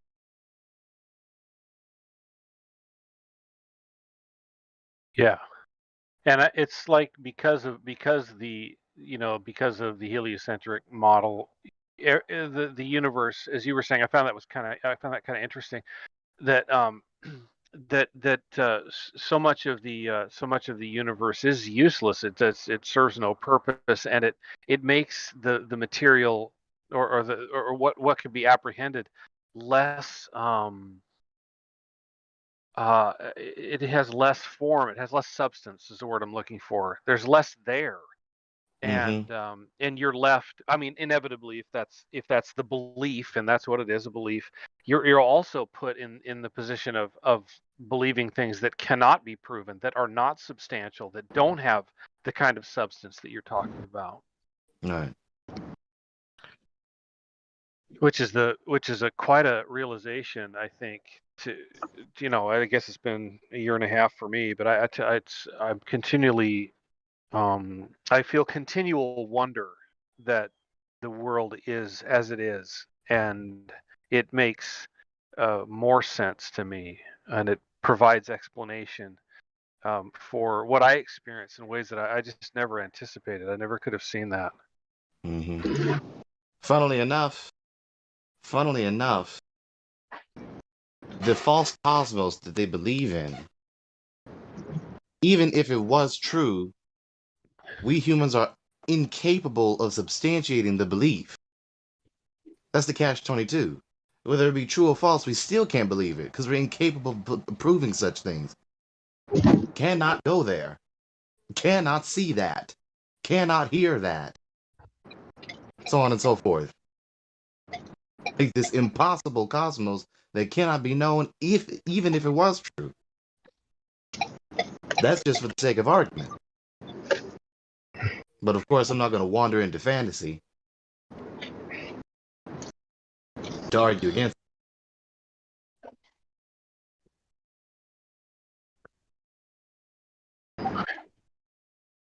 Yeah, that reminds me of like we get into these discussions and debates with them about the science they believe.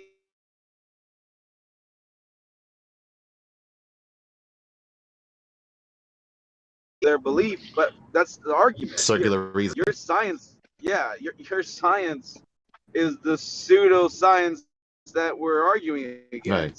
So don't reassert your belief to prove it. You're supposed to be proving it. Yeah, just because you say, oh, this machine can take this and it does this and that's how we know. No, we're arguing that your machine can't do that and it doesn't. Or your interpretation but it of the results is incorrect. Yeah. Just because in your made up world that it substantiates it, but it doesn't validate it because it's still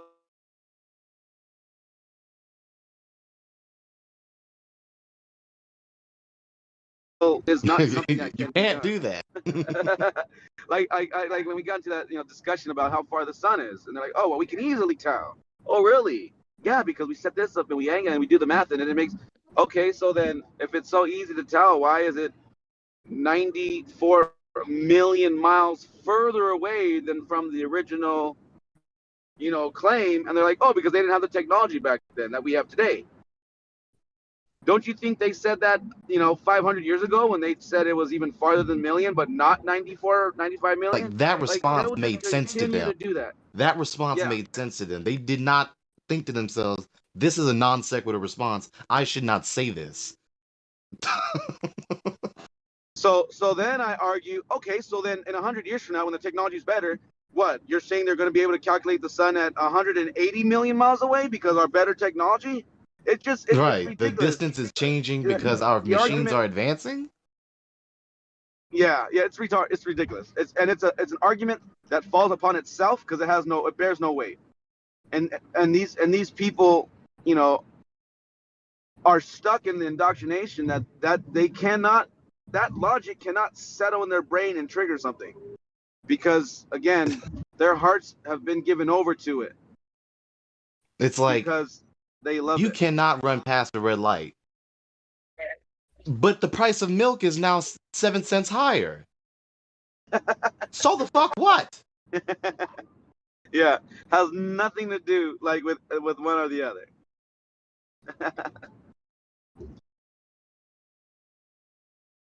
Yeah, it's unfortunately though it's an endless debate because you're dealing with the belief, and it's what's in your heart. You're gonna hold on to, even if you're wrong. Because if I believe it to be this way, then that's what it is, and that's all right. Well, that's the human will that God's given you, and so be it. You chose to abuse it, and you'll suffer the consequences. Yeah. And hopefully, I'm wrong about it. Yeah. Oh, there's part of it at the beginning. Like you can understand if you heard something that seemed crazy to you at the beginning, it would be really important that you would be skeptical. Like you would say, "Oh, wait a minute, now this is." So then you would begin to ask the questions. But you have to make it concrete. Like you cannot stay in that belief. It has to move from the area of ideas to the area of showing evidence. And so so I think what you're describing is people hold on to it no matter what, and that would be generalizable to a lot of things in life. You have to move from that place of disbelief into the truth, into what is concrete and real and replicatable and things that you can provide evidence for. So sure, be skeptical for a while you ask the hard questions, but then be willing, humble enough to But let then go. actually be open-minded, right? Yeah, be open-minded. Let Not go just of say your it, not just in preconceptions. tongue, but in action, in mind. Exactly. And that's, to be humble it requires a kind of strength. You're not humble with things that are false. You don't give yourself to things that are not true.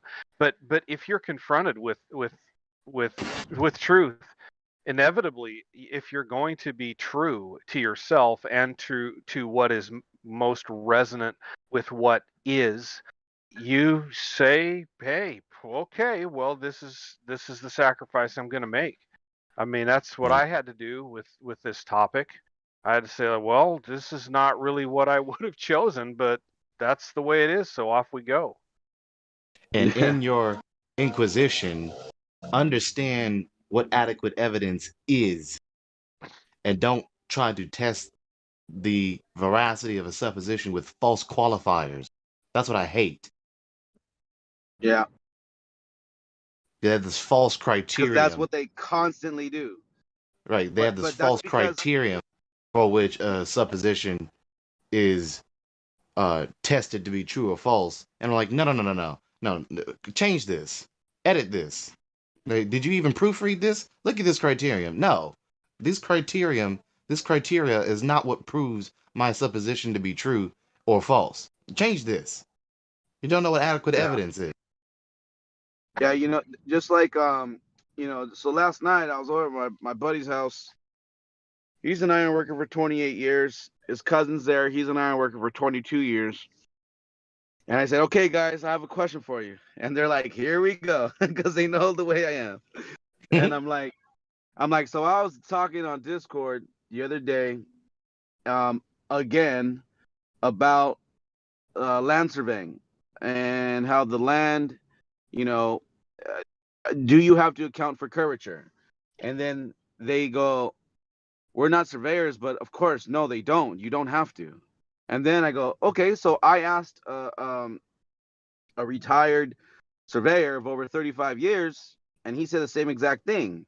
I said, "But now they're saying also that a building that's over, 400 yards, across or whatever, those large buildings that we build, that the plumb bobs, they are inward on each other. They don't line up. They don't level up. They don't angle up or whatever." And they both looked at me and said, "Are you fucking stupid?" I was like, "I'm not the one that's saying that." They're like, "That's the dumbest thing I've heard." They're like, Right. "No, of course they." He's like, "Do they not understand what a plumb bob's purpose is?" And he's like, "And you have grid points that you're going off it all the way down the building." He said, "That just doesn't make sense." He goes, "That's ridiculous." And then I'm like, "Okay, I'm just asking you because I'm letting you know what I was told to be fact, but I rather ask people with the experience and the knowledge that Right. can disprove that." So, Which is why it is so damn irritating how we cannot determine with certainty whether or not these people are trolls or shills or just correct. genuine idiots. Yeah.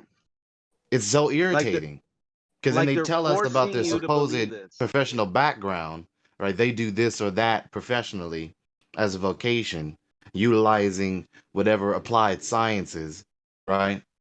But then they Yeah. say things like this, and it's like, oh, I really do not believe you. You are really doing a bad job at demonstrating It that you really discredits are them this altogether. professional. It discredits them altogether because then how much more lies do they spew on a daily basis? You know what I mean? Like Right. how much more are they lying about? And they continue to make themselves or put themselves in these positions where they're losing all credibility. If they are professional believing and teaching these things, then there needs to be a change in the professional realm over there also. Yeah. And truth is preeminent. I mean, truth always has to be. That's why appeals to authority are incorrect because let's say you have expertise in a certain area. Yes, that means you've been exposed to more general knowledge related to whatever discipline you're in. But Right. but what's most important is what can be proved Right. and that always truth is always preeminent to your supposed expertise and so you have to be able to move in and out of that. Like, I have expertise in this area, but then you always have that inquisitive nature so that you can be flexible and change. And the unfortunately, like, our ego just gets in the way because we want to be seen as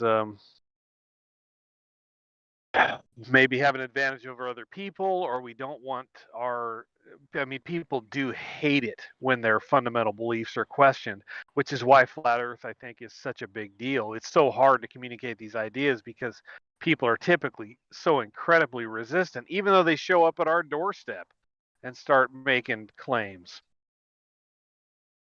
Professionals are not a professional, a scholar, an expert are still not above reproach or infallible or inerrant.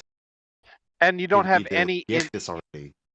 Yeah, you don't have any innate advantage over somebody who doesn't have that background because it's, again, the truth is always preeminent. Like a professional just does this. A professional just does this for pay. A scholar or an expert just does this more often and better than most. But they are not above reproach. They are not inerrant. They are not infallible. People need to get this. Because, like, an argument, well, not even an argument, but a retort that you'll hear is that, well, you're not a doctor. So what? What I said is still true. I hate that response. Absolutely, and it's an incorrect response because it's got nothing to do with the subject matter. Like, I'm still right despite me not being a doctor.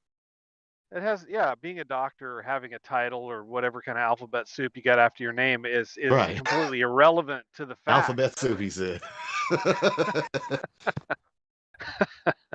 It doesn't. It's just letters and numbers and yeah, you practice in whatever area.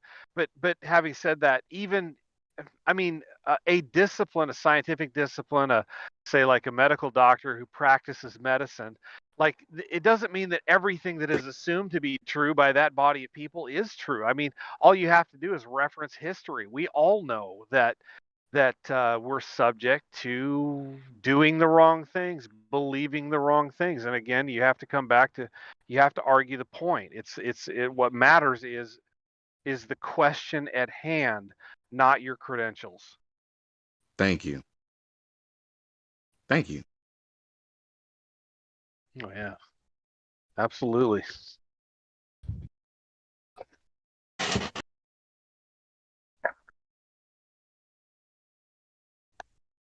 And the fact that laymen have a better understanding of their field of discipline better than the professionals is itself an indictment against academia of this discipline or that discipline.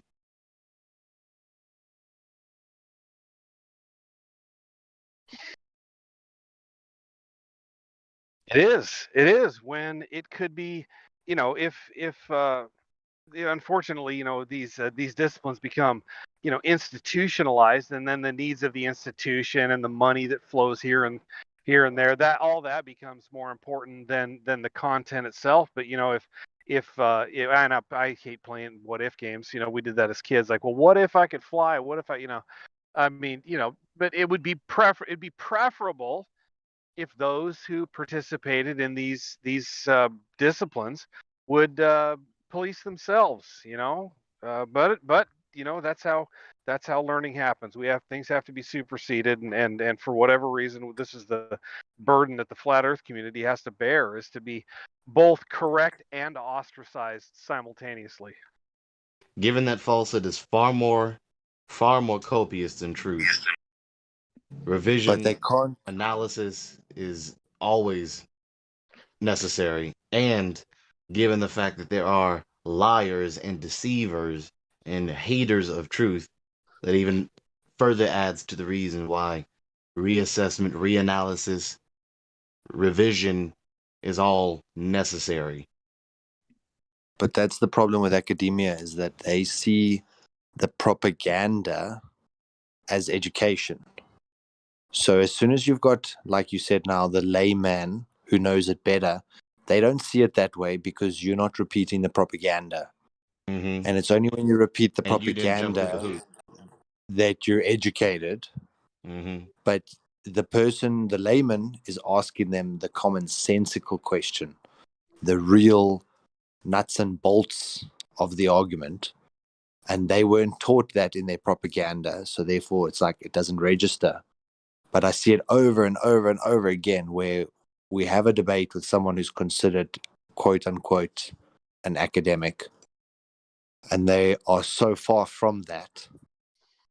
And yet they look at you as the moron because you're not repeating the propaganda that they're repeating, The academia is just, people have the wrong idea about academia. Academia is just an institution. That's it. It's an institution, the same as the government, the same as Vatican City, the same as London, the same as any other institution. It's an institution. Institutions have been wrong far more often than they have been right. It's just an institution. Academia is not the paragon of wisdom or intellect or knowledge. Just a little side note. The Inside the Freemasons, they took it off of Netflix. They said it's not available in the US. So I changed the server to UK, and it's not available there either. Interesting. I mean, it wasn't that deep as it is, but they still took it down.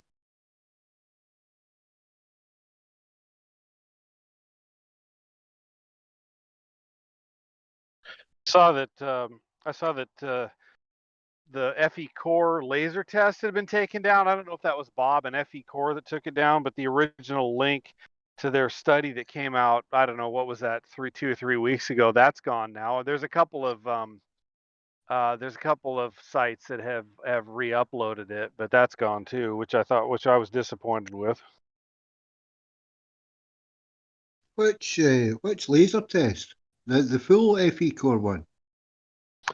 They posted recently 2 or 3 weeks ago. They called it the greatest laser test ever done, or something like that. Yeah, the new one. Yeah, the new one had been. I picked up the link and I've been using it, to flat smack, and it was such an excellent study. I mean, what they did with their description of refraction and atmospheric conditions, how they laid that out was so good. And I went to pick it up yesterday or the day before, and it had been, the original one had been taken down, so I used a re-upload, but the quality wasn't as good, and I haven't made it over to FE Core to see if it's hosted over there. I know they've had some problems, keeping content on their channel. Is 24/7 Live 2 a bot? Yeah, that's Roger's doing a live stream as well. He's working on it. It's still in progress. So it is a bot. Basically, yes. It's like a microphone. So guess I'm so silly. I just did a quick search on Netflix. Nothing about Freemasons. They have nothing. They show nothing about all the different titles they had about Freemasons. They're all gone. I wonder why. It's got to be another coincidence, I guess. They want really people to strange. stop bad mouthing the Freemasons. What? But they're the one that put the movie on their platform. I know. Stop talking about pedophiles that way. It's not allowed. Here in Germany on Netflix, we still have the history of Freemasonry on Netflix. Well, they're letting you see it. Let me see if I can change my server to Germany and pull it up. They probably won't, because my login is still a US login, so they probably don't care where the server is. Right. But the thing is, actually they're always just telling you it is not a religious organization, and in the end they're all happy hippos making the world a better place while raping some kids here and there in rituals, but I mean, in the end they're not a religion, and they don't serve Satan, and they love everyone. Yeah, they're not a religious organization, but you have to believe in a higher power of some kind to be in the organization. Right, and they have a Masonic Bible with I think 7 Egyptian gods in it. Yeah, they're Yeah. definitely not religious. Someone showed me a long time ago, many, many years ago. I don't know how this person got this book, but he showed me a book of the Rosicrucians. And I sure wish, God, man, I mean, I remember it had stuff about aliens in there, but I don't remember, I don't know. I wish I wish I could see that book now. That's a book that no one is supposed to have. It's funny. If I go to titles which are recommended after watching the history of the Freemasons, the first thing I see is the last flight of the Challenger. Wow.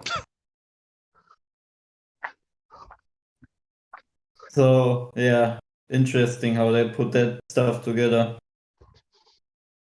Also, something about the billionaires and the code, whatever the code is. Oh yeah, the universe is secretly being held together by a secret code. Yeah, more numptyism. So they're gonna just divert. Numptyism. Numptyism. I coined that term. They always try to put out as much disinformation so you don't really get behind what is actually truth. Yeah, you know, here's what I noticed on one of these series I started watching called Manifest, and you can get it.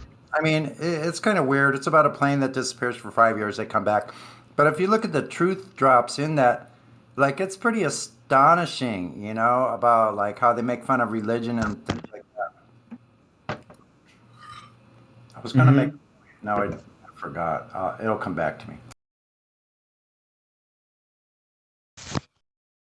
Oh yeah, I remember.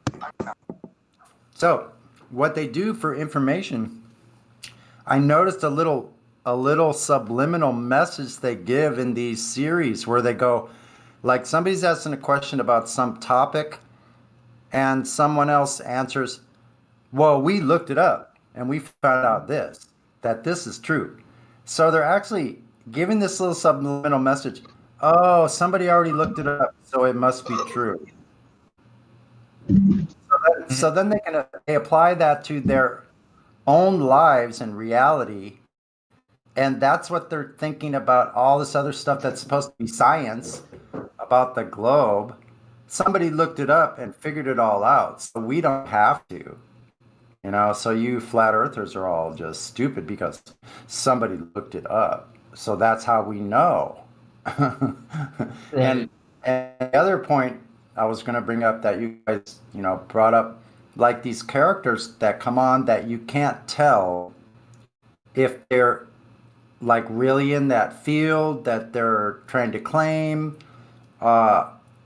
if they're just some kids making up stories, creating little characters and coming onto Flat Earth. But I don't know if any of you looked at a few years ago, I became aware of this organization and government, I believe it's part of the intelligence community, called JTRIG, where there's actually cyber agents. I'm sure you guys know about it. If anybody does, you do. So JTRIGs are officers that are cyber officers. So I believe here's what my speculation, and it is speculation because I can't prove this. I'm not in their offices. I don't know if they have sweatshops with these officers, what that looks like, or anything like it. But I really believe there are rooms of people, think tanks. They're in there. They give these officers, agents, whatever they are, a task to perform in a certain area of the internet. They create an entire character with as many details as they possibly can create to make others believe that those are real people. I think that is definitely something going on here. There's a guy that the other day there's a guy that pulled me aside from the group chat. You know, he DM'd me and he's like, hey, you want to go have a talk outside? And I'm trying to remember, what was I talking about that made this guy say, hey, you want to go talk outside of here? You know, like, as opposed to talking with everybody. I'm like, you know, that kind of threw me off. And then we started going into then we started talking about conspiracy theories. But everything he's saying is knocking down and saying, no, this is the truth. Just like an agent would. You know what I mean? Like just trying to deter you from knowing. Yeah. The thing is, I'll be honest, if we can find out about Pedogate or Pizzagate, and we can find out about the deaths of the deaf, and we can find so many weird and strange things. I mean, not weird, but really disgusting dark things. I don't really want to know about certain things which these 33 degrees Masons, for example, are involved into. You know, like I'm happy to a certain part that I don't know everything about these perverted these people who pervert reality. You know, because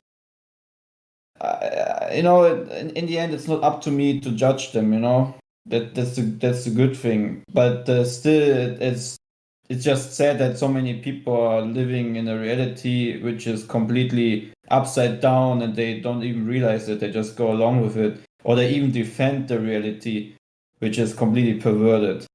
And it's just like Days of Noah, you know. It's just everything. Nothing is new under the sun. What man is doing now has already been happened, and it's gonna be judged again, you know, but in a different way. Yep, yep. An example of this is I had an ex-friend who, you know, is a fairly intelligent person, you know, had overcome a lot of tragedy and trauma in his life and became an educator. But I've heard like people like him, not just him, but people like him making fun of like what caused that, and then make a little joke. Satan, you know how they make a joke about like if somebody believes that there's a Satan, that they're idiots or that it's ridiculous or they got it from Saturday Night Live or something. Just vacuous ridicule. Yeah, so what they don't understand this whole thing. Like they've not been made aware of these people that do believe in the same God of the Bible that they're making fun of. They just believe in Satan, literally. Right. You know? The thing is that even the Bible says even the demons know that there is one God and that there is Satan, and they also do believe in, you know, they do believe that God is real, that one God is existent, and that He can judge you by what you do. And the thing is, Yes. Satan is just so afraid in these last moments that you're living in right now, in these last days, that he tries to play every card to actually get people being so deceived in a state that they not realize that they are actually living in, you know, in the last moments in the revelation. And the thing is, the only reason why he does that is because he is already judged. He knows where he is going to go with all his other angels and with all his other minions, so to say. And that's why he tries to get as many souls with him, you know, because that's the only thing he can do. He knows he can't get out of this situation anymore. That's it. That's what we need to realize, you know. Yeah. We are and fighting not against flesh and blood. We are fighting against this guy who's really jealous about the human existence, about the ones created in the image of God. That's why he wants to destroy as many of them as he can, because he hates God, you know. Yeah, and that really actually brings up a good point about the current events on Earth here that we all see around us, that it appears that there's some kind of force that would make sense that they're going along those lines. But whoever these men are seem to be making rules and regulations on other humans. They seem to be following something else that's not of this world, you know, that's not. When you look at the evils in the world, the only reason many people, the people who scoff at the belief, which is a truth, that there are evil spirits perpetuating evil in the world, is because they do not know evil. They don't know it, and they don't know. They don't have They don't have an adequate depth of knowledge of evil. The further you are educated about evil, the more you will realize these evils do not originate from a human mind. Right. For example, like all the machines of death. What's the number one reason that the Bible is true? Curious. It's the most historically accurate compilation that exists. Yep. So because someone wrote something that might be historically accurate, it makes it more true. Well, what if what it wrote is historically accurate? I was rumpus again. The thing is, Oh, hey, The hey, thing- Austin. The thing is, you can find proof in the creation. You can find proof in places like Sodom and Gomorrah, where you can actually go. You will find sulfur balls, which are so pure that you can ignite them while you're there, and you will see that it's actually true of what was written in the Bible, and that God is a judging God, and He will judge.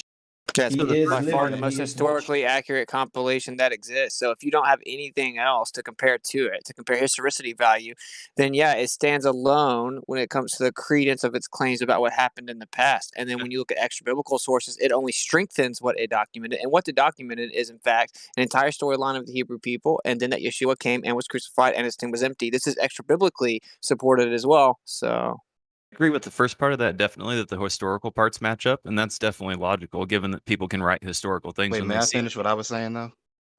Oh, go ahead. I didn't realize I interrupted anybody. Go ahead. Yeah. I guess I triggered the response mechanism in people. That's I'm what curious. happens when you talk about the scriptures.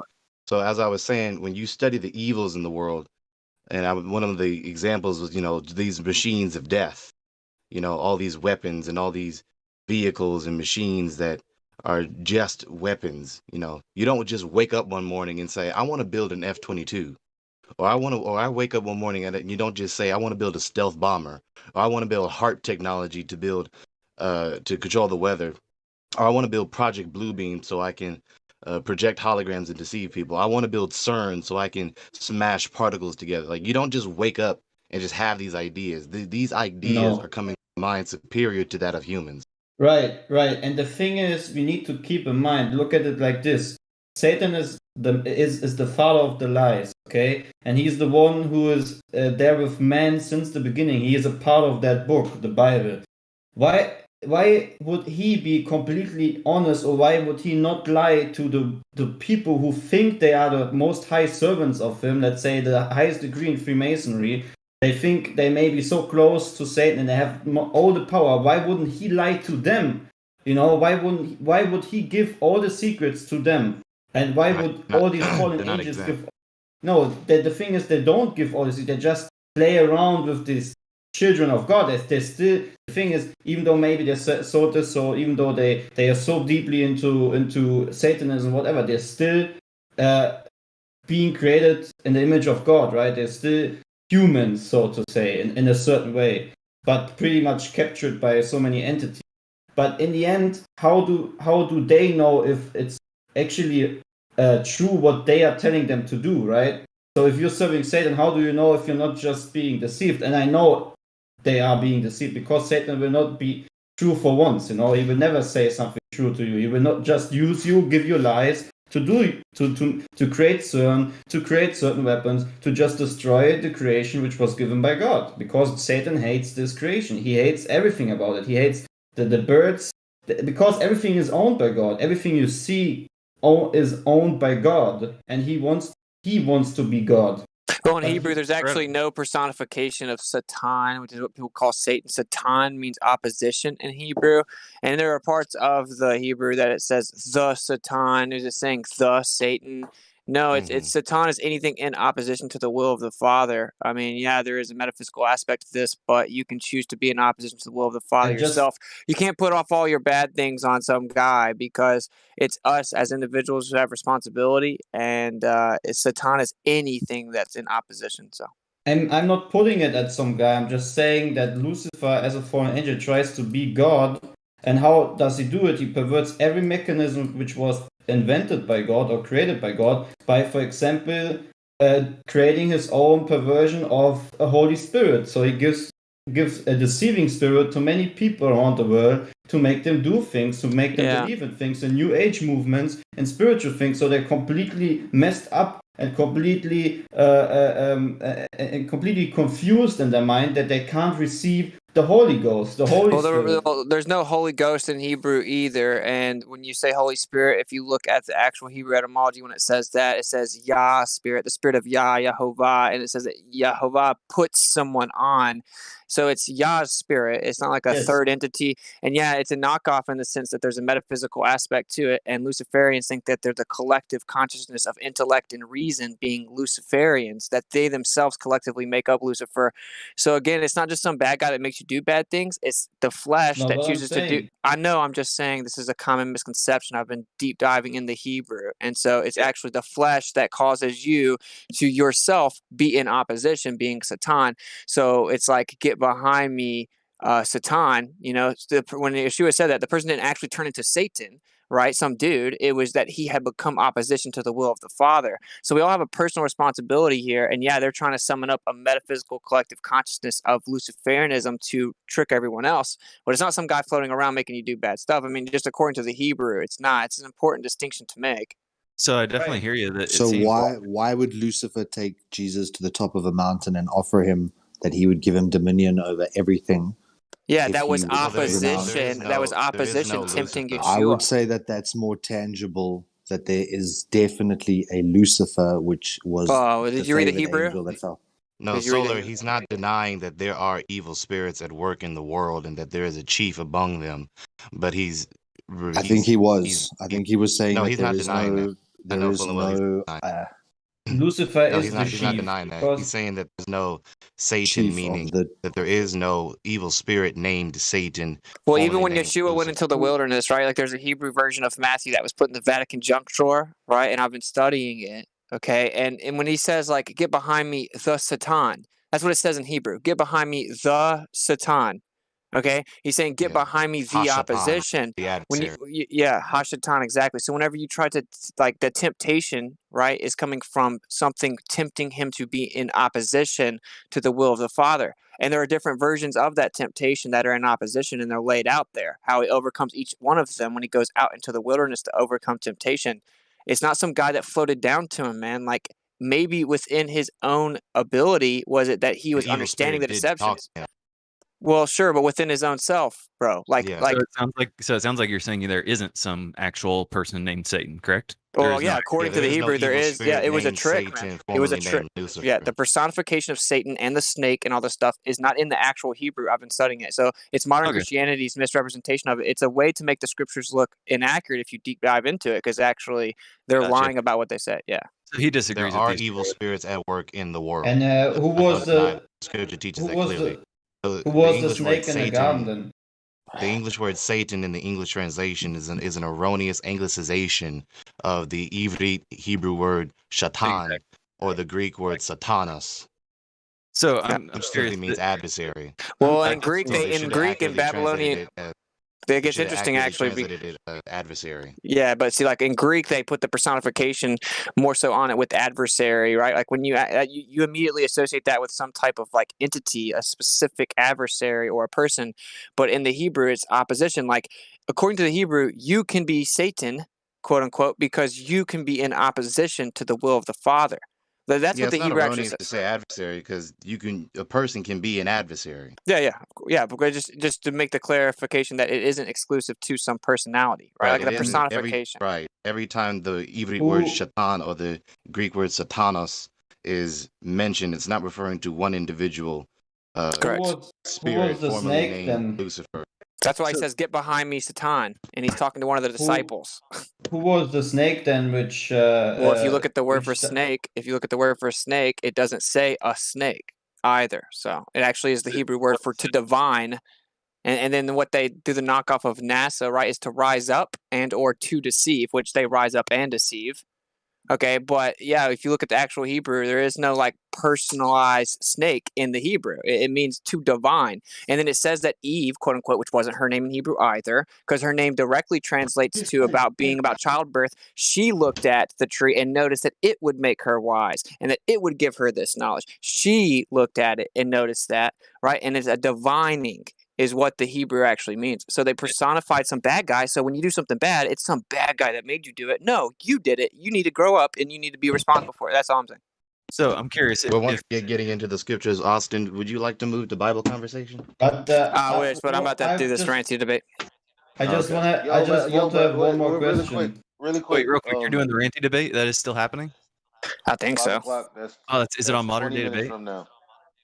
Yeah, 5 Central. So for me, Does it Thank you. mean that we only can get right with God by using our own will and power to do so? well, no, No. yeah, well, we have to contact the Father that way. Like you have to be willful in doing it and seeking it out. But it's up to the Father, man. So Right. He's way But bigger what, than you. The only way. but what if I would told you The that I only had way the to. The personal only way to experience do of that being is. possessed? The only way to do that is to seek truth. Point blank. Anyway, yo. Right. You don't repent by your power. After. You repent by with your free will and the Father drawing you to guys Him. are Yeah. talking, Gregory. So I am curious though. I am curious real quick though that you did say. How many ways when I can I asked- say so? Bro, Because Elijah's literally talking, trying to man. get. Right, and Yeah. I can hear that now. So I'm gonna wait till after he gets done talking. Thank then you, I'll man. talk after him. Right. So go, Elijah. It's all you. After you have this debate, let's get together and have this biblical conversation. Yeah, Please. biblical conversation, Bible conversation. I'm down. Awesome. I couldn't hear that. What'd you say? Oh, we're gonna have this. We're gonna talk about the scriptures furthermore in Bible conversation after this debate. Sorry, the one guy said that he was possessed or had been possessed, and then you guys cut him off. I was quite curious about what he was going to say. Wait, so are we still talking about it here right now, or are we moving? I'm curious. No, yeah, we're moving. He just mentioned that. Okay, so where are we moving to? Someone clarify. What are we moving to? Modern day debates. No. It's agree to disagree.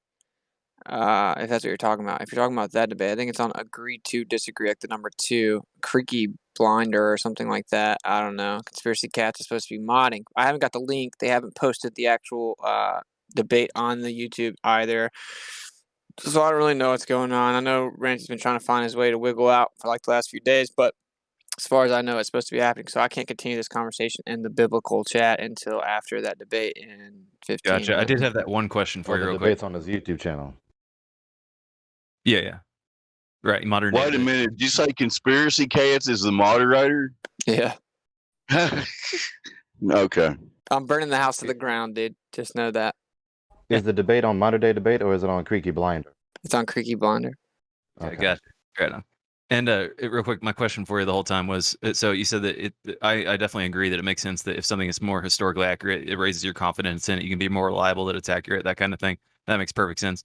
And then when you throw in a claim of resurrection that we have never proven here on, as far as we know currently, does that make then that claim more reliable? Because if you think about it, if I were to say, hey, I wrote that, back in the day the Romans did XYZ, and I say, and they had a dragon, you're not going to say, okay, well, because they were more reliable about that, then it makes them more reliable. Well, if there were people that hated the Romans and wanted to write specifically about how disproving their dragon was the case, then that would benefit you. That'd be more analogous, right? Because there are extra biblical sources that try to disprove the claim of resurrection, and they actually address that, yes, indeed, he was crucified. Yes, indeed, his tomb was empty. And they say, but really, these Hebrew people just ran out there and they had a group hallucination as if they saw him back there, and that he was just known for performing magic tricks, and they called it miracles. These are the extra biblical sources. So then you prop up the fact that it has the most historical accuracy of anything ever, and then you look outside of it, and it just verifies the veracity of the actual claims that happened also. So your question is now left with, well, was he resurrected, or did someone come take him out of the tomb, or whatever? But the atheist historian position even is that it was empty, and that's kind of the point. Hey guys, Satan is a created being. He's a created being. This is true. I just want to say that. The question presumed that the resurrection Jehovah wasn't created evil proven. also. The question According to the presumes scriptures, that- so. The question So it sounds presumes like that the resurrection wasn't proven. Now, of course, to prove this, I will send you all the sources that I have, and of course, Austin will probably do the same. So I would strongly encourage you to study this matter further.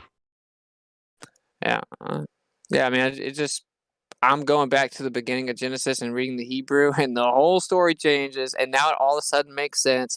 And when it says that you will be, like we were told, the snake came and talked, and then it had to crawl on the ground. When you look at the Hebrew, it says the divining, the ability to divine, right, told her effectively, like communication within her own ability to be Satan in opposition to the will of the Father, their carnal mind, the flesh, right, the intellect was like, here, you'll be smart this way, you'll be wise this way, maybe you'll be as strong as the Creator when you do this, and that's why he doesn't want you to know. And so then she took it, and then he named her based after the repercussion, which is when you look at crawling on the ground and you actually look at the etymology, it's about being on the ground, living from the ground, and giving birth. The Hebrew word means giving birth. It's not a snake crawling on the ground. So, like, I mean, all I can say is that I decided to rip away all my predispositions, just like I did with the earth. And you're starting to find out that the Hebrew tells a different story. And that's why that we can't even get to the original Hebrew that the Torah was written in, which is called Paleo Hebrew. They have Babylonian cuneiform Hebrew now because they've just put wizardry all over it. And in the King James Version and the concordance, it really muddies the water with assumptions via Greek, right? So you're like 3 or 4 different languages removed. Yep. So you think it's I would like to from talk to you the- about that further. So you think it's coming from the inner side of the she part of the man, which made the she actually, sin? If you want to put it that way, it God. says their name is Adam. So yeah, there was no like real distinction in the fleshly anatomy that we attribute to male and female. Their name was Adam. They were one. And then via divining, right, there was an attempt at a usurp of authority. So the natural justification or like the justice that would come from that is, well, since you tried to usurp authority, now you will actually be under the authority as opposed to being equal like it prior was. Their name was Adam. There was perfect equality. And then the quote unquote female, right, like the side tried to usurp authority over the male. So now it's the other way around. And it goes Yah, Messiah, man, woman, child. And that's why her name, like Adam actually gave the name, which literally translates to being about birth, giving birth. Because now you have the burden of reproducing via increased conception. Now you have that. That's what her name means. When he named her, it was like a look what you did. Real quick, is the Christian belief falsifiable? And if so, how is it falsifiable? I think modern Christianity is wrong about a lot of stuff, but it's falsified by the Torah. That before the fall, they were asexual. He's actually right. If you actually look at the Zohar, which is like a Jewish book, like I listened to rabbis, they actually teach that Adam and Eve were one, and then like he said, after the sin, they split. Yeah. And then we like have this different type of reproduction, which is when you look at the actual Hebrew name of the female, it's like a whole, like it requires submission, not to get vulgar, but for reproduction now in the fallen state, it literally requires submission on the female side, like literal physical submission, right? And then they now bear the burden of childbirth and their conception is increased. So yeah, they had capabilities of reproducing before that because Yah told them to be fruitful and increase. So they had the ability to reproduce, but something changed after the fall, and now that burden is on what we perceive to be female. Well, Yahweh does not endorse the Zohar or the Kabbalah or the Talmud. These are written by non-Yasharalites or AKA Israelites. Yeah, the Talmud is disgusting. Bastardization of the Torah. The Talmud is the oral Torah. Was written in the medieval era. Well, the Torah, this is actually the truth of that, right? So the modern, like Judaism, Orthodox beliefs that go to the Talmud, what they do is they know you can't change one jot or tittle of the Torah. And actually their belief, according to Kabbalah and the Talmud, is that it actually is the fabric of the entire quote-unquote universe, that it holds everything together. So if you change even one jot or tittle, everything will cease to exist. This is actually what Talmud and Kabbalah teaches. So they've created an oral teaching, a separate book, right, where they can write down and change the interpretation without changing the actual words. Yeah, I was, and I made him laugh. I said, my all this Kabbalah and all this Talmud, all this Zohar, all of this comes from 6th century Babylon during the siege of during the exile. During the Southern Kingdom of Gaza. So it doesn't come from Moshe or any of the authors of the scriptures. But it comes from the rabbis who continued the legacy of the Torah. No, the rabbis twisted what it said, bro. They wrote Talmud that makes interpretations that are twisting what the scriptures say. I've studied Talmud, dude. So they make claims antithetical to the Torah in the Talmud. So they can't both be exclusively true. I forgot. Yo, Enoch, can you shut up? No, you're not. And the people you're thinking of, they're not even Yasharalites, aka Israelites, to begin with. I look like a bird. Yeah, these people are mostly those that claim the ethnic group and twist it. Then how do we know the Torah is even true at all? We can just throw the whole thing out. No, it's a non sequitur conclusion. The people that you're thinking of are not Yasharalites. They've hijacked the identity I guess of you nations can't they hear are me. not. No one can hear me, huh? Hello? Yeah, Enoch, you're hot micing. That's all I was trying to say, so you guys can continue. I have a question. You believe that Jesus is our Lord and Savior, right? I do. Well, Yeshua is the Yahusha. Messiah. Yeah, the Word became flesh, and He created what we needed to reach salvation, which is atonement, right? So yeah, Yeshua acts as the atonement, but the salvation still comes from the Father. Right. So it's a mixture here. That's a loaded question. Discord chat. Yeah, it's a loaded question to say, like, is Jesus God? Because the Word became flesh. If you've seen me, you've seen the Father. The Father and I are one, right? But it is actually the physical, limited, localized version of the Creator, and He died, and that creates atonement I at want to talk to bridgeway you, to the Austin. Father. Yes. All right, Yeah, I Witzy, hear would- me out. Hear me out, Witzy. Numbers 23:19. What about it? Doesn't that refute? We got wouldn't, 23:19. wouldn't that refute Christianity? Would you like to? You think I'm like I have the entire Bible memorized off the top of my head? Sorry, my bad.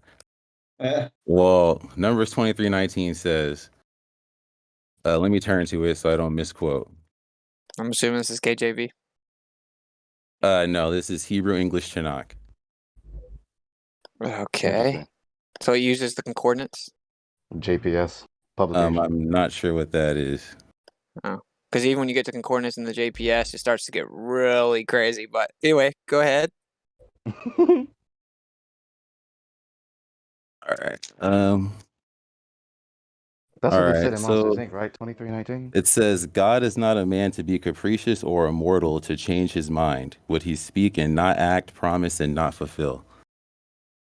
Yeah. I just now explained that Yeshua the Messiah is a localized, limited physical form when the Word became flesh, just a bridgeway of atonement to the Father, who is in no way a human.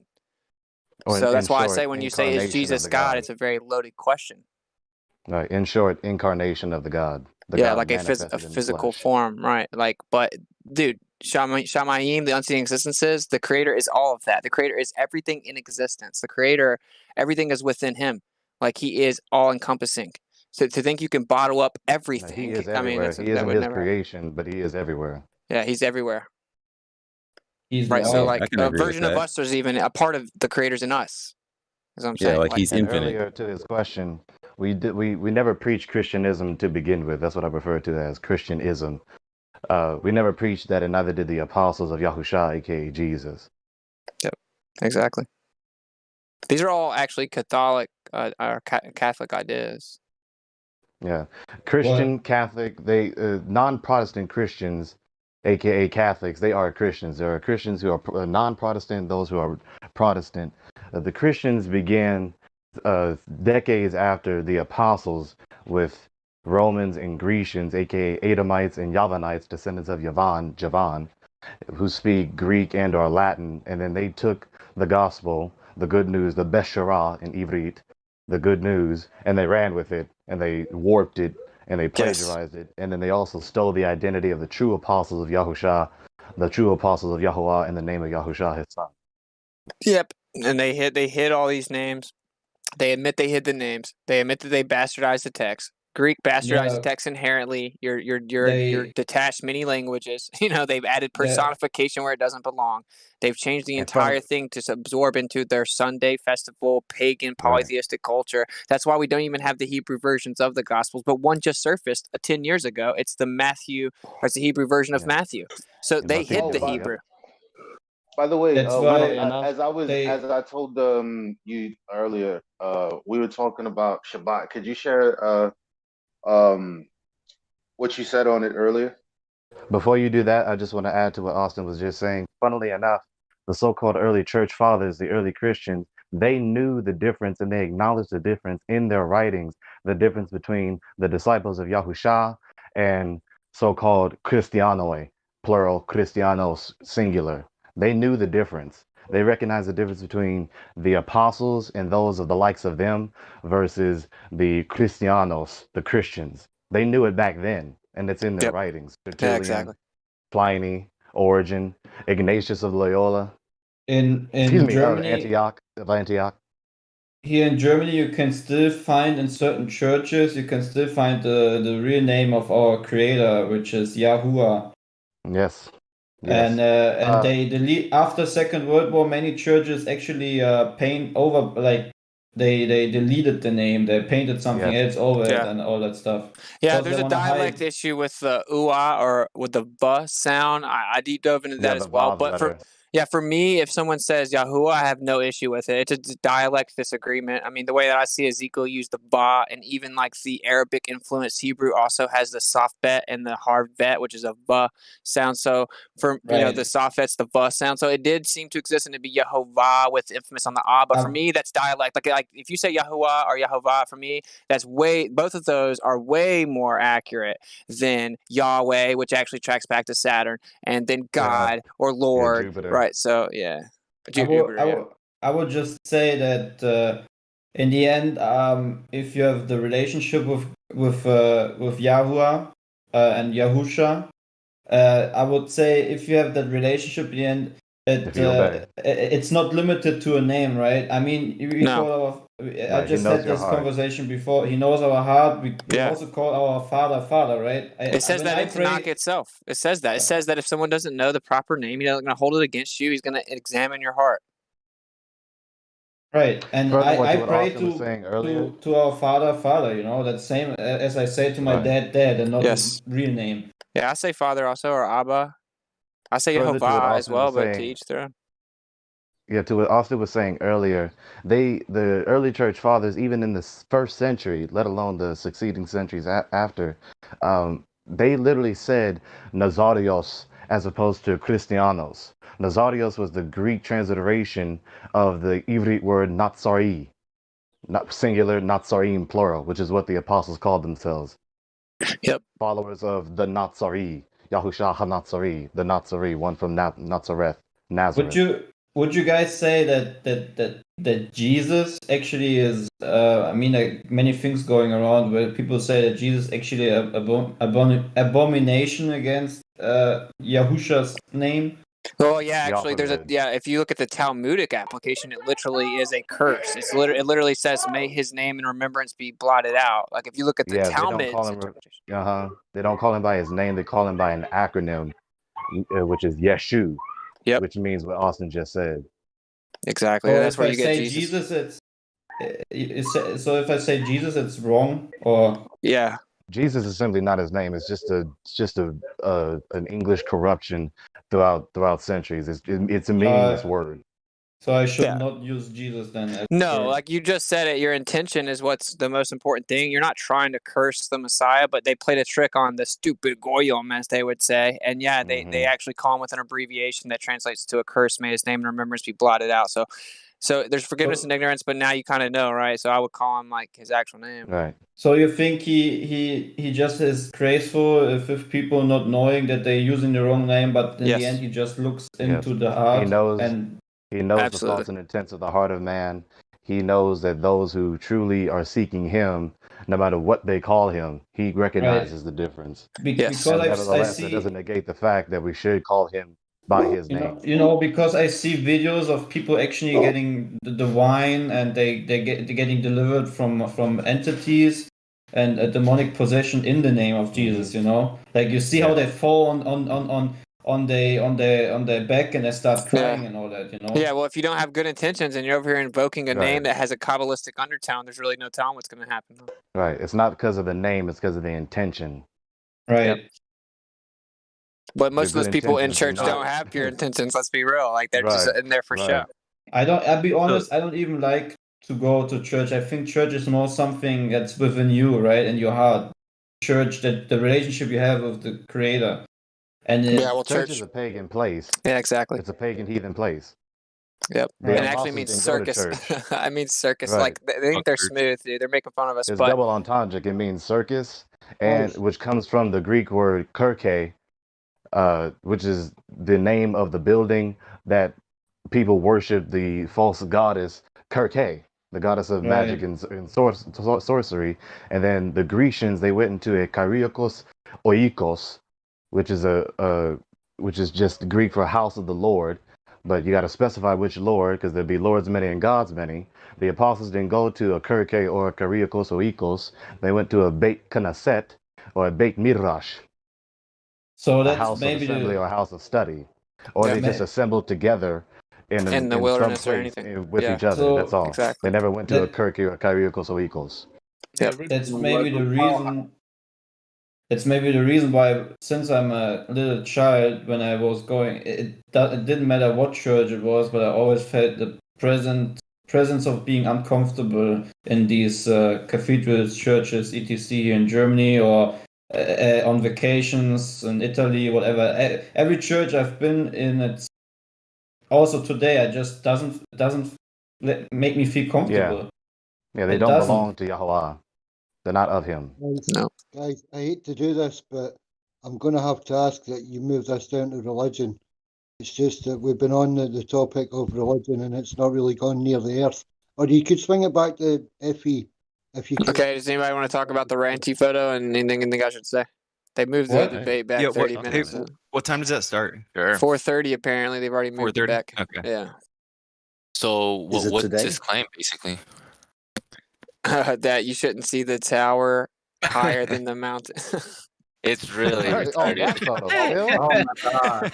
Still. Oh man. Like are they still like, telling you like not to talk about certain parts of the picture or Yeah, I never agreed to any of that. I'm burning the house down. wow.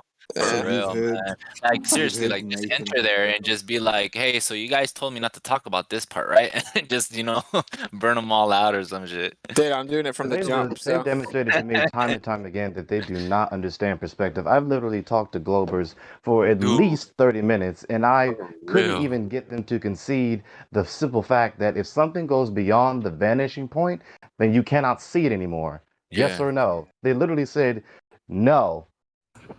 Excuse me, they literally said no. Like, oh, you can see it when you go beyond the vanishing point. Is that correct? well, the funny part of this And is that whenever they invoke, they actually kind of absorb perspective. Angular size change with distance, things get smaller as they Right. get further away. But then you apply correct. that to the Earth curve calculator. This does not account for angular size change with distance or perspective. The Earth curve calculator is geometry based on physicality. So you literally cannot in any way make those two work together. So like they have a Right, it's problem not from the very applicable. beginning. Yeah. But that's invoking the curve to use the curve calculator. And I was in gym the other day talking to Ranty, and I posted that picture of the hashtag shit shrinks, where it shows the dinosaur in the foreground and a mountain in the distance, and the dinosaur in the foreground is bigger than even the human being at a couple of feet away. Yep. And they Somebody's started hot micing arguing. was scratching something.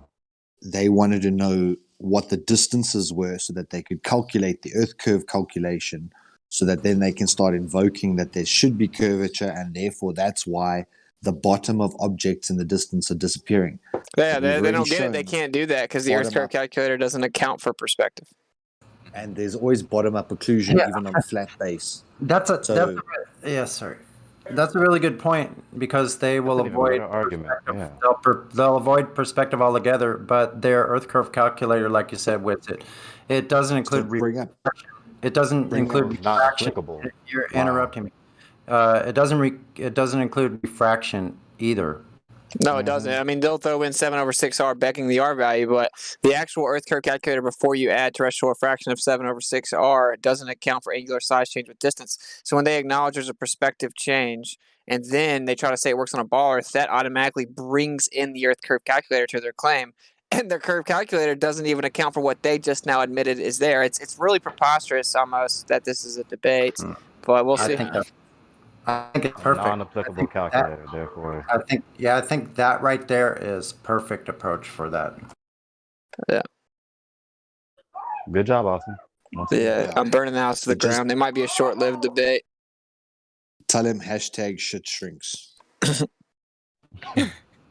He's like, you gotta have these preset presentations. This is how it goes. This is this claim, then then you need to respond, then I get to respond. And this is this claim, you need to have a 5-minute presentation for this or a 10-minute presentation for this, and then I respond. I'm like, no, you don't get to tell me how I debate, bro. That's not how this works. But that is just I mean, so many debate times when I'm format. speaking to Globers, I've constantly said over and over again, what is so difficult? The further away it gets, the smaller it will appear. What is so difficult? Yeah.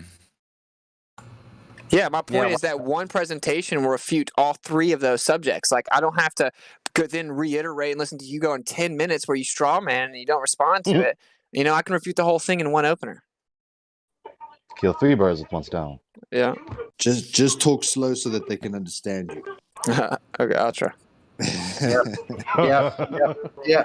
Listen for the crickets when you mention anything about perspective or things getting smaller. They'd be like, no response. Nah, they'll try to just Yeah, Austin, you can talk 5 miles a minute, man. Yeah. Austin, if you're actually talking to Randy, you need to ask him about. For 5 years, he's been doing all these flat Earth proofs. He suddenly saw one picture, and now he's a Glober. So what's up with that? Yeah, You why'd know? you have to crop part of it out? Yeah, just go in there with that debate over. I am. Let you know. Yeah, why would somebody that's up front and has all this supposed proof of the globe Earth, why would they have to lie about being a flat earther for all that time? It's fucking ridiculous. Another incoherent story, once again. I'm just showing the part of the I'm just showing the part of the picture that was cropped out. I'm like, okay, so his entire postulation is based upon this image. Well, this is actually the entirety of the image, and I have a screenshot from the photographer's actual Twitter itself. Like he posted the picture. It's also in a magazine, right? Like you just left this entire. Oh, it's because you see an extension of the horizon. This doesn't match the geometric claims of the globe Earth at all. So you had to cut that entire part out. Use angular size change with distance. Don't actually account how it mathematically computes into the Earth curve assumption, and then just say that this is impossible on a flat Earth while not absorbing your specific claim of how it's on a globe Earth. It's insane. It's insane. Yeah, and that one picture. Where in your right mind can you take one picture and completely change your entire opinion on 5 years worth of work? Well, yeah, one picture to change to change your whole entire thoughts or awareness about the freaking physical nature of water. Right, the cosmos. That there's no axial rotation, that no curvature has ever been determined, that gas pressure can't exist next to the vacuum. All of that goes out the window when he sees one picture with something in the foreground appearing taller than something in the far Yeah. in the Also, background. the lowest part of the mountains are in the front, and the highest part of the mountains are in the back. So on the higher part of the mountains, you have the most effective angular size change of distance because you've increased distance even further. In addition, there's a totally different area of water between that land and the next thing of land, which would increase the refractive effects. They have this is almost like we're being trolled. Like it's stupid. So That's exactly what I thought at first. I was like, "Is this really a troll? Like, how is he doing this? This can't be real. There's no way. It's impossible." I know. I was holding out hope that maybe he was like pulling off some masterminded evil Right? plan, but I think he's this real dude got called up from the bench and he's going with it. I mean, we'll find out. Yep. When the Apostle Paul told us that the Lord has sent a strong delusion to those who hate the truth and that the adversary is the God and King of the world, he meant it. Something in the live stream for you, it's it. I'm thinking about going back to the globe too. That tree's higher than the mountains. Holy crap. Oh no. Oh.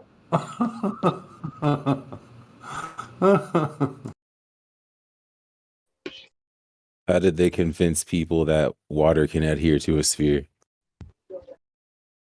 Magic. It's like because in the TV show, they said these other people, they Googled it. They looked it up. Okay. Did you get that part? They looked it up somewhere on TV.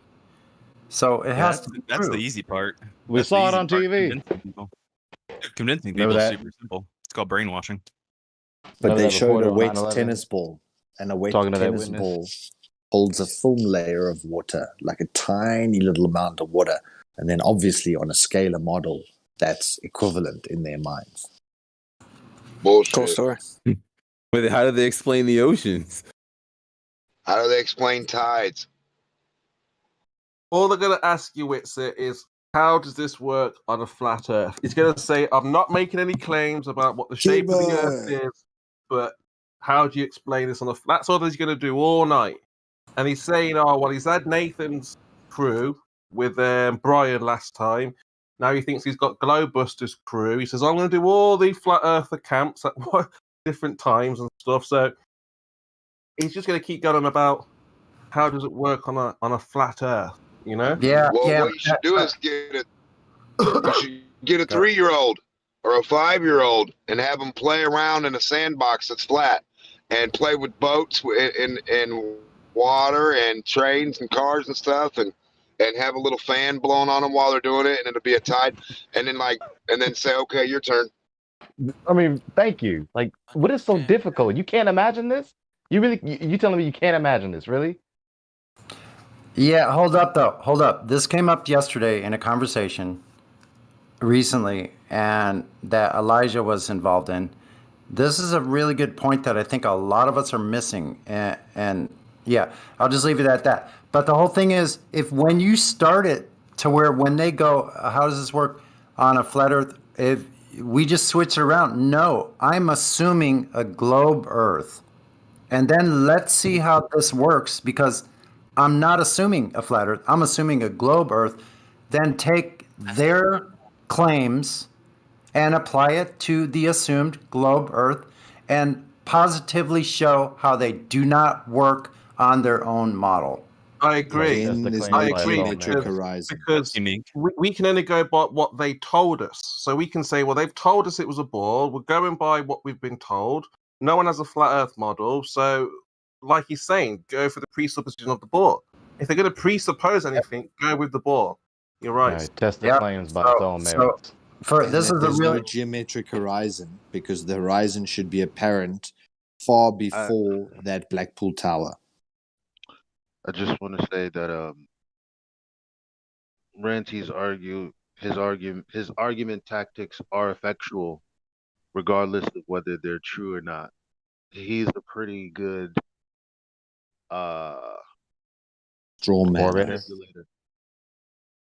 No, I wouldn't say he's a good orator, but he is well versed in the tactics of deception. Rhetoric.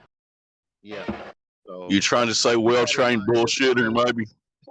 yeah, just because these people are liars doesn't mean some of them are more talented than others.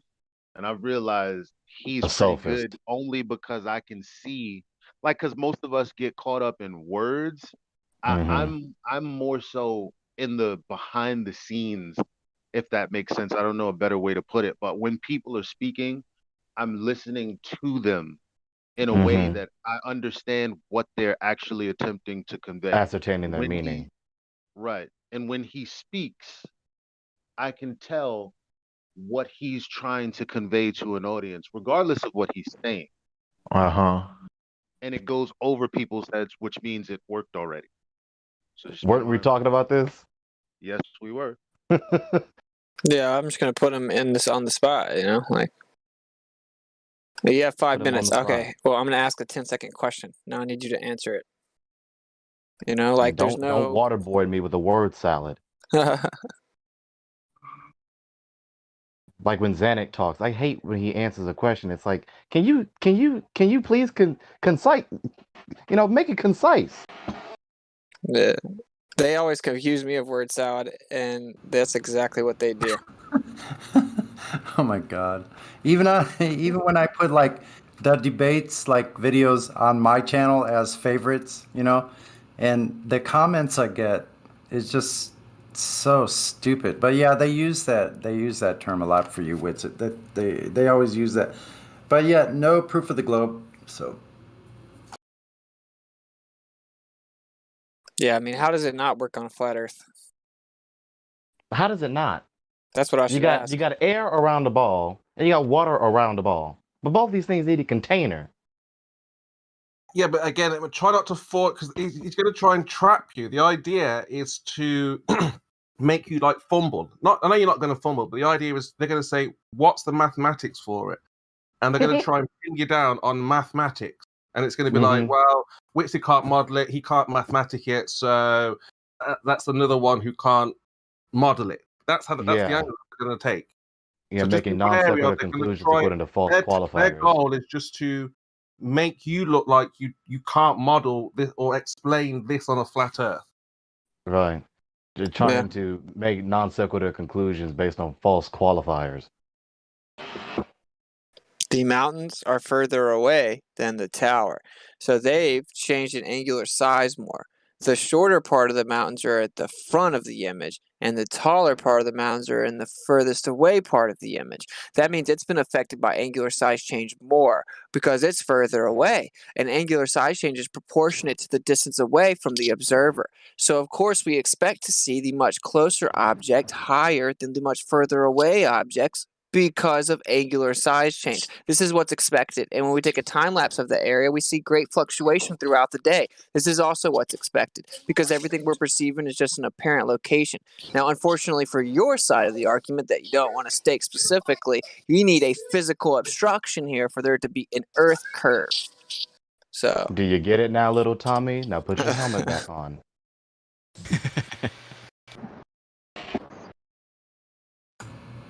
Yeah, I like you're talking. This is about the Blackpool image, right? Yeah. Yeah. I like QE's breakdown on that. They still have the same problem as the Black Swan. They don't have a physical geometric horizon at 12.74 miles or whatever it's supposed to be out there. Yeah. Anyway. I know you already know this, Austin, but just keep reminding them who has the outstanding claim. You know, they keep trying to pin you down to a flat Earth model. That the globe is the one making the claim. We all know this. That was one of, yes, they always want to change the subject. Like, no, we're testing you. You argue, yes, the affirmative for there's a globe. We argue the negative. That's what we're talking about. Yep. Just bear in mind, he's going to say, I don't care about NASA. I don't care about anything else but this one image. He's going to say, I don't want to talk about any radius or anything like that. But obviously bring them up. But he's going to say, just this image, just this one image is what convinced me. It's always below. He's going to say, Bev went there a couple of times, same image. You know, it's going to say it's always below the tower. So just bear that in mind. That's all he's going to focus on the whole time. He's going to say, did you watch the video? Did you see the explanation? He's going to say perspective explains it in the video. So again, he's just going to try and make you look silly, basically. Going to try and make, you know, that's going to be his plan anyway. Be wary of that. Yeah, so their perspective angles don't in any way account for refraction. So, you know, like whenever they map out their trig, they don't even account for refraction. Now, all of a sudden, perspective does count, and we can map it out geometrically with angles, but we can't apply that to the geometric claim of the globe Earth, though, at the same time, because it wouldn't work. What to do, what to do. Yep. Oh, the web we weave when we try to deceive. It's going to be so annoying, Ranty. He's just going to keep saying, this doesn't work on a flat Earth. This doesn't work on a flat Earth. How do you explain this on a flat Earth? And it's just going to be so frustrated, you know, the whole night. I can see it. Yeah, but in the middle of that, that's what it is, though. It's a really sly way to use that old trick that they're using, the reversal of the burden of proof trick. Yeah. TikTok. Maybe a way of looking at this that might help is what is our weakest point on this topic? Like what would we say is the hardest thing for us to go against? Or would you say we got it short up 100%? There's nothing to even discuss. Honestly, I think it's pretty simple, man. Right? I can't think of anything. Think of anything. I truly can't. Yeah, I can't think of anything. There's nothing. This is wow. Yeah. It's sealed, tight, delivered. All they're going to say is, how does this work on the flat Earth? But when they say this, they're talking about the model. So that's what I've been saying to Ranty. We don't live on a model. So whatever model you're presenting is not what I gave you. I didn't tell you that was a flat Earth model. So what do you mean this doesn't work on a flat Earth? Yeah, exactly. Like that's what it should be. It's like, wait, how does it not work on a flat Earth? Because then you have to invoke curvature, dude. Right. The rebuttal that I've heard from, I think it was Zanuck, he took the mountain in the distance and he worked out what the angular size should be of that mountain at its distance. But once again, they're forgetting that the base of the mountain cannot be seen. But then they use that scale proportion against the Blackpool Tower, and they say the bottom is missing, which means it has to be curvature. So it's almost like if you take the central line of a camera, those objects that disappear into the distance kind of shrink from the central line. So anything below the line goes up towards the line, and anything above the line goes down towards the line. But it's like equidistant from that central point. So the same thing with this observation, where the eye line is, the mountain portion below that has almost been occluded by everything else in front of it. But they're trying to take the mountain's height in angular resolution size, saying it should be this high, but the base of that is missing, therefore curvature.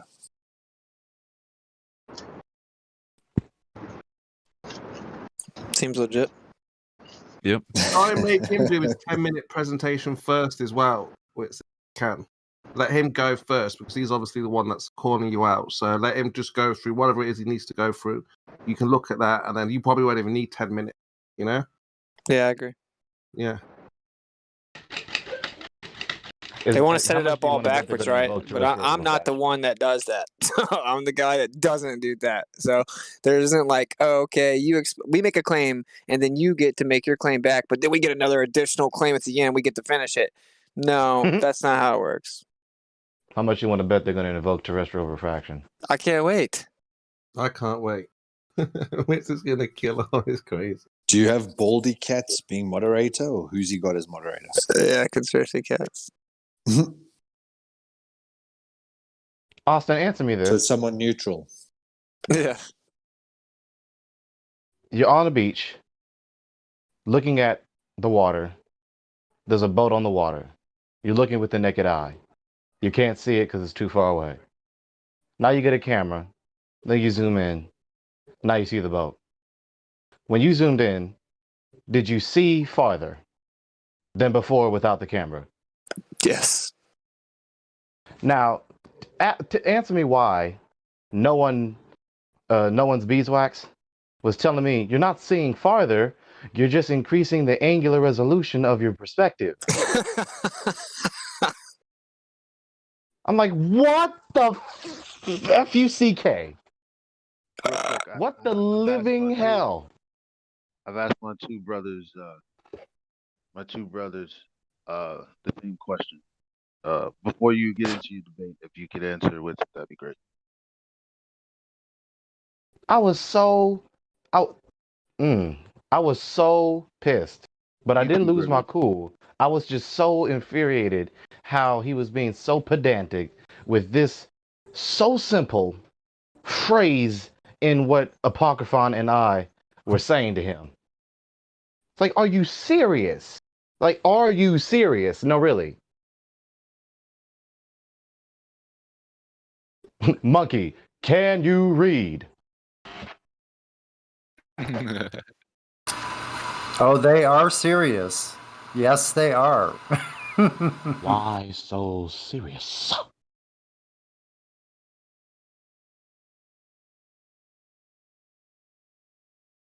Why so serious? You know how I got these scars? My father was a drinker. I think why he had success last time with Brian, if he can say that was success, was because Brian was trying to model it and explain it how it works on the flat Earth using, angles and mathematics and things like that. So I think that's probably why it went on so long with Brian. So I don't know how long this is going to go on with sitting around to here, because it's not our claim. So you're not going to model it, are you? You're not going to explain how it works on the flat Earth, are you? Or are you? No. No. Do you? No, man. I don't claim a model, man, and things shrink with distance, man. I'm just gonna burn it to the ground, man. They don't get to tell me what I get to say, and since they don't get to control what I say, they're either gonna have to end the debate, or they're gonna have to get exposed for the fact that they're trying to control the conversation away from the actual subject, which is the Earth a ball?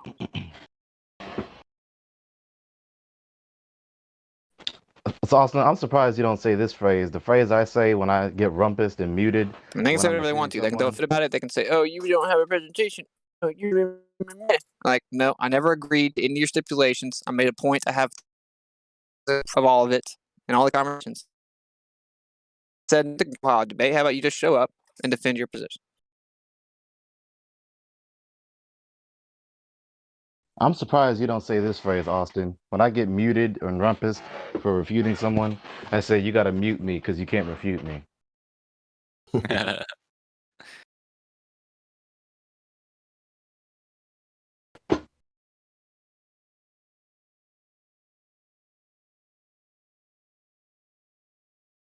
So when does this begin? I think in like 5 minutes. Oh shit. When did you make your intro song? I don't know, like half a year or so ago. Wait, is the debate gonna be on Cat's channel? Agree to disagree. I'll put the link for you. Ah. That.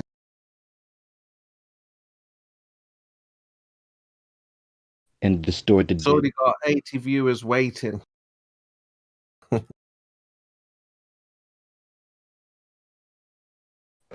Alright, I'm about to go over here. Yeah. Do Catch you up with think? y'all. Peace. Right. Good. Later, what's it? What is the chorus to his Kill it. God.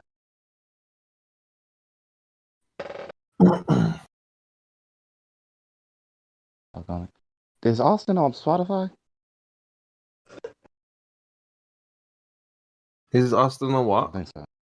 Is Austin on Spotify? I don't think he is. I don't know. Or SoundCloud.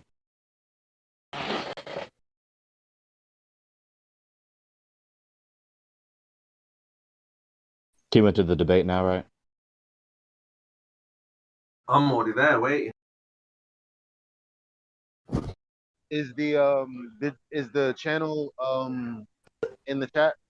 I've just posted it, like, yeah, agree to. Thank you. Oh, Modern Day Am I Debate is still on really low? Spotify. Okay. No, you Really sound low, fine. yes, really low. Right.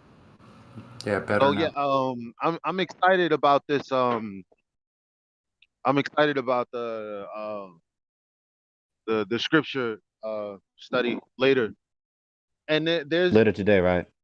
yeah, because there's someone who I never forget the exchange we had when I was talking about the universe, and she was using these terms that are still new to me to this day, and I've always wanted to build with her because she was here long before and I'm curious as to how into the truth she is. So I want her to be a part of the study, which means she has to download Discord and all that.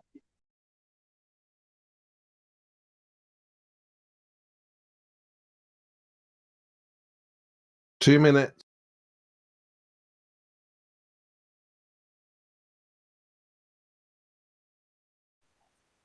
Is it only going to be on Creaky Blinders channel? Agree to disagree. Yeah, I think that's his channel. Yeah. Mic check. Just under 2 minutes. Yeah.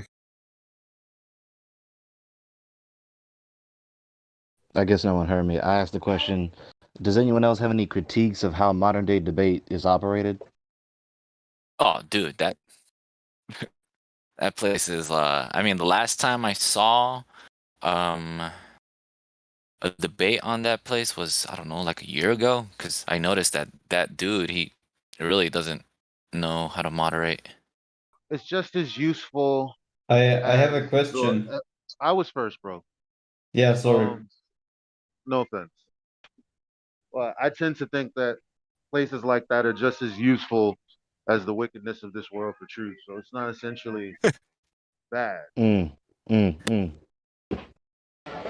Okay. Is there a way to listen to what they are talking about in the Coctus VC?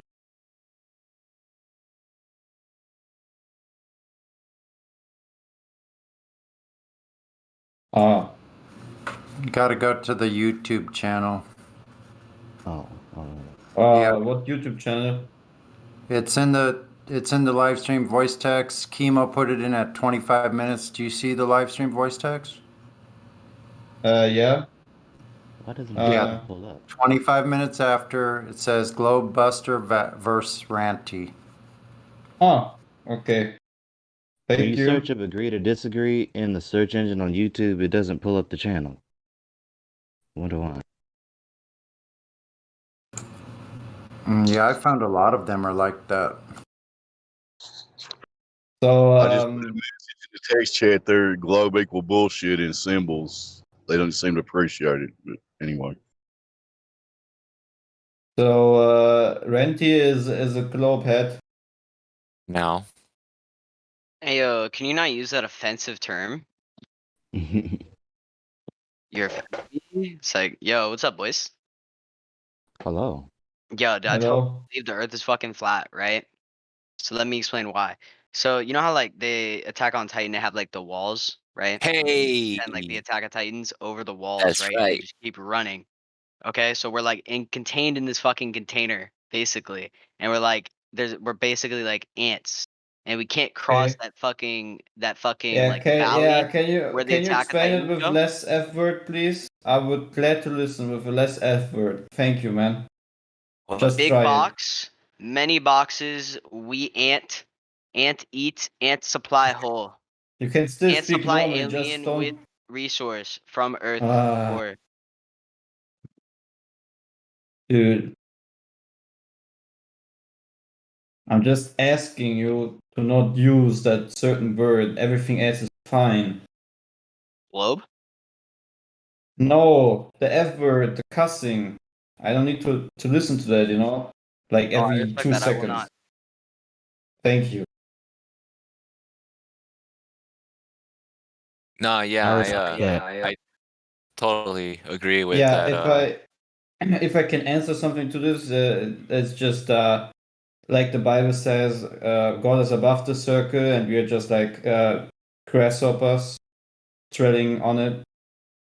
So Yeah, I saw yeah, this thing where they were basically saying that like you know how there's like pyramids all across the earth, right? They're basically like big transistors, and we're only like just generating energy that's being sucked up and powering something else. I don't know, man. That's an interesting thing to think about, but I honestly don't know much about it. So you know, I Have you need to seen be. Fifth Element?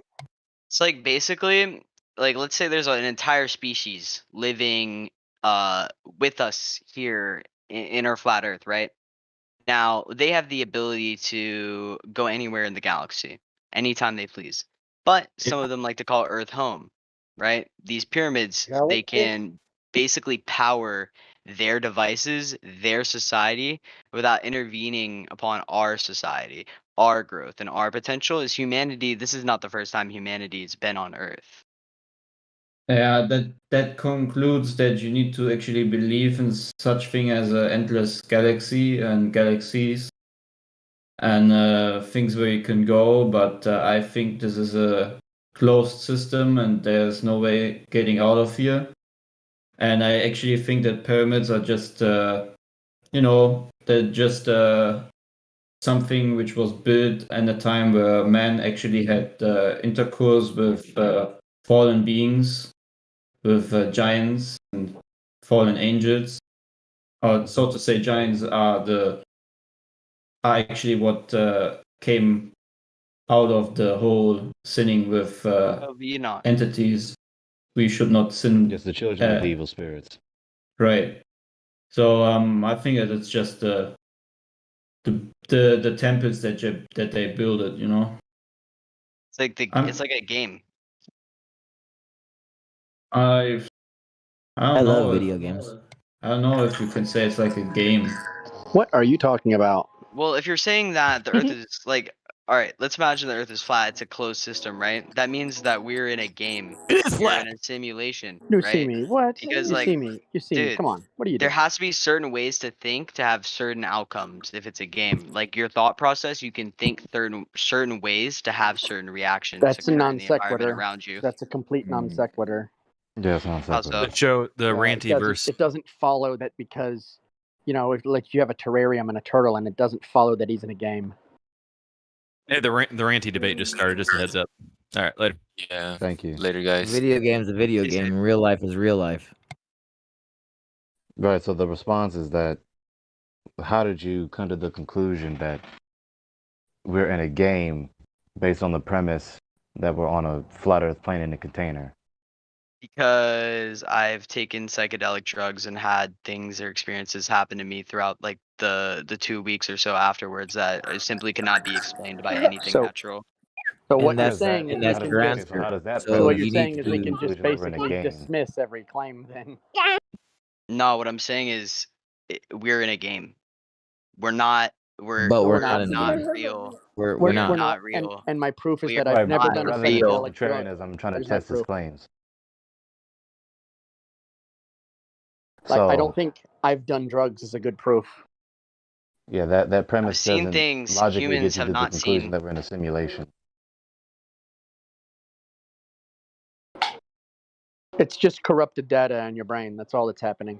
It doesn't mean anything. Concluding that we're in a game, a simulation, is not a logical conclusion given the premise of we're on a level flat plane Earth, and that All right, you've I've taken thought of memes, hallucinogens. right? I'll be scrolling through Instagram, right? I think of memes, right? That would be funny, and I'll see them the next day.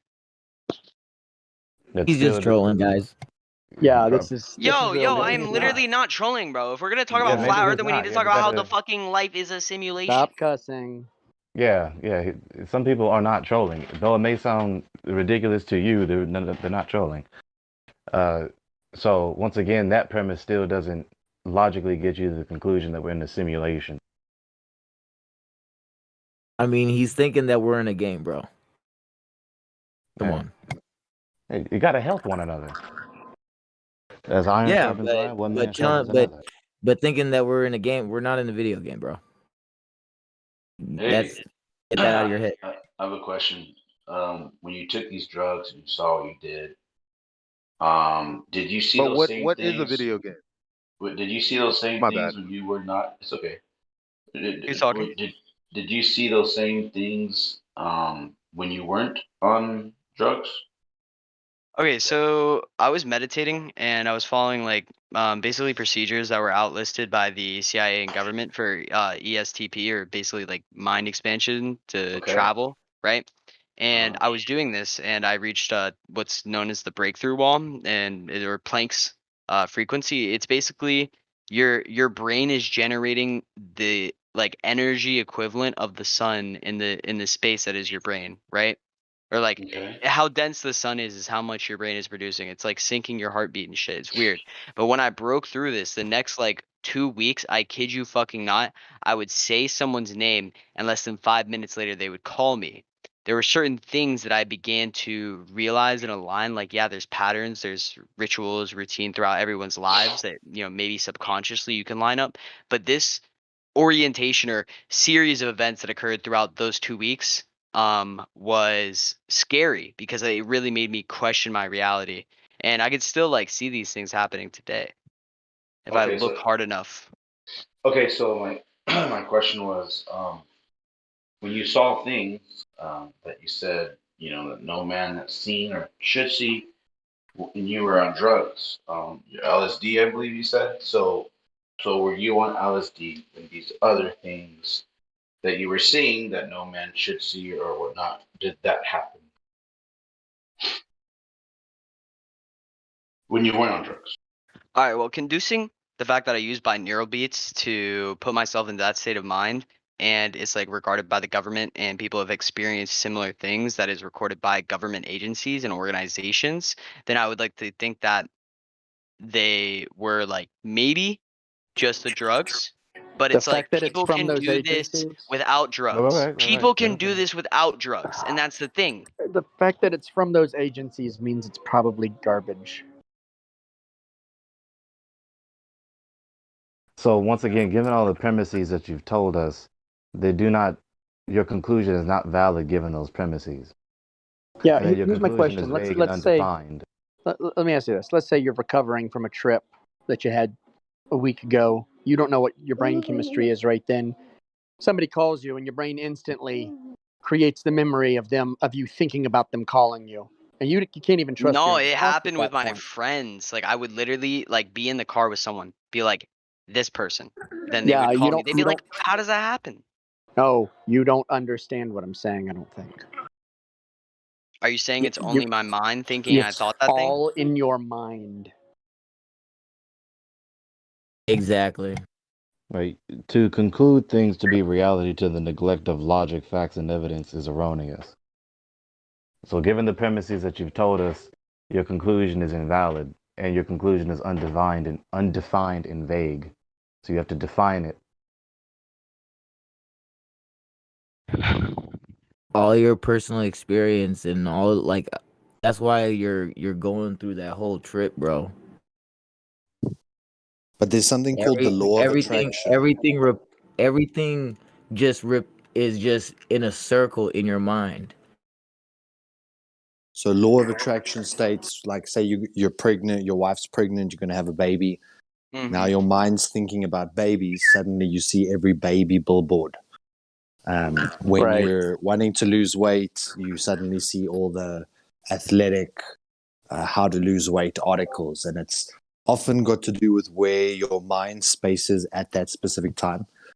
The ability to actually interact with our fellow man is something that's quantifiable. There's a Dr. Rupert Sheldrake that calls it the morphic resonance that links all people. So, for example, if I really start thinking about you hard enough, you can start to pick up that signal and you can call me. And this is actually something that I do weekly now. I write out a list of names of what I want to achieve in my business. And by the end of the week, maybe 50% of them have called me based on simply applying positive mental energy towards their connection, or for them to feel what it is. It's the same way that when you stare at someone from behind, sometimes they turn around and look straight at you because they could feel that you were looking at them. There is this connection which is often poo-pooed. Science certainly doesn't want to look at the metaphysical side of these type of things. What you were talking about with like your astral traveling shows that you're trying to align that frequency inside yourself.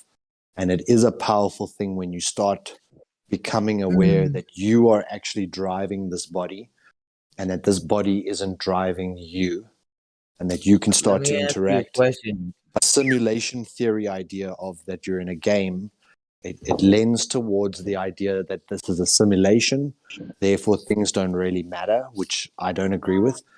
But the original crux of the game idea is that there had to be a creator of the game. Now, this place is too complex to deny the creator, but they still want to deny the creator, so they say it's a game instead of saying it's in the most incredible creation from this creator. It would make more sense to call it a simulation or a game. But then when you say who created the game, oh no, just random. It was nature. It was evolution. The Big Bang, blah, blah, blah. But they won't acknowledge that there has to be a creator to create either a simulation or a game. Define law of attraction, please. Wait, hold on. They look. I just want to bring this up real quick when you talk about game. While we're on the subject, they were looking at string theory, and they were able to find that within string theory, within math, there are actual computational contextual codes to evolution and humanity itself. And I could send you guys this article as well. It's it was like this black guy explained it on this YouTube. Yeah, posted in Livestream. For sure. So the define law of attraction. It's Neil deGrasse Tyson. No, it's another one. Someone who's better and smarter. Yeah, so the law of we're not in a attraction- simulation, and there is no evolution. Agreed. Law of attraction, there's a guy called Greg Braden who discusses this very in depth, but it's how you create the reality. They call it like a heuristic manifestation. So for example, if those hypochondriacs wake up every day saying they're going to get ill, 9 out of 10 times they do get ill, and it's got to do with thinking yourself into that state. The same way that other people who wake up every day and say, I'm healthy, I don't get ill, will then wake up every day and say, I'm that way. And even if they had a sore throat or a sniff or whatever, it's not ill. They just may be having a down day. And the next day they're back to where they were. Whereas the hypochondriac is spending 3 days going backwards and forwards to doctors and clinics and whatever. It's the attraction power of what you apply your thoughts to. That I do want to just chime in real quick. Yes. There is evidence from myself and my own personal experiences.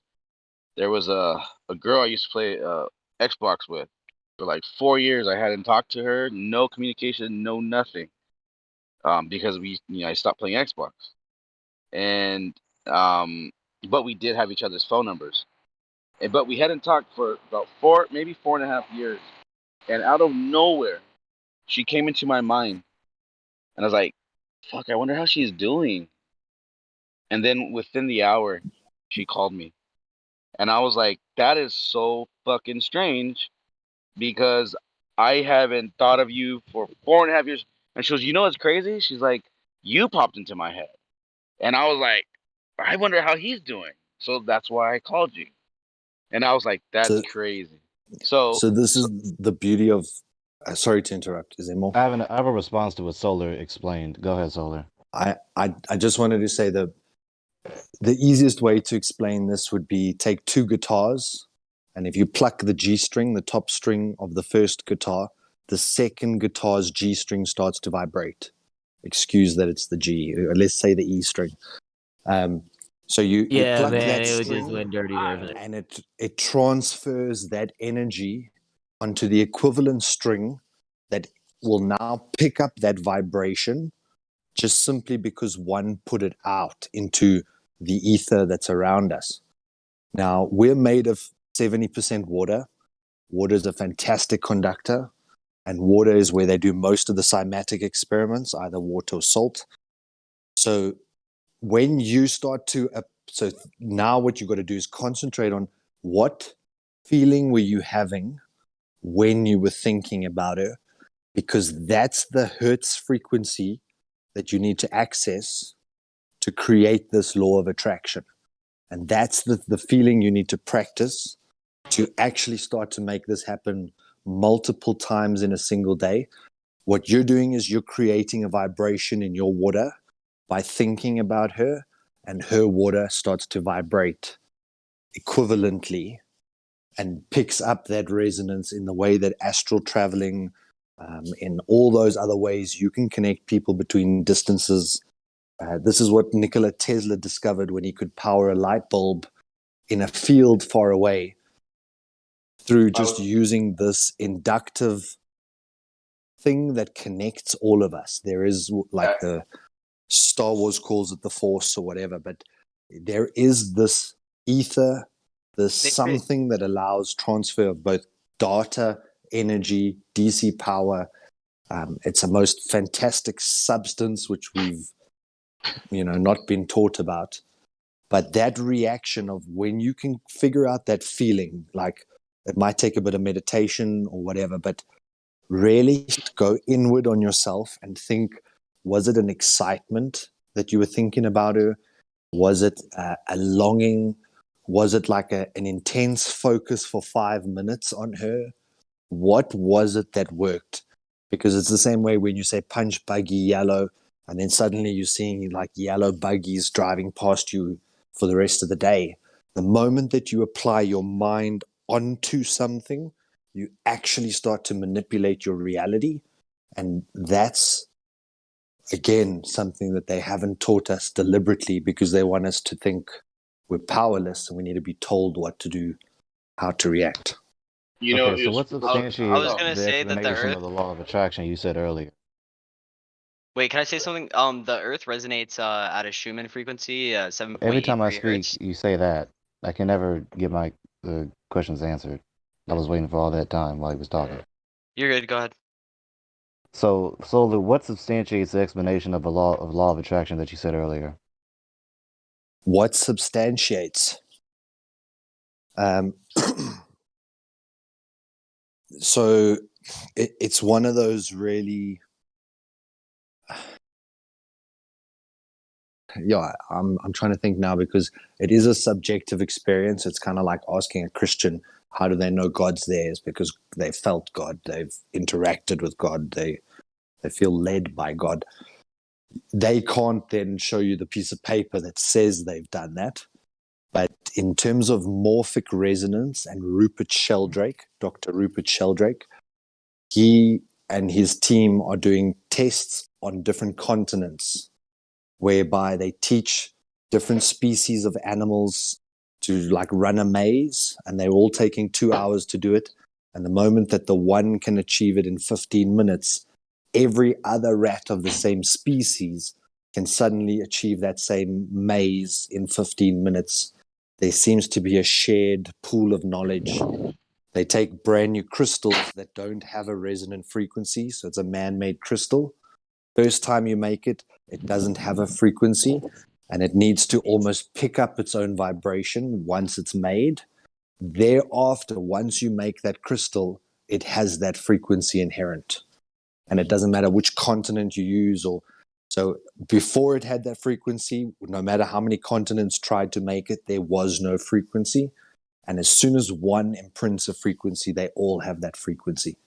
So there is something that's connecting from a scientific perspective. They're terming it morphic resonance. So there you can actually read the science about whatever this connection is around us.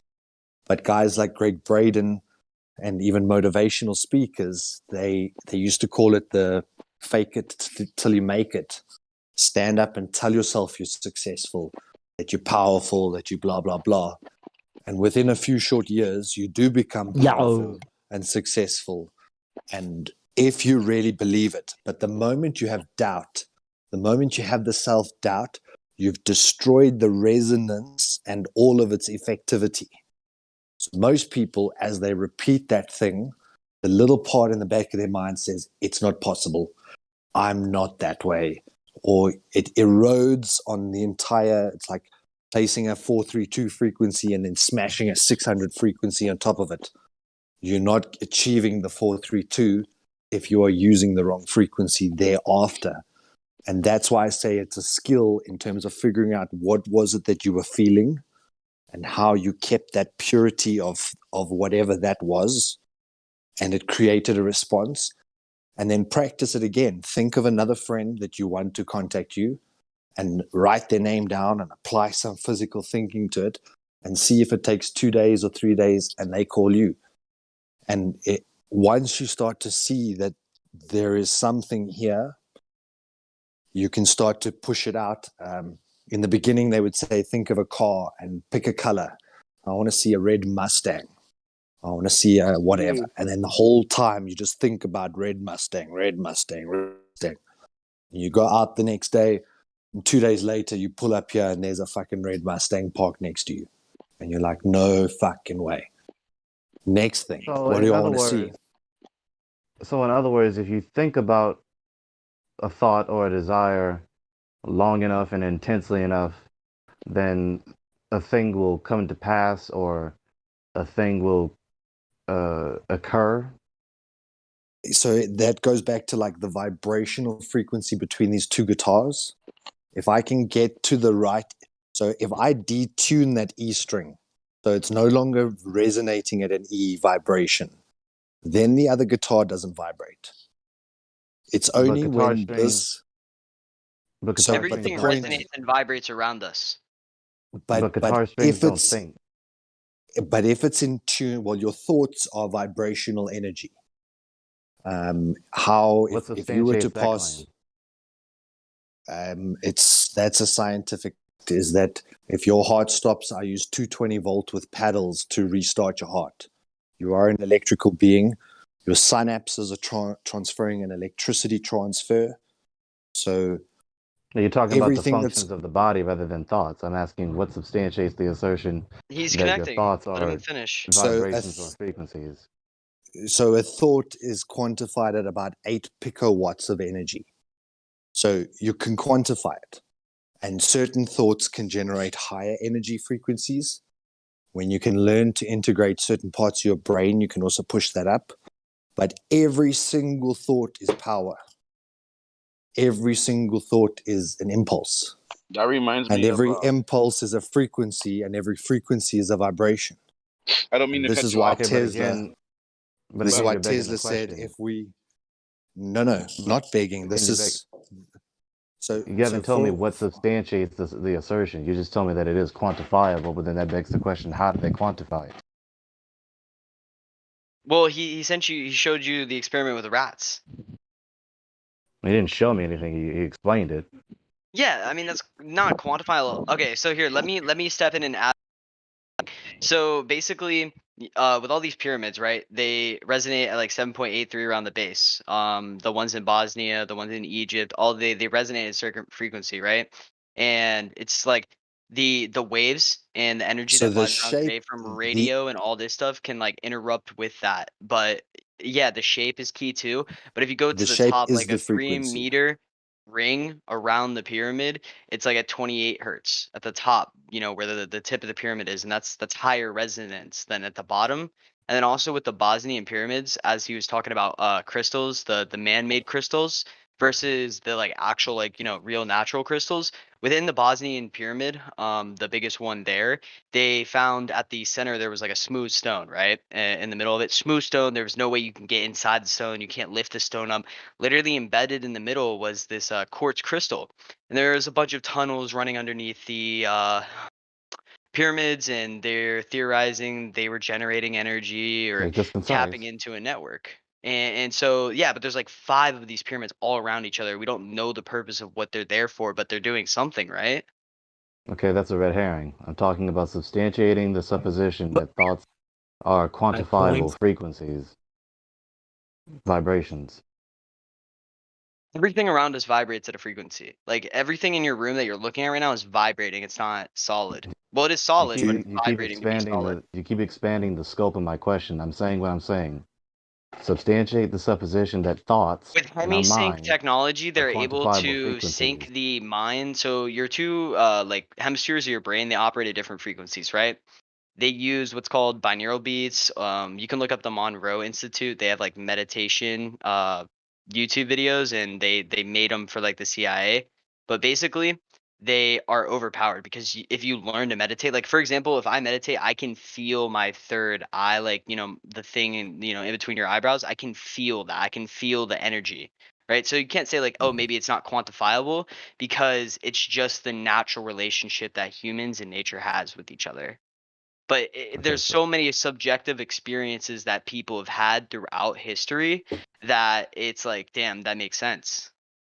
Okay, so how does thinking about a desire or a thought long enough, hard enough, in whatever way, cause that to come to pass or to occur Okay, so everything's or vibrating, right? manifest? Everything has energy around us. If you can carry, like, you know, with Molly, how people feel love, static they objects, like, feel everything around them. but a static object has a frequency. That glass, when the opera singer hits the right pitch and the glass shatters, because she's reached the same resonant frequency of that static object. This is not in question. Okay, what is my Now, question? there's a Because you just field, answered a question I didn't ask. so What's there's my a question? field of, your question is, how can you link a thought to a frequency? No, that's not my question. I asked, see, this happens often. I asked, how does thinking about a thought or a desire in whatever way cause something to come to pass or to occur?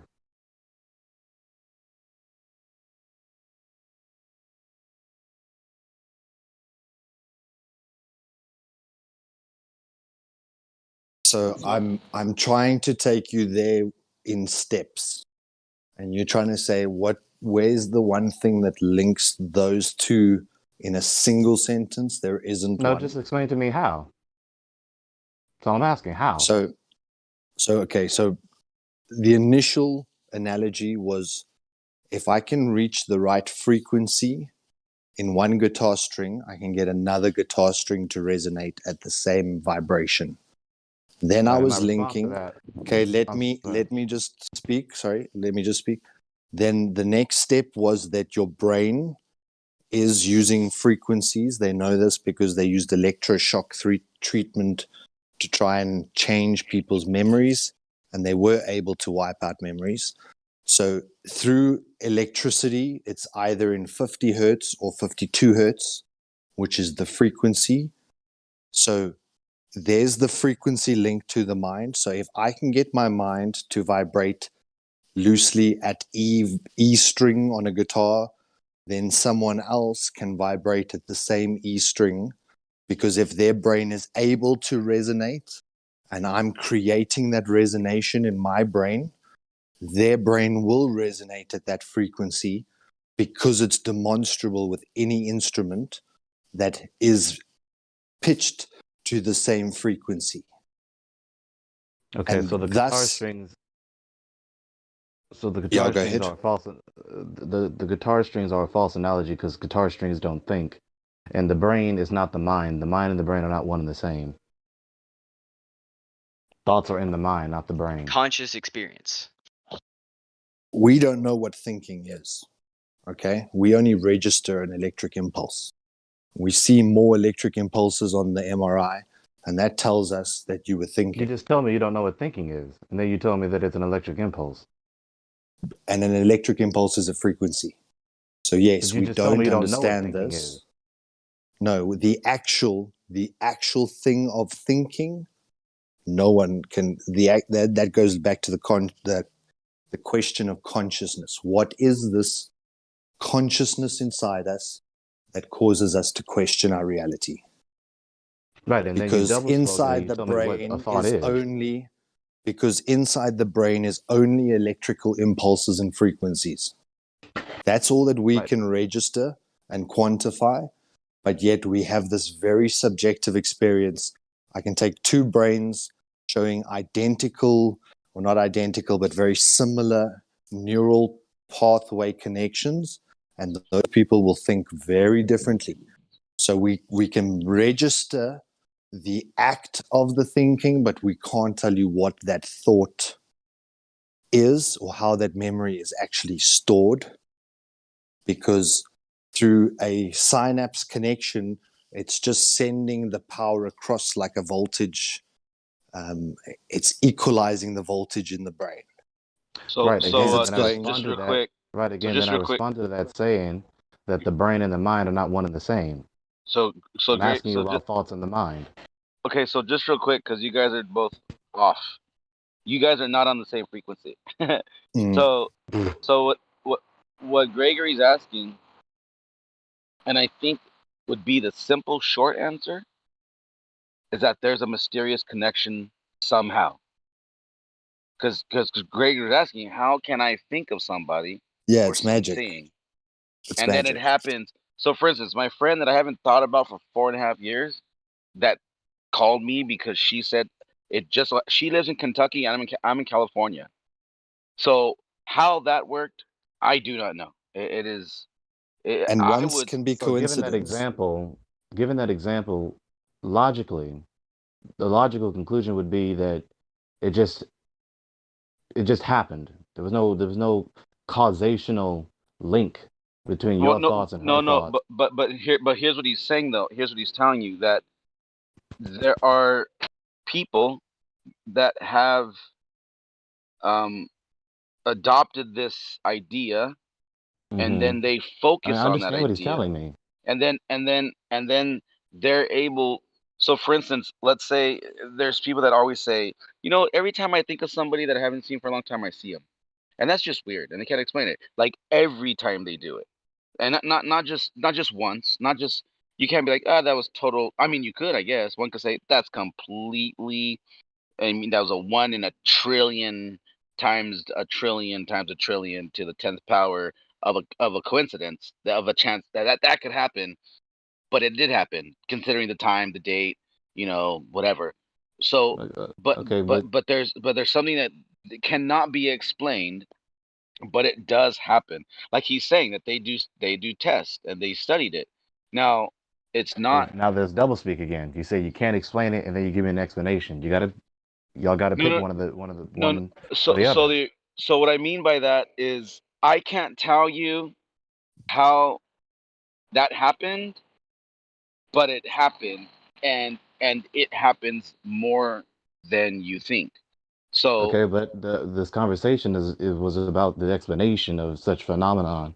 yeah, I know, and I think that's where he tried to tackle the question, but I wanted to jump in and be like, you can't explain it, and I mean, you could It's a theorize of multitude it, of things you could that you have theorize to it. just be like, okay, There's yeah, this is how it be. somehow everything's connected one way or another. Like, is it like, just a certain, Yeah, like he was okay, talking so about there's now frequencies, and he yeah, was okay, just so trying to now you're relate conceding. guitar strings. Oh yeah, no, I think he should have conceded from when you first asked that, because Yeah, he's so now speaking you're of things. conceding that the explanation is unsubstantiated. That's my point. That's my position. Well, because you can't, because like he's trying to say an example that would be the answer, but technically we don't know the answer, other than, Right, well, so that's what things I are was on that's what I was frequencies, that's what I was and arguing. somehow, Yeah. yeah, things are on frequencies, and somehow we got on the same frequency at that moment, and that's why, they thought of she thought of me too at that moment. Yes. So So I'm arguing unexplainable the position. completely. Yes, No, I'm yeah, arguing the and I get it. position of skepticism according to logic. So I was testing Yeah, the logical coherency and correspondency of this yeah. explanation of this assertion. And overall, what I've heard were, and, as best as you did, as best as everyone did, false analogies and non sequiturs. And that's the problem, because when someone's telling you something from an experience that they can't understand, but we're striving to try to explain it, and then you're on the other side of that, just knocking it down, like, that makes no sense. Well, you're right, and that's why I shouldn't even explained it to begin with. I don't think he should even got to that conversation to begin with, because it takes you down a road that someone just goes, yeah, that doesn't make sense, Well, because I'm not it's merely I'm hand also waving. curious, I'm not Gregory, merely I if hand this was waving what's ever being happened said. to I'm you testing the as well. logical consistency and correspondency of the assertion. So I'm not trying to hand wave no, but anything. That's it's why I heard them out. Okay, yeah, so no, but but it's basically here, coming it's everybody coming goes from towards. it from incredulity. It's saying you can't believe it, so therefore each That's step not what I'm is arguing. incorrect No, I'm because not arguing incredulity. I'm arguing because I listened listen to to my the point. person Wait, explain their position. no, let me just explain why I'm saying what I just said. You're coming at it from incredulity because it's demonstrated by every CEO in every company that comes in and says, all right, this is my vision. This is where I'm taking this company in the next 5 years. And then explains through a lot of thought and detail. They've sat down and they've detailed everything where they want this to go. And they've created that entire thought process. And if they get the buy-in from the people, the business can achieve those goals and sometimes exceed those goals.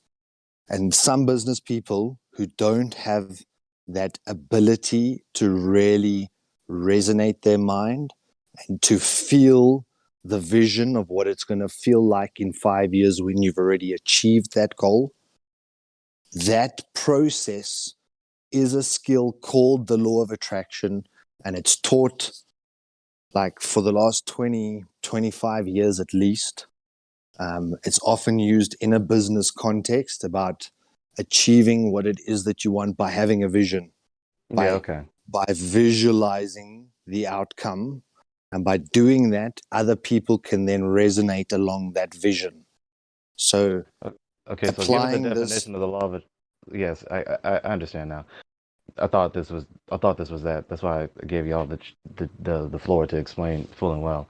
So, given the and definition of the law of you're attraction that right was that explained, I wasn't thorough. You're right that I wasn't thorough in drawing quantitative conclusions. It is quite a out there concept.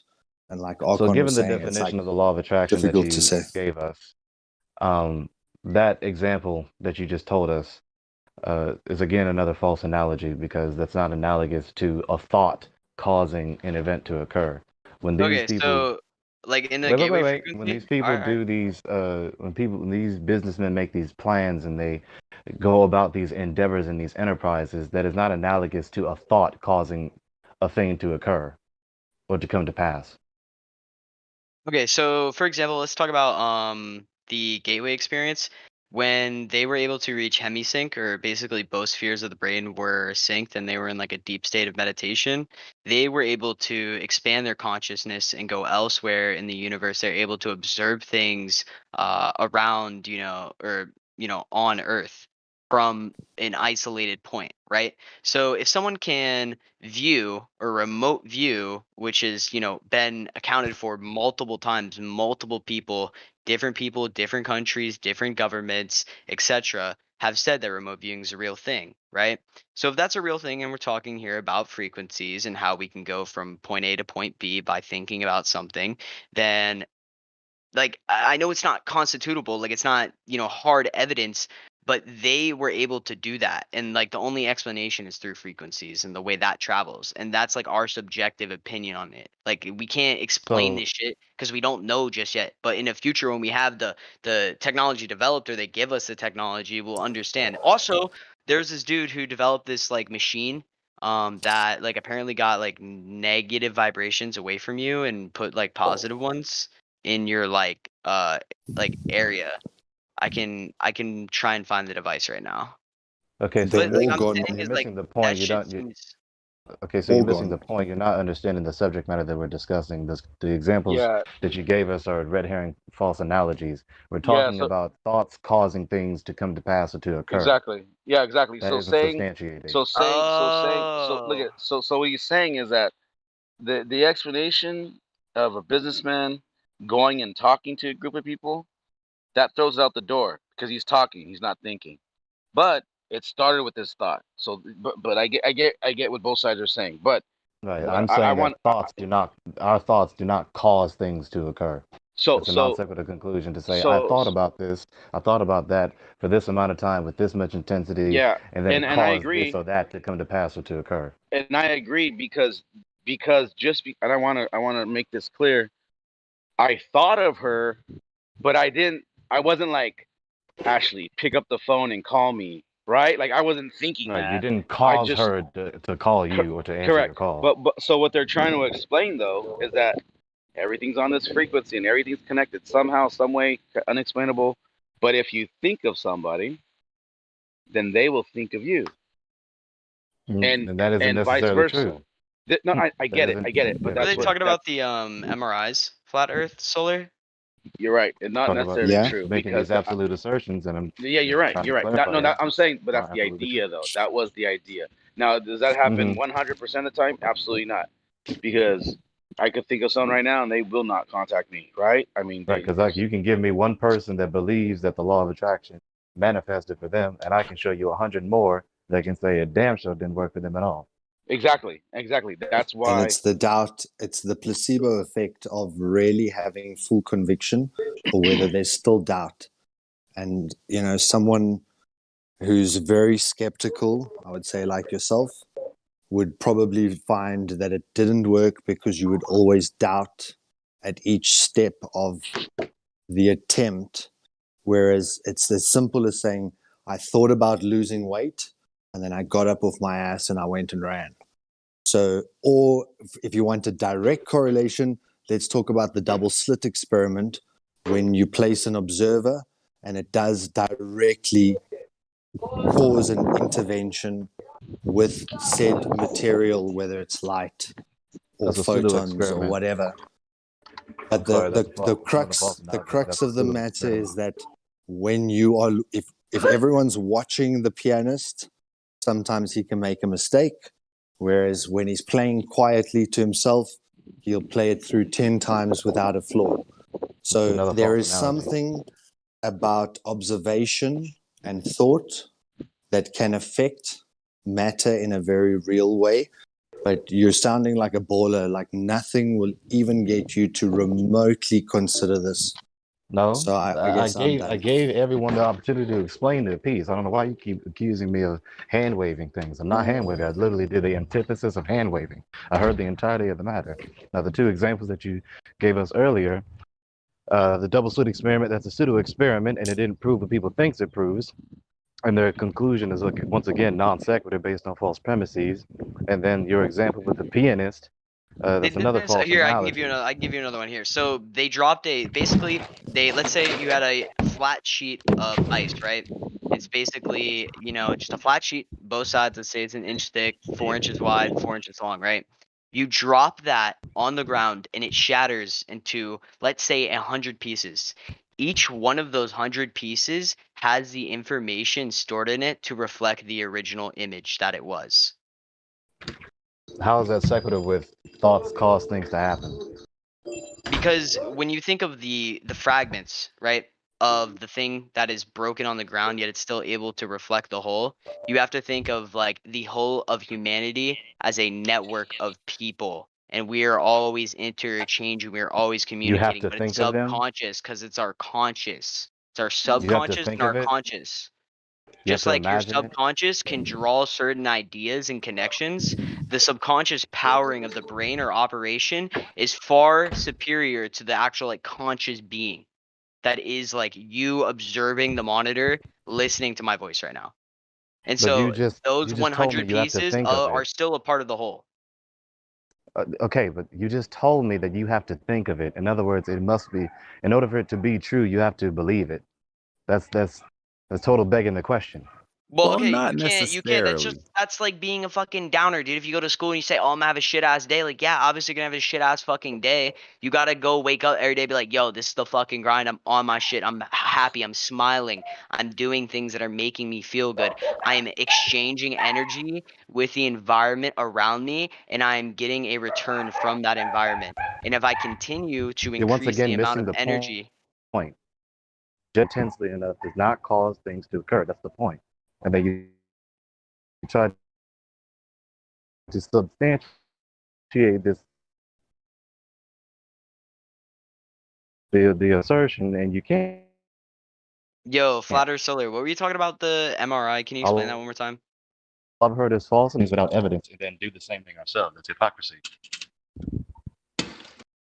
So I gotta Look, I wanted to I'd say love sorry. to I'd love to discuss this with someone who's willing to be at least open-minded or. I am open-minded. Why do you keep accusing me of that? I All literally right, here, let's gave not you argue with all him the then. time you Let's needed put him in the to corner. explain your He position. Because understands. because you're debating if the placebo effect is possible, and if you go and look at No, the that's not what I'm placebo, saying. You don't understand what I'm saying. the This is what placebo happens. effect. Listen, the placebo effect is a direct link between your brain thinking that a sugar pill is actually making the substance your body needs to recover, and then your body manufactures the said chemical needed to cause the regenerative effect in the body, even though you only took a sugar pill, the same like the other people who actually got the real drug. And the placebo effect is I think it's 65 or 70% effective. So if it was truly random, it would be closer towards 50 or even less. But because it's in the 60 to 70th percentile, it is considered beyond random. So there Once is a again, this is direct another false link, analogy. This is not but analogous it's with your no, initial it's not. supposition of the law of You're attraction. not listening. Okay, so who was the guy who asked me about the MS? Yeah, that Just was because I me. disagree with you does not mean I'm hand waving. Does not mean All I'm right, being let opposite. Stop falsely representing. If you can't see how the placebo effect directly answers the question you've been asking, well, then there's no other analogy I can draw for you. But with the MRIs, they've been doing The intensive placebo effect isn't the studying law of of the brain. attraction. Like the placebo What effect is the isn't the law of placebo? Is attraction. is a thought affecting directly a And if the reality placebo effect change. was the law of attraction, it would work every time. I mean, what mechanics of nature only work some of the part of the time?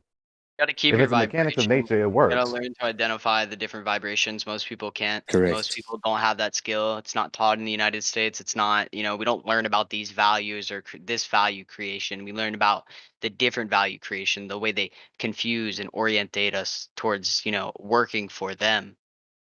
So But since again, we're on that what's subject happened of the here is that you whole set a supposition, and then someone who disagrees with you gave you all the time you needed to fully explain full and well your position, and then when they refute or rebut any fallacies or errors that you say, then you accuse them of being obstinate and closed-minded and hand waving what you say. That's exactly what the Globers do. You're being a hypocrite. I've written a song for what this subject is about, and like I think you guys could hear it. Okay. There's no good reason to believe a supposition to be true when it's unsubstantiated. I mean, he's right about that. There's no way to conclusively prove that collective consciousness is real. But at the And same that thinking time, about something long enough and intensely enough causes things to occur. yeah, that's true. But I think what their point was is that you can see examples of this like happening in society. Yeah, you see these phenomenon, but it's not the supposition that they supposed.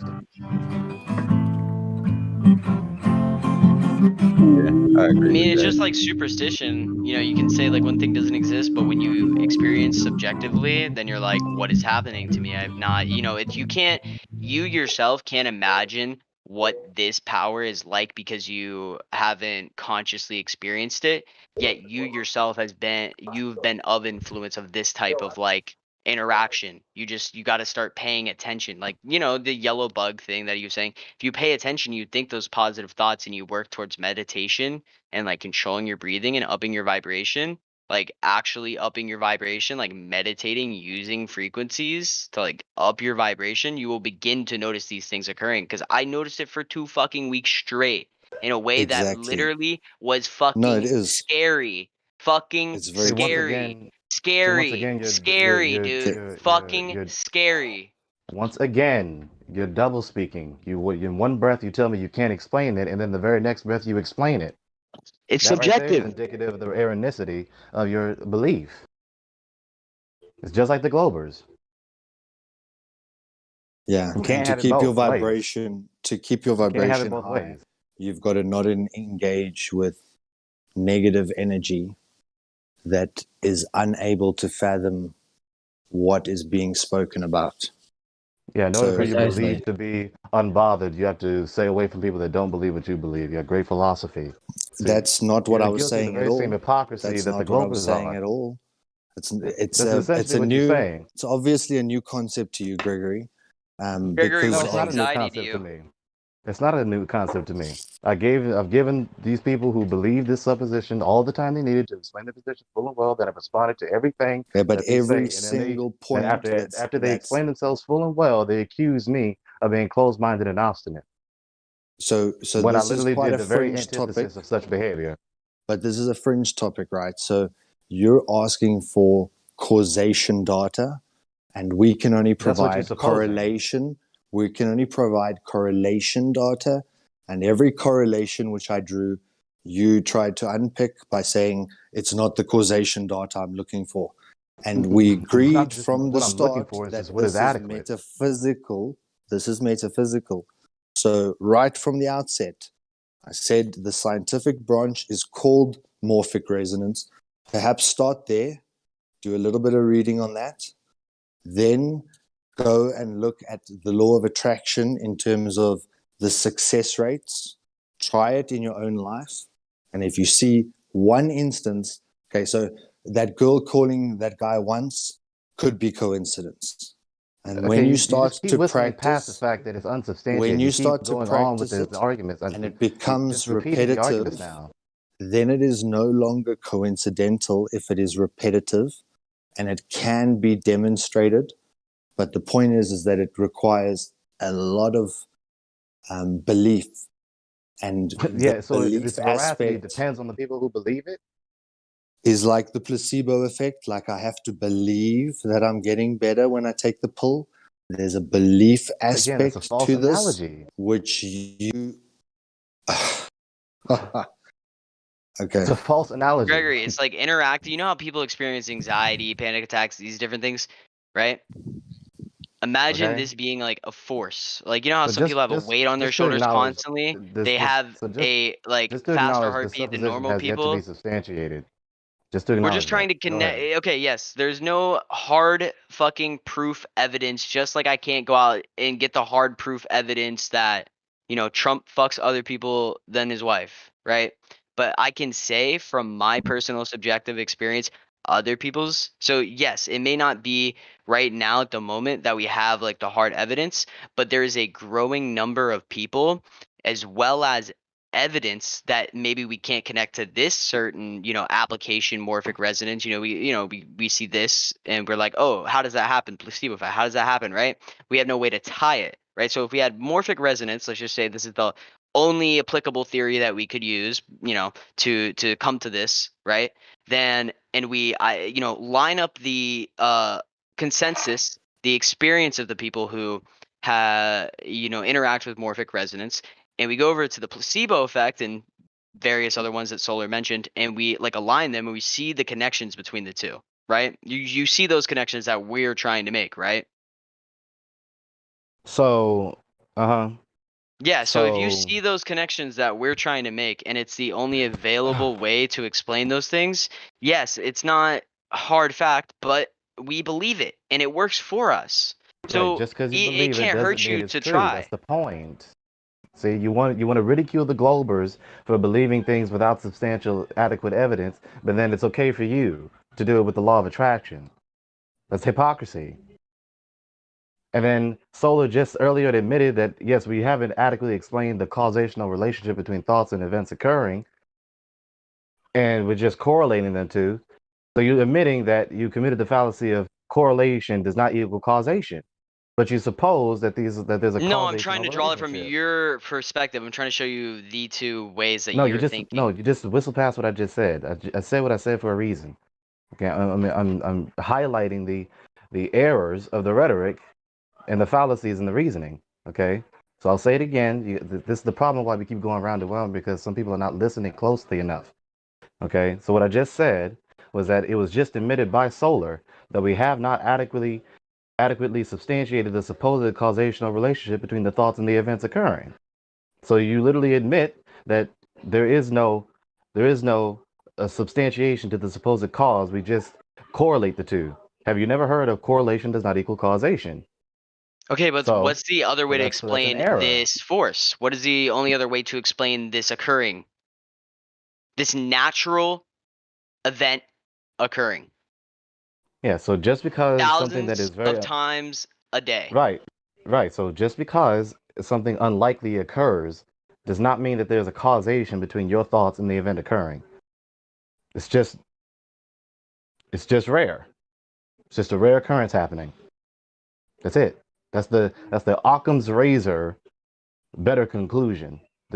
So when you suppose that this event occurred because I thought it, you have to substantiate that assertion. And if it's unsubstantiated, then it's false. Period. If it were true, it could be substantiated. Since it's not substantiated, it's not true. It's false. Got to I apply want it logic so to bad more than everything. anything in the world to be the best like stock and crypto trader last year while I was tripping LSD. And I am today the #1 stock trader for my age in the world, as well as cryptocurrency trader. I can't say those two things are related, but I meditated on it every single day. Every single day I woke up, I'd meditate. I'd tell myself what I want to do. I would breathe in the good energy, breathe out the bad, take those deep breaths, relax my shoulders, and I would get on with my day. And now I'm at where the point I am at. Okay. I So can't my say point still that, stands. this is the point, but I'm just saying there's so much evidence to this shit. Can't have it both ways. You're double speaking again. We don't have adequate evidence. We have adequate evidence. It's adequate evidence if you accept the theory. No, just believing something is not adequate evidence that the thing that I'm believing is substantiated adequately. Believing something does not make it true. The same thing we say to the Globers. Yeah, so you think of the Globers like conspiracy theorists, right? They are working on a conspiracy theory to keep people from knowing the Earth is flat, correct? You, in I the don't same understand what you way, just said. I'm I don't basically understand what saying you that just said. Globers are Globers, right? If you believe the Earth is truly flat, right? And you look at Globers, you think that Globers are conspiracy theorists against the flat Earthers. No, no. What I think is that the Globers are believing a doctrine contrary to logic, evidence, and facts. I do not wish to do that. We should not do that. Yeah, but some of them know it's flat and they're just trolling. Like that has to be the case. Like that's a sophist liar. That's even worse.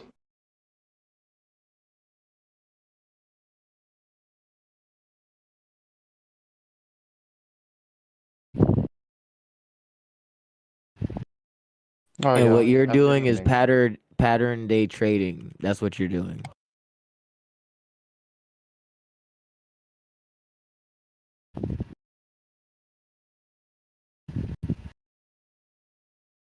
Did he leave? No, that homie was so stuck up on his point. I am not gonna cap with you. Did he leave though, Like or he did he get off? was like He was not chill though. Yeah, he got understanding off. that. No, he's cool. He's just not understanding that he was exposing himself about what he does. Like what?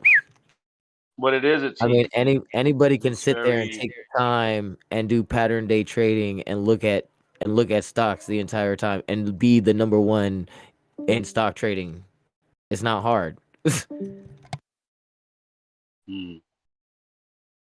Certainly He's not easy. and he's sitting there saying that he's tripping on LSD and shit and doing that stuff and waking up every day meditating. Bro, he's practicing like this is what people don't Meditation. understand the stuff Hey, how with in the course is spacious.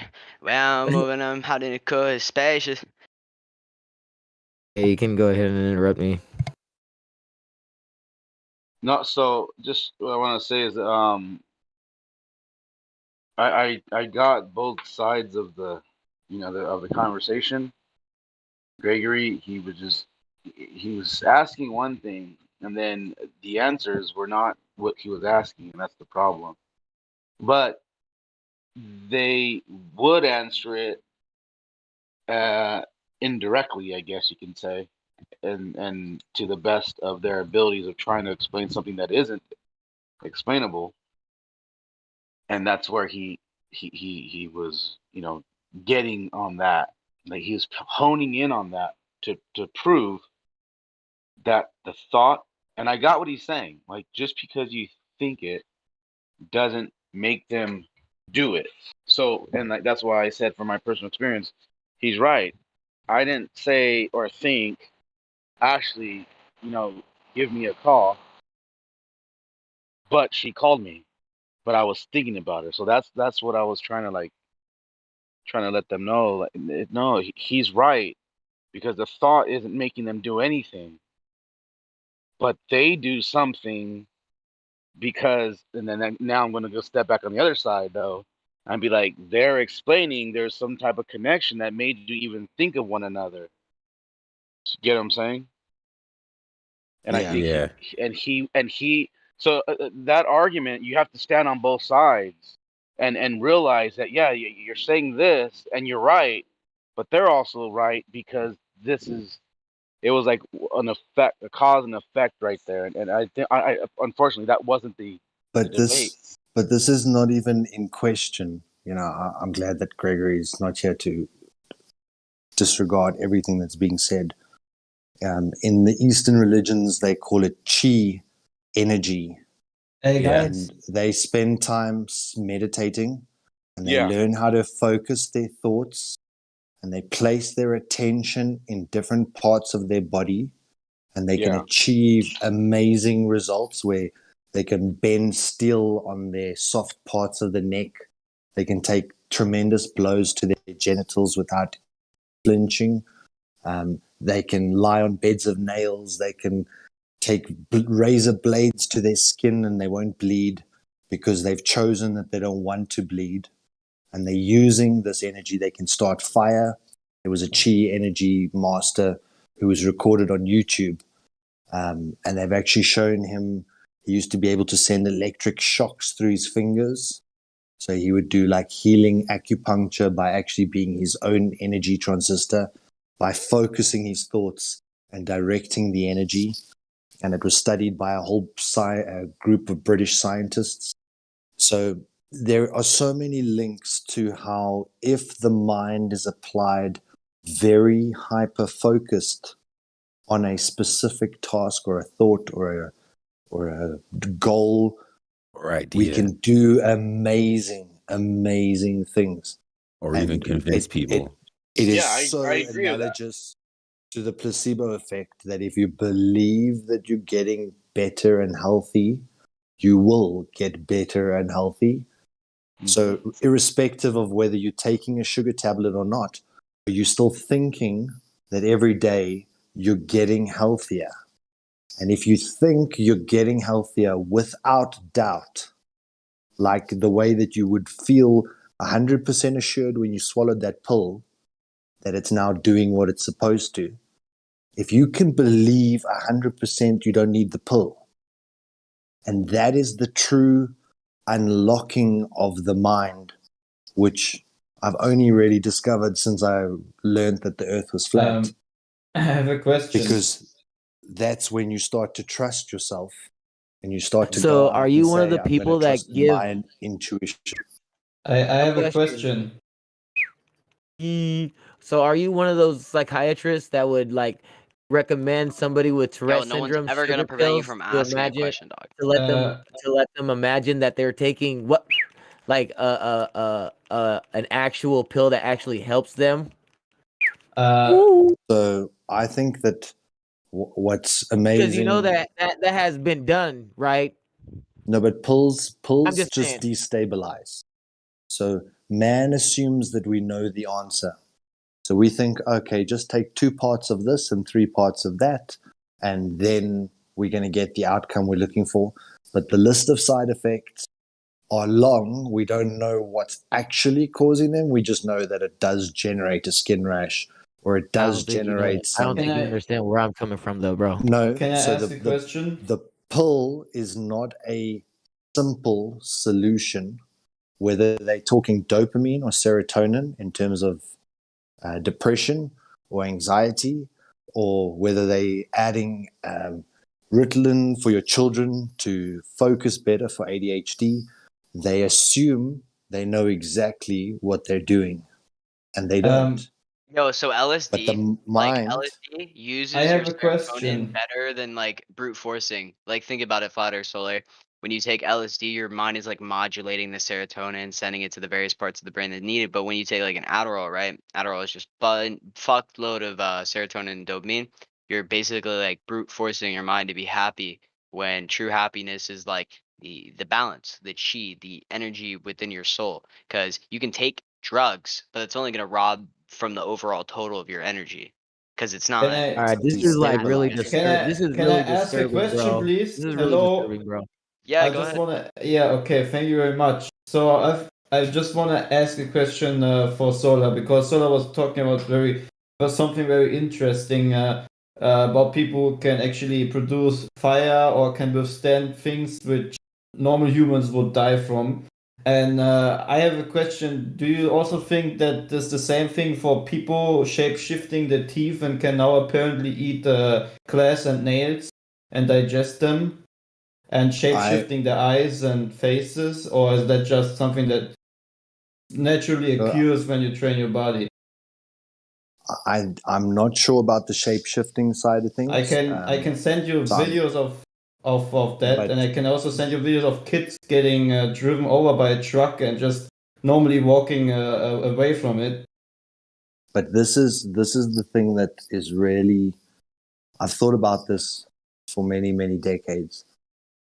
In the Bible, it says, if you have the faith of a mustard seed, you can move a mountain. It's basically like you can achieve anything you can set your heart to the moment that you believe wholeheartedly. Right. Then in the real world, we find people who, when they believe they can do it, they jump 400 or 40 vehicles in a row, 400 feet. Some people will swallow fire. Some people will eat glass. Some people eat metal. Some guys take a sharp knife to the chest and it doesn't pierce them. Right. When they believe what they can do, they can do it. Mm-hmm. And the rest of us who have doubt cannot do. So it's whatever we choose, whether we can, we can. If we can't, we can't. It's whatever we think in our mind that allows. Now, where that limit lies is something that they've really stolen from us, because these chi masters show that they can live well beyond 100 years. They show how they can heal people. Explain to me about Bruce Lee then. But the thing is, no, I just want to stick to the topic right there. Bruce Lee because was kung fu. He wasn't a chi master. A I've chi seen- master is like Shaolin monk. It's lots of meditation. It's Yeah, they do a lot of- really understanding your own mind. Yeah, and but your the own thing mind's is, ability. It's very common with many videos I have seen. Many were deleted from YouTube, but with people doing these incredible things that you can actually see, and at certain stages, when you, for example, slow down certain pictures, you can see them actually shape shifting certain natural parts of their body. Like, let's say, especially the teeth and the facial features and the eyes. Don't you think there's maybe something about a hybrid being or species, which is, as in the days of Noah, which just is between us human beings? Not that they are aware of it, but that, throughout the parents or whatever, or the genetics, has just came into their bloodline. So it's just weird It's not genetics, bro. It's just that I've been look, I was meditating ever since I was 8 No, years no, old. I Hold wa- up.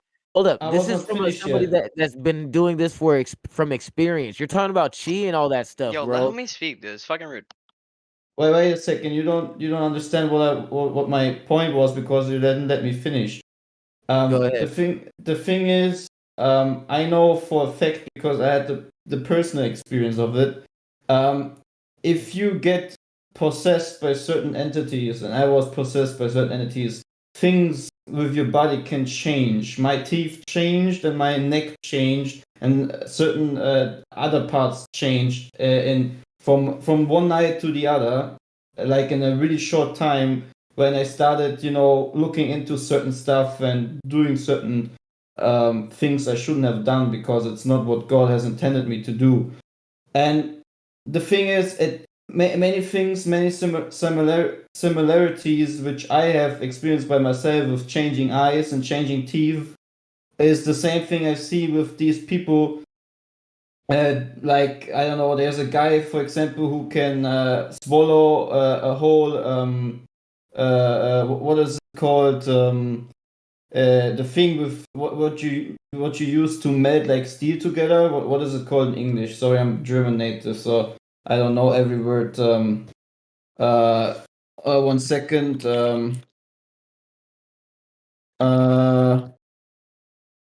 Welding machine. Yeah, he can put a welding machine fire on his tongue, and he can put it out, and he calls himself something with demon. He is like the fire demon or whatever. And in fact, many magicians and people who do such things, which should normally kill you, they're actually most of the time referring to spirits or demons helping them out. And there are also many documentaries, or not documentaries, but experience with people who did a lot of meditation and Buddhism, and they were among many monks and stuff. They actually also experienced entities and demons. There are also rituals which Buddhists do, if I'm not wrong here, where they actually invite the spirits to come and try to get along with them. So they try to actually, if it's an evil spirit, they try to make him a good spirit through certain rituals they use.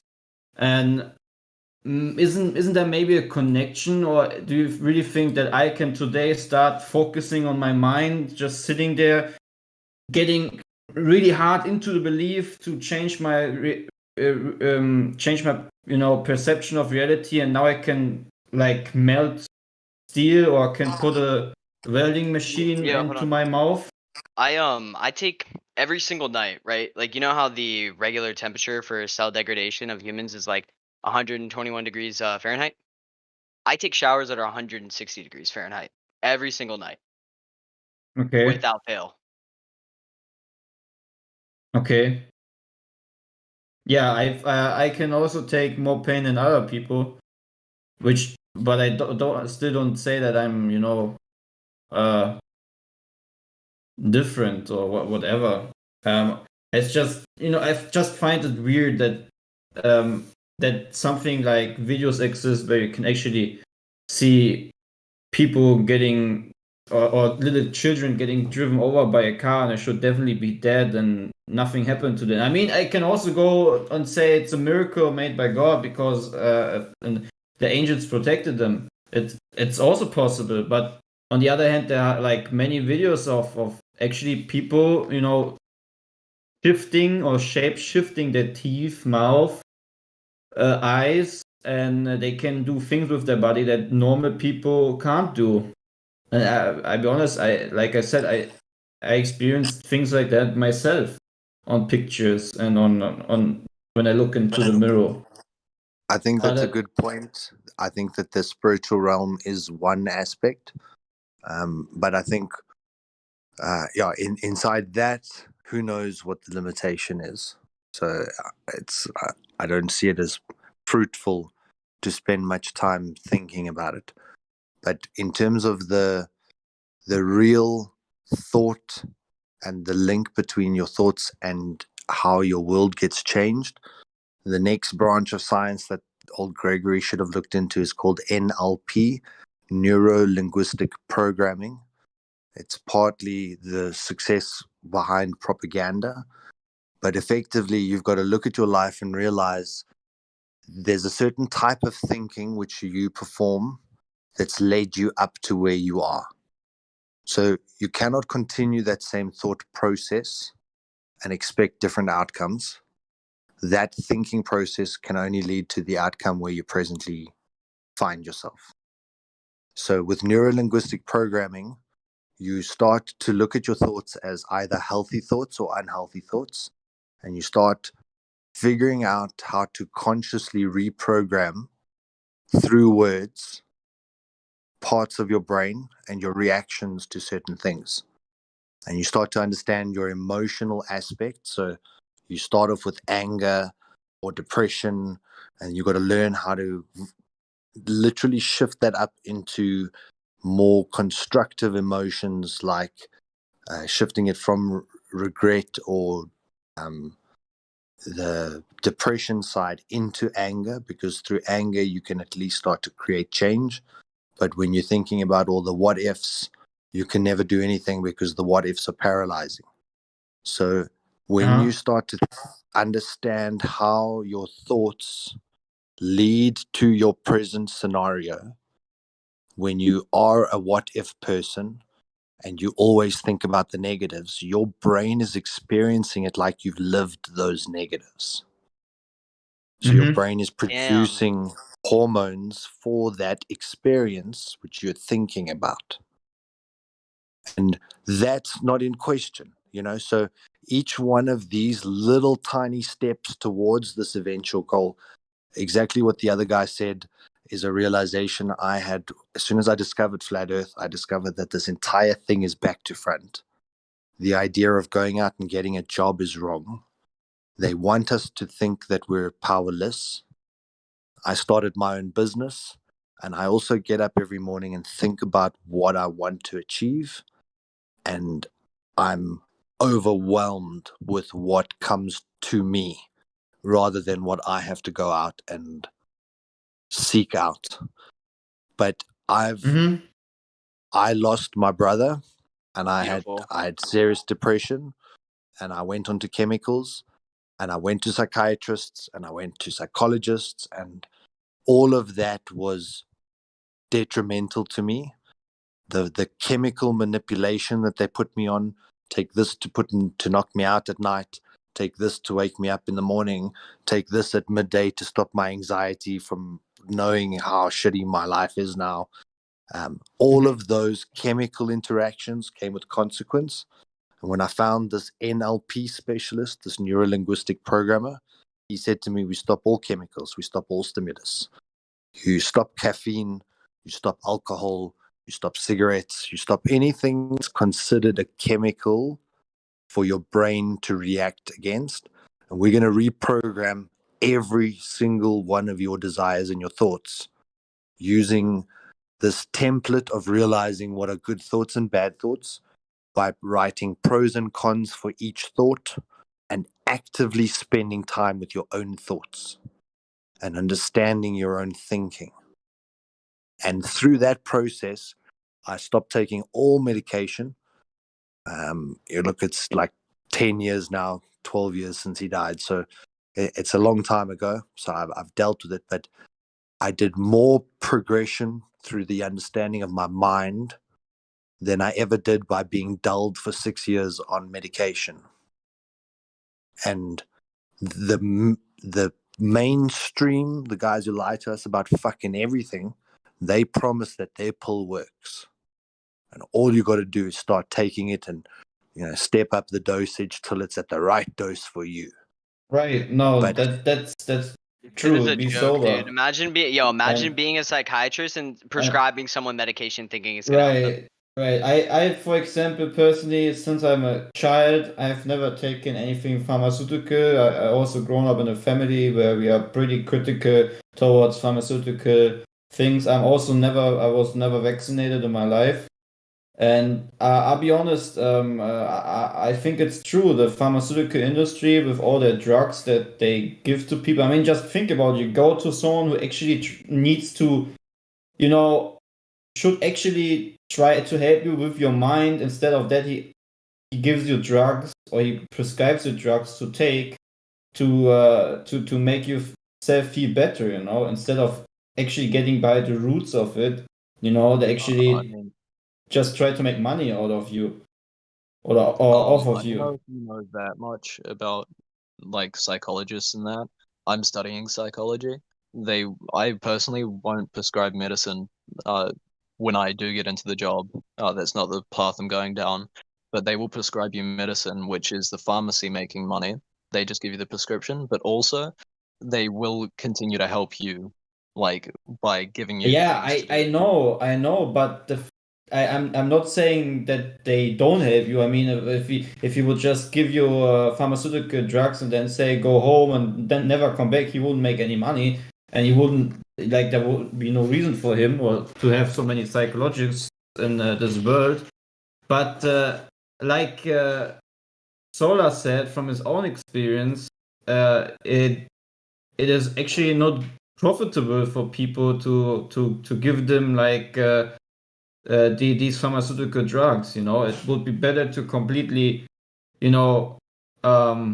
dig deep and try to figure out what the source of everything is, right? that's the main crux of it, is that especially maybe Red Sky would appreciate this with his psychology interest. I also studied psychology and marketing, so I love the human mind. But effectively, we're in a state of like, we don't quite know what we're supposed to do, and then we have a symptom. So there's a bad thing in our life, and it's causing me loss of sleep. So the psychiatrist gives me something to sleep. Now, the psychologist wants to look back into my past to see why is it that you're losing sleep. But let's dwell on it. Like, let's spend the next 6 months really digging in deep as to why you can't sleep. Whereas the NLP side of things said, what are the 10 or 15 things that you think about when you do go to sleep? And write them out. And then sit and critically analyze each one of those thoughts, down to their Right. pros and cons and the merits of each. And you address the symptom that's causing you the loss of sleep. Then I no longer need the chemical to put me to sleep. I no Right. longer need to dwell in the 5 years or the 10 years of my childhood that led up to whatever, or the loss of a loved one or whatever it is that's caused this. But the NLP looks at what is the actual cause of the effect, and let's address that cause through thinking better. And by thinking better, you no longer need the chemical input. And by thinking, you can actually think your way into a happier state. So it is like really, it's mind blowing that they even practice out of the same building, because the one almost renders the other redundant. But it was a blessing to find NLP, and it was studied from the 70s and 80s, and it's, really, it's a shadow science in terms of the brain, but very few people can really sit with their own thoughts like that and dig in deep and then analyze the thought. I'll be honest. I've never experienced really something like a strong depression or anything. I mean, I had days where I felt very bad and stuff, but there was always something with me, inside of me, like where I could actually sit down, and it's there all the time. It's like my inner voice, and I know many people have that, but it's like my own like my own self having discussion with me every time. Like I can't stop thinking when I'm sitting somewhere. I'm always in discussion. Self-analysis. Right. I'm always thinking about, okay, like, what did I say to that guy 2 hours ago? Was it right? Could I have said it something in a different matter? Was it nice? Yeah, I do that as well. I've never had stress. I don't get stress. I do Me neither. self-analysis. I think my problems through when I have them, and looking back at my past, I regularly go back to my past. That is therapy. Same. That shows that Look, you lived. look, I don't If you don't do that, I always say past is past. I understand you guys go through these things. I go through these things as well. The whole depression. I'm bipolar depression as well. And I understand what you bipolar. guys. Actually, can I say something? Bipolar. Hang on a second. Bipolar is a man-made disease. It was coined by the psychiatric. Listen, bro, don't tell me what I have, dude. I went to a therapist. I'm not telling you what you have. Hang on a second. I can actually give you the where I got the source from. I can give you that, so you can actually read it for yourself, so you can have a better understanding. Bipolar is fictitious. That's what I'm saying. You guys are blowing my fucking mind right now. I came in here talking about frequencies, and this is what the conversation has led to. Think about that for a second. Yeah, but don't interrupt him. He was trying to get a point along. But I can actually provide you with the source from real psychiatrists who tell you when it was coined and where they coined it. An island in Puerto Rico, they got together, the psychiatric industry, and they got their psychiatric diagnostic book, and they increased it just by having ideas in their heads because they wanted to make money. I can actually, it's called, you can even check it for yourself. It's called Making a Killing, psychotropic drugs. Just check it. It's called Making a Killing. It's on YouTube. It's available. It's a 2008 documentary. 2008. Listen, bro. So I'm telling you the truth, bro. Okay, and at the very beginning, I came out of the hot. The very first 5 minutes. You know what? I've been letting you talk, man. Yeah, but you're not letting me finish my point. The first 5 minutes of that documentary, you're going to hear them say, there is no scientific evidence for what we do. We don't have any psychiatric tests that we do. We just prescribe drugs, and the best psychiatrist makes a mistake most of the time. And these are all psychiatrists speaking from around the world, okay? It's called Making a Killing. If you want to know the truth, please watch the documentary and then come back and say, Jin CBR1, you are wrong, okay? I'm giving you the information. Go. Yes, I'm going to tell you that you are wrong because I don't take any medications, bro. The only thing that I do take is cannabis. Hold on. Don't sit there and tell me that's good. Listen. Okay, I've been trying to tell you to just listen to me and hear me out, and you're over here talking. Okay? Go ahead. It's good that you take. You're telling me what I have and what I struggle with. Listen, bro. You're telling me what I have and what I struggle with, and I don't even take any drugs, bro. I don't take any pills, Yeah, but any you said medication.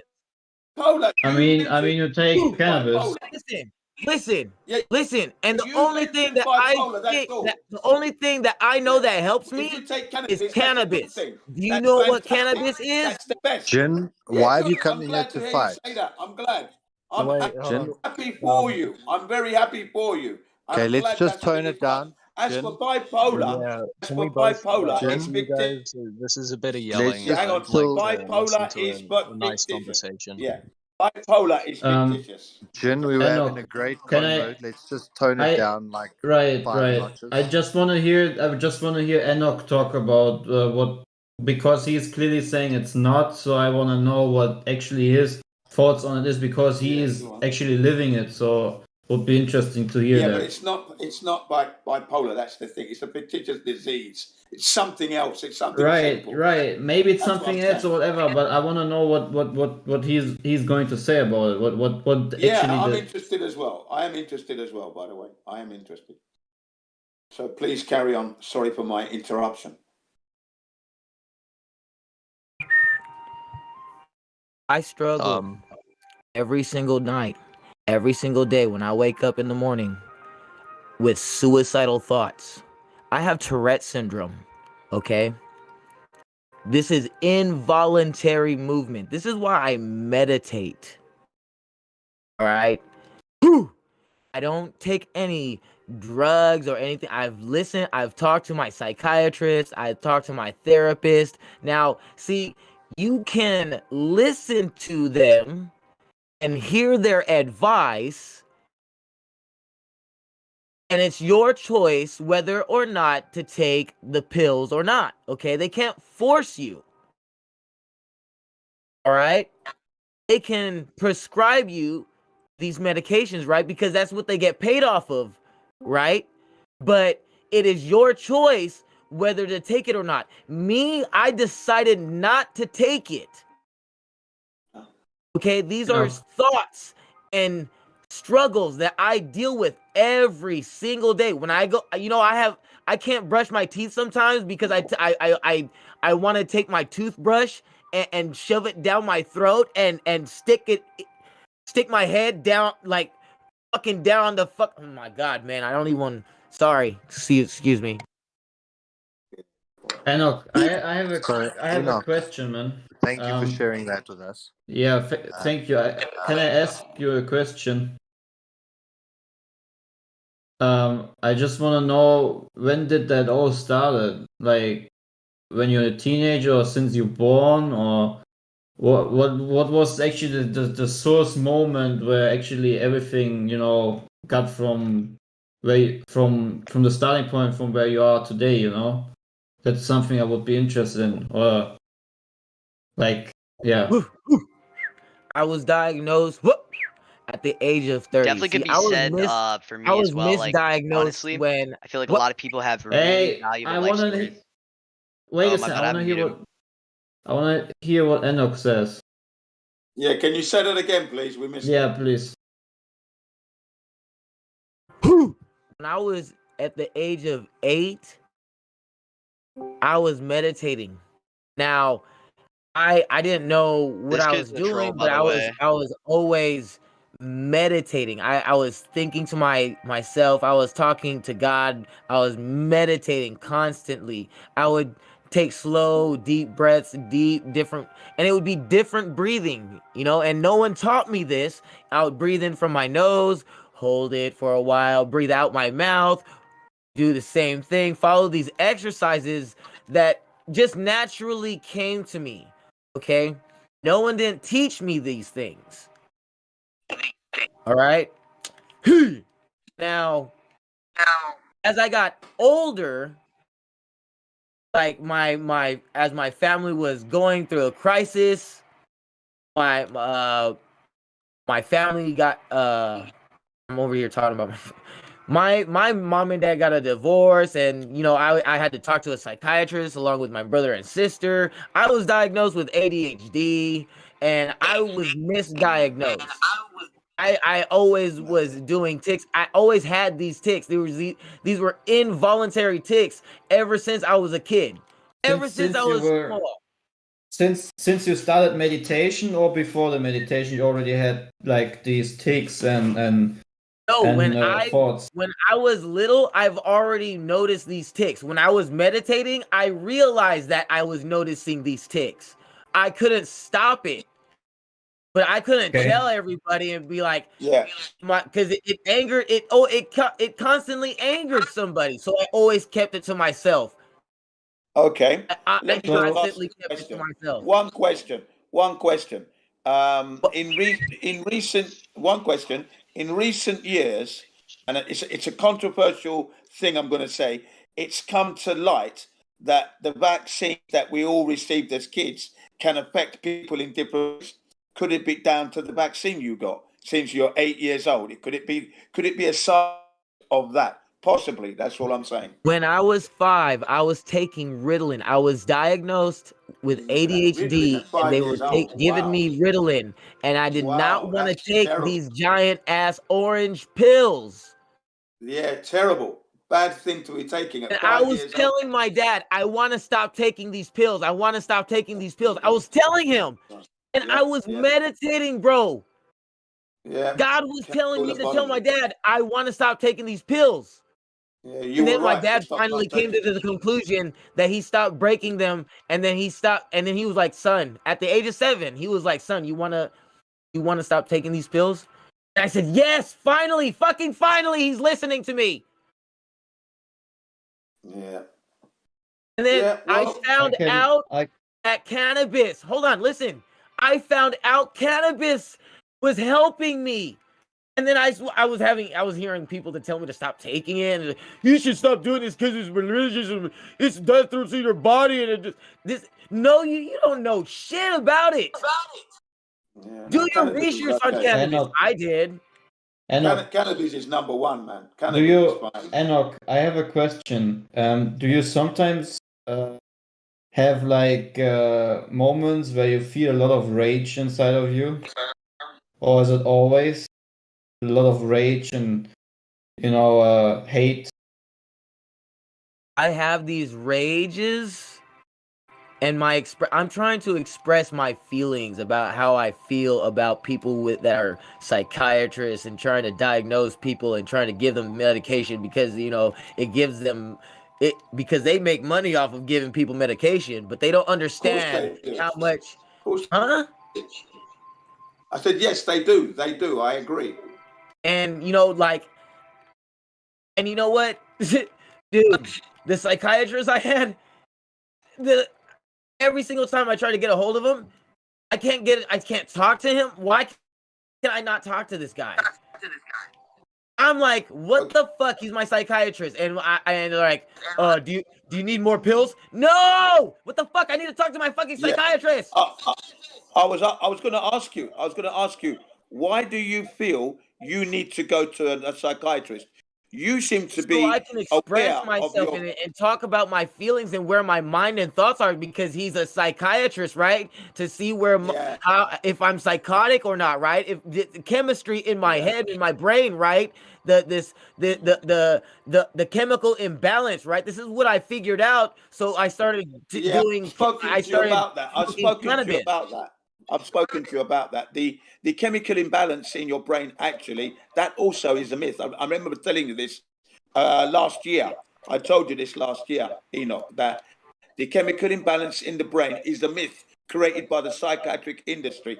And the experts in the industry say it's all just to make money. All I'm trying to say to you is that I think you can help yourself. You don't even need to go to a psychiatrist. You should be doing this yourself. That's what you should be thinking. What do you want out of life? What direction do you want to go in? And make those moves yourself. Sod going to the psychiatrist. It's a waste of time. It ain't even helping you, man. That's what I think. Yeah, you can do it yourself, literally. Like I talk to a therapist. I don't even try to bother to talk to a psychiatrist anymore. I don't. Can I just Oh. give it a different? Can I just add something here? In in that psychiatry thing that I think Jin is referring to as well, I did look into that quite deeply as well. And I do tend to agree that potentially certain thoughts or certain repetitive thoughts can create certain repetitive behaviors in us, and what they normally term a chemical That's imbalance. it. That's the But struggle wait, with me, bro. Is but that when I go outside, when I but do wait, things, I wait, have wait. involuntary movements. When I go downstairs, bro, I have thoughts of wanting to jump down the stairs, and I have involuntary movement. It's something that I can't stop. So sometimes I have to even roll down, like I have to lay, like I have to, like a little kid. You know what a little kid does? You know why a little kid like is afraid to go down the stairs? What does a little kid do when they go down the stairs? They put their legs out in front of them. They sit down and what? Rub their butt against the floor, right? Yeah, And scoot stick their down. legs out. Yeah, but the point that I I'm was trying to make 33 years is, old, bro, and I fucking do that shit sometimes. I do okay, it but when my listen, family's not around. yeah, this is not. I'm certainly not making I'm sorry. I'm just expressing any myself. I point. apologize. What they term as a chemical imbalance. What I've figured